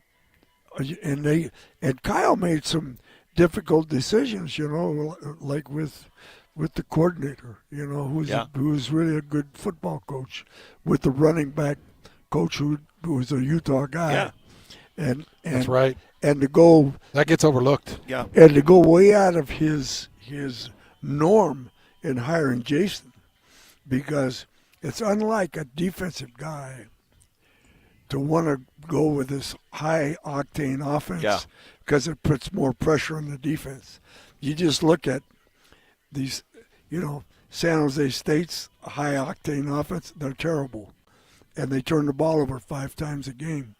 And they're going to give away every game they play because first of all, they can't run the ball, and they don't have a quarterback. Yeah, they end up putting the defense in bad situations. So they turn the ball over 5 times. You know, so Utah's done a really nice job of teaching this offense, and like people have told me, I was talking to TJ, and he said Utah has the best offensive line they've seen all year by far. And you look at the all-league selections, the center, the guard, tackle, all first team all league. Yeah, you got the offensive lineman of the year for the conference too. Yeah. So, yeah, I mean, they got your two offensive tackles were both first team Big 12ers. Yeah. Caleb Lomu and Spencer Fano. Spencer got offensive lineman of the year. Yeah. So that's as good as offensive line as the Oh yeah. The problem is they're all gone. But that's what's tough. So they got the number 1 recruit in the country, offensive lineman. Yeah. You know, and fortunately for us, he played for Jordan Gross. And Jordan Gross is a big believer in Utah football program, and Jordan would bring him down every time. Yeah. And he'd come down with him. And I think because Jordan had trained this kid, and he went on trips everywhere. Yeah. But he stayed with Utah because that's his comfort zone. Is he a first-year guy or is he a mission guy? No, he's no mission guy. He'll come down and play? He'll play because Jim right Harding can get him ready. Well, he'll be there. I'm a big believer in Jim Harding. Well, he'll be there in December. Okay, so he'll be early enrollee. Yeah, he'll get be going there. in spring. Yeah, he'll be there in spring, and because you're going to need him. But Coach, when you talk about this, just hearing you talk about Markey and Jason and the infusion of excitement, this is not a time for Kyle Whittingham to leave. No, he likes his team. He likes the players. He likes the assistant coaches, and and he likes his job, doesn't he? Yeah, he still likes his job. I mean, it's changed tremendously, but it changed. It's in evolution or whatever they call it, just because of the way it's gone. Yeah, you got this NLI stuff, and you have to keep up. You have no choice. Either you get in or get out. And the guy at Clemson, he's suffering a little bit from it because he won't do that. Yeah. And he's saying, this is the way we're going to do it. And he's trying to build a team back. And it looks like, gradually he's doing it. Now, how much patience Clemson's going to have with them is interesting. Coach, do you think that there's money in Utah? Yeah. Can they go? Because, Lemon was just talking about Holly going down, talking to people, and it's like, no, we got it. Are there people at Utah that Kyle can go to and say, well, I got the number one guy out of Idaho coming. I don't know how much Kyle gets involved with that part of it. I think he leaves that up to, whoever their GM is and whoever those people. I don't know how much, would he go out to lunch or dinner with one of those big guys and ask him for money? I don't see that. That's not his MO. He would say, okay, you raise the money for the players. I'll tell you how much we need to get them. When I look at it, this is what I'm thinking or what I'm seeing. More often than not, the money that is coming in for BYU are tech guys or entrepreneurs that have had nice exits or creating another company that is very successful at the time, all BYU alum. Like, they're all BYU grads. And they are – and I think that is good for your booster group because they have a genuine interest in the success of the program. For Utah – you got to figure out, okay, I'm looking at my alumni list, and I'm trying to figure out, okay, who has been successful that cares about the program, whether they played athletics or not. And you might end up, if you're looking at the NFL, that those are the guys you're going to. Is like if BYU's going tech because they got all these alumni that are in tech, then or entrepreneurs, then that's a lot of money down there. But Utah's got to figure out something, not just with football, with basketball too. They're not going to be able to compete in the Big 12 if they don't get money into that program for basketball. Basketball got expensive. Well, I think that Kim Gardner is kind of responsible for basketball, and Spence Eccles has been kind of responsible for football. I mean, that's kind of the way it's been, and then Bob Rice, when he was alive, was responsible for football. Those are certain people that you went to if you needed something. Richie Smith, in the old days, was responsible for football. So, and then all these people age out a little bit. Yeah. And then let's say, I think we talked about this a couple of weeks ago. Was that okay? So I invest a couple $1 million in a quarterback, and then like the kid at Utah had, and all of a sudden he doesn't play for 2 years. So the people that gave a couple of $1 million for their player. It's not no return. They got no return on their investment. Because no wins. Because what people look for, okay, I'm going to give you X amount of money. And you're going to give it to this player and this player. So I'm the guy who gave the money. That's my player. You know, it's like okay, I have L.J. Martin and maybe the right guard and maybe the left tackle. So they're my boys. Yeah, that's who I'm funding. That's who I'm funding. So they become part of, your Sunday dinner or whatever, and become kind of a part of your family. Yeah. So the investor wants to have inside information, wants to know the kids that are getting the money, and wants to know what the return is. Mm-hmm. So yeah, we had that when we had that conversation. It has changed from donating to an institution to now it's investing in an institution. It's not philanthropy anymore. No. This is now. I want to see an ROI. I'm looking at my spreadsheet and where's my return on investment. And the way that manifests itself, the way my stock rises is: are we in the CFP? Are we in the Big 12 championship? What's going on? Are my guys going to the NFL? So you take a look. Let's say, obviously, Kansas paid a lot of money for their quarterback. Yeah. Okay. So the kid, the expectations were really high for that player, but he just played okay. Mm-hmm. He had his ups and downs. So he's their guy. He's supposed to carry him to the promised land.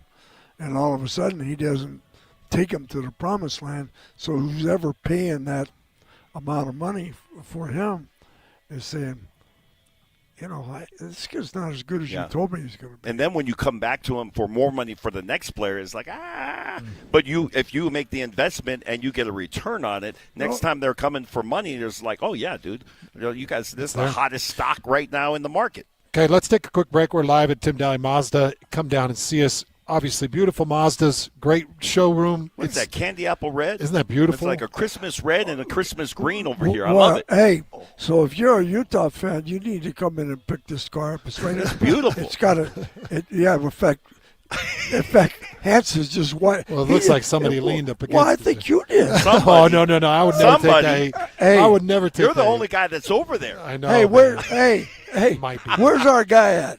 Jake is in Dallas. He's getting ready for the game, Coach. Good. Jake's in Dallas. Hey, Jake, if you're listening to the show, I think we might have scratched. You say we. When you say we, you mean hands. Well, yeah, whoever was closest to the car. There's a fingerprint on now, it, too. now he's trying to wipe it off. We have a guilty conscience over here. Buffing this thing out. Come down and say hi to Coach Mack. Say hi to Alema. That's Tim Daly Mazda. So the value of the car just went down $100,000. We'll knock $20 off this bad boy for you. A little bit of spit and some shoe shine will wipe that out. I'll tell you what, he's over there with his nice white Nike coat on, and he's wiping down your car. Trying to buff out the candy apple red. All right, we'll take a quick one. We'll come back. The legends stick around here on a Football Friday. Since the game went final in Lubbock, the Cougars have wanted a rematch with the Red Raiders. Now they've got it, with a guaranteed spot in the college football playoff on the line. Listen all week long for the best coverage of BYU in the Big 12 title game, with exclusive interviews and analysis you won't get anywhere else. Then, on Saturday, catch a special Big 12 title game edition of College Football Game Day beginning at 8 a.m. with a post-game show immediately following the game. Exclusive Big 12 title game coverage on The Zone is presented by JCW's, the Burger Boys, quality and a lot of it. This is 97.5, the KSL Sports Zone. Taqueria 27, where every taco tells a story. And sometimes it's a hilarious one. Check out Taqueria27.com. You'll thank us later. On the go? Don't worry. Locations in downtown SLC, Holiday, Fashion Place Mall, Lehigh, and Eagle Mountain. So if you miss one, there's another waiting to serve you tacos, sizzling fajitas, enchiladas, margaritas, like a ninja. Taqueria 27's got Mexican cuisine, including gluten-free, that's so tasty, your mouth will thank you. Looking for the ultimate holiday gift? Look no further than Minky Couture, the original luxury blanket company. Whether it's for a college sports fan or your mother-in-law, Minky Couture has the perfect gift for everyone on your list. Get the best blankets and best gifts ever and save 50% off this season with promo code ZONE50. Shop online at minkycouture.com or visit any of the 6 locations. Minky Couture has you covered this holiday season with the best gift ever. Salt Lake City Fat Loss is having a huge holiday sale, over 20% off, making it our lowest prices of the year. You can start the program before, during, or after the holidays. We know the secret to losing up to 1 pound of fat every day with no prepackaged meals, no injections or surgery. The secret is our program helps reset your metabolism so you can keep the weight off for good. To learn how our clients on average lowered their metabolic age by 17 years, go to slcfatloss.com now to schedule your free consultation and learn why your metabolism may be sabotaging your weight loss goals. Go to slcfatloss.com and save now only through December 31st. JJ here. I lost 40 pounds in 60 days thanks to this program. Alex here. Take advantage of this huge holiday sale with the lowest prices of the year now through December 31st. You can start the program now or after the holidays, but you need to call now to lock in the huge discount. Go to saltlakeCityFatLoss.com now to schedule your free consultation. That's saltlakeCityFatLoss.com. Results may vary. Hey, Benjamin, we've got a surprise for you. What? You have a brother. $100 bill just like you. Hey, I'm Ben. What? We just got him for joining America First Credit Union and opening a new checking account. And you're going to live together at America First. What? This is nice. For a limited time, new members get a $100 cash bonus when they open a checking account or $50 when they open a youth checking account. So head to AmericaFirst.com and get your money working today. Membership eligibility, terms, and conditions apply. Federally insured by NCUA. DJ, PK, and John from J. Brooks Jewelers join us today to share how you can make this season unforgettable with meaningful gifts for everyone on your list. You know, when you unwrap a J. Brooks gift box, you instantly know there's something special inside. And we're proud to help clients shop local and find pieces that feel personal and just for them. This year we brought in never-before-seen pieces, perfect timing just for the holidays. From engagement rings in the JBJ collection and anniversary bands to fashion jewelry for men and women, we have something for every style. That sounds great. Nothing beats supporting your family jeweler and give it a gift that truly shines. Absolutely, and you can personalize every piece, whether we have a handwritten engraving or a birthstone detail to create that gift that really feels unique. Have yourself a J. Brooks Christmas with jewelry that'll take the breath away. Visit their Murray and Lehigh showrooms or shop online at jbrooksjewelers.com. Remember, J. Brooks Jewelers, where women know what women want. Hey, this is Chris from JCW's. If anything rivals our burgers, it's our bacon. It makes the perfect combination with our guacamole, jalapeno, or our hickory barbecue burgers. JCW's, quality and a lot of it. All college football all day. It's a Football Friday right here on the Zone. Whether it's the Utes, Cougars, or Aggies, we've got you covered. This is a Football Friday edition of Hans Olsen and Scotty G, presented by Mountain Land Supply on 97.5, the KSL Sports Zone. Hanging out with two of my best buddies, Alema Harrington, Coach Ron McBride, and Coach McBride was busy at practice this week, hanging out with the coaches. I got to imagine Jay Hill is beside himself with this matchup in Texas Tech. He's got to have some ideas here, Coach. Well, they were obviously, working on the things that are difficult, to defend. But all I can say is that all the coaches were totally engaged. Who's the secondary guy down there? Gennaro Gifford. Yeah, I think I'll tell you what, he does a nice job with those kids. And then linebackers are really well coached, and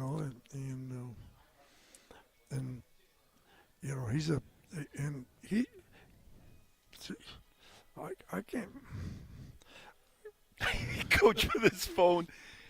But, Coach, turning off that big alarm thing you had. That was nice. At least you got your phone now on it's silent, Coach. but it's still distracting. We don't hear the nuclear This is my question fallout. for you, okay, I've Coach? had 4 phone calls. I don't know. Everybody must Yeah. have news about.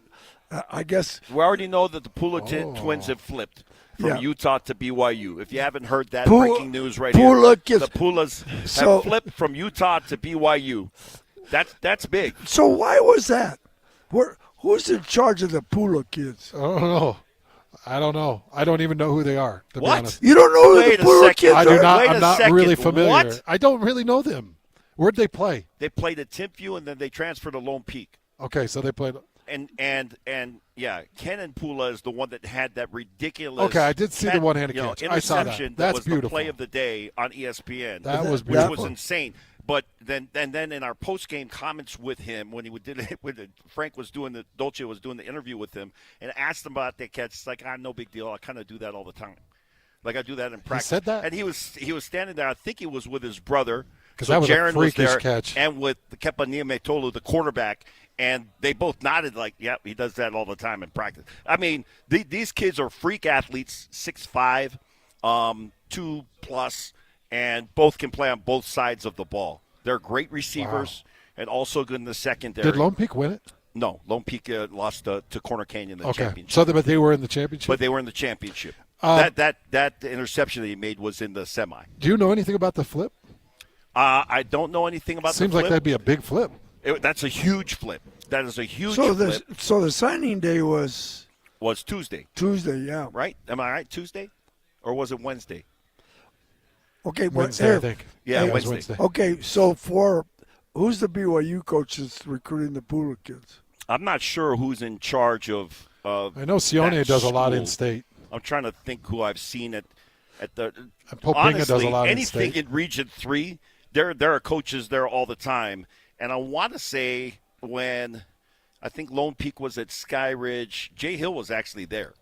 So, again, these kids can play. And I see Gennaro Guilford at games too. So I know that secondary is actively recruiting. I see Sione Buha at a lot of games as well.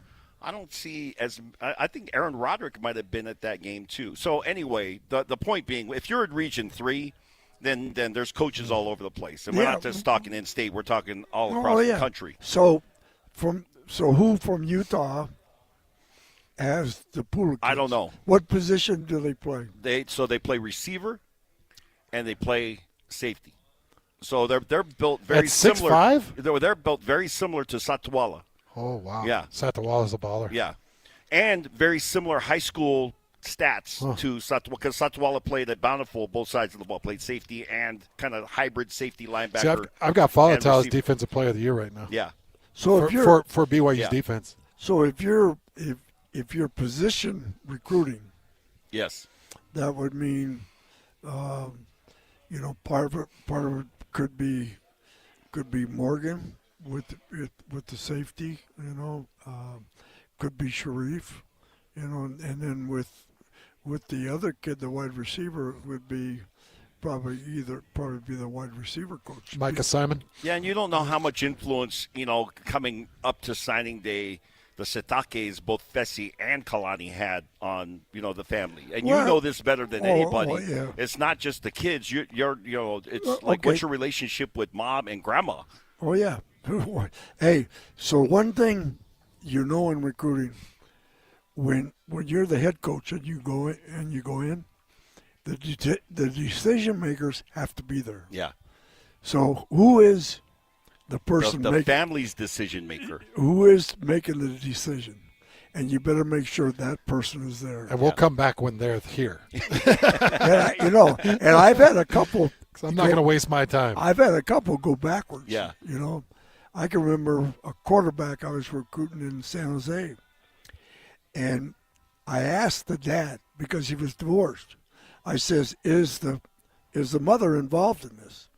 And he said, absolutely not. Oh. Yeah. Okay. Oh. Okay. So I'm in there with the final pitch. Here comes the mom. Oh boy. Oh yeah. And she was pissed. I mean, she walks in, she says, What? Hey, what are you doing about this?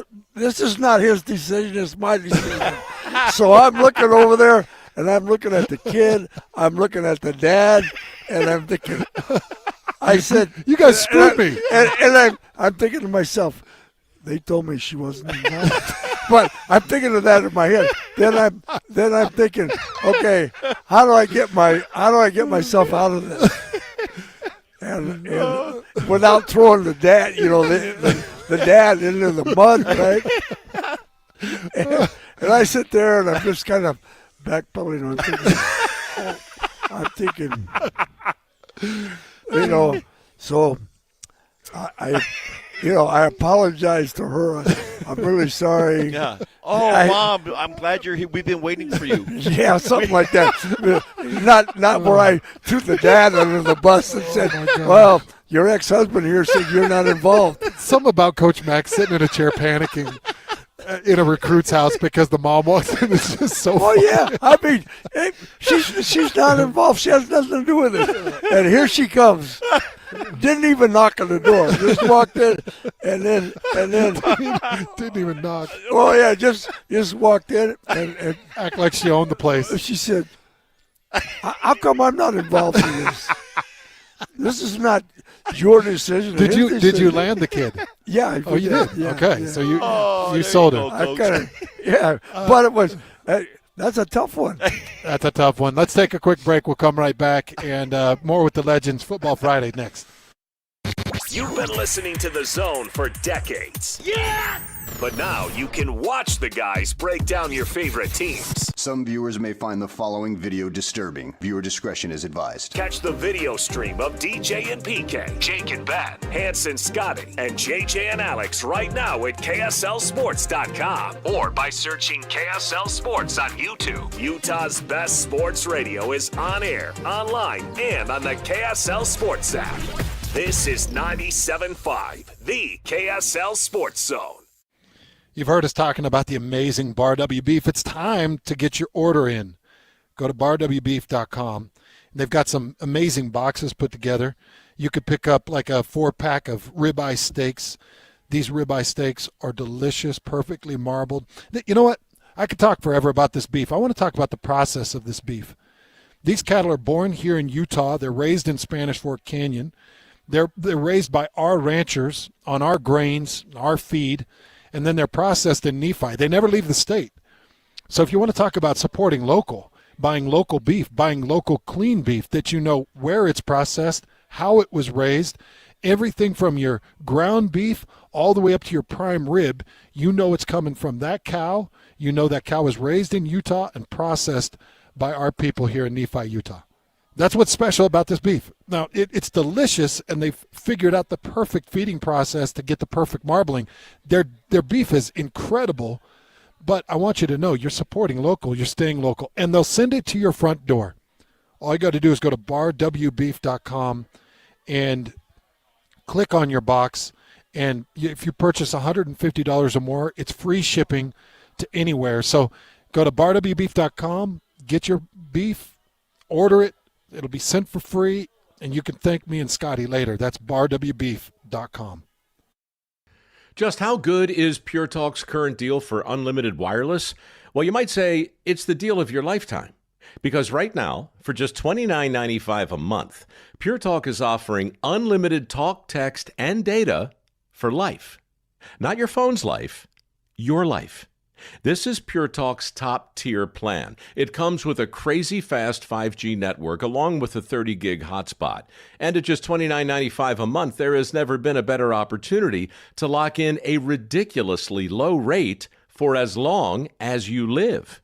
And save thousands and thousands of dollars along the way. This plan is normally $65 a month, but if you switch today, you will save over 50% every single month for the rest of your life. See what I mean? It really is the deal of your lifetime. Dial pound 250, say Mike Rowe. Offer ends 12/7. Some restrictions apply. Details at puretalk.com. Okay, Joy, let's go for a ride. So the car lights are on. Yet you got it. And to adjust your seat, you got to. Have you driven this car before? Nope, never driven this car in my life. Hey, Doug, you want to buckle up? Funny, usually I'm the one that has to tell the customer to buckle Free test drive the new 2025 Mitsubishi Outlander at Doug Smith and American Fork. Get 0% APR financing for 60 months on all new 2025 Mitsubishi models. No one knows Mitsubishi like Doug.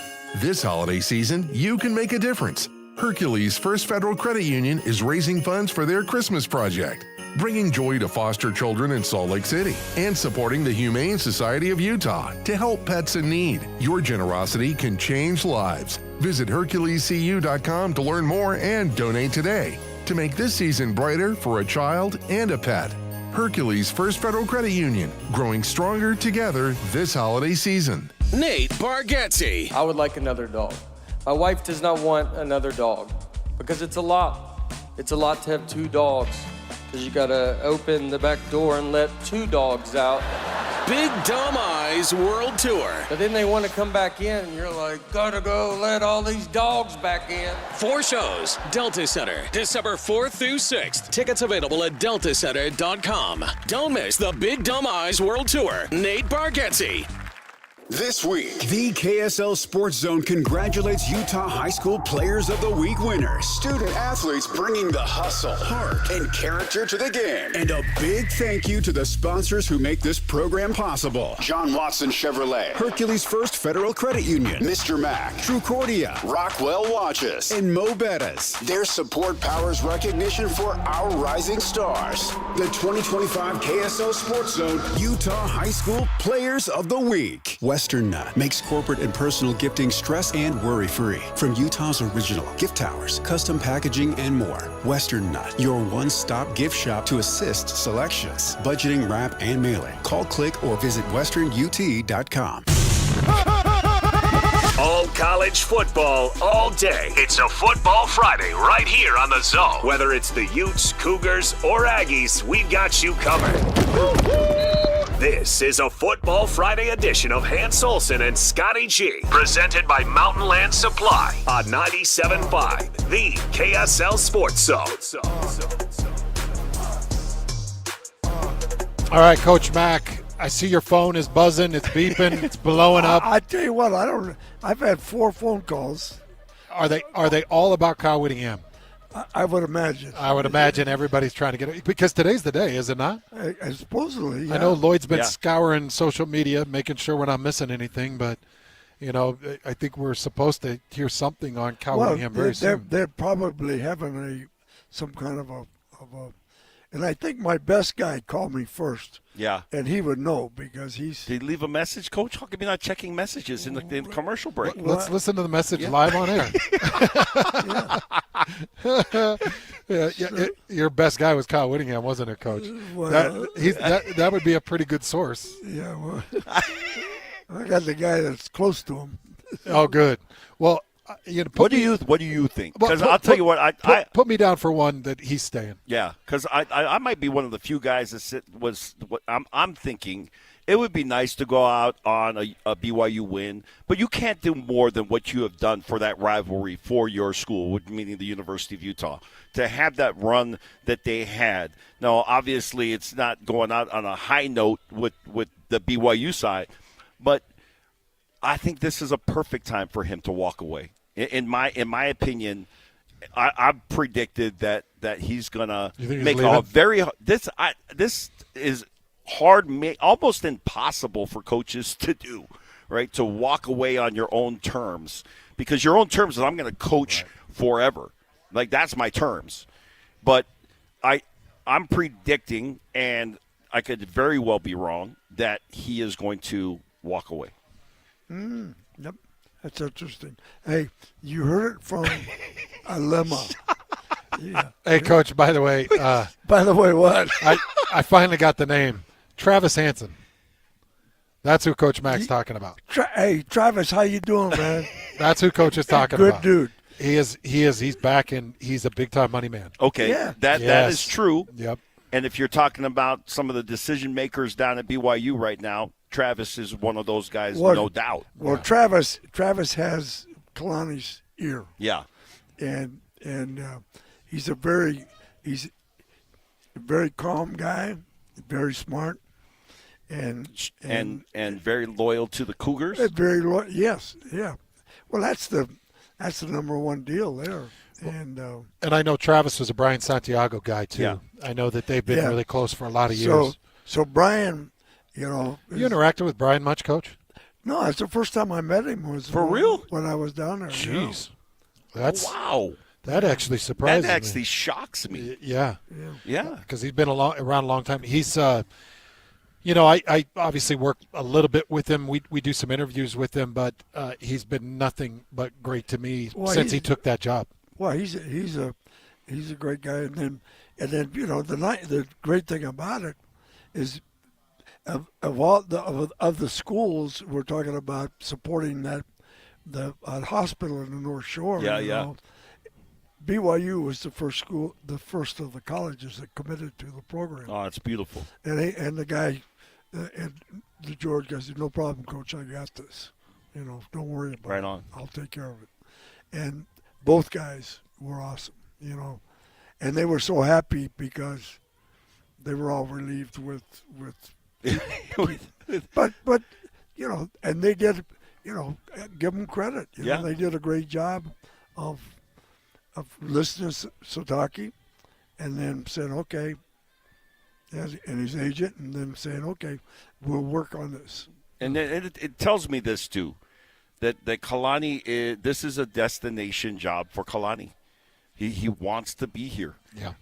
And he's gonna find ways to make it work because he wants to be able to stay here at BYU. But he also wants to be able to win here. Yes. So he's making sure that he's leveraging. Absolutely. Absolutely. He's not just going to stay because he wants to be nice. He wants to stay to win. Right. Well, yeah. You don't want to stay to be mediocre, right? You know, like he's not going to stay and just boil here. But he's like, if I'm going to stay, that's why Coach Mack said you're talking about everything but you. That's because he knows everything but him is what's going to win here. And I think he's got a good trust level with his assistants. Yeah, I look around at all those guys that are down there. They're loyal. They're loyal guys. They're not self-promoters. They're not looking for their next job. They're happy with what they're doing. And the other thing is, they all got taken care of. Yeah. So if I'm an assistant coach, and he said, TJ, we're going to give you a $40,000 bump in pay, and all of a sudden, the assistant coach is saying, I have value, instead of just not all about me. Yeah. It's all about we. So there's a difference between me and we. Yeah. Yep. Yeah. Well, I love TJ. You got to keep these assistants around. We're live at Tim Daly Mazda in Southtown. It is the Football Fridays. If you're out in the market for a car, come down, check out these Mazdas. Beautiful vehicles. They've got the car that fits you. They got the 90 with the third row. They've got the PHEVs, part electric, part gas. They've got a fuel-efficient car. A Mazda 3 gets you anywhere. It's great. They've got boosts, so they've got the 50 that's got the boost in it. My mom drives the 50 with the turbo. Yeah, and it's a spaceship. They'll trick this thing out for you. Yeah. If you come in and say, but I want different wheels on it, and I like this trim, it's like, okay, we got that. And a lift. Yep. Yeah, whatever you want. They're going to take care of you. That's Tim Daly Mazda in Southtown. More Football Fridays coming up. Hockey fans, let your voice be heard with the Utah Mammoth Fan Forum. Visit the Utah Mammoth page on KSLSports.com to connect with the team, other fans, and our KSL Sports insiders. Start chatting today in the Utah Mammoth Fan Forum on KSLSports.com. Stay up to date with everything Utah Jazz related with the new Jazz Notes newsletter. Get draft updates, analysis, and be the first to know about every offseason move. Visit KSLSports.com to sign up for the Jazz Notes newsletter. Hi, this is Derek Overstreet, president of the New Millennium Group and co-host of Stop Working, Start Living with KSL News Radio. Can you imagine what your life would be like if you could retire 3 to 5 years earlier than you thought possible? The things you could do, the loved ones you could spend time with, the memories that you could create. That's what our team at the New Millennium Group does. We'll walk you through the entire process every step of the way. If you'd like to get a copy of the 5-step proprietary plan that will help you retire 3 to 5 years sooner than you thought possible, give us a shout right now. 888-999-6370. That's 888-999-6370 or utahsfinancialplanner.com. Listen, most of our listeners right now have a tax problem, not a money problem. There's not enough money in Social Security Medicare as it is. Let us show you how you can significantly reduce your taxes. That's 888-999-6370, 888-999-6370 or utahsfinancialplanner.com. Hey fellas, it's crunch time this holiday season, and you don't want to drop the ball on finding the perfect gift for that special someone. Oh yeah, this is your chance to up your game and score major points with Duke's Jewelers. That's right, for over 75 years, Duke's has been part of Utah Valley's playbook, helping families celebrate life's biggest wins since 1948. Oh, absolutely. At Duke's Jewelers, it's not just a jewelry store. They're craftsmen, creating custom designs and timeless pieces that'll have her cheering from the sidelines. Whether it's a stunning necklace or a custom ring, they've got the game-winning gift at Duke's Jewelers. Don't wait for the final buzzer. Head to Duke's Jewelers at 220 South Main in Springville. Or you can shop online at dukesjewelers.com. Duke's Jewelers, helping you slam dunk love and tradition since 1948. Helping your money do more means making sure you get the most out of every dollar. That's why, for a limited time, when you open a new America First Visa credit card and spend $3,000 within 90 days, we'll give you $300. That's like getting a 10% discount on everything you pay for with your card. Before you spend another cent, head to AmericaFirst.com and apply for your low-rate Visa credit card today. Membership eligibility, terms, creditworthiness, change, and conditions apply. Subject to additional criteria. Federally insured by NCUA. Equal Opportunity Lender. Only one type of burger. For every pallet. Fries are extra. Large in size. We've got the shakes. Going over the brim. Hey, this is Chris from JCW's. Put a positive, delicious spin on your day at any one of our 5 locations. In Lehigh, American Fork, Provo, South Jordan, or Harriman. JCW's, quality and a lot of it.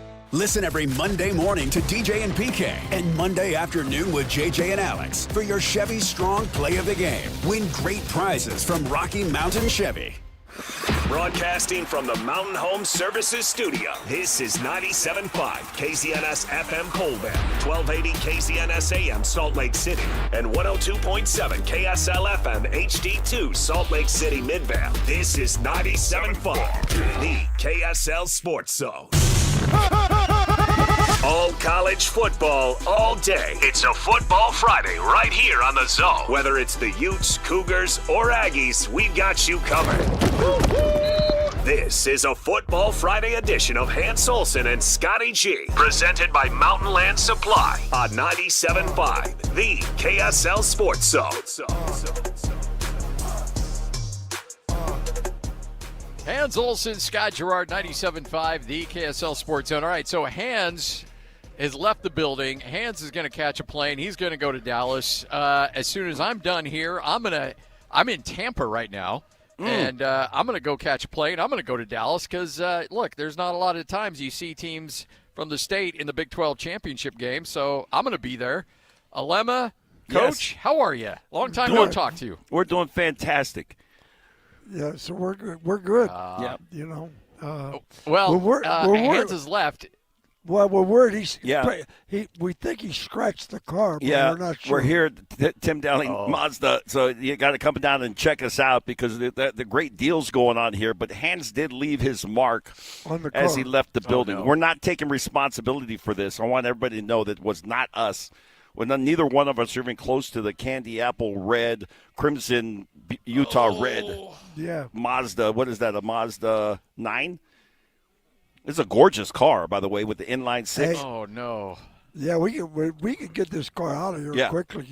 If you want this car, we'll get that thing buffed out. You can roll out on this thing today. Oh, it'll buff right out. No worries at all. Yeah, it'll be just fine. And then you can say, I own a car that Hans Olsen once scratched.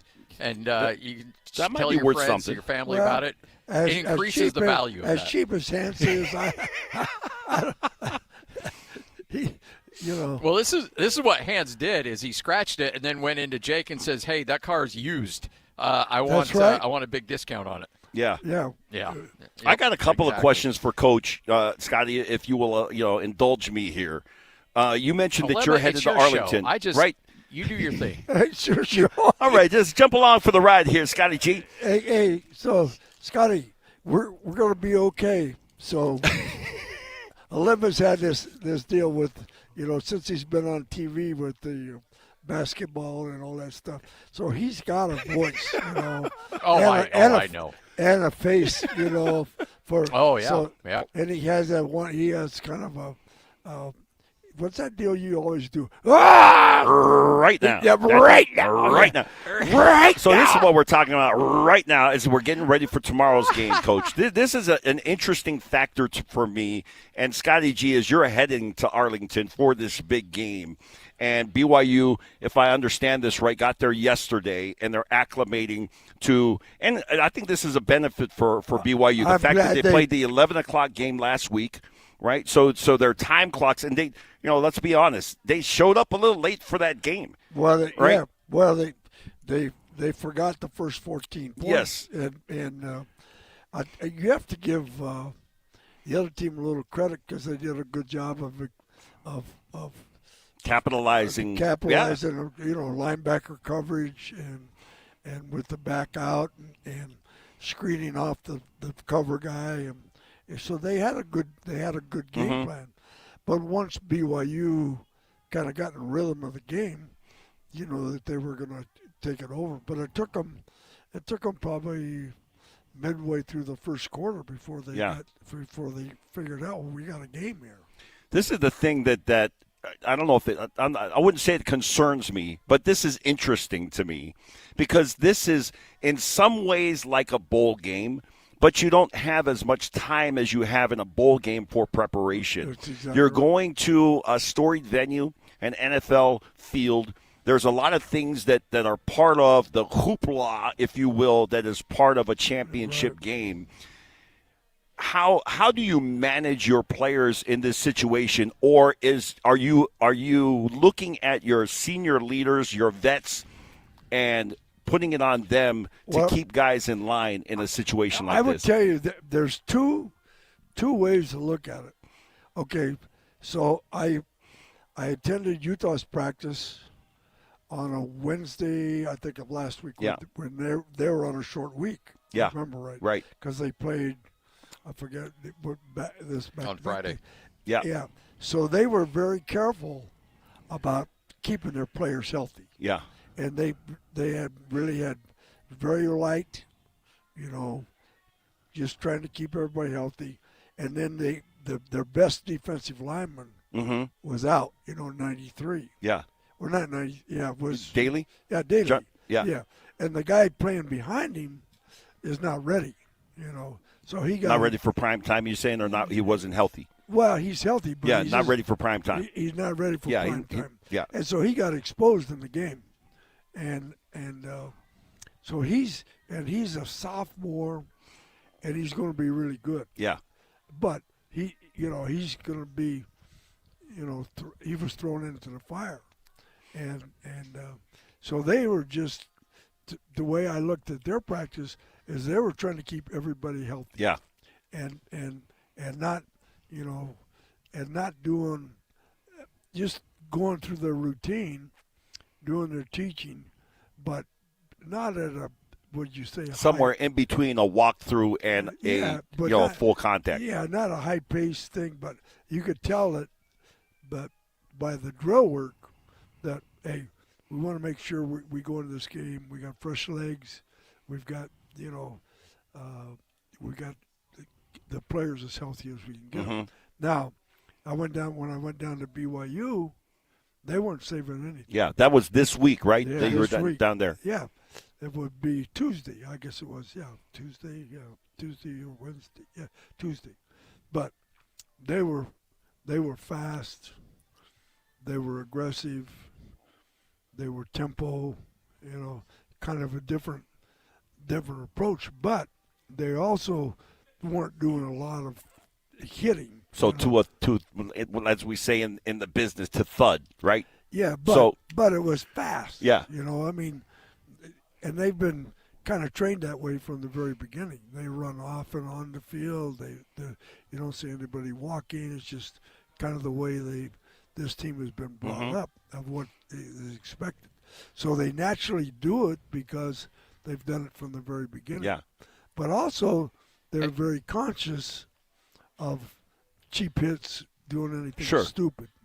And so there were basically two different approaches, a faster approach, but still trying to keep the players healthy, and then a more kind of pragmatic approach of do our individual drills, group work, make sure we're not doing anything stupid, but we want to save our players' legs, and we want to make sure when we go to play on the road versus Kansas that we had a healthiest team as we could have. So there were probably two different approaches. Go ahead, Scotty. Lem, I'm kind of curious to know when you, as a player, look, I'm an old guy, so I don't like those night games. I'm miserable when a game starts at 8:30, but I think players would rather play at 8:30 than essentially 11 o'clock a.m. their time. As a player, would you rather, back in the day, if you can, hop in the time machine and take you back to 1985, Alema Harrington, would you have rather played at night, or would you rather played in the morning? Or did it not really even matter that much? Yeah, we had just started to play more night games. In fact, I remember the first night game that we played, it might have been my sophomore season, and we were playing against UCLA, and we did our walkthrough under the lights at Lavella, at that time Cougar Stadium. We played most of our games 12 o'clock, 1 o'clock local time. We were playing at home. And so I think this would be my answer to that question. It's what you're comfortable with. And if you talk to BYU, they love playing 8:15 games at home. They love that late kickoff. Now you're going to what I would the only thing I can compare it to is like a bowl game. Like this is a different type of experience altogether because you're playing in a neutral venue that I think will probably be, and Scotty, you can correct me if I'm wrong if you're hearing something else, but I think it's going to be 50-50 as far as fans are concerned because BYU will travel, and everything I've heard as far as ticket sales are concerned that BYU's got a good, their fair share of those tickets, and they'll be represented. So it'll feel like, more of a bowl game experience as opposed to being on the road, even though you're still, going to be in Texas. Now, all that being said, if we're going to the start time of this game, I think BYU benefits, as we were talking off the top of this hour, that they played last week an early kick game. So it's not, they won't make the same mistake, I don't think, that they made or have the same situation that they had in the game against UCF at home where they were a little late to get their motors running, where when they go to Arlington and tomorrow in an early kickoff again, they will be somewhat acclimated to that. It will not be as foreign as it was in the game last week. So I still look at, to me, Coach has been talking about the preparation as far as the football is concerned. My concern continues to be, there's distractions when you go on this type of game. You're playing in a pro stadium. You got activities that might be associated, whether it's some kind of a dinner or something that might attend. I don't know what the schedule looks like, but there can be distractions. And what I like what you said, Coach, when you're talking about BYU's practice and they're running on the field and off the field, and they're doing that because they've been doing that since day one, right? We're 12 games into it now. This stuff is ingrained in not just the coaches and the way that they organize it, but the players, they know what they're doing. And so, to me, you can lean on your veteran leadership and, the guys that you have that have been around other, big games, maybe nothing as big as this, but there's some frame of reference where these vets who have respect in the huddles and in the locker rooms can control what is going on as far as the team is concerned, and as coaches you oversee that and you're aware of it, but you can rely on those guys to make sure that everybody's got their focus. Well, it's a game like this, you shouldn't have to tell anybody what their focus should be. The players know, the coaches know. You don't want to over-dramatize it. Sure. Because you can over-emphasize all this stuff, and then pretty soon your players and their minds are going crazy. So you just got to keep Coach's phone continues to blow up. Hey, Coach, just bring that phone and answer it and put it right to the mic. Let's just go. I'm telling you, hey, that's the 5th phone call I've had. There's some big news brewing. There must be a lot of stuff. A lemon, I can hold down the fort for a second. If you want to go answer the call, it's totally fine. You want to take sounds it, like Coach? Take the headset off, walk over brewing. here on the side, and take that call. No, I'll hey, Jesus. Okay. Let's go ahead. Okay, so what I'm doing is putting it on. It's already on silent. Yeah. So don't hit it up where we get that you alert missed the that you fog get. horn. Hey, I'll tell you, there must be a lot of hot news out there. Yeah. Because, I thought this was interesting, Coach, because Hans brought this up. Scotty, you can chime in on this because I'll tell you my perspective. People that are saying this is the biggest game in BYU football history, I might have to agree with this. Coach said I said agree no. wholeheartedly. Coach is going to take this call, but you tell me, Scotty, from your perspective, can you think? And I was at BYU when we played Michigan, which was not a good Michigan team, but it was a chance to go undefeated and win a national championship, AP, UPI, Coaches Bowl, that kind of thing. That was in that era, obviously. That was a big game, and I was there for that game. But this feels to me like it's bigger than that. Well, okay, so you look at the big three for BYU. You've got that 84 game against Michigan. I'll go the 96 game against Kansas State in the Cotton Bowl. And then I'm going to go this one. And it's not in that order because I'm with you. I think this is number one because you've got a BYU team that's playing not as a David but as a Goliath. It's Goliath versus Goliath. This is the two best teams in the Big 12. This isn't look at these little plucky upstart kids from Provo that throw the ball all around the place and trying to smoke and mirror their way into playing big boy college football. BYU is big boy football right now. Yes. They play great defense. They run the ball. They've got great special teams. They've got a quarterback who doesn't make mistakes, even at a young age. And I think BYU has earned the right to be on the national stage and give a middle finger to the committee and saying, look, we're every bit as good as Texas Tech. We're every bit as good as anybody else you want to put in this top 10.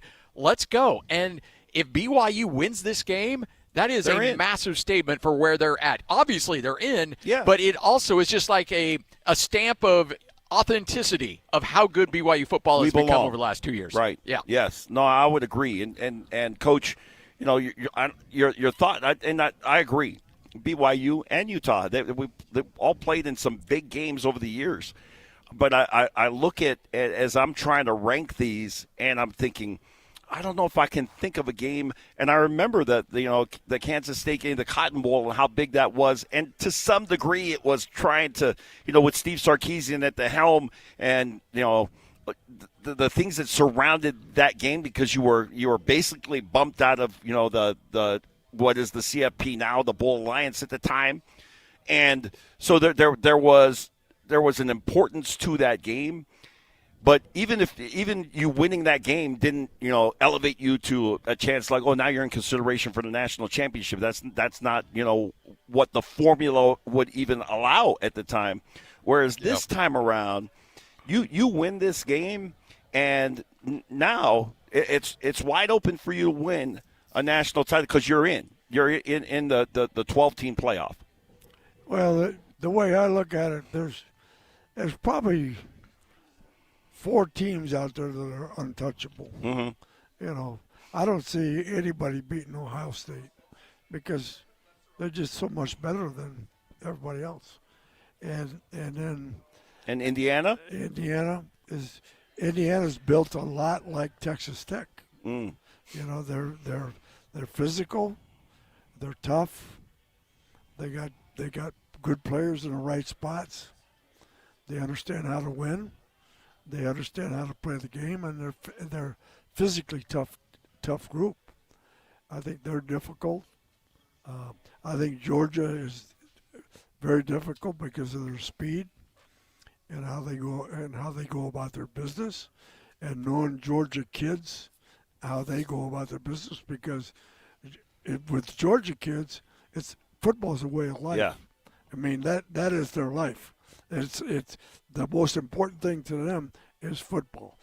Everything else takes a backward seat. Yeah. Family, whatever, everything. But yeah, football is your religion. Football is your religion, and then I really like Oregon's team. I think they would be tough for anybody.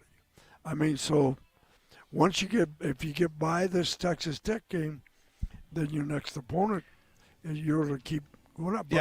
But this team is, if they stay healthy, very capable of making a statement. Now, can they beat, say, a Notre Dame? Can they beat a team? Who knows? But the only thing they got to worry about this game. Yeah, this is the conversation I'm hoping we're having next week, right, Scotty? Is this like TCU getting in last year and then facing Georgia?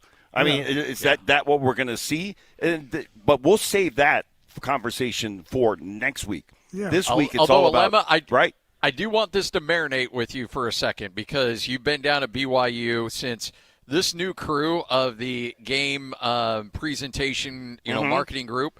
Imagine hosting a college football playoff game at night at LaVell Edwards Stadium with the amount of resources they poured into the game presentation and the marketing and all the stuff they've been doing lately. Get ready for the Just show.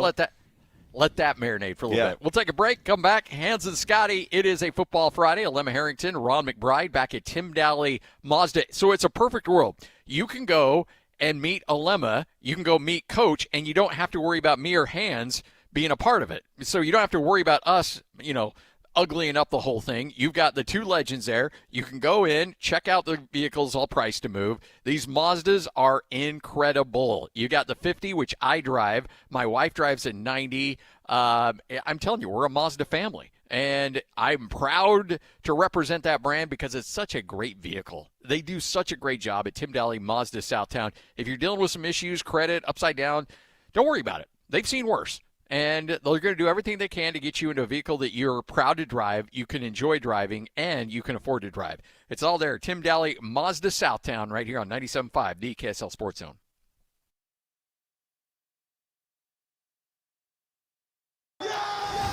Since the game went final in Lubbock, touchdown, Parker Kingston! The Cougars have wanted a rematch with the Red Raiders. Now they've got it, with a guaranteed spot in the college football playoff on the line. Listen all week long for the best coverage of BYU in the Big 12 title game, with exclusive interviews and analysis you won't get anywhere else. Then, on Saturday, catch a special Big 12 title game edition of College Football Game Day beginning at 8 a.m. with a post-game show immediately following the game. Exclusive Big 12 title game coverage on The Zone is presented by JCW's, the Burger Boys, quality and a lot of it. This is 97.5, the KSL Sports Zone.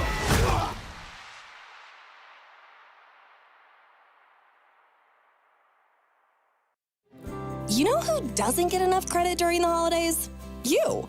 You're the one making sure the magic happens. From school parties to last-minute shopping to wrapping gifts at midnight. And the last thing you need to worry about is what's for dinner. But with Beehive Meals, you'll have delicious frozen meals delivered right to your door that are ready for your slow cooker. No chopping, no stress, and no takeout guilt. You'll walk in after a long day of holiday fun to the smell of dinner done, kids happy, and a kitchen that's not a disaster zone. It's real homemade comfort food that the whole family will love without the work. You don't need to be a holiday hero this season. just smart enough to let Beehive Meals do the cooking. Beehive Meals, made for the ones who do it all. And if you're looking for a thoughtful, stress-free gift this year, Beehive Meals makes it easy to share the love with gift boxes. Order now at beehivemeals.com and make this holiday season a little easier and a lot more delicious. Is your financial advisor offering you up to a 30% upfront bonus? Or are they promising you up to 10% growth per year, all for your retirement income? If not, then you need to come to Trajan Wealth. I'm Jeff Jr., founder of Trajan Wealth. If you have a plan to retire within the next 10 years, don't wait only to find out it's too late. I've seen hardworking folks like you retire only to be required to go back to work, all because their advisor told them guarantees like these were too good to be true. They're not. That's up to $30,000 upfront or up to $10,000 per year on $100,000, all guaranteed for retirement income. Don't keep working when you're supposed to be retired, and don't let any financial advisor tell you it's too good to be true. Call Trajan today, 801-210-6800. That's 801-210-6800. Annuities, non-advisory products. DBA Trajan Wealth Insurance Solutions. Additional disclosures at TrajanWealth.com. These days, many companies have turned to influencers to tout their products or services. But here at John Watson Chevrolet, the only endorsement we need is from our customers. Because of their feedback, we're proud to be Utah's best reviewed Chevy dealer. Visit us today to see why we get reviews like, buying a car should be a fun experience, like a kid getting a new toy. And at John Watson Chevrolet, it was. John Watson Chevrolet, your 5-star Chevy dealer. 3535 Wall Avenue, Ogden. Chevrolet. Together, let's drive.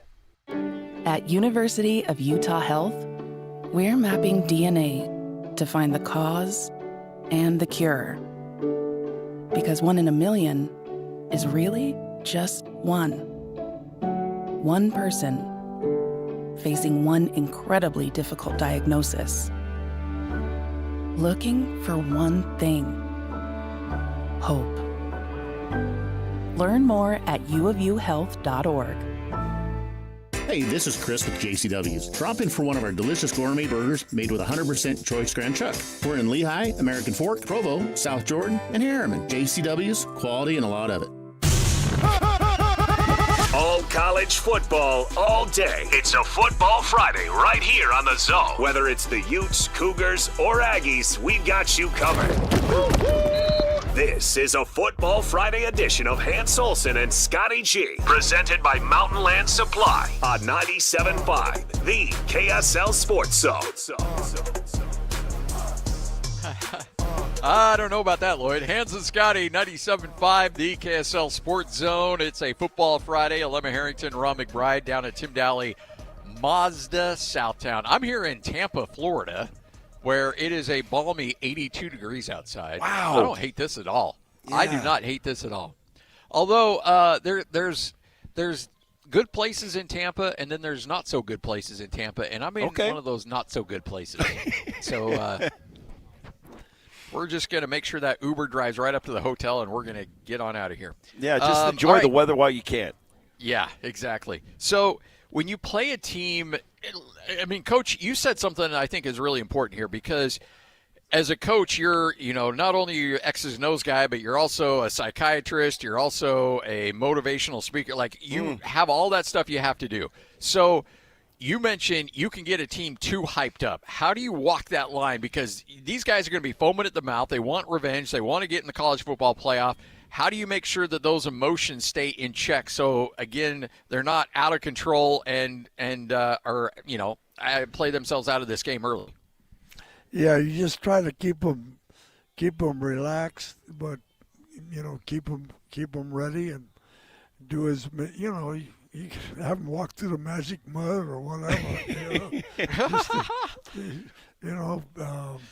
Just do different things to kind of relax them and keep them. They say, hey, you feel great. All your aches and pains are gone, all that stuff, and usually if you got strong leadership, they're going to say something. So if you got guys in the locker room that they'll follow, they're usually those guys will have. But you don't want to overdo it either, because you can do all this stuff where you're, and so I was a little bit of an emotional coach at times, and oh, you don't say.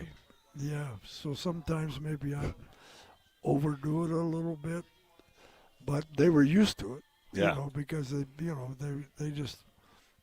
they always talk, that's what they always talk about when you get them all back together. Oh, remember when you said this?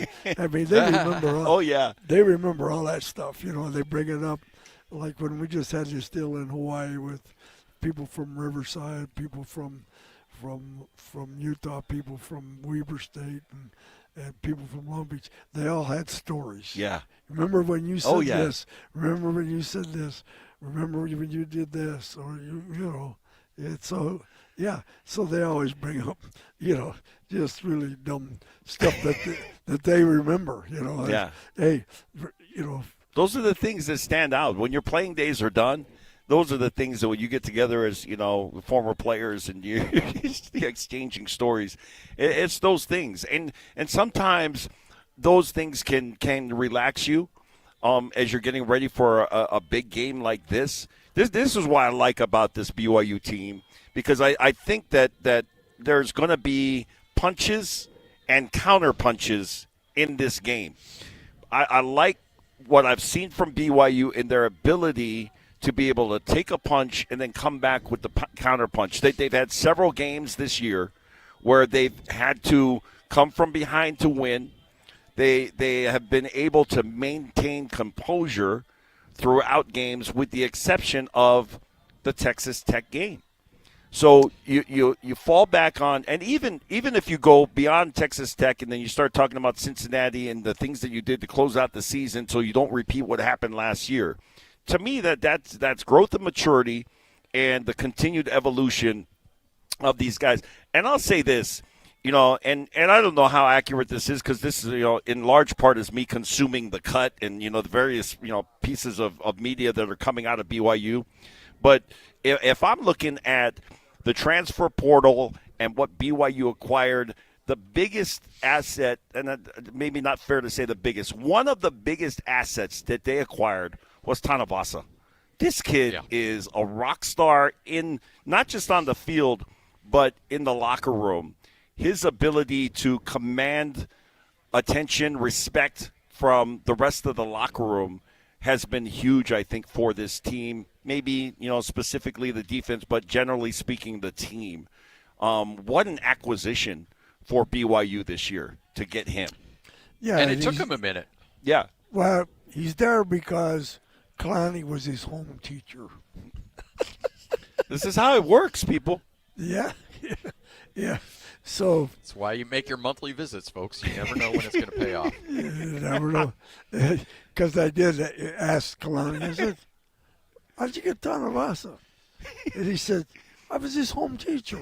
I said, so every Sunday when you show up at his house, and and the dad moved to Orem or so I didn't realize the dad had moved. Oh, the dad is awesome too. Oh yeah. This is why we do ministering. Well, I ministered to dad in college, so that's probably why he's at the BYU now.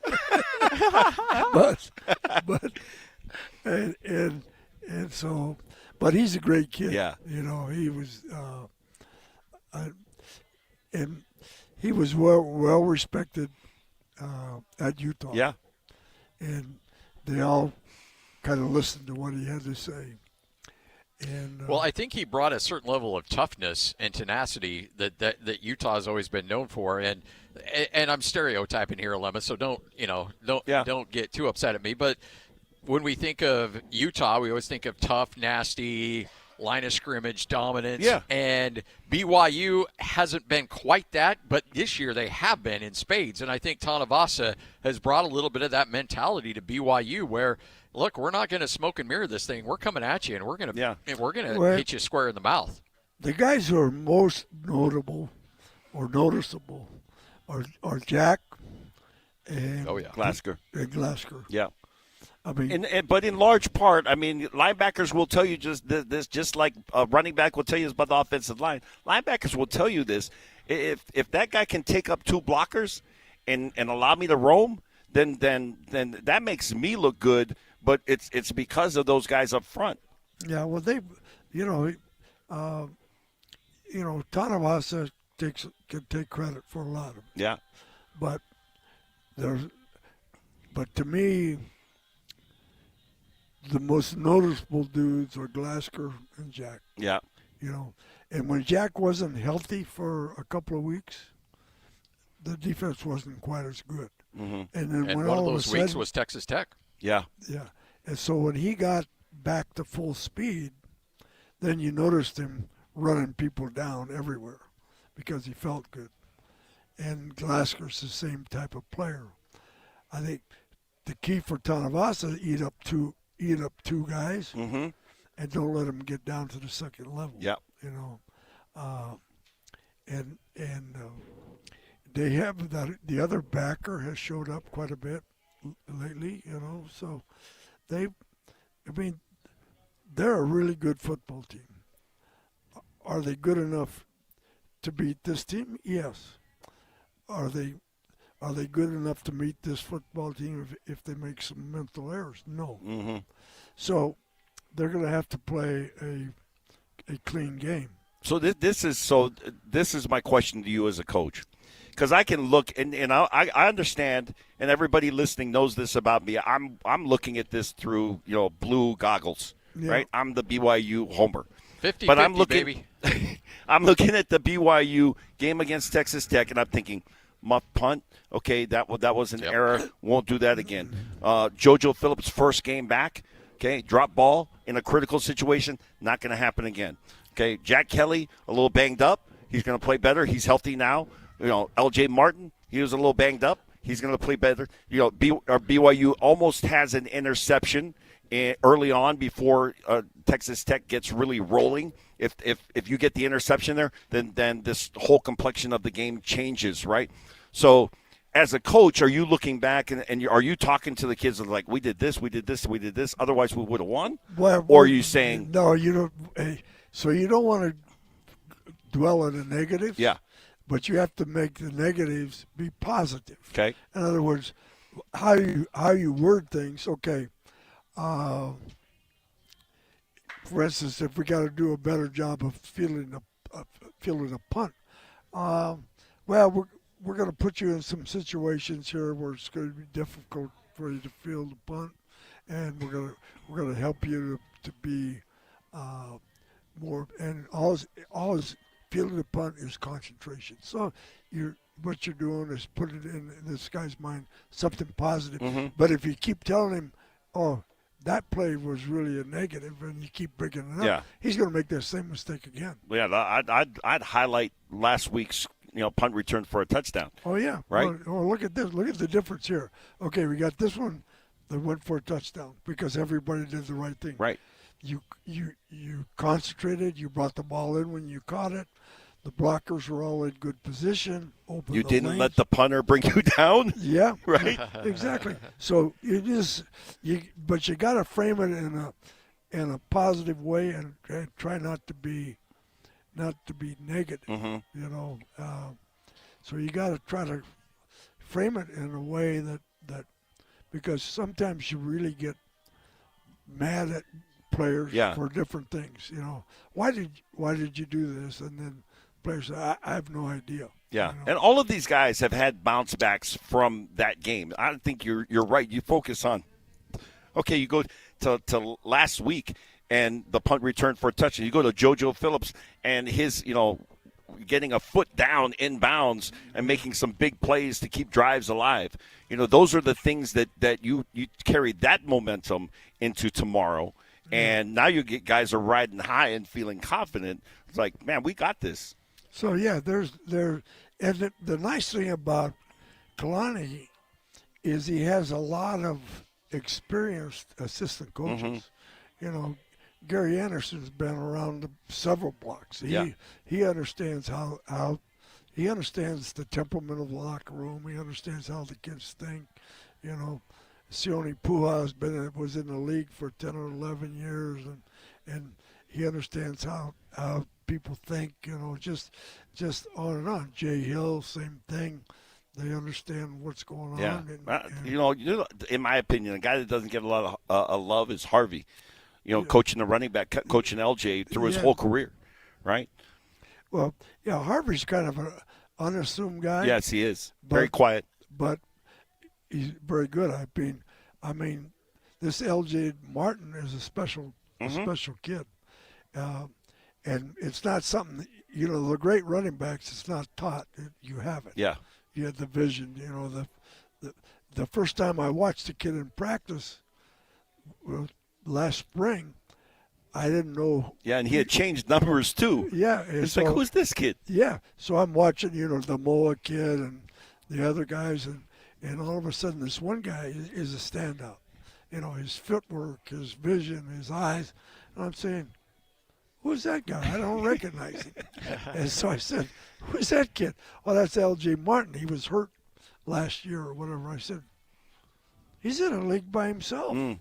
I said, he's 1A, 1B, and 1C. And then Moa's the next guy.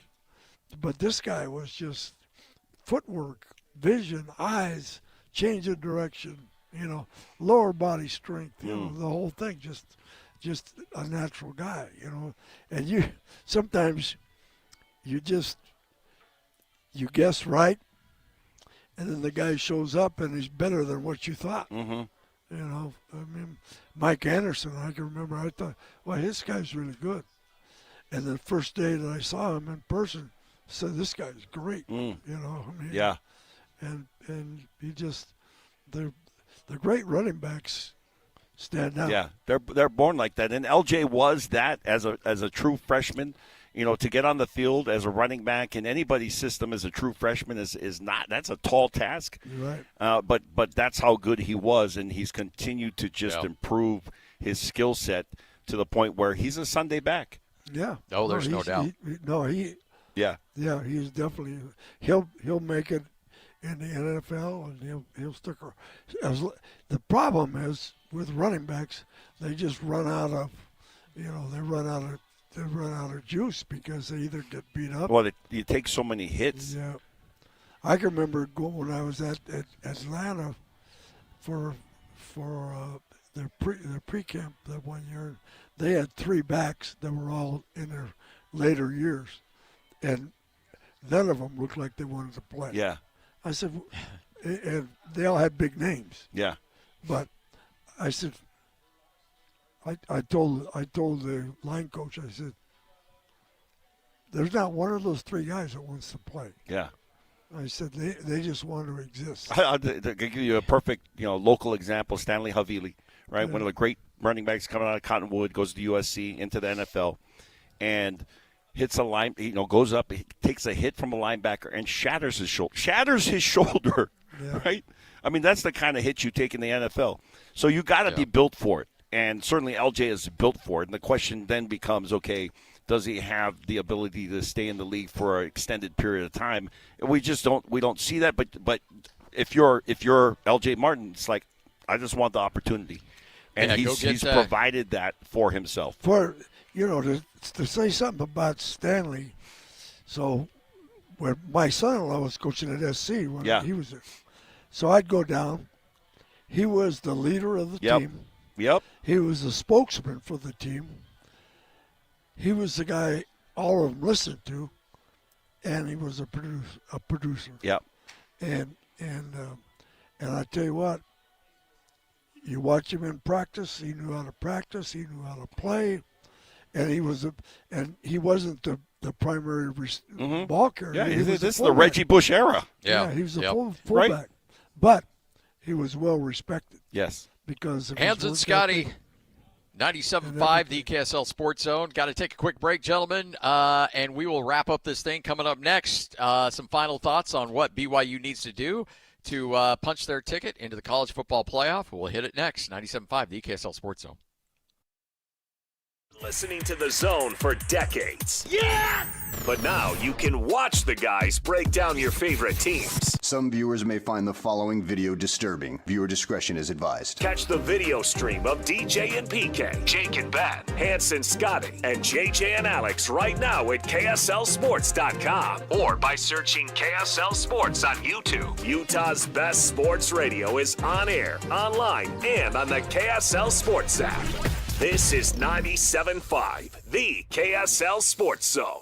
Guys, let's be real. Holiday gift giving can feel like crunch time, but this year, The Zone has your back. Enter the Zone Holiday MVP promotion and score big with the ultimate gift lineup. A cozy grande blanket from Minky Couture, a Beehive Meals gift box with 10 delicious dinners, and a stunning sterling silver double heart diamond necklace from Duke's Jewelers. Don't wait until the final buzzer. Step up your game and make this holiday a win. Enter now at KSLSportsZone.com.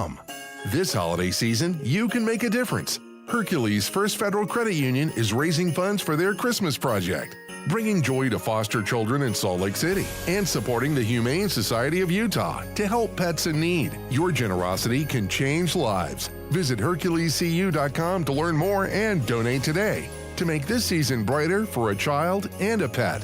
Hercules First Federal Credit Union, growing stronger together this holiday season. This holiday season, give your home the gift of smart upgrades with Mountain Home Services. Electric vehicle? Meet your new best friend. A professional EV charger installed from Mountain Home Services. Fast, reliable, and done right the first time. Want to save energy to brighten your space? Ask about LED lighting upgrades, smart switches, and modern lighting controls. Perfect for cozy nights and year-round savings. Serving Utah since 1954, Mountain Home Services was the first to offer upfront pricing with no hidden fees, and every job comes with a 100% satisfaction guarantee. Protect your home and power up your lifestyle with expert electrical services you can trust. Plus, KSL listeners enjoy a discounted price on a fireplace tune-up for just $99. Visit MountainHomeUtah.com or call 801-543-2222 to schedule your upgrade today. That's MountainHomeUtah.com or 801-543-2222. Mountain Home Services, powering Utah homes since 1954. Smarter clean in half the time. Brought to you by Swiffer Power Mop. Tired of the mop and bucket struggle? The Swiffer Power Mop gives you a mop and bucket clean without all the extra work. It's an all-in-one cleaning tool that mops smarter, not harder. With built-in solution that breaks down dirt and grime, and a pad with over 300 scrubbing strips to absorb and lock sticky messes. It even gets into places a regular mop can't, and leaves your home smelling fresh for hours. Try the Swiffer Power Mop today. Love it or your money back. A new exclusive offer with an eligible Bank of America Visa credit card is your opportunity to go from cardholder to ticket holder for the FIFA World Cup 2026. For a limited time, when you're approved for a new customized cash rewards or unlimited cash rewards Visa credit card, you're eligible for a chance to purchase FIFA World Cup 2026 tickets. Learn more today at BFA.com/cardFWC26. What would you like the power to do? Bank of America, proud to be the official bank of FIFA World Cup 2026. Bank of America N.A. in partnership with Visa. Terms apply. All rights reserved. Chevy trucks have you covered when the road takes you from smooth sailing to Chevy Colorado will eat up some of the toughest terrains with 5 available drive modes. And Silverado and Silverado HD have the muscle to take you out for some serious. With multiple engine options and impressive towing, well, Silverado EV is the perfect combo of performance and capability. Nice. Making it a snap to hitch up this electric truck and hit the road. Wherever the road leads, Chevy trucks are right there with you. See your Rocky Mountain Chevy dealers. Bar Dub Grill is where roadside classics meet ranch-raised flavor. Sink your teeth into juicy, handcrafted burgers made with premium Bar W beef straight from the local Utah farm. From the bold cowboy barbecue burger to the sweet and savory Aloha burger, paired with crispy cowboy fries, hand-spun shakes, or signature spud nuts. Soft, airy, and unforgettable. Bar Dub Grill delivers honest eats with cowboy swagger. Bar Dub Grill in Nephi with easy access right off exit 222 in Nephi. All college football all day. It's a Football Friday right here on The Zone. Whether it's the Utes, Cougars, or Aggies, we've got you covered. This is a Football Friday edition of Hans Olsen and Scotty G, presented by Mountain Land Supply on 97.5, the KSL Sports Zone. All right, final segment before we hand the reins on over to JJ and Alex. Coming up next, BYU. It's the Big 12 championship game coming up tomorrow as they'll take on Texas Tech. Alema Harrington, Ron McBride back in Salt Lake. I'm going to be en route to the game coming up here in just about 20 minutes from now. I'll catch an Uber and be on my way to the airport, and Hans and I will have coverage of that game coming up tomorrow in Dallas. But Alema, you said something that I want to hit on really quick. That BYU has withstood those punches early, those haymakers. And I want BYU, I want them to deliver the first punch coming up tomorrow, because I think that you can withstand punches when you take a hit early on, when you're playing Cincinnati, when you're playing West Virginia, when you're playing some of these other teams. You can't take a punch in the mouth early from Texas Tech and rebound as easily as you have against these other teams. I want BYU throwing those first haymakers. I want to see them up 10-0 in the first couple possessions of this game and get Texas Tech on their heels a bit. Yeah, I agree 100%. And, whether you start on offense or defense, I've said this about this game, that even as I look at the earlier regular season game between BYU and Texas Tech, I felt like the defense did a really nice job, and that Aaron Roderick has got to come with something and stretch the field or something a little bit different. I think that it's a different game in part because L.J. Martin is healthier than he was certainly in that game during the regular season. And then on the defensive side, the way that you throw the first punch is you come up with the sacks, which they did in that first game, but you got to come up with takeaways. I heard an interview, I think Tanner Wall might have made this statement. He said, I 100% believe, and this is true in most cases, but in this game especially, that whoever wins the turnover battle is going to win this game. And that means that if you're the defense, then you got to get out there with a takeaway mindset. Not interception, not fumble recovery, it's like takeaway. We got to take the ball away from Texas Tech's offense. And then I agree that you throw the first punch if you can, right? And then even though you throw the first punch, you got to recognize, to your point, Scotty, this is not Cincinnati. This is not a team that you're going to punch them and then they're going to go away. Like, you got to be 100% ready for the counterpunch, which BYU has been in games this year, but this is a different opponent. This is one of the top teams in the country, and you got to go in with bubble team mentality, which is win and you're in, and lose and there's no guarantees. You gotta go in with that mindset, Coach. Well, it's I think it's going to be hard to throw the first punch because this team is very solid. Now, the one thing that's to your advantage a little bit is Texas Tech probably doesn't have the ultimate respect for BYU because of the first game. Yeah. And they're thinking, and they've kind of dominated. And a lot of teams like that, they're sitting there and you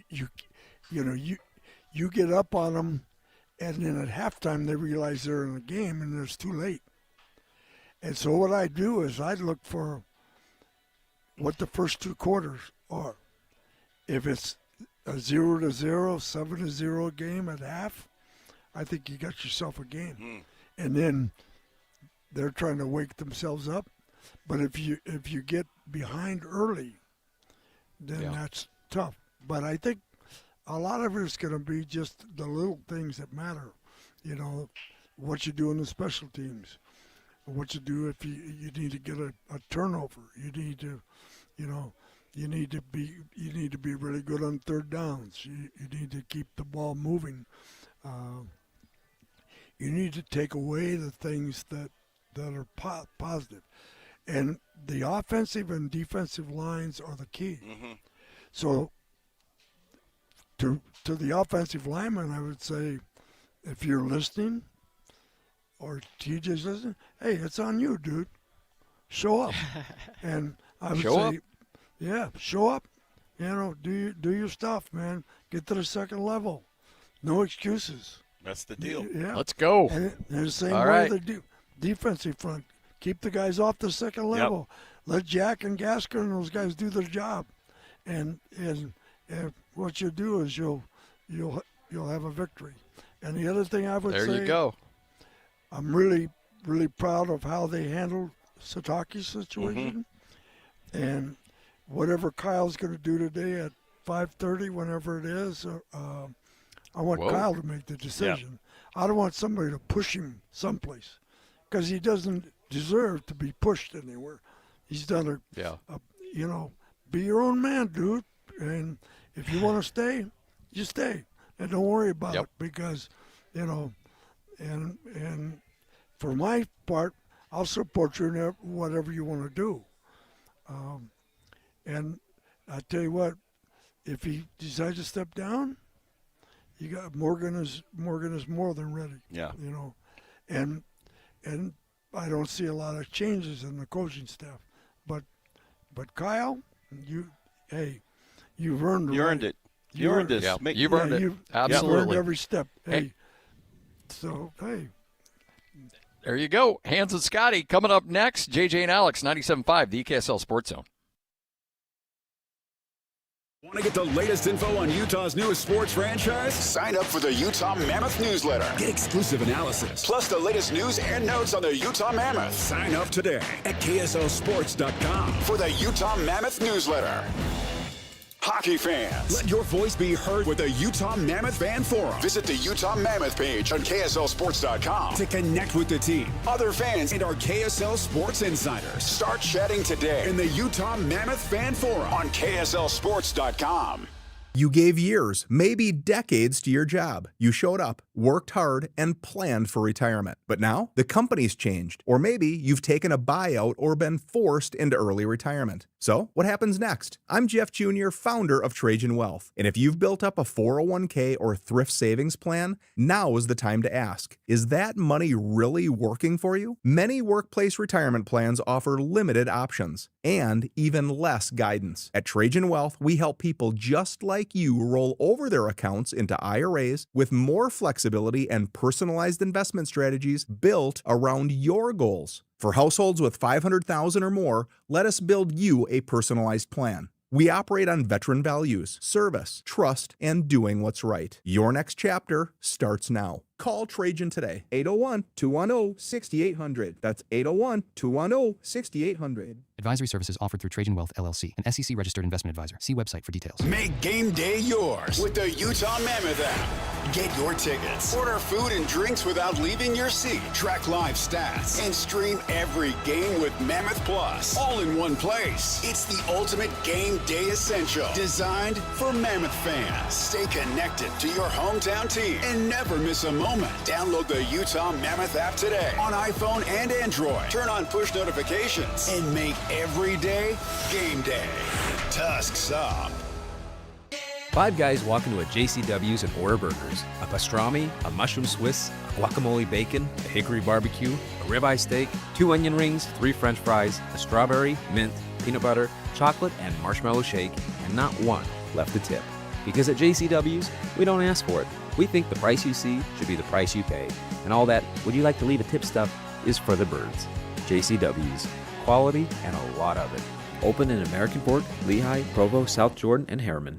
This holiday season, you can make a difference. Hercules First Federal Credit Union is raising funds for their Christmas project, bringing joy to foster children in Salt Lake City and supporting the Humane Society of Utah to help pets in need. Your generosity can change lives. Visit HerculesCU.com to learn more and donate today to make this season brighter for a child and a pet. Hercules First Federal Credit Union, growing stronger together this holiday season. Attention Jazz Nation, the long wait is finally over. Mountain basketball is back and better than ever. Let's go! All tickets are on sale now, and you won't want to miss the action. Jump on the opportunity to watch your favorite players live and in person. Whether you're after season tickets, mini plans, or single game matchups, the Utah Jazz has got your back. There's a plan for every fan. Don't miss out. Secure your seats today and be part of the excitement all season long. Let's go! Visit UtahJazz.com today. Broadcasting from the Mountain Home Services Studio, this is 97.5 KZNS FM Colbert, 1280 KZNS AM Salt Lake City, and 102.7 KSL FM HD2 Salt Lake City Midvale. This is 97.5, the KSL Sports Zone. All college football, all day. It's a Football Friday right here on The Zone. Whether it's the Utes, Cougars, or Aggies, we've got you covered. This is a Football Friday edition of JJ and Alex on 97.5, the KSL Sports Zone.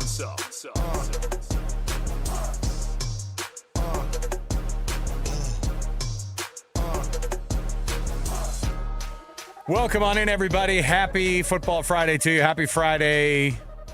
Happy conference championship game season. I was having a discussion downstairs with somebody, JJ, because I had to do a couple things with news radio today, and I was like, you forget when we're in our little bubble here, like what's mainstream versus what is kind of just the reality for us every day, which is just being way too into sports. Obviously, because we talk about it, but obviously also, I just assume other people are in the same. And I got this weird thing where it's like, so what are BYU's chances to go to the college football playoff? And I'm like, I don't know really the number. I couldn't tell you really a number. I think it's better odds of them winning this game than it was the game in Lubbock earlier in the season. No question. For sure. We'll get into that. And then it was like this. Yeah, so I guess the Utes had a crap year. And I was like, what? Wait, whoa. Who said that? I will not mention their names because they are an on-air personality. What? But they're also, yes. And I was like, but it wasn't to diss it. This is a Utah fan. And it was like, I go, well, hold on a minute. And she's like, well, yeah, it's not going to be they're going to go to what? Are they going to go to a decent bowl at all? And I was like, well, that's a loaded question. Are there decent bowls anymore besides the college football playoff? It's a new world and a new era. It is hard. Yeah. And I started to think about it, and I was like, how do we grade this? Because you're going to get an 11-win BYU team, unless it's 12 and they go to the college football playoff, but let's say an 11-win BYU team that goes through the Alamo Bowl again and plays like a decent USC team, I guess. Where half the players may or may not play. Or Utah going to the Vegas Bowl against, and everyone's like, I don't know. Illinois. A state that starts with the letter I. Iowa, Illinois, I don't know. And then it's like, and then people convince themselves, well, it wasn't a very good year. Well, Kyle's got to come back after that year, right? I was like, guys, they'll probably go 11-2. But see, this is where college football has gotten us. And I blame you, committee, who have gotten us all screwed up as to what we think is important in the world of college football anymore. Yeah. Or what is a quote-unquote good resume in college football. And I was telling Alex Napolis, our producer, this before the show. I said, you know what? I get it. I know why they want Notre Dame in over BYU. I know it. You do too. Yeah, I know. The thing is just say it. We're an NBC station. We know why they want Notre Dame. Then just say it.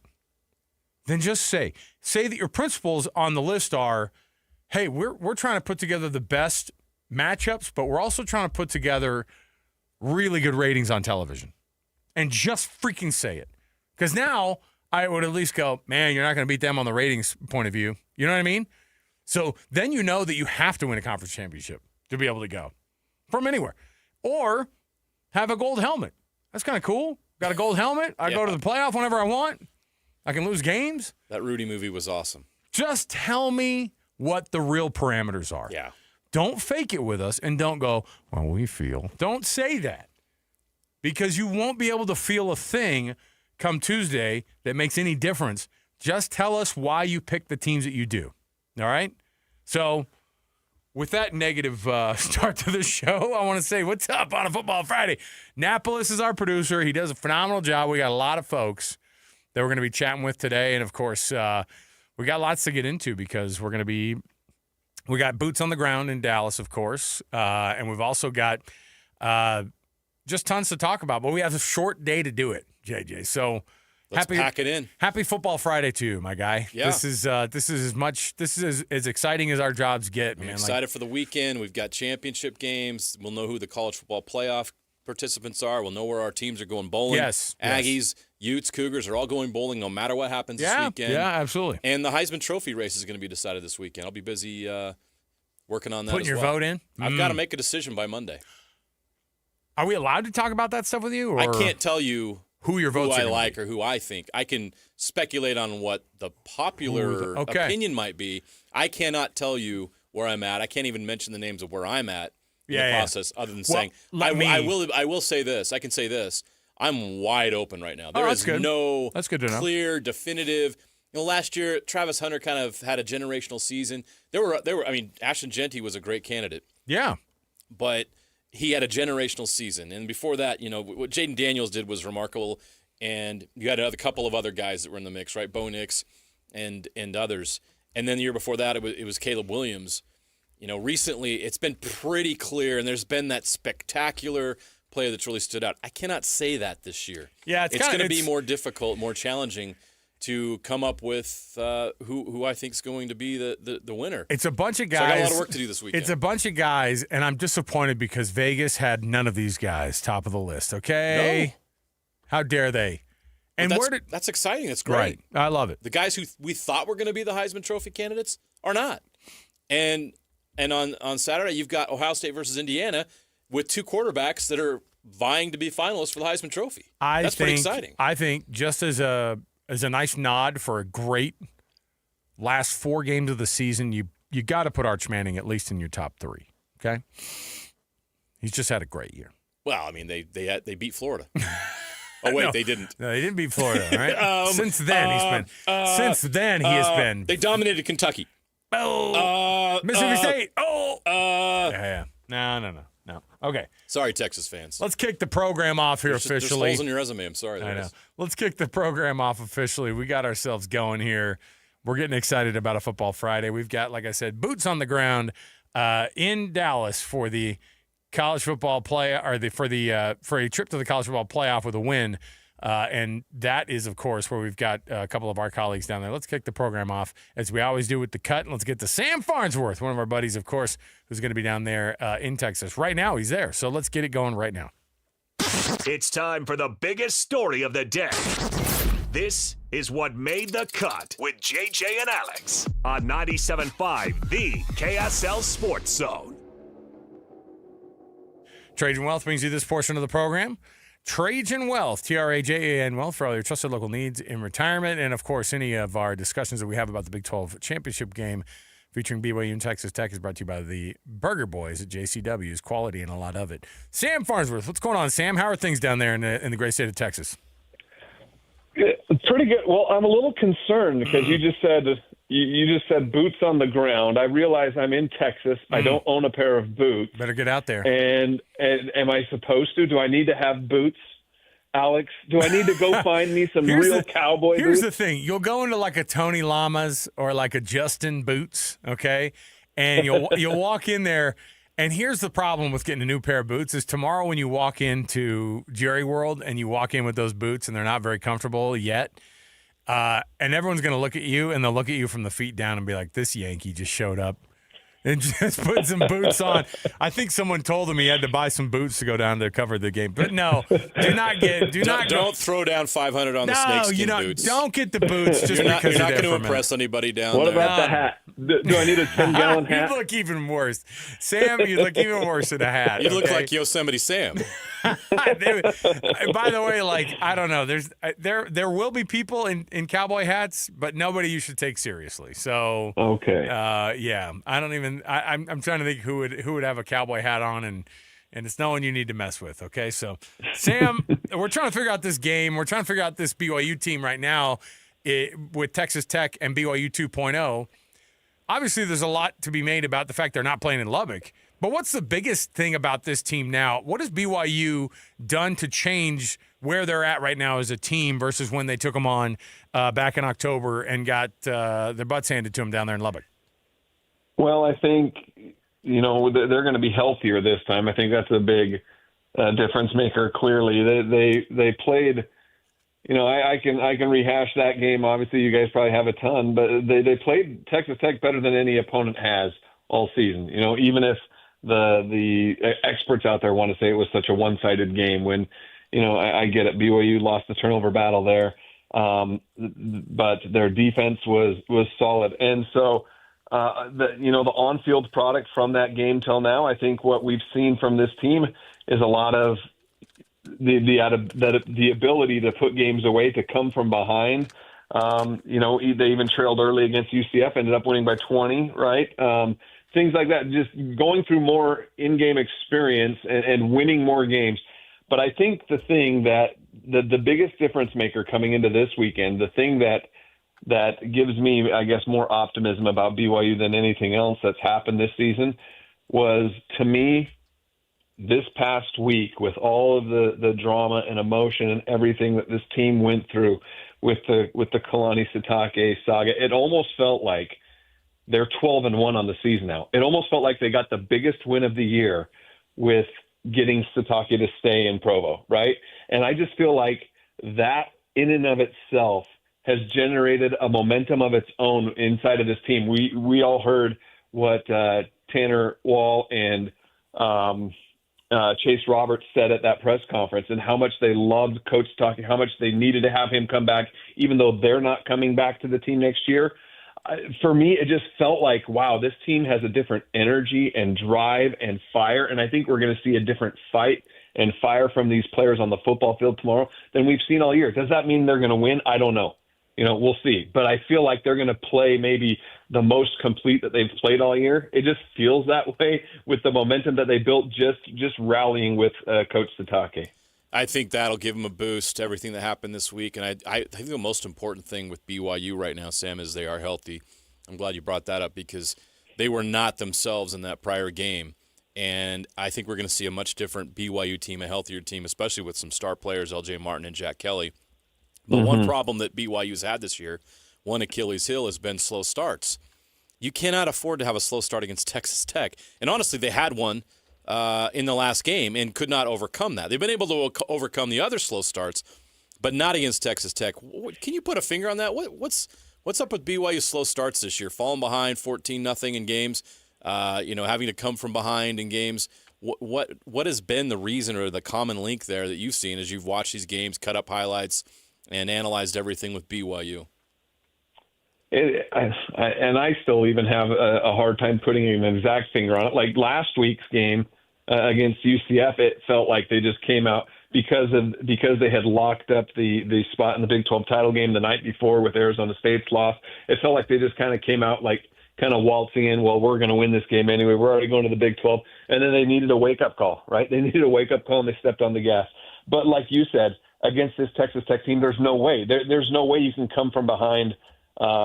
Being down, especially a 2-score game, it's going to be close to impossible to erase that kind of a deficit against a team that has such a great defense. Like, look at the Big 12 awards that were handed out this past week. You don't even need those awards to know how good the defense is, but like pretty much Texas Tech's entire defensive line makes up the whole, all Big 12 defensive line. And then you have the Heisman Trophy candidate, Jacob Rodriguez, still, right? One of the best defensive players in the entire country in the middle there as well. And it's like, if you're going to get behind, you can't get behind to a defense that's that good because I just don't see how any offense can light that kind of a comeback of spark against a defense like that. So they're going to have to, play drive for drive, match drive for drive, match score for score, match defensive stop for defensive stop to hang in this game. And I feel like BYU's got the team to be able to do that, but you're right. They cannot come out flat and fall behind early. Sam, one thing that has been obvious with this team too is, obviously there's been a lot of, there's been some weeks between the time they lost that game, but the big news this week, of course, with Kalani and the whole, just a sigh of relief that the team must have had. I think fans were, having that sigh of relief. Kalani was, the program was, and to be able to sign up long-term for that type of success, how much of that motivation now was able to we saw the video where he sat in front of the team and said, "Hey, I'm not going anywhere, guys." And everybody went berserk and everybody was excited about it. How much does even that type of news from the week get the team fired up for a game like this, or would it have been more of a distraction than it would have been a motivator? You can tell which coaches all across the country in almost every sport, even in pro sports sometimes, but especially in college sports, you can tell which coaches have their players, right? You can tell which coaches are player coaches. Kalani Sitake, 100% a player's coach. And that video you referenced, Alex, is just evidence of that, right? That when he goes in there and says, "Hey, I know you guys have heard, don't worry, we're getting things figured out and I'm not going anywhere." And everyone just goes nuts. They do the giant group hug, right? And just jump around with him. they love Kalani Sitake. They love him. And so, yes, like you said, what does that do for a team? I think it does just wonders, because if that's still, even if he doesn't commit to one side or the other waiting till after this game, that would be a lingering subject, a lingering emotion with the team. And to be able to have it cleared up as quickly as they did and everything, it just feels like I said earlier, it just feels like this team has everything to play for as far as just showing, kind of reciprocating that love and commitment that Kalani just gave back to the program, reciprocating it in the way they play this weekend. I think it's huge when a coach has his players, when he's a player's coach, and just reiterates and shows his commitment to his team. It just feels like those are the type of teams where players, they'll do anything for their coach. They'll go out there, they'll put everything on the line for him. I'm sure you have an opinion on the College Football Playoff Committee and the way they've been handling things, especially when it pertains to BYU. Do you think BYU is being disrespected by the committee? I mean, 100%. And you know, one thing that frustrates me a little bit too, and just following all of this, is the inconsistency and the just in the way they describe the committee describes why they rank teams the way they rank them. Well, this was a bad loss. This was a good win. They're passing the eye test. They contradict themselves so much. They'll say, well, that BYU loss to Texas Tech is a bad loss. And then someone else lost to Texas Tech, and that's a good loss, or something like that, right? Or a similar loss by another team. They are just so inconsistent. And I feel like, you guys have probably talked about this on your show throughout the season, but, they come out with the rankings too early in the year. They need to hold off until things become a little more solidified. It feels like the AP voters, too, they've always kind of had their own voice. Well, now that the playoff rankings come out every week, that they just kind of reflect. I don't know. Maybe I'm just reading too far into it. They're just kind of mimicking what they see from the playoff committee, because without a doubt, you look at the schedule, you look at the 11-1 record. This is a team that I feel like if there was no such thing as a playoff committee, the AP would probably have them ranked in the top 10 right now, wouldn't they? I mean, I don't know. Well, based on strength of record, they should be number 6. Yeah, and it's just crazy how just the way they explain it. Again, I just keep going back to that. They can't explain why they're putting BYU down there, which makes it feel more and more like they're just being disrespected. Like there is a little, I don't know if conspiracy is the right word, but they just they clearly don't want BYU in the playoff. They're doing everything they can to keep them out for whatever reason, which makes tomorrow's game that much bigger, that much more motivation for BYU. Sam Farnsworth, he's in Texas, and he's covering this BYU team in the conference championship game tomorrow. Where does this rank in BYU big game history? I think this is it. I honestly do. I think this is the game. I think this is the biggest game of all time in BYU football history, and it's just because of where we're at in this current state of college football and what is on the line for this game. You can go back to that Holiday Bowl in 1984 against Michigan. They beat an 8-win Michigan team. I believe they had 8 wins, right? Like an 8-4 Michigan team, something like that. 7-5. I think they're actually 7-5. Were they 7-5? They were like a 500 Michigan team, which has always been it's always been the knock on BYU. They didn't beat a very, And obviously going into the game, there was a lot riding on it because they were already number one in the rankings. They already knew that if we win this, we're going to stay number one. We're winning a national title. So there was a lot riding on it, but the opponent didn't quite match what was on the line, right? And heck, it was still a great game. Heck of a game. We're going back 30 years, though. And the next closest game I would say to that, you could talk about the 96 Cotton Bowl. But those are games, again, that I think feel bigger because we already knew the outcome, right? But coming into this game, this is the first time since BYU won their national title that there's actually a clear path to potentially winning a national title again. But it goes through this game. And they had to earn their spot to get to this game. Now that they're in this game, they can win a conference championship for the first time since the late 90s, right? They can win they won conference championships. Yeah, they won some Mountain West ones, but it's been a while. It's been since, 2009? Yeah. Right. Conference championship game, I guess. 2007 was their last Mountain West championship. Yep. And so there's just – they can win a conference championship, but not only on top of that, you get into a college football playoff, which is just something that a lot of people have been fighting to see for so long. And now that they've got it, they've got this 12-team playoff. It's still an exclusive club, as we just talked about, that they're trying to keep BYU out of. But they've got a shot to get there with no argument whatsoever. You beat Texas Tech and you're in. So, yes, I say this is the biggest game in BYU football history. Okay, Sam, give me a case of BYU making things different this time around. What has to happen for BYU to figure out and beat this juggernaut Texas Tech team in Arlington at Jerry's World? I mean, for me, the clear thing was the turnovers, right? And for the most part, BYU's done a really good job at not turning the football over. If they can be more disciplined in this game tomorrow, you don't turn the ball over maybe once at the most. This is a totally different game because they'll have longer time of possession. They prevent Texas Tech from getting more points, and it gives them more opportunities to score more points. I think that's the difference maker tomorrow. I do feel like BYU will be more disciplined in that area, even against that great Texas Tech defense.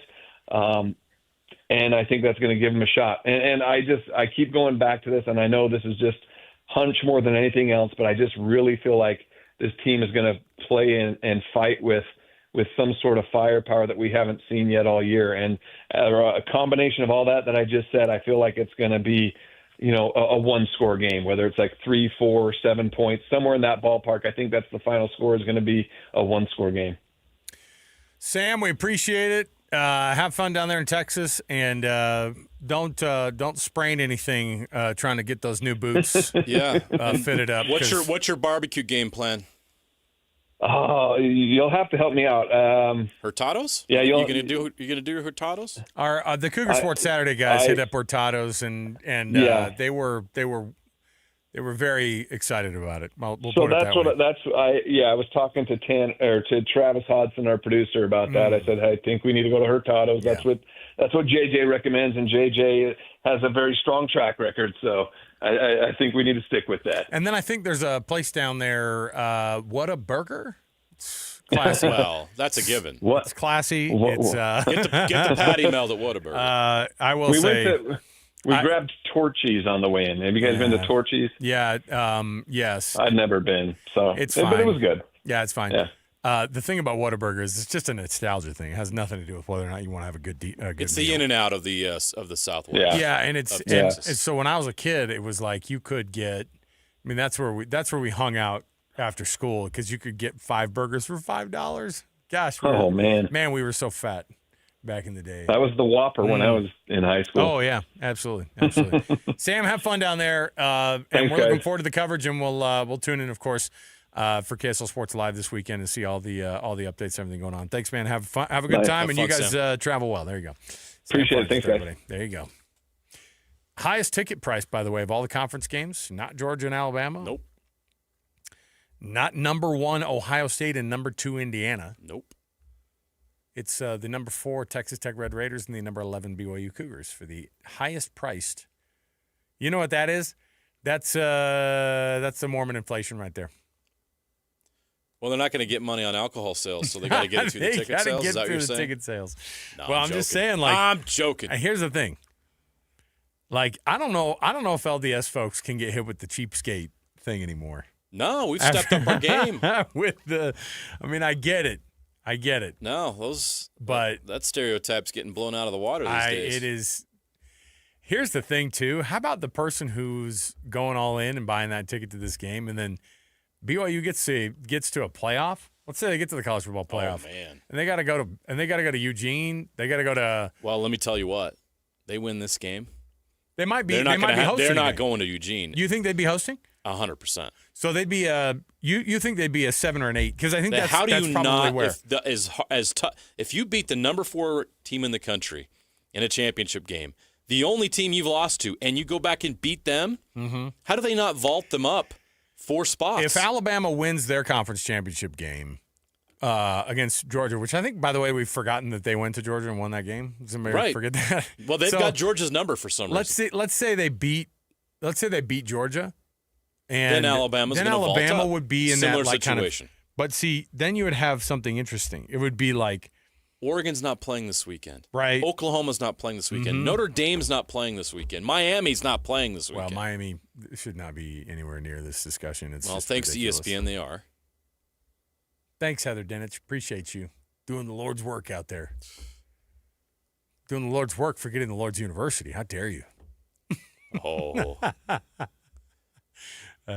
Utah fan just threw something at the radio. Doug. Oh, well. And then you know what's crazy is Retzlaff is going to be in the college football Isn't that playoff. crazy? Oh, my goodness. And you know what's funny? Those teams, say what you will, Jake Retzlaff's going to go in there with every bit of confidence on the planet. Did he not pick the best place to go? What an awesome situation for him. But here's the thing. He won games for them by himself this year. No doubt. Handfuls of times. They're not in this situation without Jake Retzlaff. No. It's amazing. And you know what? BYU's not in the situation they are, I don't even think, with Jake Retzlaff. Is that wrong to say? No. I mean, they had a consistency. The difference between BYU this year and last year is the massive decline in turnovers and bad plays. Like Bear. Does Jake Retzlaff go in and beat was so Texas consistent Tech and Lubbock? and efficient? Probably not. No. Right. So, while Jake was awesome last year, Bear has provided a 2,500 yards passing, 10 rushing touchdowns, and less than 4 picks. Crazy. What a year. Yep. All right. We'll take a break. We'll come back. We have tons more around the program. We're jamming 3 hours of programming into another hour here we have left here with it before we get you ready for Jazz versus the New York Knicks at Madison Square Garden. We were 100% right, by the way, about last night's game against the Nets. I was like, you're going to see Keontae go off. You're going to see Lowry go off. And that Nets team, not anywhere near the talent level, I think, of that Jazz team. So they got the win last night, and we'll see what they can do tonight at Madison Square Garden on a back-to-back. We'll come back. We got more to go. Joining us from Texas, and part of our Football Friday coverage is going to be Kyle Ireland, Cougar Sports Saturday on KSL News Radio with Mitch Harper. He's down there in Arlington as well. Stay with us, 97.5 the KSL Sports Zone. And now, a look at traffic from the KSL Traffic Center. Big delays already rounding the point of the mountain northbound on I-15 from Utah County into Salt Lake County. They start at the Timpanogos Highway exit and go up to the Bluffdale exits. Try UTA and get more done while you ride. Games, work, books, shows. You'll be too busy to notice all the traffic that you're missing. Plan your trip at rideuta.com. With your traffic update, I'm Alex Napolis here on 97.5 the KSL Sports Zone. Since the game went final in Lubbock, Parker Kingston. the Cougars have wanted a rematch with the Red Raiders. Now they've got it, with a guaranteed spot in the college football playoff on the line. Listen all week long for the best coverage of BYU in the Big 12 title game, with exclusive interviews and analysis you won't get anywhere else. Then, on Saturday, catch a special Big 12 title game edition of College Football Game Day beginning at 8 a.m. with a post-game show immediately following the game. Exclusive Big 12 title game coverage on The Zone is presented by JCW's, the Burger Boys, quality and a lot of it. This is 97.5, the KSL Sports Zone. Guys, let's be real. Holiday gift giving can feel like crunch time, but this year, The Zone has your back. Enter the Zone Holiday MVP promotion and score big with the ultimate gift lineup. A cozy grande blanket from Minky Couture, a Beehive Meals gift box with 10 delicious dinners, and a stunning sterling silver double heart diamond necklace from Duke's Jewelers. Don't wait until the final buzzer. Step up your game and make this holiday a win. Enter now at KSLSportsZone.com. Nate Bargatze. I would like another dog. My wife does not want another dog because it's a lot. It's a lot to have 2 dogs because you gotta open the back door and let 2 dogs out. Big Dumb Eyes World Tour. But then they want to come back in and you're like, gotta go let all these dogs back in. 4 shows, Delta Center, December 4th through 6th. Tickets available at deltacenter.com. Don't miss the Big Dumb Eyes World Tour. Nate Bargatze. 5 guys walk into a JCW's and order burgers. A pastrami, a mushroom Swiss, a guacamole bacon, a hickory barbecue, a ribeye steak, 2 onion rings, 3 french fries, a strawberry, mint, peanut butter, chocolate, and marshmallow shake, and not one left a tip. Because at JCW's, we don't ask for it. We think the price you see should be the price you pay. And all that, would you like to leave a tip stuff, is for the birds. JCW's. Quality and a lot of it. Open in American Fork, Lehigh, Provo, South Jordan, and Harriman. Just how good is Pure Talk's current deal for unlimited wireless? Well, you might say it's the deal of your lifetime. Because right now, for just $29.95 a month, Pure Talk is offering unlimited talk, text, and data for life. Not your phone's life, your life. This is Pure Talk's top-tier plan. It comes with a crazy fast 5G network along with a 30-gig hotspot. And at just $29.95 a month, there has never been a better opportunity to lock in a ridiculously low rate for as long as you live. And save thousands and thousands of dollars along the way. This plan is normally $65 a month, but if you switch today, you will save over 50% every single month for the rest of your life. See what I mean? It really is the deal of your lifetime. Dial pound 250, say micro. Offer ends 12/7. Some restrictions apply. Details at puretalk.com. Our country is held together by small businesses. That's a fact. It's also a fact that 9 out of 10 of those small businesses will fail. Why? Because it's hard. Really, really hard to build a profitable business from the ground up today. Pure Talk knows that. They started as a small American wireless company determined to keep their customer service in this country. It worked, and today Pure Talk is determined to help other small businesses prosper by offering them the same white glove service the big guys get. Same service, same 5G network at a truly affordable price. Pure Talk is focused on businesses that employ welders and roofers, electricians, plumbers, HVAC techs, the people who keep the lights on.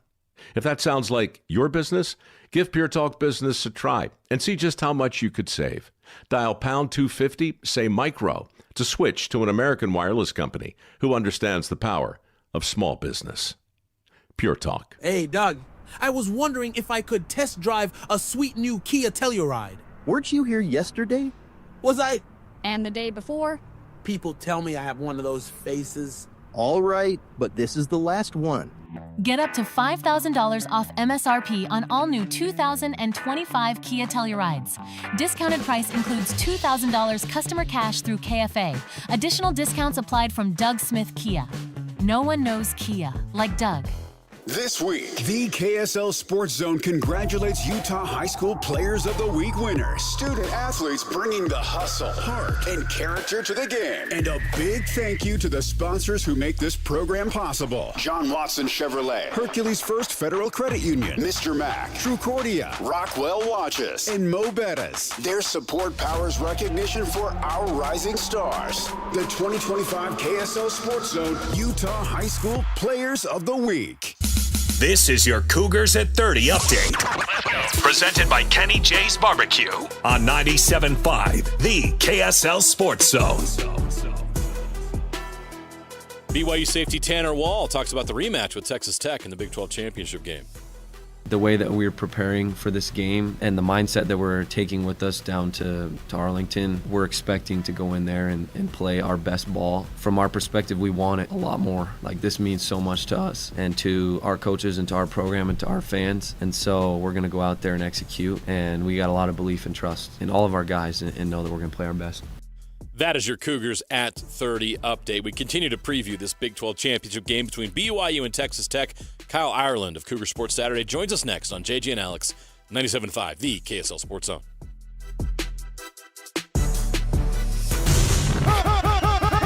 All college football all day. It's a Football Friday right here on the Zone. Whether it's the Utes, Cougars, or Aggies, we've got you covered.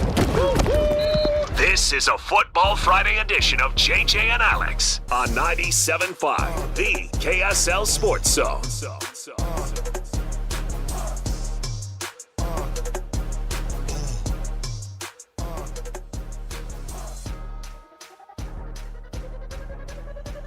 All right, everybody, welcome on in. JJ and Alex and 97.5, the KSL Sports Zone. Alex Curie, Jeremiah Jensen, our producer is Alex Napolis, of course. You can hear myself, Alex Napolis, and Christian Esparza on the early edition tomorrow. What time you guys have to get up? Get up. Napolis, how long does it take you to get from here? So he's got to wake up at like 7:41, roll out the door at 42. He'll be here at 59 and 30-ish, right? No, look, Oh, you guys will be up at 4 a.m. preparing for this game. I know you guys. What we're going to do is we're going to roll in here, and we're going to give it all we got up until 10 a.m. because then we got football to watch, my guys. Come on. Absolutely. All day long. So your college football Saturday is going to start off earlier tomorrow. 8 a.m. is the wake-up call there for you. And that's perfect, too, because you don't want to – I'll tell you what you don't want to do on a 10 a.m. conference championship. You don't want to wake up at 9:56 and go, I just should watch some football. You need – No. You need to get your brain ready by listening to us.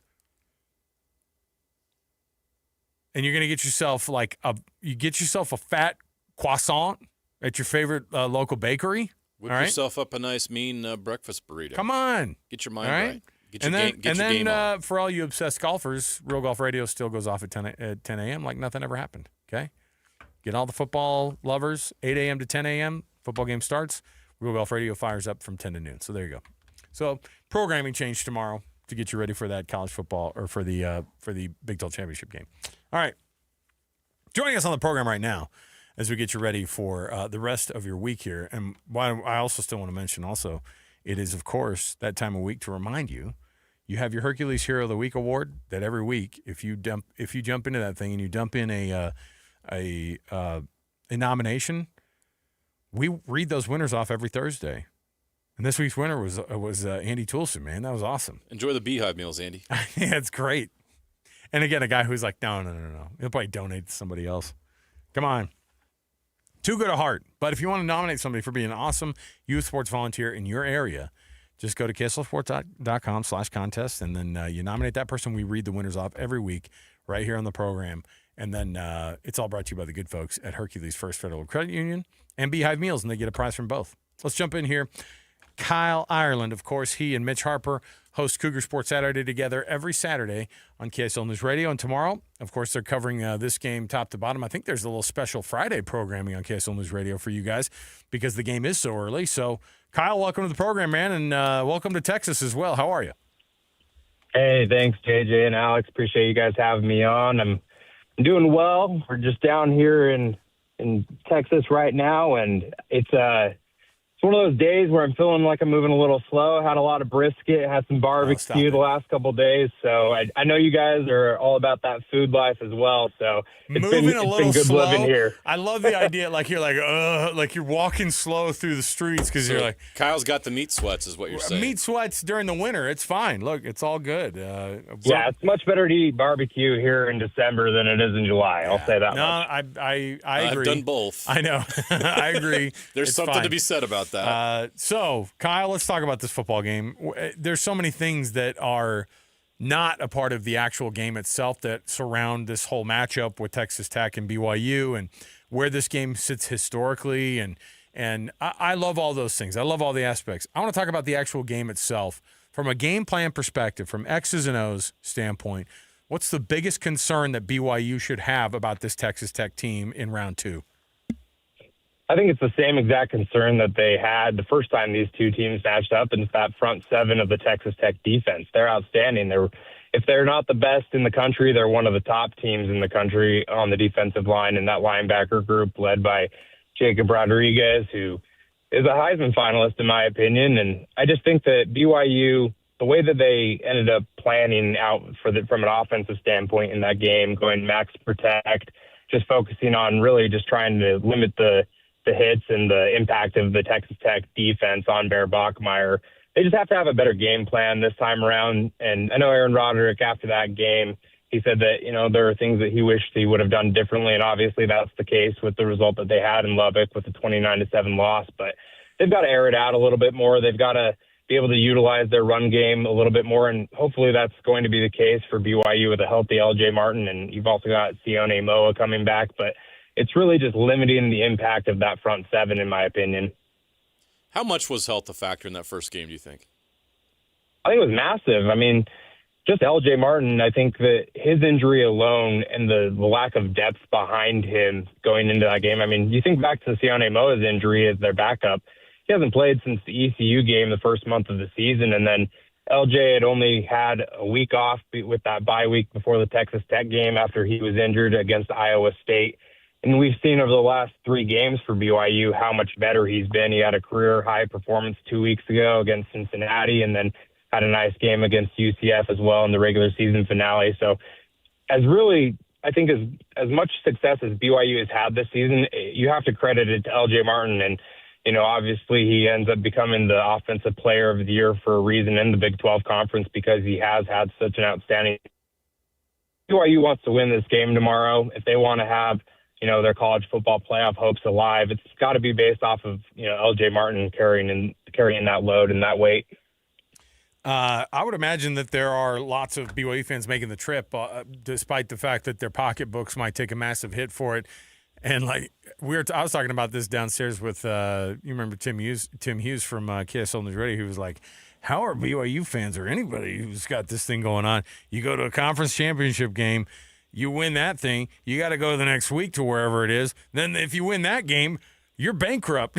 I was like, yeah, that's kind of what we got into. But BYU fans are coming out in force. Texas Tech fans are coming out in force. This is likely going to be the most attended Big 12 championship game in its history, on top of it being the most expensive ticket in town. How's the BYU fan traveling down to Arlington?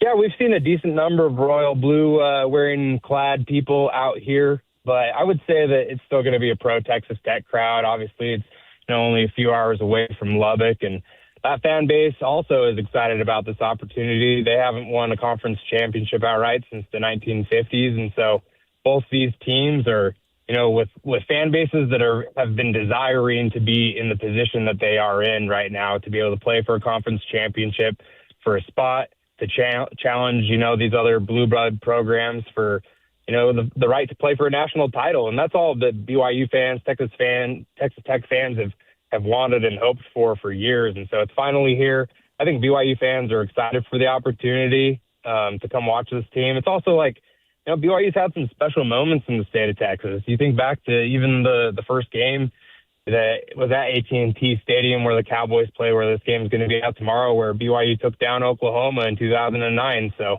there's just been some marquee matchups, some fun games, and I think that BYU fans are going to show out well. But I definitely think that, Texas Tech, they also are going to have a good showing. I would say that it's probably going to be somewhere, make it like a 60-40 pro-Texas Tech crowd. It's no secret how Texas Tech got here. They bought it. I mean, let's be honest. I mean, they were able to get this influx of NIL money, and they're able to afford some of these key players that are making the difference. How significant was the situation this week with Kalani and the investment made? How is that helping BYU in the future be able to match up with the Texas Tech, whose funds aren't going to go away either? Well, I think there's been a lot to be made about the extension this week, and the fact that could have been a distraction for this team. And clearly that was the case when we were in Provo at practice and, at the press conference earlier in the week. But we were at the team hotel last night, and we saw the team arrive here in Arlington and watched them flood into the lobby, and there were a lot of happy faces, smiles. Kalani was, hanging out with his players and his coaches, and Jordan Chris's family was there, and Jay Hill was smiling and talking with them. And it was just, you could tell that there was a weight that was lifted off based off of the commitment that was made by the university, by the church, by this program to their head coach. And not just the head coach, but his assistants and the players as well, and the future players, and the signing class that was signed this week. NIL is the story of college football right now. It's the game that's being played, and BYU is stepping up to the table, and they're showing that they're willing to play that game. And that's a good sign for this fan base, people that care about this program, to see that the investment is being made, not just in the dollars and cents, but it's also, like Brian Santiago said at Kalani's press conference, they're investing in Kalani Sitake. He's in his 10th season leading this program, and as he continues to choose BYU is also showing that they're willing to choose him as well.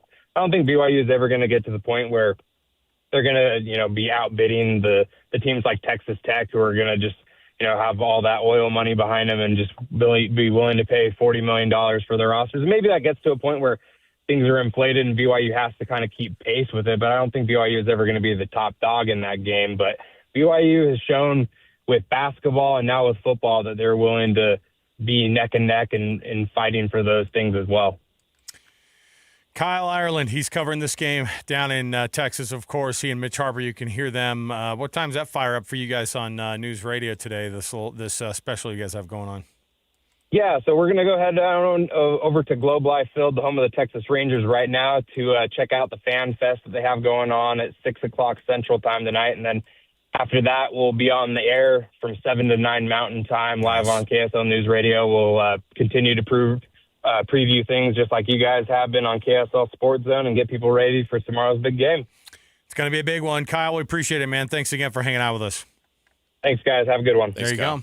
Kyle Ireland. All our interviews surrounding this BYU Texas Tech Championship game, of course, brought to you by JCW's The Burger Boys. Quality and a lot of it. We'll take the break. We'll come back. We've got a Football Friday edition of Would You Rather right around the corner. You don't want to miss it. Plus, coming up in the 4 o'clock hour, Nick Bromberg. He covers college football for Yahoo Sports. We'll get the national look at why BYU and Texas Tech get looked at a little bit differently as Big 12 members than the other college football playoff ranked teams that are out there. We'll talk to him about that, plus the other conference championship games that are coming up this weekend. It is packed. It starts tonight, by the way, so you're going to see tons of it starting tonight, and we'll see how that thing goes. So stay with us. More to go. 97.5 the KSL Sports Zone. Since the game went final in Lubbock, touchdown, Parker Kingston! The Cougars have wanted a rematch with the Red Raiders.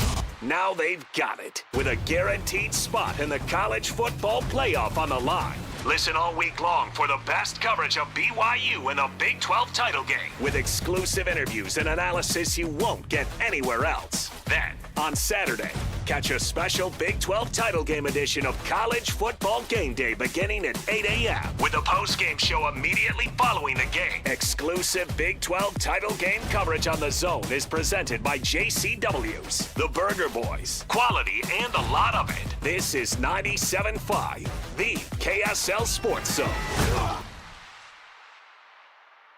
Salt Lake City Fat Loss, saltlakeCityFatLoss.com. Go check it out for yourself. We've been telling people, and right now I'm like, anybody who's talking about, I got to lose a few, I'm always like, hey, hold on a minute. Let me just tell you, I've dropped the weight that I have, and a lot of my friends have seen me go through this journey, and they're like, hey, man, you look good. Darn right.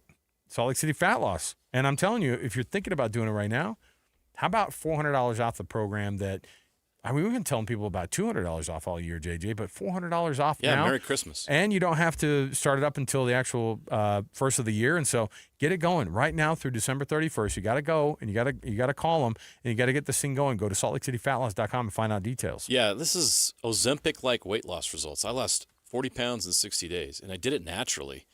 You can achieve the same kind of results from the food you eat. You don't have to get the injections. It could cost you more than $6,000 for a year. I mean, that's insane. A much cheaper option is Salt Lake City Fat Loss. Go check out this program. Go to their website, learn more about it, and lose the weight naturally, lose it fast, and then keep it off. That's the most important part of this program, is they don't just show you how to lose the weight quickly. They're going to show you how to keep it off. A long-term game plan on how to lose that weight and keep it off. That's what you're looking for. They're going to help you achieve your weight loss goals. Go to their website, learn more about it, slcfatloss.com. Get a free consultation. Tell them you want that $400 off deal that JJ and Alex told you about, and you can start this program the first of the year. Get it done before December 31st. The time is right now. slcfatloss.com. That's slcfatloss.com. Attention Jazz Nation. We know you've been waiting on the edge of your seat, and the time has finally arrived. All tickets are available now. Let's go! Your favorite players will be back on the court, bringing the energy all season long. Whether you're looking for season tickets, mini plans, or single game matchups, there's a perfect option for every kind of fan. Show up loud and proud at Delta Center this season. Don't miss your chance to be part of the action. Buy your tickets today at UtahJazz.com. Taqueria 27, where every taco tells a story, and sometimes it's a hilarious one. Check out Taqueria27.com. You'll thank us later. On the go? Don't worry. Locations in downtown SLC, Holiday, Fashion Place Mall, Lehigh, and Eagle Mountain. So if you miss one, there's another waiting to serve you tacos, sizzling fajitas, enchiladas, margaritas like a ninja. Taqueria 27's got Mexican cuisine, including gluten-free, that's so tasty, your mouth will thank you. Bar Bar Dub Grill is where roadside classics meet ranch-raised flavor. Sink your teeth into juicy, handcrafted burgers made with premium Bar W beef straight from the local Utah farm. From the bold cowboy barbecue burger to the sweet and savory Aloha burger, paired with crispy cowboy fries, hand-spun shakes, or signature spud nuts. Soft, airy, and unforgettable. Bar Dub Grill delivers honest eats with cowboy swagger. Bar Dub Grill in Nephi with easy access right off exit 222 in Nephi. Looking for the ultimate holiday gift? Look no further than Minky Couture, the original luxury blanket company. Whether it's for a college sports fan or your mother-in-law, Minky Couture has the perfect gift for everyone on your list. Get the best blankets and best gifts ever and save 50% off this season with promo code ZONE50. Shop online at minkycouture.com or visit any of the 6 locations. Minky Couture has you covered this holiday season with the best gift ever. With Steel, batteries are included. This holiday season, give a gift that's ready to go right out of the box. For everything from cleaning up the yard to cutting up firewood, Steel tools check off the wish list and knock out the to-do list. And right now, buy select battery tool sets and get a free extra battery. Visit SteelUSA.com for holiday deals and gift ideas. Happy holidays from Steel. Offer valid for a limited time only at participating dealers while supplies last. FIFA World Cup 2026 is coming soon, but your opportunity to be there starts now through an exclusive offer with an eligible Bank of America Visa credit card. For a limited time, become a new customized cash rewards or unlimited cash rewards Visa credit card holder, and you will be eligible for a chance to purchase FIFA World Cup 2026 tickets. Learn more at BofA.com/cardFWC26. What would you like the power to do? Bank of America, proud to be the official bank of FIFA World Cup 2026. Bank of America NA in partnership with Visa. Terms apply. Rights reserved. The KSL Sports Zone and Hercules Credit Union are highlighting people that impact youth sports. Nominate the youth sports volunteer you know for the Hercules Hero of the Week at KSLSports.com. Listen, everybody! Real-life hypotheticals to get your brain churning. As JJ and Alex ask, would you rather?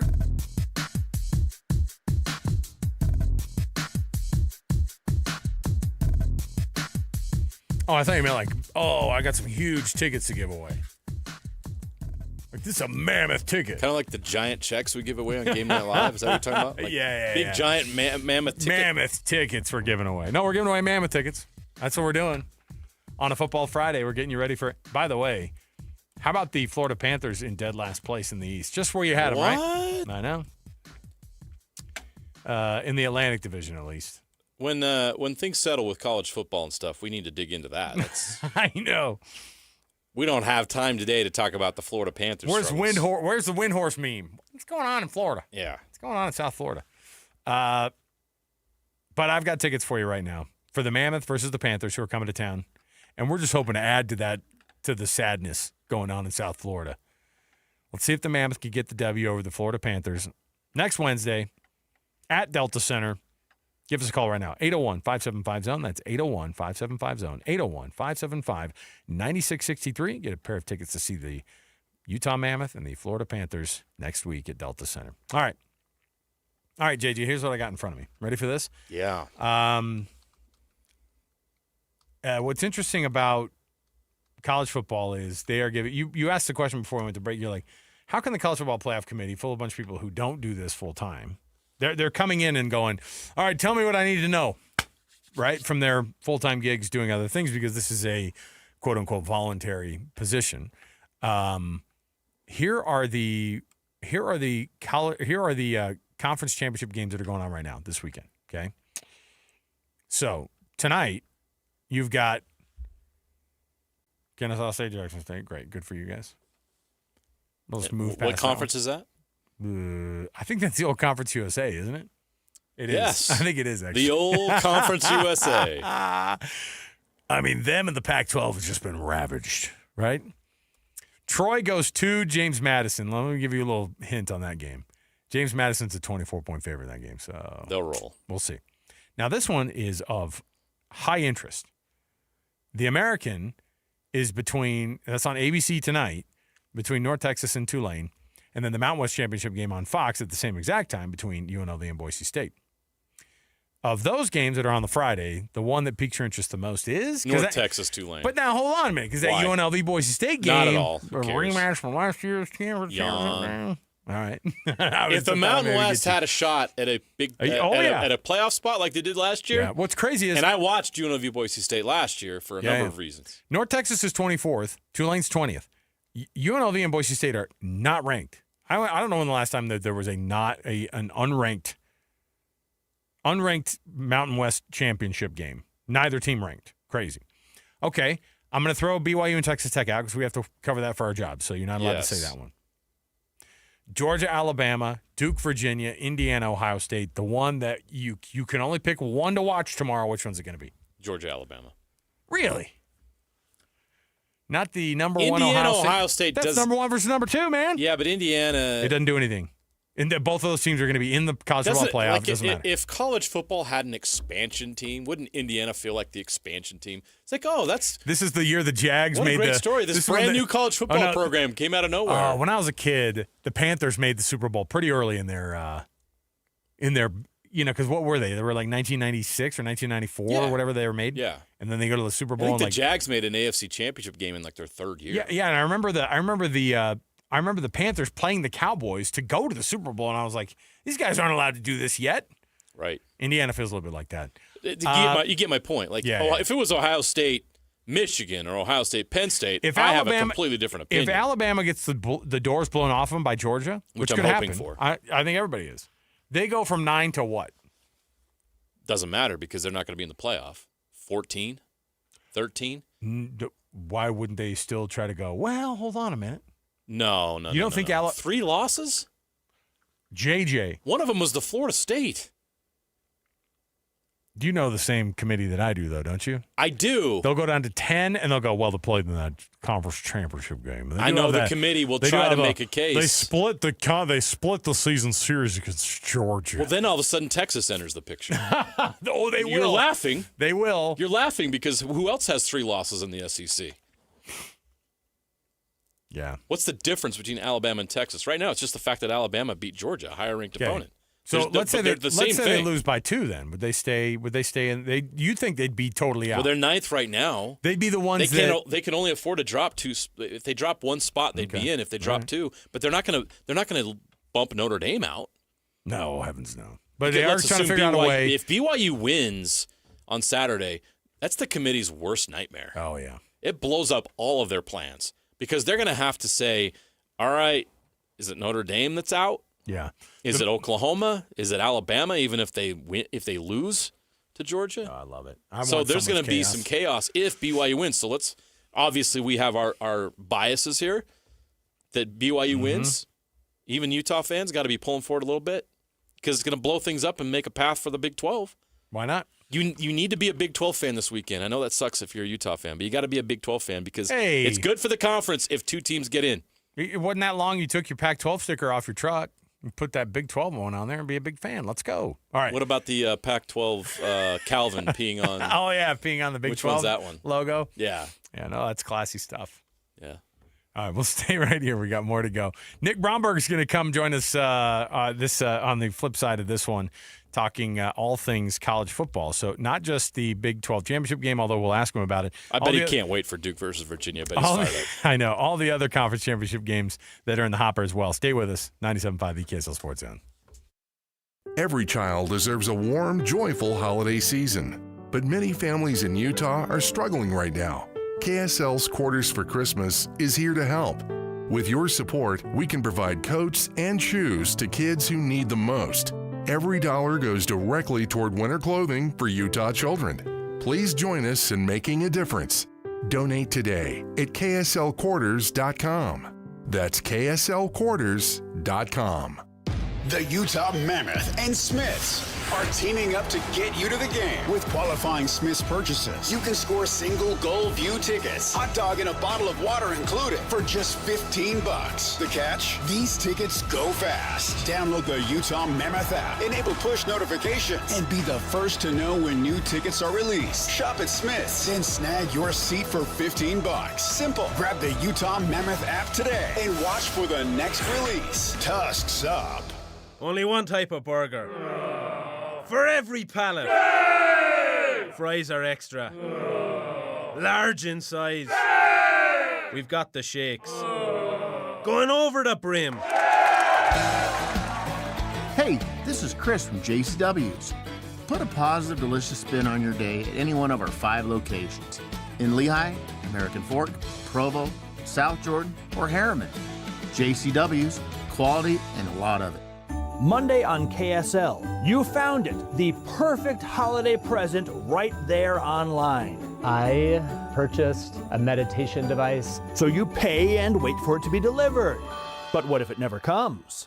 And getting your money back? I don't have any confidence they're gonna do right by the refund. I'll reveal what you need to know to avoid having a Grinch ruin your gift giving. Santa-approved online shopping safeguards, Monday at 10. The holidays are coming. Is your home ready? Whether you're hosting a holiday party or reading a book, a brighter home makes your home more comfortable. Mountain Home Services can save you energy and brighten your space. Mountain Home Services can improve your home with LED lighting upgrades, smart switches, and modern lighting controls. Perfect for cozy holiday nights and year-round savings. And KSL listeners can save with exclusive offers to brighten your holidays. Serving Utah since 1954, Mountain Home Services was the first to offer upfront pricing with no hidden fees and 100% satisfaction guarantee. Protect your home with an electrical inspection, surge protection, and keep your family warm this winter with a generator. And KSL listeners enjoy a discounted price on a fireplace tune-up for just $99. Visit mountainhomeutah.com or call 801-543-2222. That's mountainhomeutah.com or 801-543-2222. Mountain Home Services, keeping Utah homes safe and warm since 1954. Hi, this is Derek Overstreet, president of the New Millennium Group and co-host of Stop Working, Start Living with KSL News Radio. Can you imagine what your life would be like if you could retire 3 to 5 years earlier than you thought possible? The things you could do, the loved ones you could spend time with, the memories that you could create. That's what our team at the New Millennium Group does. We'll walk you through the entire process every step of the way. If you'd like to get a copy of the 5-step proprietary plan that will help you retire 3 to 5 years sooner than you thought possible, give us a shout right now. 888-999-6370. That's 888-999-6370 or utahsfinancialplanner.com. Listen, most of our listeners right now have a tax problem, not a money problem. There's not enough money in Social Security Medicare as it is. Let us show you how you can significantly reduce your taxes. That's 888-999-6370, 888-999-6370 or utahsfinancialplanner.com. The KSL Sports Zone is your home for live local sports. The Utah Jazz are in New York to play the Knicks. 5:30 tip-off tonight on 97.5 The Zone. The Utah Mammoth are in Vancouver to play the Canucks. The puck drops at 7 o'clock on 1280 The Zone. And tomorrow, the Mammoth are playing back-to-back. They'll be in Calgary for a 5 o'clock start on 97.5 The Zone. And if you want to hear your company's name right here, email Stephanie Palmer at spalmer@ksl.com and join the winning team at the KSL Sports Zone. Listen every Monday morning to DJ and PK and Monday afternoon with JJ and Alex for your Chevy Strong Play of the Game. Win great prizes from Rocky Mountain Chevy. Broadcasting from the Mountain Home Services Studio, this is 97.5 KZNS FM Colbert, 1280 KZNS AM Salt Lake City, and 102.7 KSL FM HD2 Salt Lake City Midvale. This is 97.5, the KSL Sports Zone. All college football, all day. It's a Football Friday right here on the Zone. Whether it's the Utes, Cougars, or Aggies, we've got you covered. This is a Football Friday edition of JJ and Alex on 97.5, the KSL Sports Zone.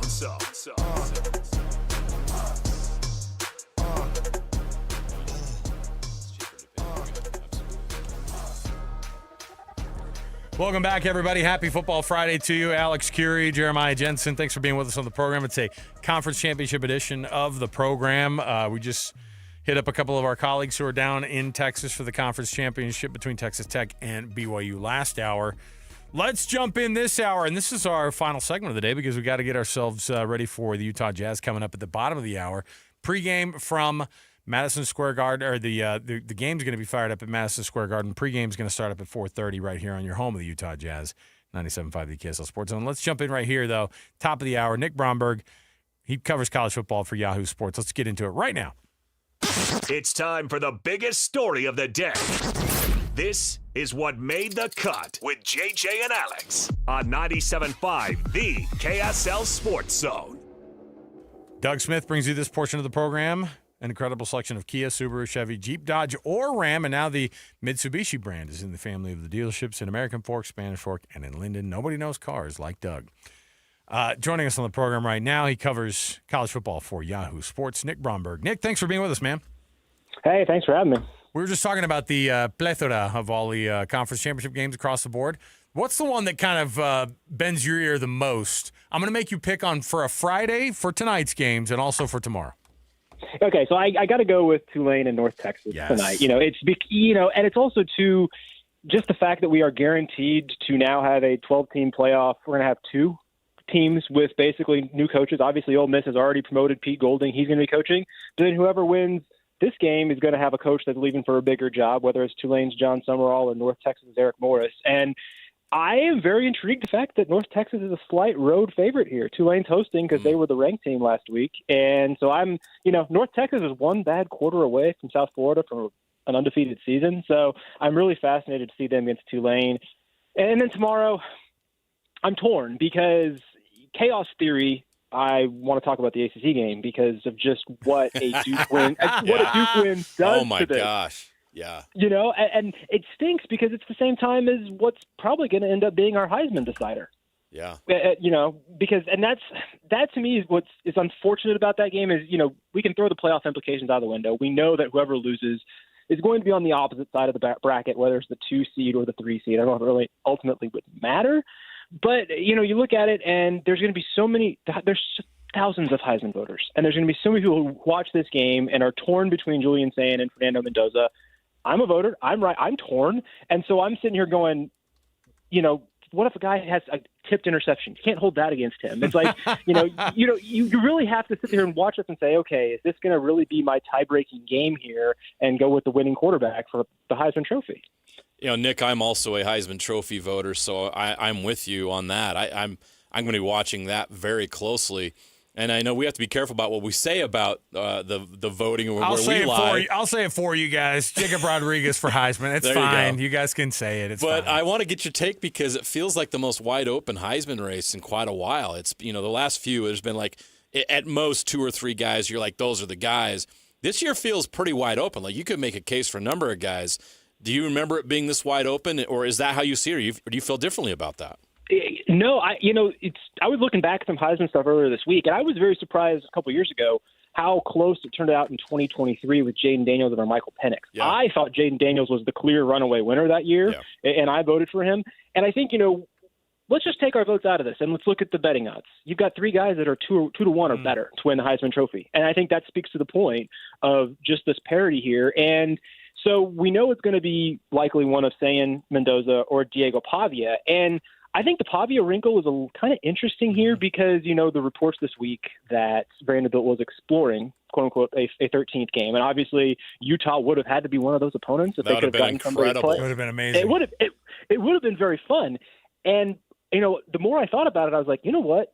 That's not necessarily a game for the committee because I think the committee would sit there and say, we're ignoring this. You're doing this on your own volition. Yeah, this is a rogue basement gambling operation. We did not authorize this.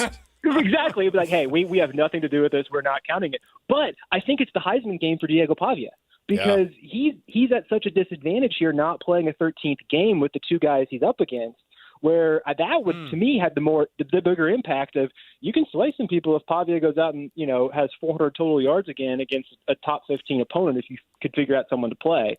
So you're right. I think there's a clear top 3, and I'm also really, really intrigued as to who ends up getting the additional invitations to New York City because they've been doing 5 for a few years now. I'm assuming Jeremiah Love is going to be the 4th, and then after that, Jeremiah Smith. Is it Jacob Rodriguez? That to me is really intriguing as to who the 2 people on the margin is going to be. Well, with all these games that are on the docket, we, of course, here locally have our eyes firmly planted in Arlington on that BYU Texas Tech game because also chaos theory could could kick in if BYU is able to get an upset over Texas Tech. Having watched the first go-around, I don't think people are giving BYU a lot of a shot in this one. The added bonus of both of these coaches being extended this week and both of them going to stay long-term at the schools that they're at, I think is good for the Big 12. What's that game look like, and how does BYU get a possible upset over Texas Tech? Because I think that's the only way that maybe two Big 12 teams gets in. I absolutely think you're correct, and I'm sure you guys have delved into this for weeks on end. It's just a matter of, to me, we can talk about Notre Dame and Miami all we want, but why is an 11-1 BYU team at 11 and not maybe 8 or 9? Yeah. And I think that kind of changes the whole way we're talking about the college football playoff right now. And but I think the biggest question is, for me, for Texas Tech, and it has huge ramifications for BYU's running game. We saw in Lubbock about a month ago, BYU could not get the run game going consistently. If David Bailey is not fully healthy, he got banged up. They said, we think he's going to be good to go, but he missed the second half of that West Virginia game as a precaution. If this is something we don't truly know about, and he's not at 100%, that can be the opportunity then for BYU, I think, to move some bodies up front and potentially, establish the run, do what they could not do in road environment. Although I will say it, with it being a sellout this week, I think it's going to be pretty much another road environment for the Cougars. I understand there'll be a lot of BYU fans there, but with it being so close to a Texas Tech alumni hub, I think there'll be a lot more red and black. So, we've seen Bear has not been intimidated by road environments. I think seeing an opponent for a second time is really going to help. And so, you look at it, I think the spread for a lot of people goes, oh, wow, this is going to be a Texas Tech walkover. And I'm not too convinced. I think I'd pick Texas Tech, but I'm not going to be surprised in the slightest if we're going to the fourth quarter and this is a one-score game. Yeah, obviously Texas Tech's a juggernaut. They're a top 4 team in the country, and they're a machine right now. But I don't think people understand how banged up BYU was in that game. A 10 a.m. start in Lubbock on the road. Absolutely. All those things, people aren't factoring that in. I think this is going to be a much different do I think that BYU is going to beat Texas Tech? I'm not sure, but I don't think it's going to be a blowout. But looking at BYU, you kind of alluded to that when you're talking about it. You can imagine how frustrated people here are about the College Football Playoff Committee and the way they're handling BYU. BYU is number 6 in strength of record. Are you frustrated by the way the committee's looked at this, and what's your opinion and take on how BYU has been handled and how all the rankings have been sorted at this point and the explanations being given? I think the Big 12 title game has been the crutch for BYU's ranking. It's the easy excuse to say, well, if they win the Big 12 title game, they're in. Well, yeah, sure. But, we saw this last year where you had an undefeated BYU team that probably could have been 2-3 spots higher up in the rankings and nobody would have batted an eye when the rankings first came out those first few weeks. And, you look at this and say, not only does I think BYU need to win this game, obviously, to make the college football playoff, but a win here plays well next year and the year after that and the year after that, where when you're in a similar situation to where if we're going to turn this, I'm not going to sit here and say BYU is not going to perennially be in this situation, because I think there's every possibility in the world that this is a top 20 team on a regular basis, to where we'll find ourselves back in a situation again next year in 2026 that BYU wins this game. They're now going to get that respect, and maybe they're not number 11, they're number 7, they're number 8. And I think the frustrating thing to me, and I do want to give Hunter Yurachek a little bit of grace on this, in that, he was thrown into the role of committee chair. He was not expected to do this. This is only like his second or third week doing it. Yeah, but you don't need to sound like a total dope at this point. Come on. Thank you. That gets exactly to my point. It's like, you're talking about how Auburn is a tough place to play, where they went 0-4 at home in the SEC. They played Vanderbilt tough at home. No, that game was in Nashville. And why are we giving Alabama credit for a 17-0 lead over Auburn when Notre Dame had a 28-0 lead before Stanford scored? And that's a rivalry game. Notre Dame-Stanford, absolutely a rivalry, even though Stanford's 4-8, Auburn's 5-7.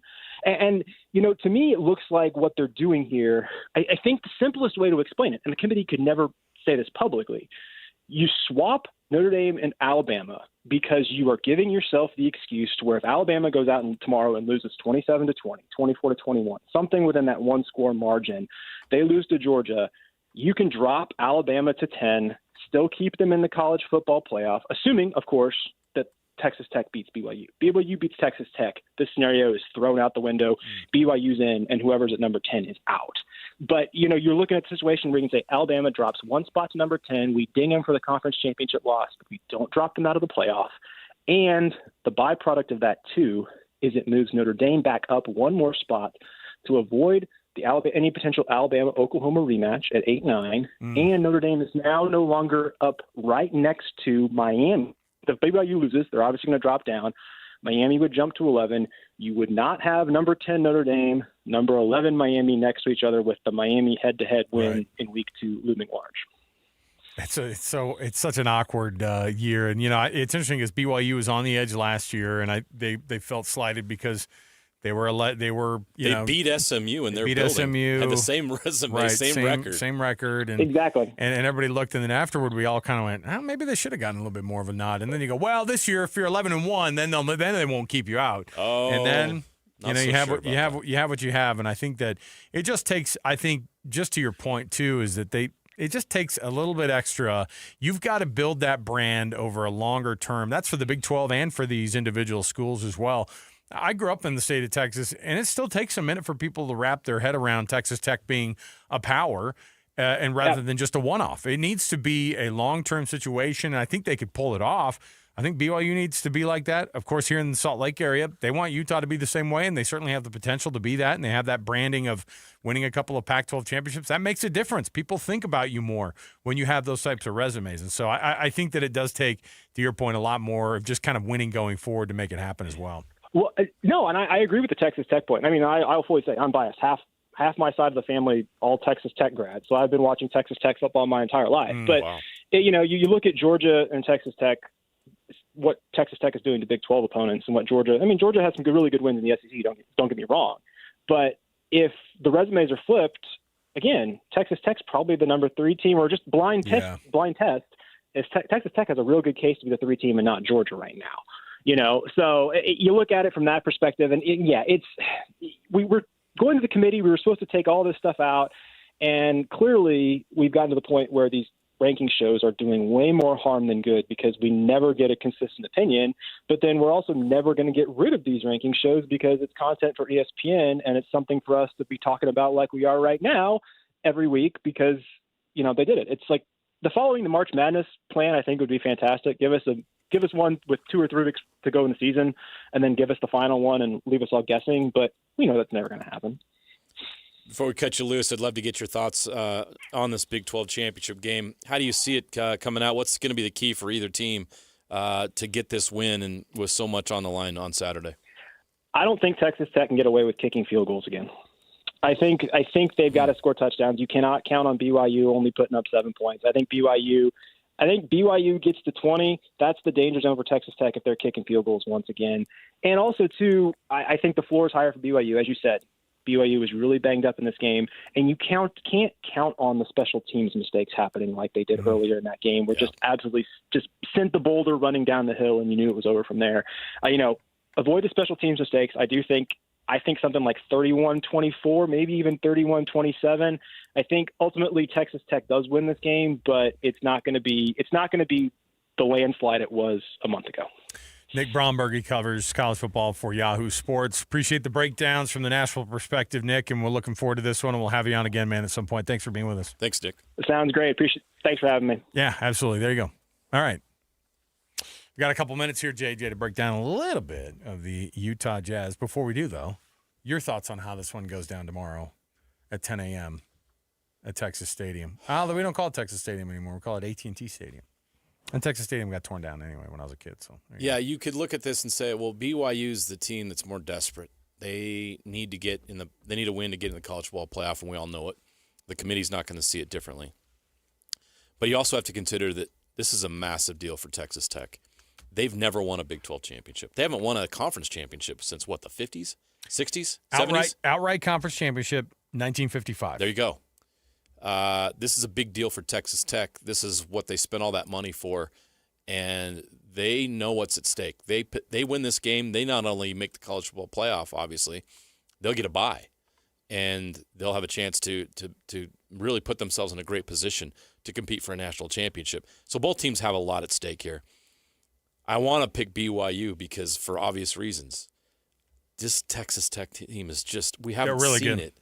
I think it's going to be a much better performance by BYU.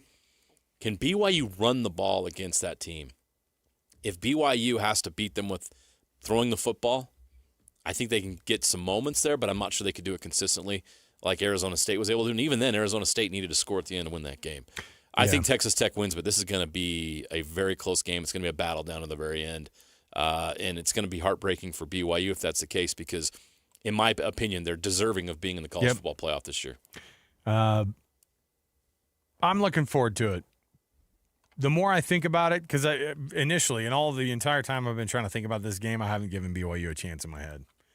It's hard. I start to give them a little bit more of a chance when you start to think the stuff that's on the line and the things that these young men sometimes will do to push these things up in their head of, man, and just start to perform at an insane level.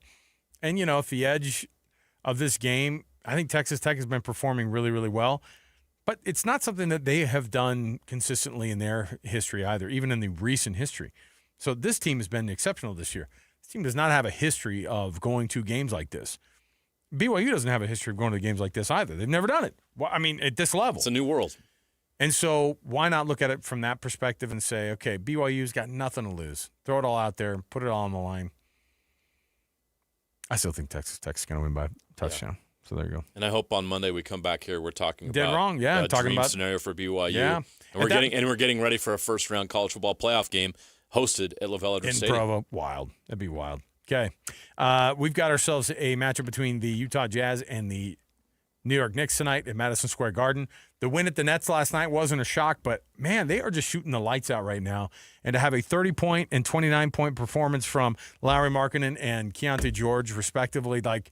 Those guys consistently are playing like this, JJ. And the nights that they're not, this team loses games. They lose on other nights, but these guys are, to me, just phenomenal. And Keontae George has just been an absolute revelation this year. Yeah, absolutely. Keontae George has elevated his game, and Lauri Markkanen's averaging 28 points per game. They looked great last night in Brooklyn. Hey, they already split this New York trip, so they have nothing to lose tonight against the Knicks. The Knicks are 15.5-point favorites in an NBA basketball game, which is insane. I think the Jazz will put up somewhat of a fight, but they'll fade in the fourth quarter, and the Knicks will win. But if you've been sleeping on the Jazz, for obvious reasons because they haven't been very good for a while, tune in and give this team a chance. If you're not watching anything tonight around 5:30, tune in and check out this Jazz team play the Knicks. I think you'll be surprised at how much more enjoyable this Jazz team is to watch. You got lots going on this weekend. Conference championships, of course, across all of college football. And then when we come back on Monday, break it all down. Tomorrow, though, as a reminder, tomorrow morning, 8 a.m. to 10 a.m., you've got yourself your college football Saturday. College football, the championships edition of this one for this one tomorrow. Christian Esparza, myself, and Alex Napolis from 8 to 10, and then Real Golf Radio from 10 to noon. So we'll leave it right there. We'll be back again tomorrow, like I said, in the morning, and we'll get you broken down, of course, next week as well. Stay tuned for Jazz basketball coming up in just a few moments here from Madison Square Garden, your pregame coming up right now. So stay right here with us and stay dialed in on your home of the Utah Jazz. It is 97.5, the KSL Sports Zone. You've been listening to The Zone for decades. Yes! But now you can watch the guys break down your favorite teams. Some viewers may find the following video disturbing. Viewer discretion is advised. Catch the video stream of DJ and PK, Jake and Ben, Hanson, Scotty, and JJ and Alex right now at KSLSports.com or by searching KSL Sports on YouTube. Utah's best sports radio is on air, online, and on the KSL Sports app. This is 97.5, the KSL Sports Zone. Salt Lake City Fat Loss, SLC Fat Loss. Go check it out for yourself. When you go to the website, guess what they have? They show you all about the program. They talk to you about it. You can go there. You can get a 15-minute free phone consultation, and that goes a long way, too. Just ask them about the program. Hey, how does it work? There's no supplements. There's no injections. There's no extremely high cost of those injections. And you know what? It might sound like, hey, I can't do it unless I have that. Well, guess what you're going to get? You're going to get a natural boost from the program that is naturally based and it's going to give you the same type of results that you're going to get with those GLP injections, and you're going to see those results with Salt Lake City Fat Loss. Yeah, it's a doctor-developed program that's helping their clients lose 10 to 20% of their total body weight naturally in just 60 days and then keeping it off long-term, and that is the key. slcfatloss.com. Go to their website, learn more about it, get a free consultation, and lock in that $400 off right now. That's slcfatloss.com now through December 31st, slcfatloss.com. You know who doesn't get enough credit during the holidays? You. You're the one making sure the magic happens. From school parties to last-minute shopping to wrapping gifts at midnight. And the last thing you need to worry about is what's for dinner. But with Beehive Meals, you'll have delicious frozen meals delivered right to your door that are ready for your slow cooker. No chopping, no stress, and no takeout guilt. You'll walk in after a long day of holiday fun to the